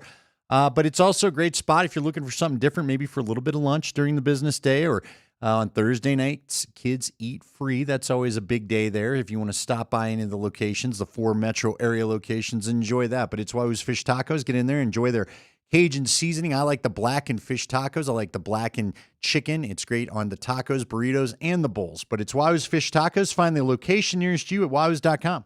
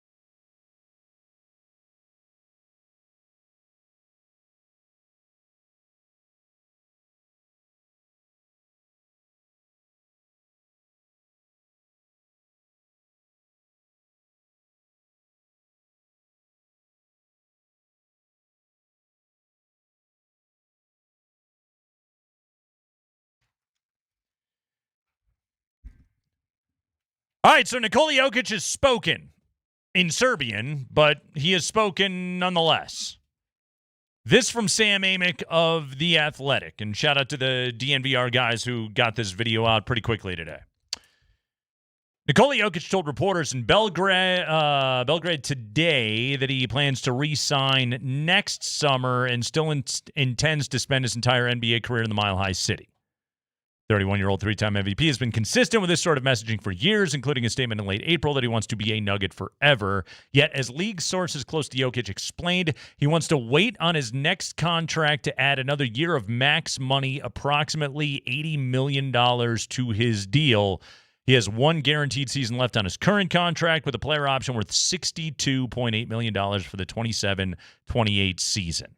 So that's interesting. So not only, because we'd given you the numbers earlier, if he signs now, it's 4 years at 270, 280, whatever it is. 280, yeah. If he waits, it becomes 5 years at $400 million. So if I think it's 5 at 360. Is it 360, not 400? Another year of max money would be approximately $80 million, 280 plus 80. I'm going 360. I was going to say, does it raise the value all throughout the contract and maybe not just the 1 year? No, I think it's because it's based on salary cap projections and a percentage. It's like 35% or whatever it is of the cap. However, and we were talking about this last week, like they've even figured out like typically like the cap outpaces the max contract. So by signing the longest term deal, you actually could cost yourself money. Funny to think you're screwing yourself by signing a $360 million contract. Sure. Bottom line is, in my opinion, we've kind of talked about this. Everybody's looking for the breadcrumbs right now. And look, I think what Denver's dealing with, and I'm not just trying to homer this thing up. I legitimately believe this because one of the persons that I talk to the most about Jokic is Scotty. And Scotty's been around him a long time. And Scotty has said he just doesn't buy that he wants to leave. Yeah. He likes it here. He said last year he loves the version of anonymity that he has here. Now, he doesn't have complete anonymity, right? People will recognize him eventually. But he talked about just in the fall or maybe even in the winter, I can go to Wash Park and not everybody's all up in my business. No, that's not going to happen if he goes to LA. That's not going to happen if you go somewhere else now that you're an established NBA superstar. And they're very different media markets. No, like there's, an automatic connecting of the dots of, well, he'd want to go play with Luka with the Lakers. And it's like, I think he wants Luka to come here. Joker he even joked about that. Right. He said, you can come to Denver. Or they would Spring and I were talking about this last week. Like, I there's some markets where I could see Jokic like enjoying the quality of life. Sure. Like what if he and Luka Doncic reverse engineered a old school destination trip to Chicago and go play for the Bulls. Yeah, with the Serbian population. Yeah, big Serbian population. They actually have cap space. Like they're one of the few teams that could do something like that. But again, for what? Well, and Scotty's talked He's about... He's happy here. Right, and Scotty's talked about this on the air. Guess what? He's a dad. And Scotty's talked about how his daughter's in school now or whatever. Right. And so she's, like again, they're kind of settling into life here. That doesn't guarantee something won't happen. Right. But I would also say this: the headline that I'm getting out of this is he may be telling us this is my last contract. So I'm going to make it 5 years, the max amount I can, and I'm done after this. Yeah, play through. I think it would take him up to being 37. Yeah, I don't think we thought we'd see that much of him. Remember that? Remember after the championship, and I was worried he was going to be done at 32. Right. So this is already extending past some of what we thought, but I think, to me, this could signal his last contract in the NBA, period. Well, and again, kind of using your line of thinking there, which I think you're very much onto something, is, as he said today in the quote, there were two words in there in the translation, but it's strictly business, is that Joker views NBA basketball as his job. This is how I maximize my earnings. I make another $80 million if I wait until next year. Just like he didn't sign last year, and I was like, well, of course he wouldn't. He can make another $70 million. Now it's, well, I can wait another year and make another $80 million. I'll just go ahead and do that. And also, you can look at it and go, I had a lot of injury risk in doing that. If Nikola Jokic suffered a catastrophic injury this year, guess what? The Denver Nuggets would still pay him. Yeah. They still would. Because you still, no matter what, you would still get the back end of that contract, and I think he's going to be a very good basketball player. Maybe not the best in the world or a top 3 in the world anymore, but he'll be one of the best basketball players in the league until the end of his contract. Let me ask you, and I'm being serious about this, because, again, I think a lot of people, we may have to wait to talk Peyton Watson next segment, top of the hour, because I'm dead serious about this. One of my main concerns with Aaron Gordon, and one of the reasons why I think the Aaron Gordon market has been nothing more than a rumor to this point is the injury history. Yeah. And those injuries take away the absolutely awesome all-star player that he is when he can't jump properly on that calf. Yeah. He's just a very average player. Dead serious. What is an injury to Jokic, short of being paralyzed, that you would be worried about taking away the greatness of his game? Like what? You know what I'm saying? It's like the lower body stuff would still be devastating to him. It really would be. Like, no, he's not an above the rim player, but he's got like the best feet of any athlete we've ever seen before, and there is a lot of stress on that. He is an ACL would be tough. It would be really bad. Obviously, the lower, I don't even want to say the term, but the lower leg, like, yeah, and any one of those would sap him of a little bit. But the brain would still be there. The brain would still be there. His ability to see things would still be there. Yeah. I mean, it would have to be something very devastating in my mind to raise the level of concern that he couldn't get back to some form of a really good basketball player, compared to my concern that if Aaron Gordon can't get this calf right, exactly, I'm not sure we're ever going to see the guy I love to watch play again. Exactly. Yeah. No, or at the least at any kind of consistent level. No, you're right about that. Which is why I think even the injury concern is not as big as some people want it. Now, sure, again, you know, could do the old Kyle Shanahan. We don't know if we're going to be here next week, but he's not a super explosive athlete. Right. He's not Anthony Edwards hoping that everything comes back right so I can power to the rim like Michael Jordan and take the beating it requires as I'm in midair, getting smacked around by guys twice my size. But, you know, but the big guys, I mean, with Jokic, it's the big guy stuff. It's the getting lumbery. Yeah, you know, I guess like I would say this. The back would, you know, I don't love hearing about back injuries. The for back big stuff. fellas, I mean, he's already got the wrist stuff and the back Sure. stuff that he already kind of deals with. Yeah, big guys, just their decline generally comes in that way. But to your point, I still think there'd be a healthy contract regardless, if not still the max. Yeah, no, you'd still pay him. And you would, with his work ethic, you would never have to worry about whether or not he would work hard enough to be able to get himself back like he would. He takes this stuff super seriously. He is as professional as it comes when it comes to this sport. But also, like, again, I think when he says it's strictly business, it's a pretty good tell. That's not to say he doesn't love being on the Denver Nuggets. He doesn't love playing in the NBA. He doesn't love playing with his teammates here. Like, I'm sure that thing is all very true, but like, he's here for work. There's more money to be made if I add another year. Right. That's what he's $80 telling million me in my mind. $80 million bucks. Here's my question to you in the last 30 seconds or so we have before the top, because I do want to talk Peyton Watson. Have you been shocked by how this first week or so of free agency's gone down? No. You before you and I departed about 10 days ago, you had told me in a break, you get the vibe this may be a run it back. Yeah. So we'll see. Yeah. But it's headed that way. They have not shed any salary yet. What do you think happens with Val after the signing of the Mavs big man? Oh, adios. Yeah. No. But is that just a mutual agreement? Yeah, I think that was going to be the case. Are they anyway. just negotiating cap relief here now, or what are we doing? they're hoping somebody trades for Wants him real quick, and they can buy out the contract or whatever. They'll hold off as long as they can, but no, he's done. He's gone. That's what I figured. And they got Bagley, and by the way, I like Bagley, that move. yeah, I like that move. I really do, and I'm glad that they brought back Tyus Jones. I like that move as well. So, yeah, let's dive into some of the Peyton Watson stuff when we come back. But yes, Jokic saying today he still wants to be a Nugget forever. Nothing terribly surprising. It's Kreckman and Lindahl on Altitude Sports Radio.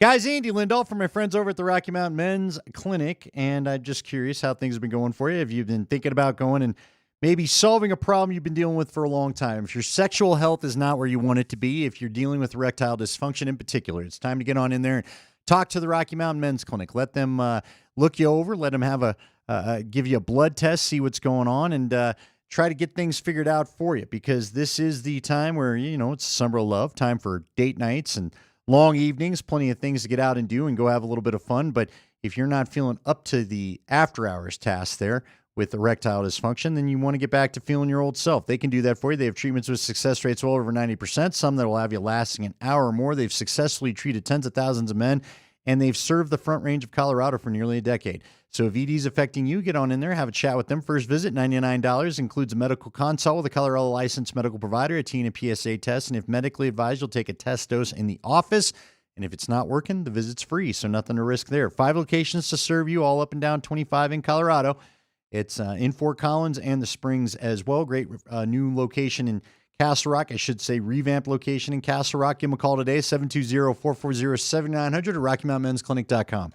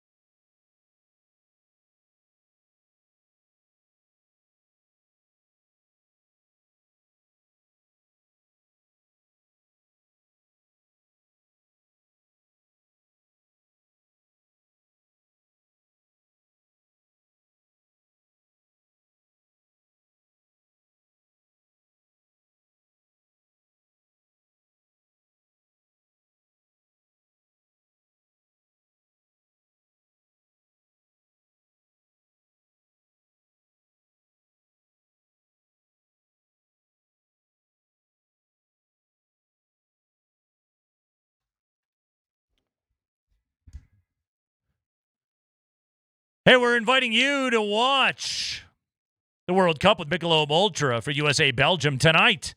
Party starts at Stoney's on Lincoln at 5:30. Michelob Ultra is going to be on site with a lot of fun and Ultra giveaways. Mike Sanford hosting, giving away tons of great prizes, so you don't want to miss it. Michelob Ultra is a superior light beer and the official beer sponsor of the FIFA World Cup 26. Superior is worth playing for, and now it's worth cheering for, too. Be sure to enjoy an Ultra as you cheer on your favorite team. That'd be in Team USA tonight. We'll see you at Stoney's on Lincoln at 5:30. Obviously, though, you'll keep your phone to your ear and continue to stream the Kreckman and Lindahl show on the Altitude Sports Radio. You don't need app, no pregame. Powered by the Will Height Law Firm. Injury lawyers, go to willheightwins.com. That is willheightwins.com. USA Belgium tonight. We're getting fired up for it right now. What is it? Sam's Army, the USA Outlaws, whatever we call our fans. They're out there waving the red, white, and blue, waving it wide and high right now in Seattle outside Lumen Field, or what do they call it? Seattle Stadium, for the sake of this. Sure. By the way, did you catch FIFA trying to get away with calling it the Estadio de Ciudad de Mexico and not call it Azteca? Really? Everybody knows what it's called, guys. Okay. FIFA. Anyway. So we got some NBA stuff going on. Rich guys don't share money, Nate. Just can I have some? At the end of the day, just remember that. Can I? I'd like some. Anyway, the Nuggets plan to match offers for Peyton Watson, but they're open to a sign-in trade. Sam Amick writes this in his piece yesterday.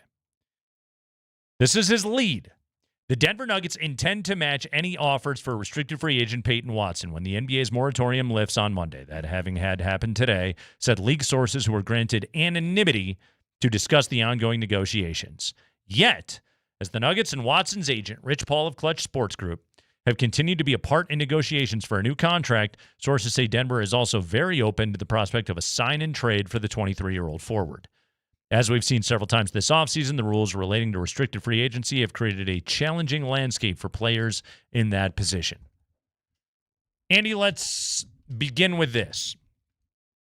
Peyton Watson would like to, and according to rumors that we are seeing circulated, make upwards of over $25 million per year. Once he paid more than Christian Brown once said. Which, fair enough. Sure. Yeah, can't really argue, can't push back all that much, although Christian Brown did play in the playoffs and Peyton Watson didn't. But that said, he'd like to get big-time dough. The Nuggets are signaling to the rest of the NBA, we're going to match whatever offer you throw our way. Yeah, we're not going to just let you have him. Yeah. Doesn't mean he'll stay a Nugget. Right. But you can't just have him. Exactly. So right now, if you were an outside NBA team and you're the Clippers or the Nets, which seem to be like the two teams that have the wherewithal or cap space to be able to do this right now, do you call up Rich Paul right now and say, yeah, no problem. We'll offer Peyton Watson $35 million a year.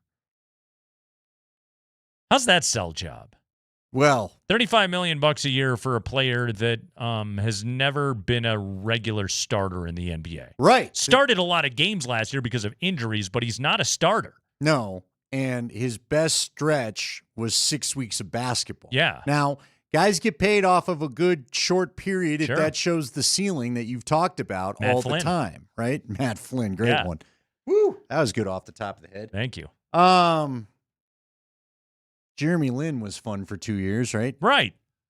It happens. $35 million. See, what's crazy, Nate, when you throw that money, I'm like, gosh, would the Nuggets match that then? I don't know. Good night. You got to just say, no, we're not matching that. They would not. And Denver would look at that team and say, all right, we'll do a sign and trade if you want him that bad. And so then some team would have to be like, well, we'll give up $35 million a year to Peyton Watson. And, oh, by the way, we'll send the Denver Nuggets 2 first-round picks.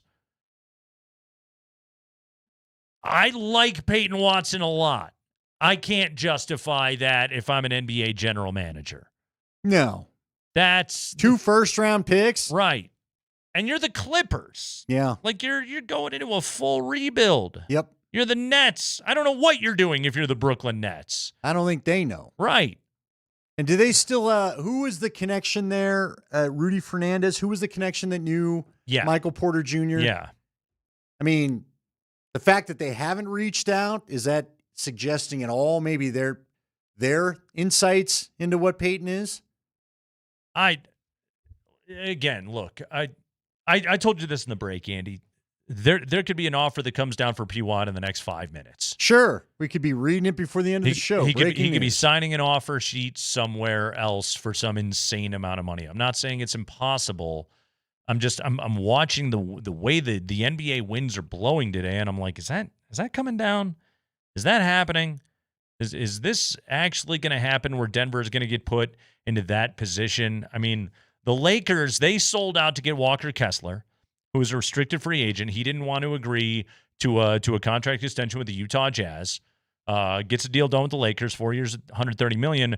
That was what, two unprotected first-round picks and 2 first-round pick swaps going back to Utah. I mean, if you're the Jazz, you're like, yeah, we like Walker Kessler, but like, if you're going to give us that, okay. Right. And if you're Denver, like, if some team makes a Walker Kessler-like offer to you, I say you take it.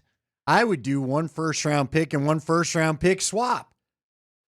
Well, That's what you got for Peyton Watson, because you can swing a trade later. Like, you now have ammunition to be able to work with a little bit. Exactly. Like, and let me raise my hand and say, look, my first option is Peyton Watson's on the Nuggets next year. I would prefer that. That's a basketball player that that knows your building, knows your people, is ingrained in this lineup. Coaches know exactly what to do with him. Like, I think the best case scenario here for both Peyton Watson as a basketball player and for the Denver Nuggets is that Peyton Watson plays basketball for the Denver Nuggets. That's the best situation.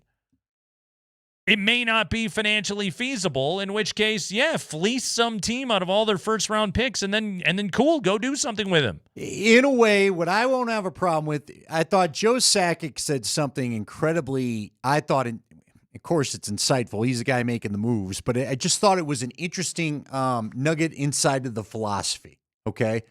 Where didn't he say at the presser last week, he had a presser and he talked about how I want to make sure we have a lot of cap room at the trade deadline. Yeah. He basically said, I want a team good enough to start the year with, and I want to have a little in my bank account to go shopping for what I need when the needs reveal themselves at the trade deadline. To your point, the Nuggets could kind of do the same if they needed to a little.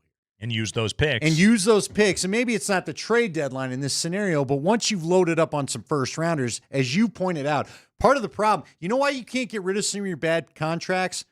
You don't have a first rounder to attach to it to make it a little more tasty. That's why you got Zeke Naji still hanging out here. You have some second-round picks in like 2049. Yeah. 2075. Some of these years they're throwing out there, I'm like, that feels optimistic. Who's going to be running those picks? How do you dial up a GM and go, hey, you and I probably won't have the job, but I'd like to trade you a 2035 second-round pick. Yeah, the longer this all goes on and the quieter it is, I think the more likely that the Nuggets retain the services of P-Watt. And again, like I know there's that portion of the fan base that is just screaming for something to happen, for change, right? For something big to go down. Somebody needs to get shipped off. Somebody's got to pay for what happened against Minnesota. Whether it's Jamal or AG or Christian Brown, somebody's got to pay for this failure that this team isn't good enough. And I'm not even necessarily saying that's wrong. There is some merit to all of that because guess what? This team has had disappointing playoff finishes each of the last several years. But I also do know that when this team was together and they were healthy last year, I looked at that team and I said, I think they can win an NBA championship this year. We had open discussions about that on this very radio show. There's a lot of things that are a hell of a lot worse than running back a 54-win team. Yeah, and again, look, I get it. I get the outcry. Believe me. Yeah, I understand. But you brought up all these fears again. The waning days before I took my little break.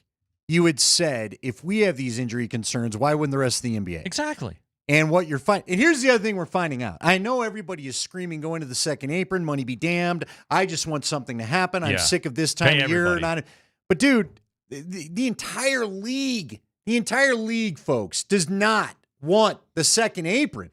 And you're now seeing the proof. Mm-hmm. You're seeing No the one's doing proof it. of it right now in No one's front of doing it. you. Nobody wants to pay that much for players, period. It's become the hard cap without calling it a hard cap.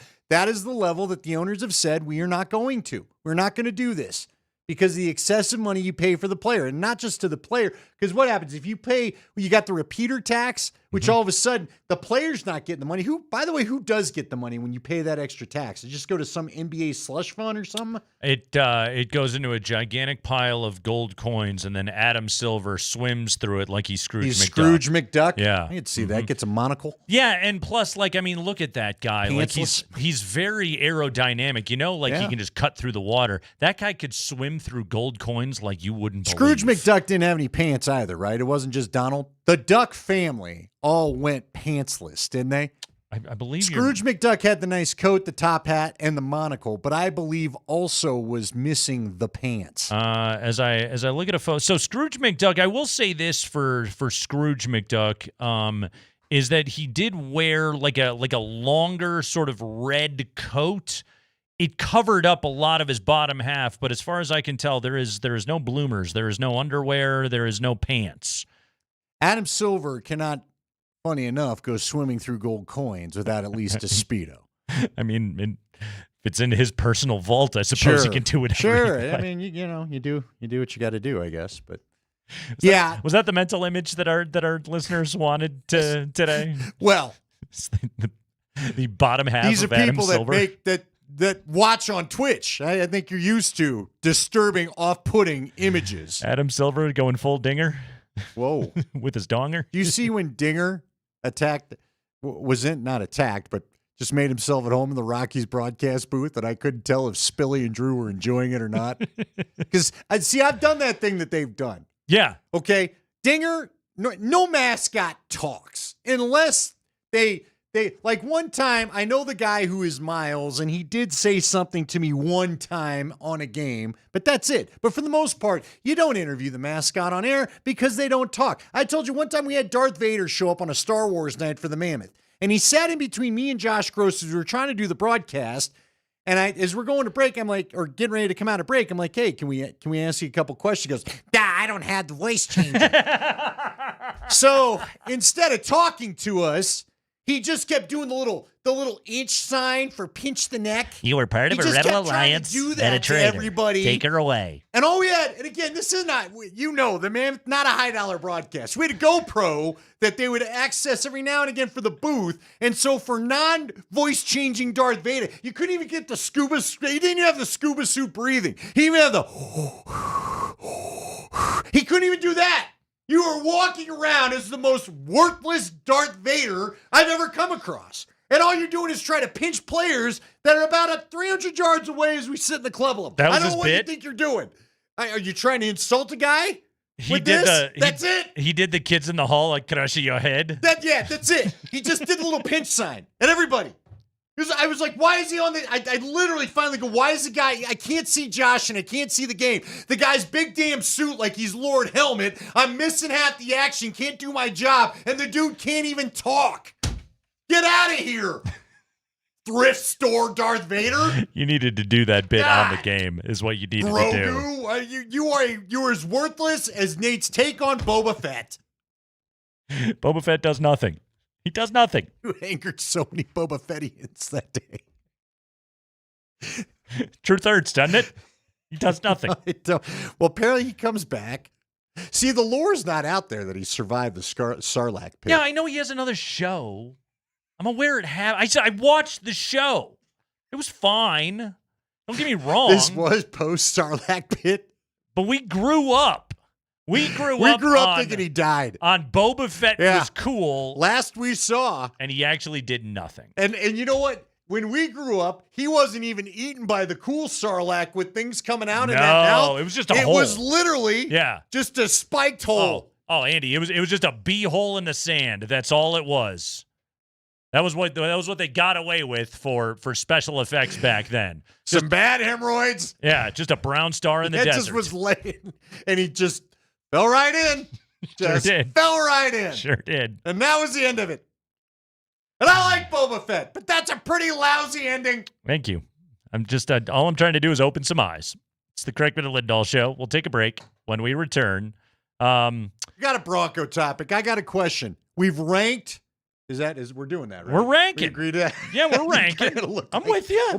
Don't be taking me to the big ball of No, twine. no, We're no, staying on you're- I-25. No bathroom break. You're doing great. No, we've got the roster rankings for the entire NFL. Nate Kreckman's going to take his guess And where as the to where the Broncos- Broncos fall. Roster ranks. I think it should rank very highly. Higher than Boba Fett? Yes, because they actually do things. It's Altitude Sports Radio.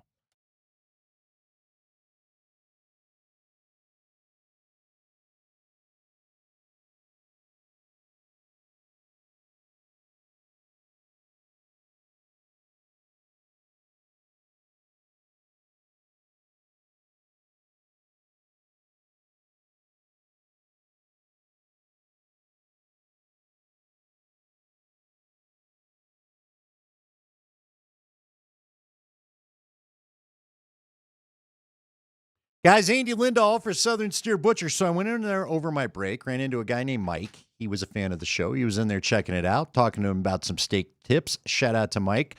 Yeah, you may run into me when you go there because it's a great place to go and get your meat for the weekend. Whether it's a holiday weekend like last weekend was, or you're just looking for that weekend barbecue, which hopefully a lot of you got coming up this weekend, Southern Steer is the spot. Not only is it a great place to get your steak, to get your chicken, to get your pork. I had some brats from there over the weekend. The wings were absolutely fantastic. Love the flavors of the wings, but you know what? They'll help you as culinary consultants figure out what's the right side, what's the right wine pairing, what's the right thing to flavor this with. I know Ben will help you out with whether it's a seasoning or a sauce you want to pair with it. He'll help you out. Sometimes simple is the best, but it's Southern Steer Butcher. You want to go and check out this great meat shop, you're going to go find it in Greenwood Village. It's just a couple streets south, or I guess I should say a couple streets east of I-25 on Dayton, on Arapahoe Road, right there across from the Shane Company. It's Southern Steer Butcher. Find them on the web at southernsteer.com. You're looking for the Greenwood Village location.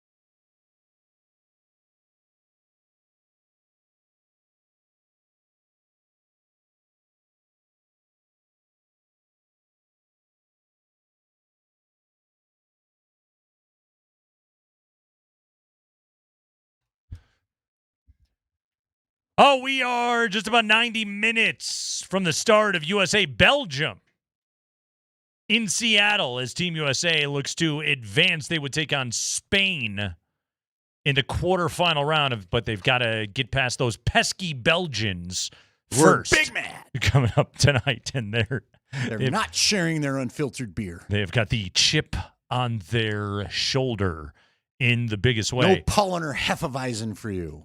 Andy, could the Broncos convince Erling Haaland to play tight end, leave his, I don't know, $1 billion contract, whatever it is, at Man City and come play for the Broncos? Say that again. How much? I don't. Billion? I don't know what they're paying him. Listen, but it's a lot. We've seen the draw of the beautiful game. Yes, he's got a lot of money to make there. So billion, I'm sure there's $1 billion earning potential with everything he could probably put together. So no. So Erling Haaland, the Norwegian star, 2 goals yesterday, and Norway knocked off Brazil. This dude is so friggin' good. 6'5", 205 is what he's listed at on the ESPN FC site. He's been clocked at over 36 kilometers per hour, a.k.a. 22 miles per hour. That's pretty fast. Which basically makes him like as fast as any of the top 5 guys in the NFL. And he's doing it at 6'5". He's like punt returner fast. Oh, yeah. At his size. Now, if he were to come and like play American football, which again I don't think he's going to, but if he were to pack on, I don't know, 25, 30 pounds. Yeah, I'd make him a tight end. Yeah, get him a football body. Sure. Yeah, hell, he could be an outside linebacker, and that dude though is incredible. Well, and he's also fun. Like he's in on the joke that he looks like an 80s movie villain or one of the Targaryens, or again, take your pick. Take your pick of the narrative, but he doesn't shy away. He's having fun with his fame. Yeah. As you wish some guys would. He was out shopping for cowboy boots. Yeah. It looks like he's a pretty good time. I got into Erling Haaland. Do you remember I adopted a Bundesliga squad back during COVID because Bundesliga was one of like the first sports leagues in the world to return. And at the time, Haaland was playing for Dortmund, which even though I'm a Gladbach supporter, I was always a big fan of Erling Haaland because like he was so fun. Like he would dance after he'd score goals and stuff like that. So when, all of the like highlight packages that they would show, like going to commercials and everything like that, he was all over those things. And it was just like, this guy's awesome.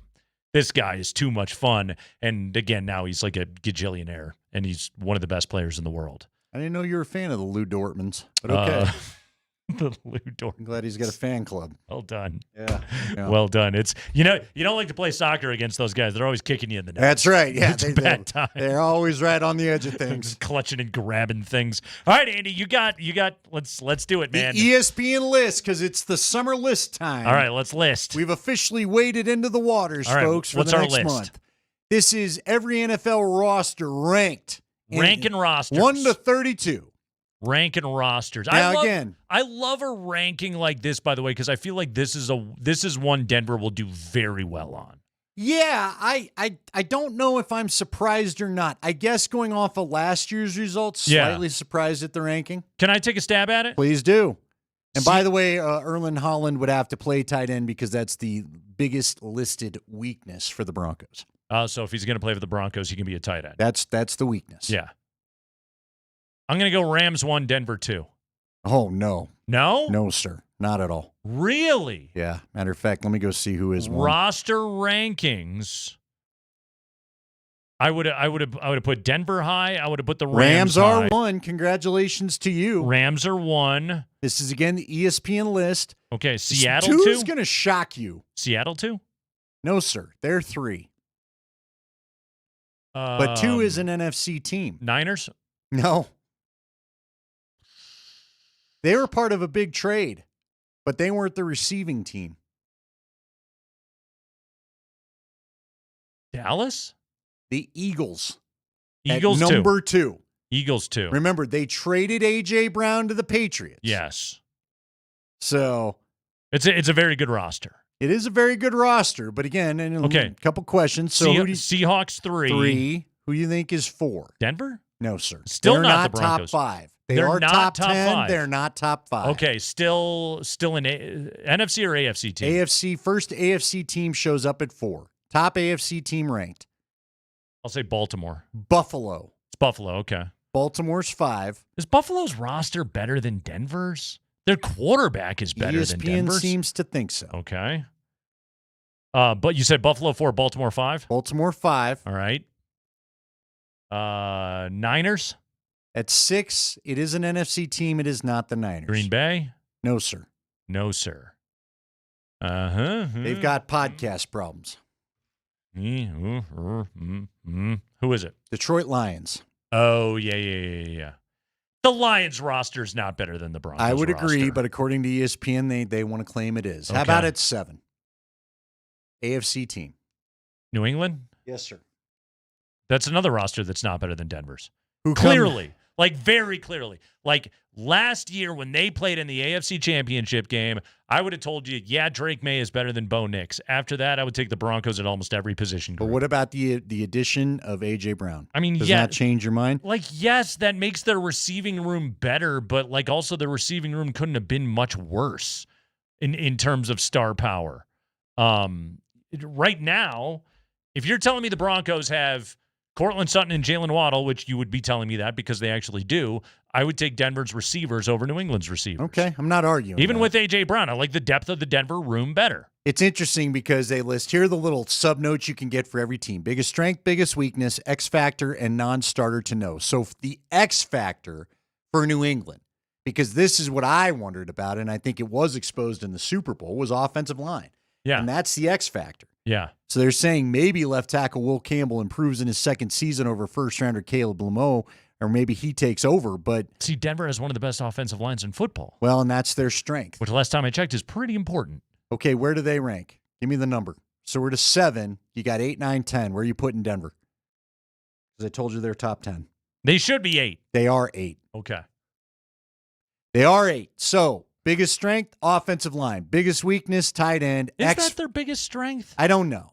I would say the secondary. I would say is pretty secondary darn 1, good, man. pass rush 2, O-line 3. There are times where, again, without Bo Nix quick releasing the ball in the AFC Championship, did that offensive line look the way that we wanted it to? You certainly weren't blowing open holes for running backs. I was going to say, like, you subtract J.K. Dobbins and your run game got real pedestrian. It did. And without Bo Nix making quick decisions Yeah. and running the offense the way it's kind of been designed, you couldn't hold up in pass rush necessarily either. A little more banged up later in the season. Ben Powers was out with injury, but still. And I'm not saying it McGlinchey had his sucks. stuff. Don't hear me wrong. No, but I they're- just think there's better position groups on this team than the O-line. Yeah, no, I would go secondary and pass rush. Pass rusher's really good, Jonathan Cooper or not.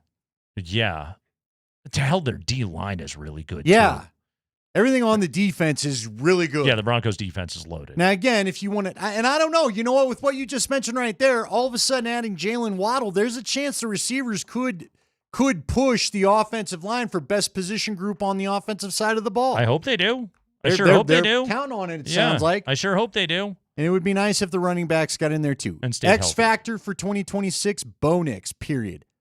And they say, assuming he is fully recovered from the ankle injury that cost him the chance to play in the AFC Championship, the Broncos can get more out of their quarterback to push them over the top. I'd agree with that. If that happens, they're going to the Super Bowl. Yeah, There's nowhere else to go. They can get more out of their quarterback, absolutely. Who's their non-starter to know? Because I think he could soon be a starter. Savion Jones. Jonah Ellis. Oh, yeah. Good player. Because he might be the one taking over for Cooper. Yeah.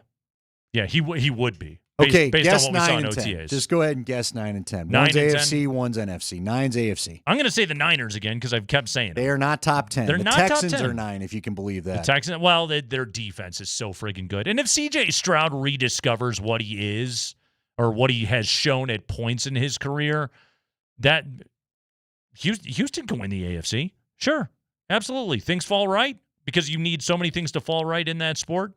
Houston's defense is just so friggin' good. Who's at 10? NFC team, not the Niners. Dallas? Nope. Green Bay? Nope. Oh, yes. And guess what? I also got thrown off because it is Green Bay 10 and your Niners come in at 11. All right. Kansas City all the way down to 12. again, when you're doing roster rankings, like and I don't know, maybe I'm giving too much credence to the rest of the roster that isn't quarterback, but like I would put San Francisco higher. I would put Houston higher. I would put Denver higher. Yeah, the Broncos roster. And even Andy, like, yes, tight end is a air quotes weakness on this team. But it's been that way for 4 years. They went to the AFC Championship. And it hasn't mattered. Like, yeah, they're not special at tight end. It has not affected this offense. Just is what it is. Like you hope that a healthy Evan Engram does something for you this year. That Jolie comes in and does something for you at that position. Adam Trautman will do his thing. But if you get nothing from it, it's no different than the last few years. Right, which hasn't mattered.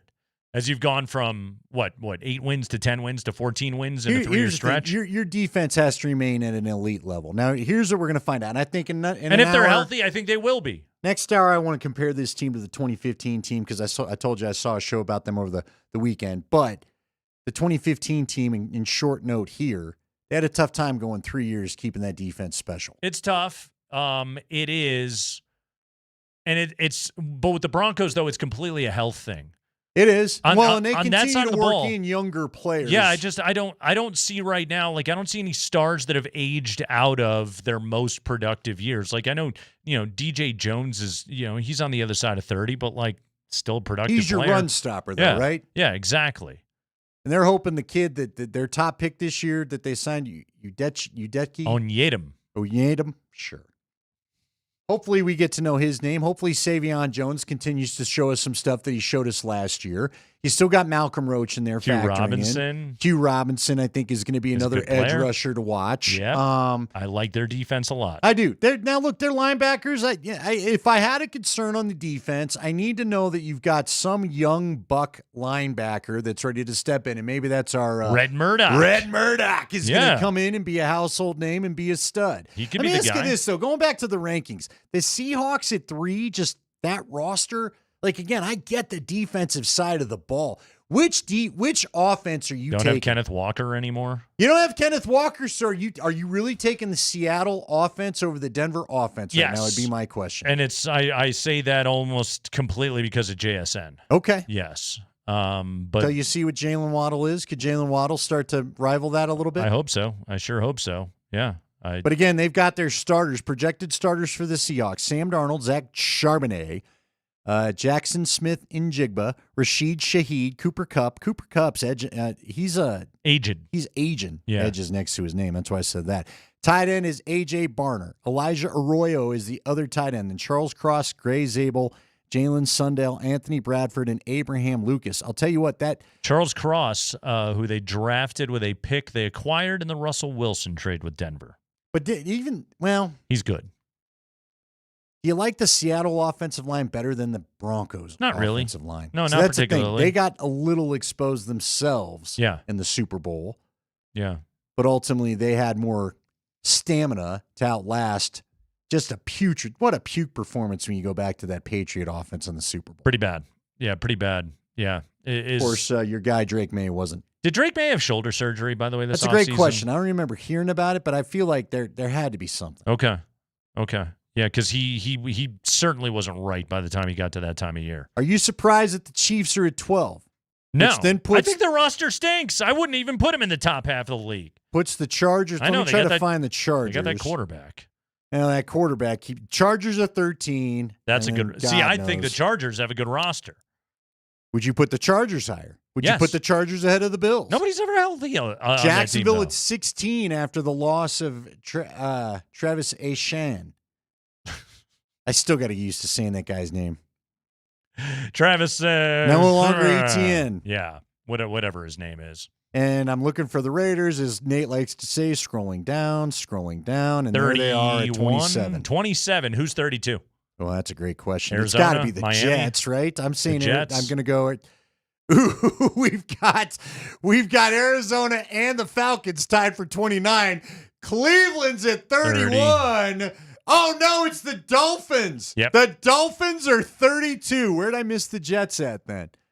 I'm a little surprised the Dolphins are 32, but I guess they shouldn't be. They pretty much. The Jets are 25. Yeah, Jets are going to be on the climb. Don't look out for the Jets. Okay, they're this year's football Rockies. It's the Kreckman and Lindahl Show on Altitude Sports Radio.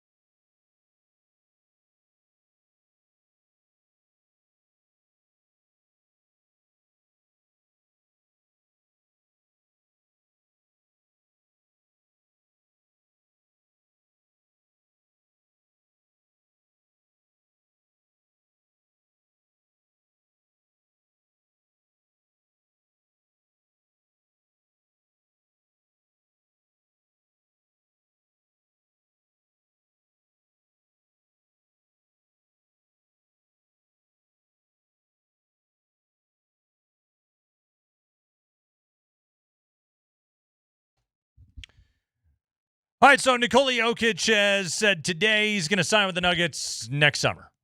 And then he can get a 5-year, we did the quick math on it, $360 million contract next summer. So he spoke to reporters today in Serbia and said, don't worry, I'm going to sign. And reportedly the Nuggets will match any Peyton Watson offer sheet. They're open to a sign and trade as well if somebody knocks Peyton's socks off with a $35 million a year contract or something like that. And then the Nuggets could get a bunch of draft picks in exchange for him. In the meantime, Andy, the Kings have waived DeMar DeRozan. I like that. He is a free agent at the age of 37. So if the Nuggets don't get LeBron, can they satisfy themselves by putting themselves in a DeMar DeRozan today? Wasn't he? Yeah. Does sound like I like a good red DeRozan. He was still averaging 18 points a game. I thought I saw in a tweet, right? He still shoot. Still productive player. Yeah. Can still shoot the ball. Oh man, he's one of the great shooters in the history of the league. Yeah, the guy can still knock down a jumper. Isn't that really what you want? Yeah. Isn't that really don't you want? I mean, this team could benefit from a guy coming off the bench that can fill it up. Yeah, you don't have Tim Hardaway anymore. This is a good Tim Hardaway replacement. I mean, I like LeBron James better as a Tim Hardaway replacement, but I'll take DeMar DeRozan if you can't get LeBron, even though you're on his whiteboard of his inner circle. How about that? We get the top 10. Nuggets top 5. Thursday. Hey, top 5. Thursday, we got the destinations. Right. Just the destinations. Yeah, only. Where do you put your reality meter? Where does this fall? I don't know how to phrase the question to you, but Andy, are you buying this? You know what this feels a little bit? You were here, right, when A-Rod came through town, Alex Rodriguez did his free agent tour. He was a Seattle Mariner. Yeah. He stopped by and went to Ruth Chris by the reporting and had dinner with the Rockies and let him buy him a nice steak dinner and all that. And Deion Sanders one time gave thought during his career before signing with the Niners that he might come sign with the Broncos because of his respect, or maybe it was before he signed with the Cowboys, but he said he respected Mike Shanahan. Andy. And in 96, it was a thing when he knew it was never a deal. Where do you put the reality of this? Peyton Manning signed with the Broncos. Deion Sanders said, I'll come coach at Colorado. Okay. Luminaries. Sports luminaries. Yep. Sports royalty. Yes. LeBron James is sports royalty. People have said yes to Denver in the past. I'm not going to be stunned. If he is making a basketball decision. Sure. This is the best one on his list. You and Jokic together. Unknown in Miami. Golden State, they're all old as hell. You're old. You don't need to hang out with a bunch of old guys. You need some young energy in your life. Minnesota, get real. Yeah. Yeah. Denver. Denver is the place. Cleveland, been there, done that. There's nothing to do but fail if he goes back to Cleveland because it's never going to be as good as it was before. This is a fresh thing, and if he's making a basketball decision, and by the way, he's LeBron James famous no matter where he goes. Oh, dude, are you kidding me? And you know what you can do here? You can still get to score. You can have his documentary. You go to some of those other places, they're not going to let you score the way that you once did. You can still score here all you want.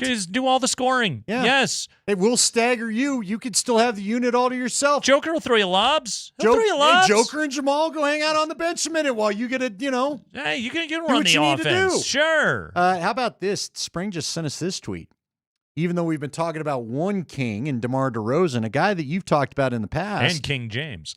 That's true. Multiple kings. Well, here's another king. Who else do you got? I believe, right? I think he's still with the Kings. King Charles? Zach LaVine. Oh, yeah. Despite exercising his $49 million player option because he does want $49 million, said he'd be mutually beneficial he'd be open to a mutually beneficial parting of the ways resolution. Nobody ever wants to play for the Sacramento Kings for too long, do they? No, but they do want the money. They do. They like their money. I think Zach LaVine knows there ain't no $49 million waiting for me elsewhere. Yeah. Let me go ahead and take that money, and then we'll figure it out. Yeah, that's another guy that makes shots.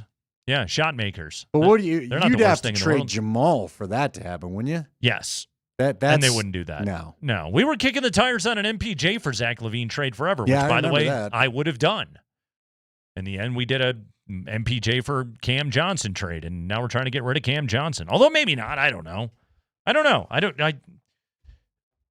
The Nuggets have not slashed any salary yet. Doesn't mean they won't. It doesn't mean they won't, but for all of these guys are cheap hand-wringing that's been going on, they haven't done anything yet. All the concerns that have been brought in, and maybe all of the concerns will eventually bear fruit, but as of yet, they haven't slashed this thing to the bone yet. Hasn't happened. I think they're going to be a good team. I think they're going to be a team that can win 50-plus games, and if they're healthy, when it's all said and done next year, they could do something really cool again. And I'm here for it all day long. By the way, speaking of Kings, does King Charles, does he call up FIFA to see if he can get his guy back after the red card yesterday? Jarrell Kwanzaa?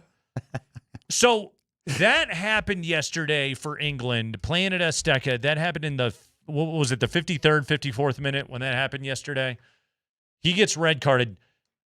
So you play with 10 men the rest of that match.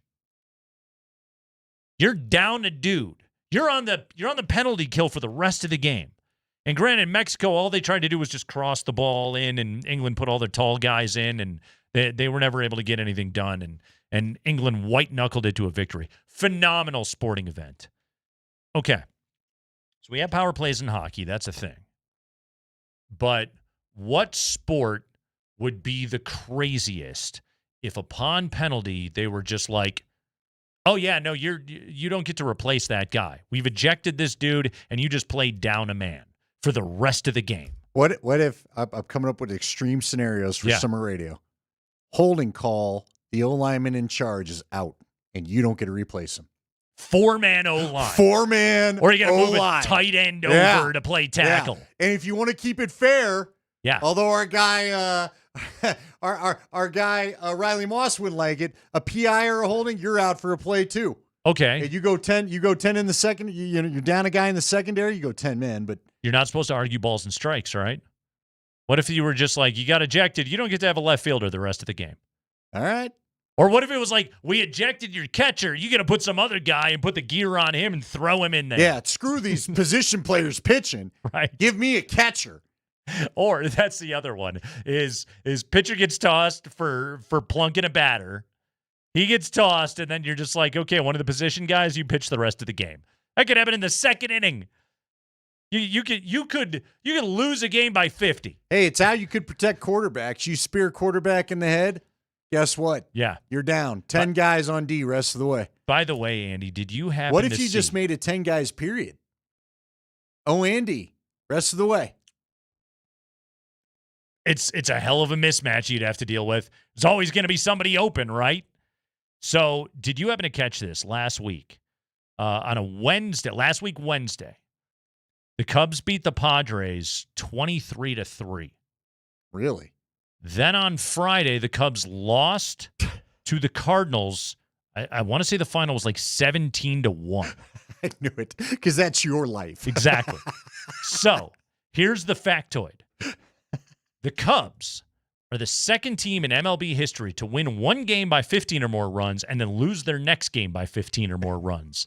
The other team, the Boston Bean Eaters, from September 10th and 11th, 1894, a 25-8 win followed by a 17-2 loss, both in Chicago against the Colts, who are the modern-day Cubs. The Boston Bean Eaters. Well, you know what? We got the Cleveland Spiders out of the news, so I'm psyched about that. The that Bean feels like Eaters a are Rockies thing. Like, I don't know how the Rockies don't own that record. Seriously, Couldn't because you see it? You would think because of Coors Field, Yeah, they something smoked wild somebody like at that would Coors have Field, happened. Yeah. And then they lose. It took Wrigley Field to be able to make it happen. Also, Bean Eaters is so much better than Red Sox. Get that Red Sox crap out of here. Bring back the Bean Eaters. But what kind of beans were you having? Lima beans? Green beans? Yankee beans? Yeah, Yankee beans. What are those? Is that the... I want my Yankee bean. You got a favorite bean? I don't mind a chickpea. Jelly bean? Yeah, I've been eating a lot of garbanzo beans of late. Love a jelly bean. Yes, absolutely. Jelly beans are mid. You don't like jelly beans? What about not a jelly bean guy. Starburst jelly beans? Nah, I'm good. Oh, man, I'm a fan. I love those things. Those might be my favorite candy. I don't eat very much candy. Jelly bean? Like at Easter, you know, we put the Starburst jelly beans in the little plastic eggs for the kids. Sure. I crush all those things. Way to screw that up. I love them. They're fantastic. I mean, the bunny does it. Just shut up. The mystical cartoon rabbit does it. Nobody seems to get as upset about that as they do the other guy. Anyway. You mean don't. You mean Raphael Claus's brother? Sure. Santa? Pete Claus. Like an old Pete Claus hanging out. You know Santa's just got some worthless brother. Well, Fred Claus is the movie. I never saw that movie. Fred Claus pretty good. Was it good? Hey, catch it on TBS one of 1,000 times starting like November 15th. I know. I never. It's a Tim Allen vehicle, right? No, that's who was Fred? That's Vince Vaughn. Yeah, Vince Vaughn from Friends. Vince Vaughn was Fred not Claus. Friends, Swingers. Yeah, he's Fred Claus. Okay. And Paul Giamatti is the big guy. Which one was Tim Allen? That's that was the Santa Claus. The Santa Santa Claus. Claus. Okay. Turns out there's 15 Santa Clauses. And then who was Jingle All the Way? That was, I think, Arnold. All right. Schwarzenegger. Okay. Okay, Arnold. That wasn't that bad. Is Erling Haaland a bad guy in any of those movies? He could be. He's in Die Hard. He's blowing up the. By the way, somebody on the plaza. internet pointed out that Erling Haaland looks like the bad guy from Kindergarten Cop. Really? Yeah. Now, I know the bad guy from Kindergarten Cop had dark hair, but the exact same face and the long hair. He looks like he'd be in a Steven Seagal movie, and he's got the kid. Erling Haaland, for sure. He's got the kid. Or like one of the Lethal Weapons. But then once Seagal breaks in, they both remove their shirts and break into this total. Could have been a bad guy in Die Hard. I think he also looks like he could have fought Ralph Macchio had they dared to make a Karate Kid 4. Yeah, Karate, yeah. I read something about what went wrong with Karate Kid 3, and I wanted to just say 3. But apparently the director wanted the story to go to Tokyo, and the studio refused. Basically, the studio forced them all to go back to the big tournament. And Macchio was like, I'm 30 years old. I'm not a high school kid anymore. I'll pull a muscle if I try and do this. I'm no longer the Karate Kid. I'm the Karate Midlife Crisis. Karate Middle Ager. Kreese is long dead. Hey, there's Team USA. They're on the pitch getting ready to take on Belgium there in Seattle. Where? Where's this stadium? I've heard it's Seattle Stadium. It's not Lumen anything. Seattle Stadium. Kreckman and Lindahl. High five coming up next. 5 biggest stories of the day from around the NBA.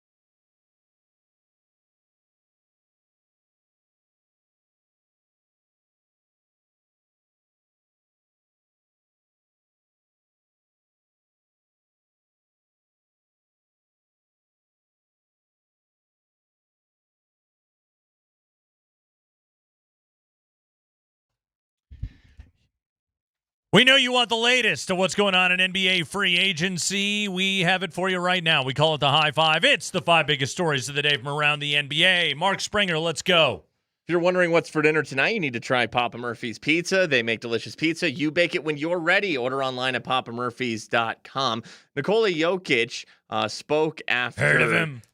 Team Serbia's win, I believe, over Bosnia-Herzegovina today. Take that L once again. Yeah, we're just owning those people, aren't we? And he talked to the media, and he was asked about the report that he's considering delaying signing his extension this summer. Well, he confirmed that he's not going to sign this summer. Here's the quote translated to English. Quote, "My idea is to sign next summer and stay in Denver for the rest of my life." Cool. Do it. Yes. If Nikola Jokic holds off for another year, he can sign a full 5-year extension. This would add $80 million to the potential extension he could have signed this offseason, which takes the number upwards of $360 million by our quick math. $360 million on a 5-year deal, which would take him through his age 37 season.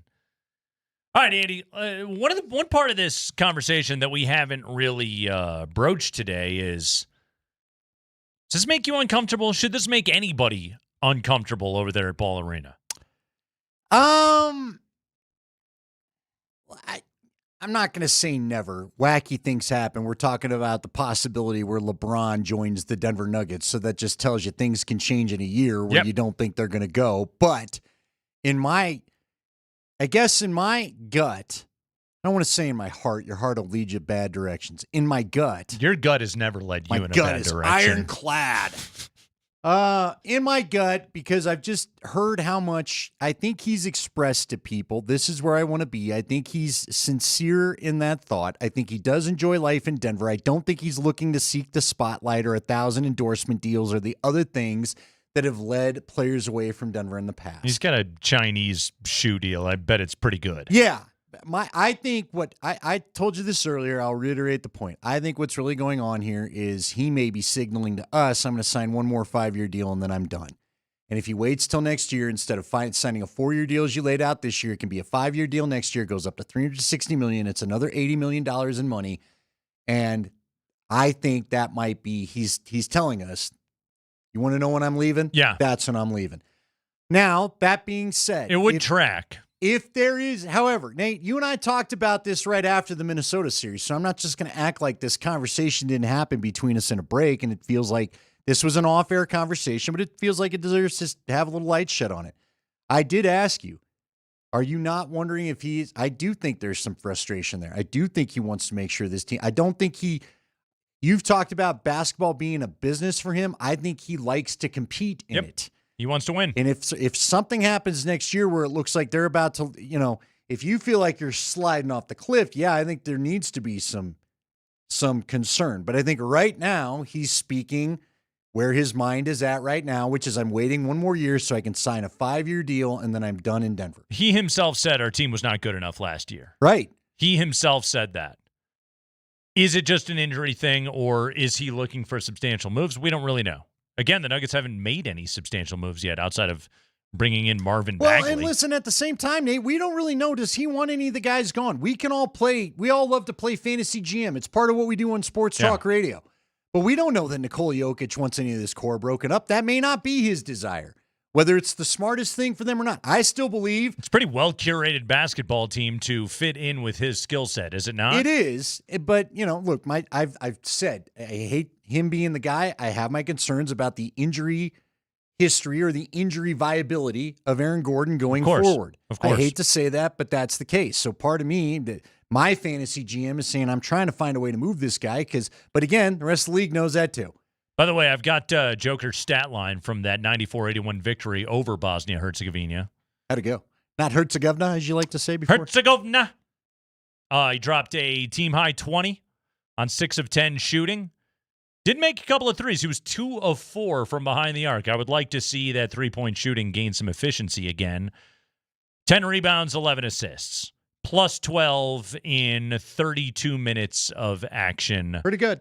Yeah, so I think he's still got it. I still like that guy. I think he's a pretty good basketball player. Luka Garza was playing for Bosnia.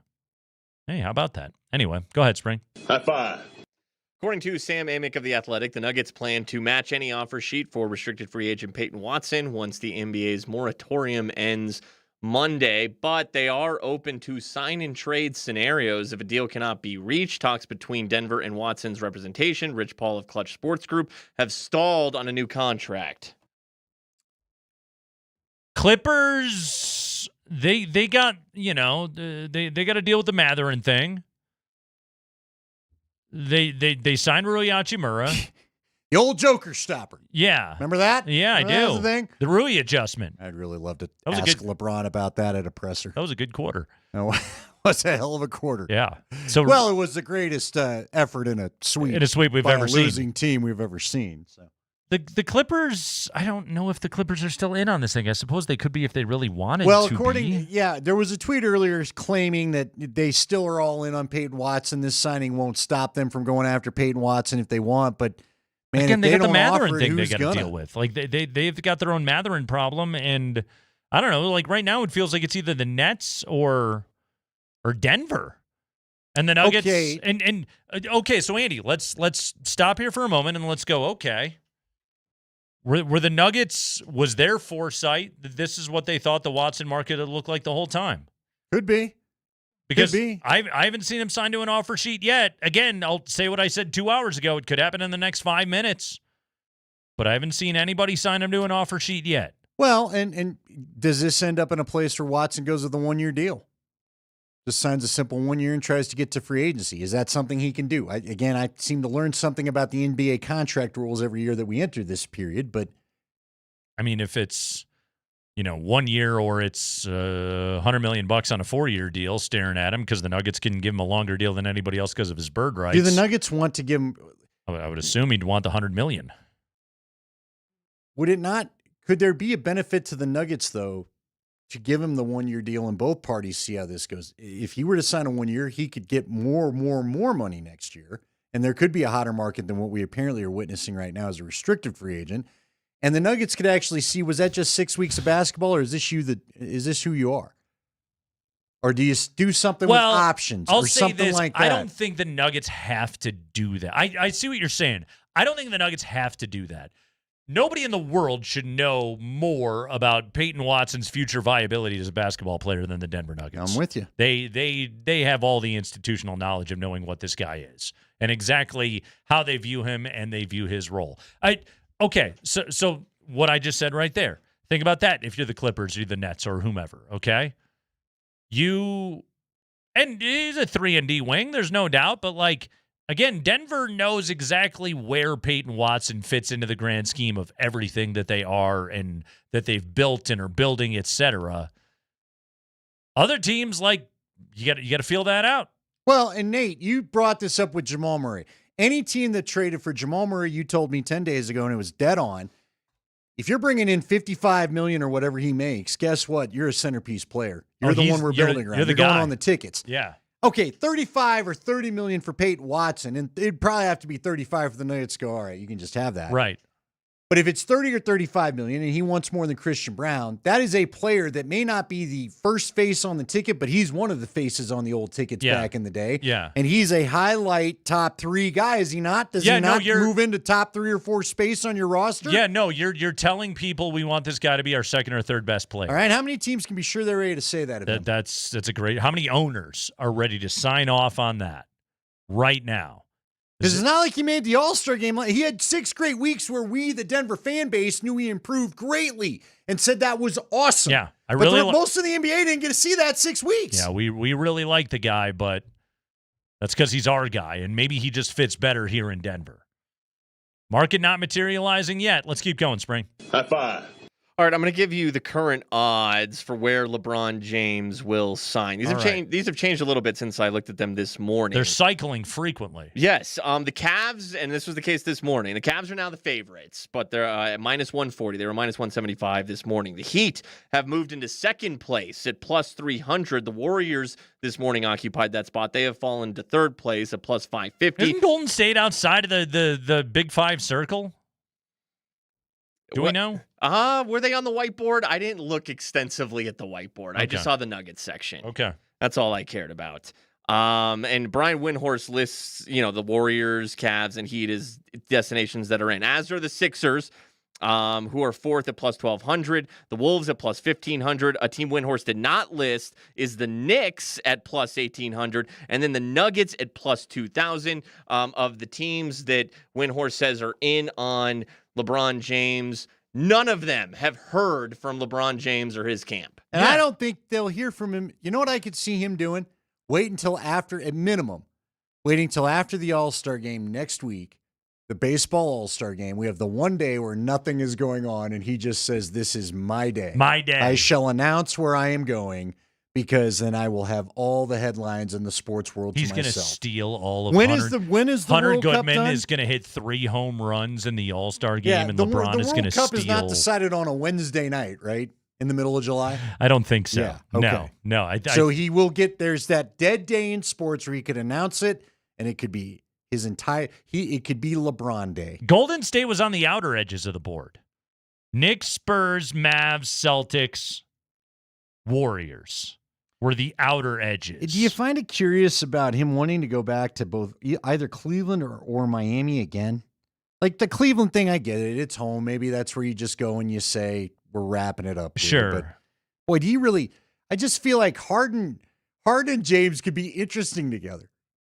These are all things. James Harden with a lot of places has been good on paper, and then all of a sudden, remember when it was Durant and Paul, right? Yeah. And that was it. No, it wasn't Chris Paul. Who was it? No, it was Russell Westbrook. No, who in Brooklyn? Oh wait, what was the order of events in James Houston? Harden, Kevin Durant, and the guy Kyrie Irving, right? Yeah, Kyrie. And that thing never happened.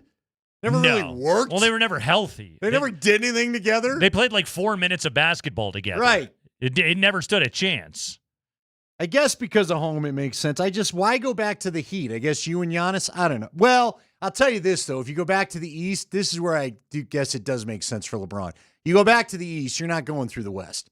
The West is a nightmare right now. I don't care where he signs in the West, you're still dealing with Oklahoma City. You're still dealing with whatever the Spurs are going to turn into. I mean, you got the Knicks with the title. The Sixers just got Jaylen Brown. Kawhi is back in Toronto. That's true. I forget about Toronto. There's good. You do until Kawhi Leonard goes back there, and then you're like, you oh, probably shouldn't. All right. Yeah, no, they're talking extension allegedly. Yeah, because if he's what he was last year, yikes. No, that's and again, like Boston. I don't know what the hell they were doing in the Jaylen Brown trade, but like the Celtics are still good. No, they wanted to get rid of some money, but you don't have the Spurs and the Thunder. No, the Nuggets. The Nuggets, everybody. The Nuggets. Go ahead, Spring. High five.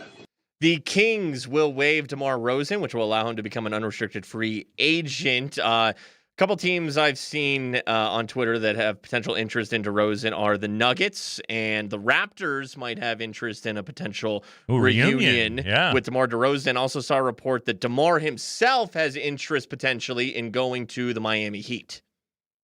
Everybody wants to go live in Miami. It seems nice there. You can always knock down jump. I tell you what, a lot of open jump shots around Giannis. So you can always go ahead and do that. Is there a hockey story in here too? Oh, we got to get this one in because let's do this. We're hoping this is true. Yeah, Elliot Friedman said this on his 32 Thoughts podcast about Cale Makar and the big old contract extension he's about to sign. You guys see Leo Carlson's getting $18 million, whether it's with Anaheim or the Philadelphia Flyers. Wow. So he's going to break Kaprizov's $17 million mark. What is Cale going to command? By the way, I just really quickly, I just want to note that Jokic will get $80 million in the last year of his deal. Yeah. And we're wringing hands over 17 or 18 million. Yeah. Well, it's against the NHL cap. Peyton Watson's looking for 30. Guys had 6 great weeks. We're talking about 30. Cale Makar's the best player in the world, 30. or at least in the conversation, and we're worried about him getting 18? What are we doing? Anyway.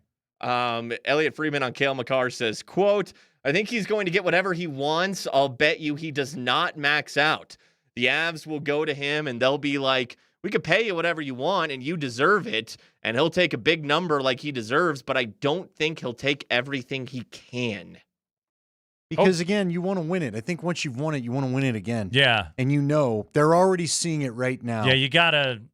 If you take all the money, your supporting staff, do you like having 6 good defensemen or do you just want to have a 3? And there's also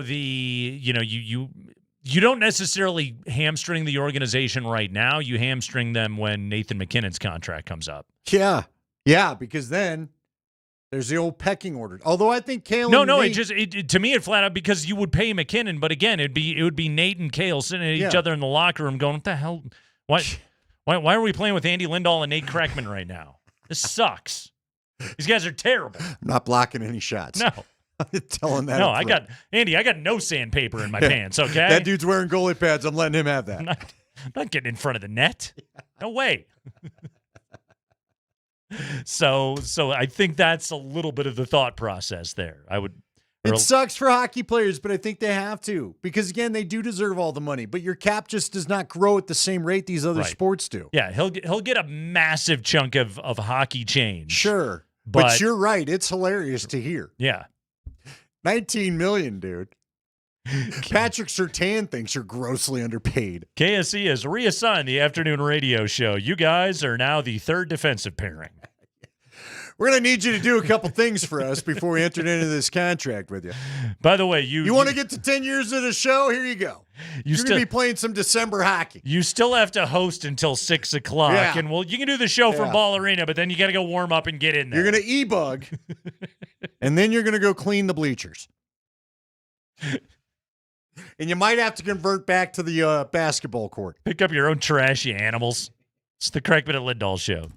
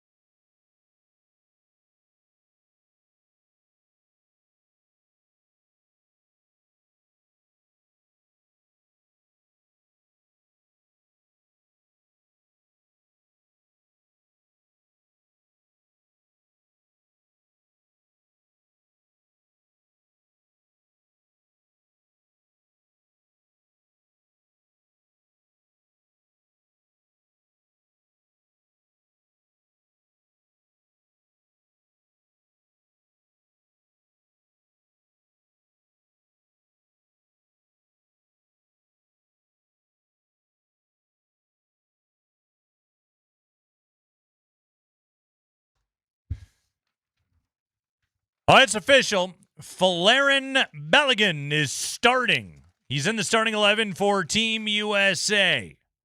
No suspension. Well, there is a suspension. It's supposedly coming in a year. Belgium's going to be big mad. Sorry, Belgium. That's how it works.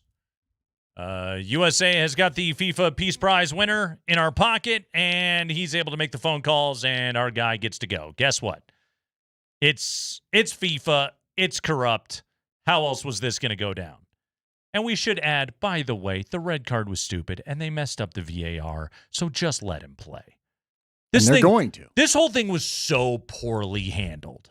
And this is going to lead to many headaches down the road for FIFA. But in the moment, they don't care about it because they got to scratch the right back. Well, and I got to imagine that. I guess he's a center forward, not a right back. Well, fullback, halfback. Thank you. Help me out here. As a guy that, look, I'm one of the casuals, as they say. I'm just enjoying the ride of this thing. We're all soccer experts this month. This is a lot of fun, but I got to imagine I had FIFA, a lot of problems with Mexico's tactics in that second half yesterday. In their party that believes FIFA's probably going, having this American audience interested, it's kind of nice. It's not the worst thing in the world, right? You know what I mean? Yeah, and I'm not saying that. I know Americans have watched previous World Cups, and again, I think some of the ratings are due to the fact that this is our time zones, and it's easy for us to digest. Without it's not a doubt. On the other side of the world where you're trying to watch it at 5 a.m. or something like that. The footage of the England fans at the end of that match last night, and on the screen it says 4:04 a.m. Yeah. And you're just like, hell yeah, those people rule. Yeah. Yeah. But I'm just saying, that adds to it. But I got to imagine FIFA's like, wow, it's pretty cool to have the States really psyched about this thing. Oh, of course. Yeah, there's a lot of people and a lot of money here. And this has been a great World Cup. It really has been. And I don't think anything that's going down on overturning the suspension for Balogun, I don't think it's going to impact this World Cup in the negative in the slightest bit. Andy, we talk about it with the NFL all the time. There's no such thing as negative headlines in the NFL. It's all just getting you excited about it, talking about it. It's a controversy. Guess what? Controversy sells. It's good for the sport, and it will continue to be going forward, okay? They were already pissed off about the Cristiano Ronaldo thing. Now this goes down with Team USA. That every red card the rest of this tournament, this is going to be a thing. And anger means passion, means interest. Yeah, it means ratings. Yes. And guys and gals, sports is a TV show. It we is. say it all the time. It is all those TV dollars that you see that they pay for the rights to broadcast this stuff, and I'm sure Fox has forked over a king's ransom in order to get this broadcast. They get to kind of call the shots, and I'm sure they were like, "Yeah, we don't really want one of our better players not being one of the reasons to tune in, not getting to play during this." And as you said, here's the other thing. Ultimately, and I'm even seeing something on ESPN right now saying that the fans should be happy that he gets to play, but you should be uneasy as well. Here's the reality: everybody seemed to universally agree that should not have been a red card. Right. So don't be upset that they took away something that shouldn't have happened to begin with. Okay, bad call, and they're going back on the letter of the law because bad calls happen in sports, and he's going to get red carded, and he stepped on that ankle, and I saw that, and even though it's unfortunate, it's a controversial call, and now he's got to be suspended for the entire next game, and then you go back and you're like, oh, they VAR'd the thing, they VAR'd it, and then they farted it because they messed up with the stupid still shot and the slow-mo, which the referee is apparently not supposed to see, which, again, how hard is it to just come out and say, hey, our officiating procedures, we messed it up. He should not have been red carded. That was an excessive call, and to make good for it, we will cite Article 27. We will rescind his suspension, and instead, FIFA has just been like, yeah, we did it. Now what? What are you going to do about it? Can I ask you? Let's get into the granular there a little bit. Do you like the VAR? Process of? I hate it. Well, let me ask you this though. Right. But the process of you have to watch it at full speed and make your decision. Yeah. Could we help some American sports Seriously. if we weren't going frame by frame? Did the toe drag before it hit the line? Did the last fingertip maybe scrape the basketball somehow before it went out of bounds? And we're stop motioning everything. If you look at a still shot of Balogun's foot on top of that guy's ankle, It looks bad. Yes, red card him.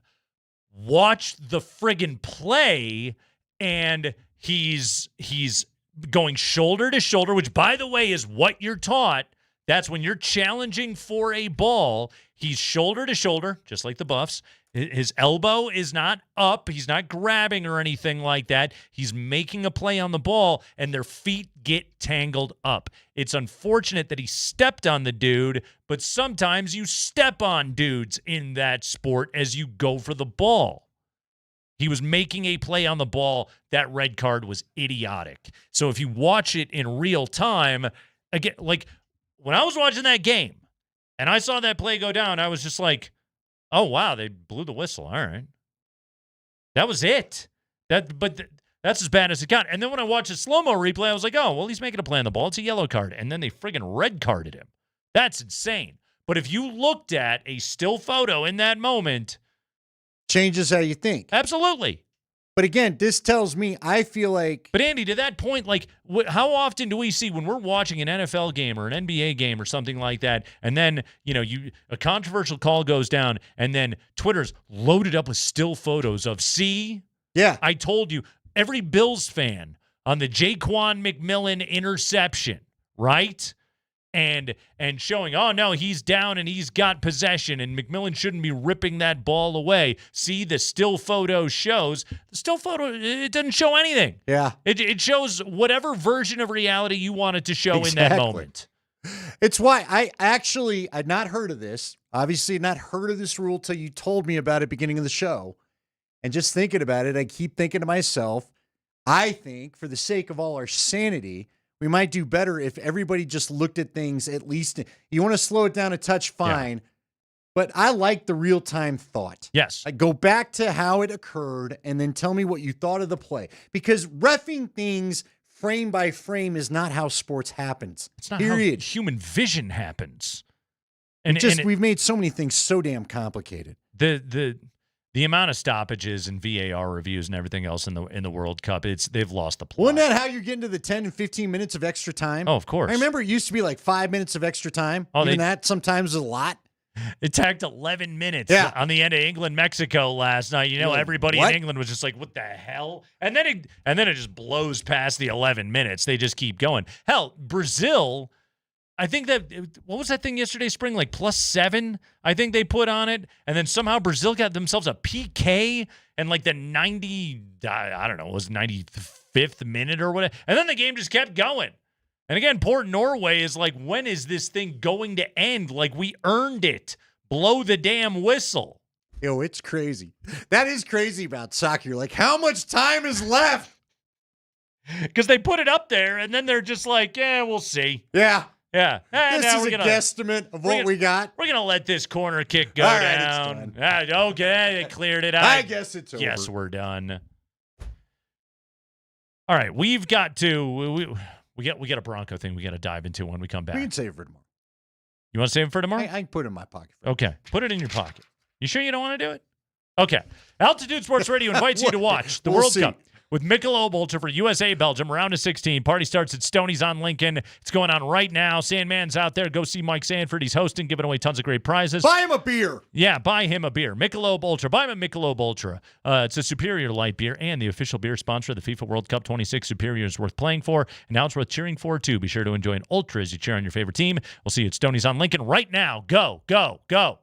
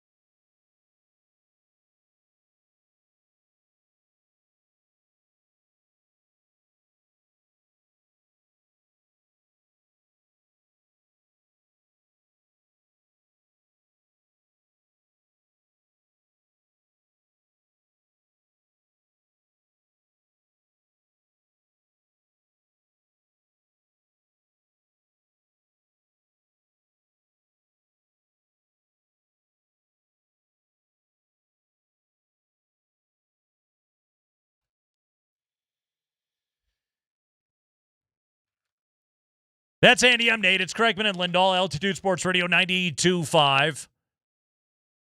There's Flo Balogun. He's out on the field. He's ready to play. Alexi Lalas is currently making a very distinct point while Zlatan and Thierry Henry roll their eyes. And that's the latest as we lead up to the USA and Belgium for a trip to the quarterfinals of the World Cup. Team USA looking for their third knockout victory ever in their history in the World Cup. 0-2 beat Mexico. Last week beat Bosnia. Tonight, Belgium could be next. Of course, the Belgians, they're pretty upset. They're not psyched. Yeah. They're not having a good time. They're mad. They said 5th of July is like April 1st. It's April Fool's Day. They were very confused. Which, honestly, to their credit, did you see some of the quotes from the USA players after the news broke? They were like, that's an AI story. That's not real. And then they were like, no, he's going to play. Our guy is actually going to play. So, yeah, Balogun goes tonight. USA, Belgium, kickoff in 13 minutes and 36 seconds, according to the countdown right now on Fox. Andy, elsewhere in international sporting affairs, Wimbledon is going on right now. And this one comes to us courtesy of our friends over at Awful Announcing. A Sky Sports broadcaster doing a sports report wanted to give the latest as to what was going on in Wimbledon, and he was really focused on getting those names down, and that may have led to other errors. This is from today. I believe this is Sky Sports. Bits of sports news. Liverpool's Neil Skupski and partner Christian Harrison of the USA are out at the last 16 stage of the men's doubles at Wimbledon. The French Open champions and number 5 seeds were beaten in straight sets, a bit of a slip of the tongue, straight sets by Thanasi Kokiakis and Alexander Kovacevic. I was so worried about the names of those tennis players. I made a right mess of that, didn't Right mess of that. Yeah, he wanted to get Kokiakis right, and instead he said straight sex. Well, which often involves like you don't know what's going on in Wimbledon after hours. It could be right. It's very true. Never know. Hey, man, we've all been there before. Yeah. Oh yeah. We've done it. Yeah. We've all messed up with bulging discs yeah. before. Yeah. I had one during a news report back in the day. She was not happy. What'd you say? I didn't say it. What was it? Bulging discs. Oh, it was bulging discs. Yeah, but it I've wasn't got a bulging disc. discs in my back. Yeah. But this was during a news story. Okay. So you did it on this show. You just didn't do it back in the day. I was trying to host, and then I was like, well, we're going to just let that go. And then my partner, who was the lead, decided we would not let that go. No, you probably shouldn't let that go. No, you shouldn't. So, no. Anyway. Thanks, British guy. Thanks. Hey, thanks. This is what happens when news people do sports. Yes. Now listen, to be fair, it's why I don't try to go report on court cases. It's tough. I don't know what's going on. Yeah, it's a tough one. But just let us live in the sports world where we live with these names a little bit more, and you can live there. And we don't do much better with Kokiakis. Sure. Kakaris, what? Yeah. You had a Broncos All right, I got a question. I got to ask you a question. Okay. Okay. And we will do a bigger Bronco topic tomorrow. Just tune in. So, I guess Matt Smith caught he got me thinking. He threw something to Tyler about, are you going to pay Bo Nix? And everyone's asking the question. We all ask the question, will Bo Nix get paid? What's the number that you're comfortable with? Because they said if Bo Nix is a $50 million, if I tell you he's a $50 million, not 55, not 60, $50 million is what they offer him. Let's just say he goes the Cale Makar route. We had the Cale Makar story in the high five that he may not go to the full 19, 20 million, whatever it is he could take at the time when he signs a contract, that he may actually, according to Elliot Friedman, take a little bit less when it's his turn to sign the contract very soon. Yeah, but even then, it's not if Bo can get 50, he's not taking a penny less. No, I'm with you. Yeah. But I'm asking you, 50 doesn't hit me the way 60 to 75 would. So right now, Mahomes is at 63. Okay. Dak is at 60. So Mahomes tops the board? Yeah, when he redid the deal, his AAV went up. Right. So that passed Dak. Okay, who's still due before Bo? Here's at the 55 crew is Josh Allen, Joe Burrow, Trevor Lawrence, Jordan Love, and Matt Stafford. Okay. Matthew Stafford, excuse me. Here's how I'm viewing this right now. There's the 50 plus crew, which that's 12 quarterbacks in the NFL. Jalen Hurts at 51, Lamar Jackson at 52, which surprised he's still going for that right now. Then you knock it down a little bit. Daniel Jones at 44, redoing that deal with Indianapolis. And is that a franchise tag with Daniel Jones, or did he agree to that deal? I think he agreed to the deal because they were going to franchise the receiver, right? Yeah. But then everybody got together and played nice. So here's the tricky spot: is can you get to a place where you can pay Bo Nix in the Sam Darnold, Baker Mayfield Give me that number. neighborhood, $33 million a year? Yeah, I'd like that. No, I don't think that's happening. Baker Mayfield is currently trying to get a big old raise out of the Tampa Bay Buccaneers because he doesn't want to be there all that much. I think Sam Darnold, even after having won a Super Bowl, recognizes that's my ceiling. I probably shouldn't be pushing too much. But, hey, if Sam Darnold goes out and wins another Super Bowl this year, I'm sure he's got an argument.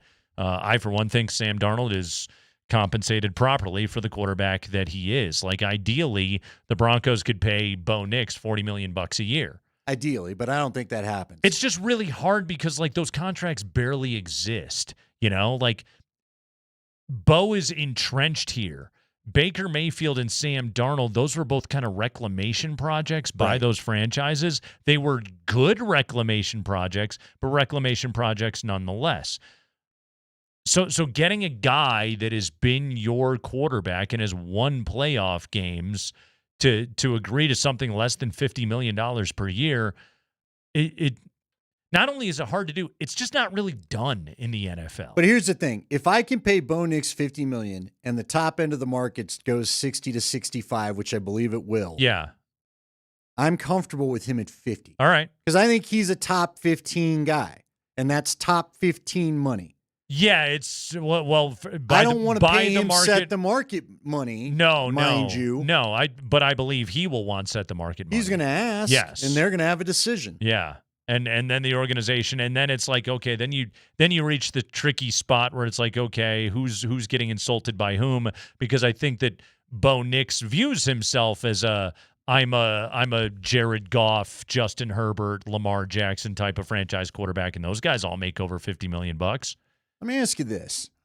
I don't think there's let me put it this way, Andy, real quick, to put a fine point on it. I don't think there's a quarterback out there that's just like, nah, I'm like 15, 16, 17 in the league. You should probably pay me. No, I'm with you. And his agent's not hired to do that. Definitely his agent not. is hired to set the market. Yeah. And frankly, that's what the Players Association wants. Go and, reset the quarterback market every year because it's your turn.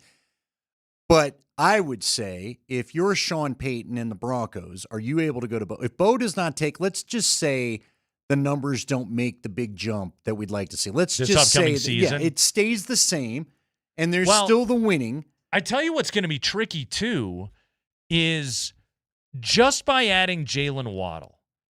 Theoretically, that should be a boon just to his counting stats. Well, it should. Just touchdowns, yardage, those numbers. He's an elite weapon in the exact routes you love to throw. But we also know with quarterbacks that those statistics tell a tiny sliver of the story of the kind of football player that you are. And in the advanced stuff that tries to isolate out quarterback performance, Bo typically scores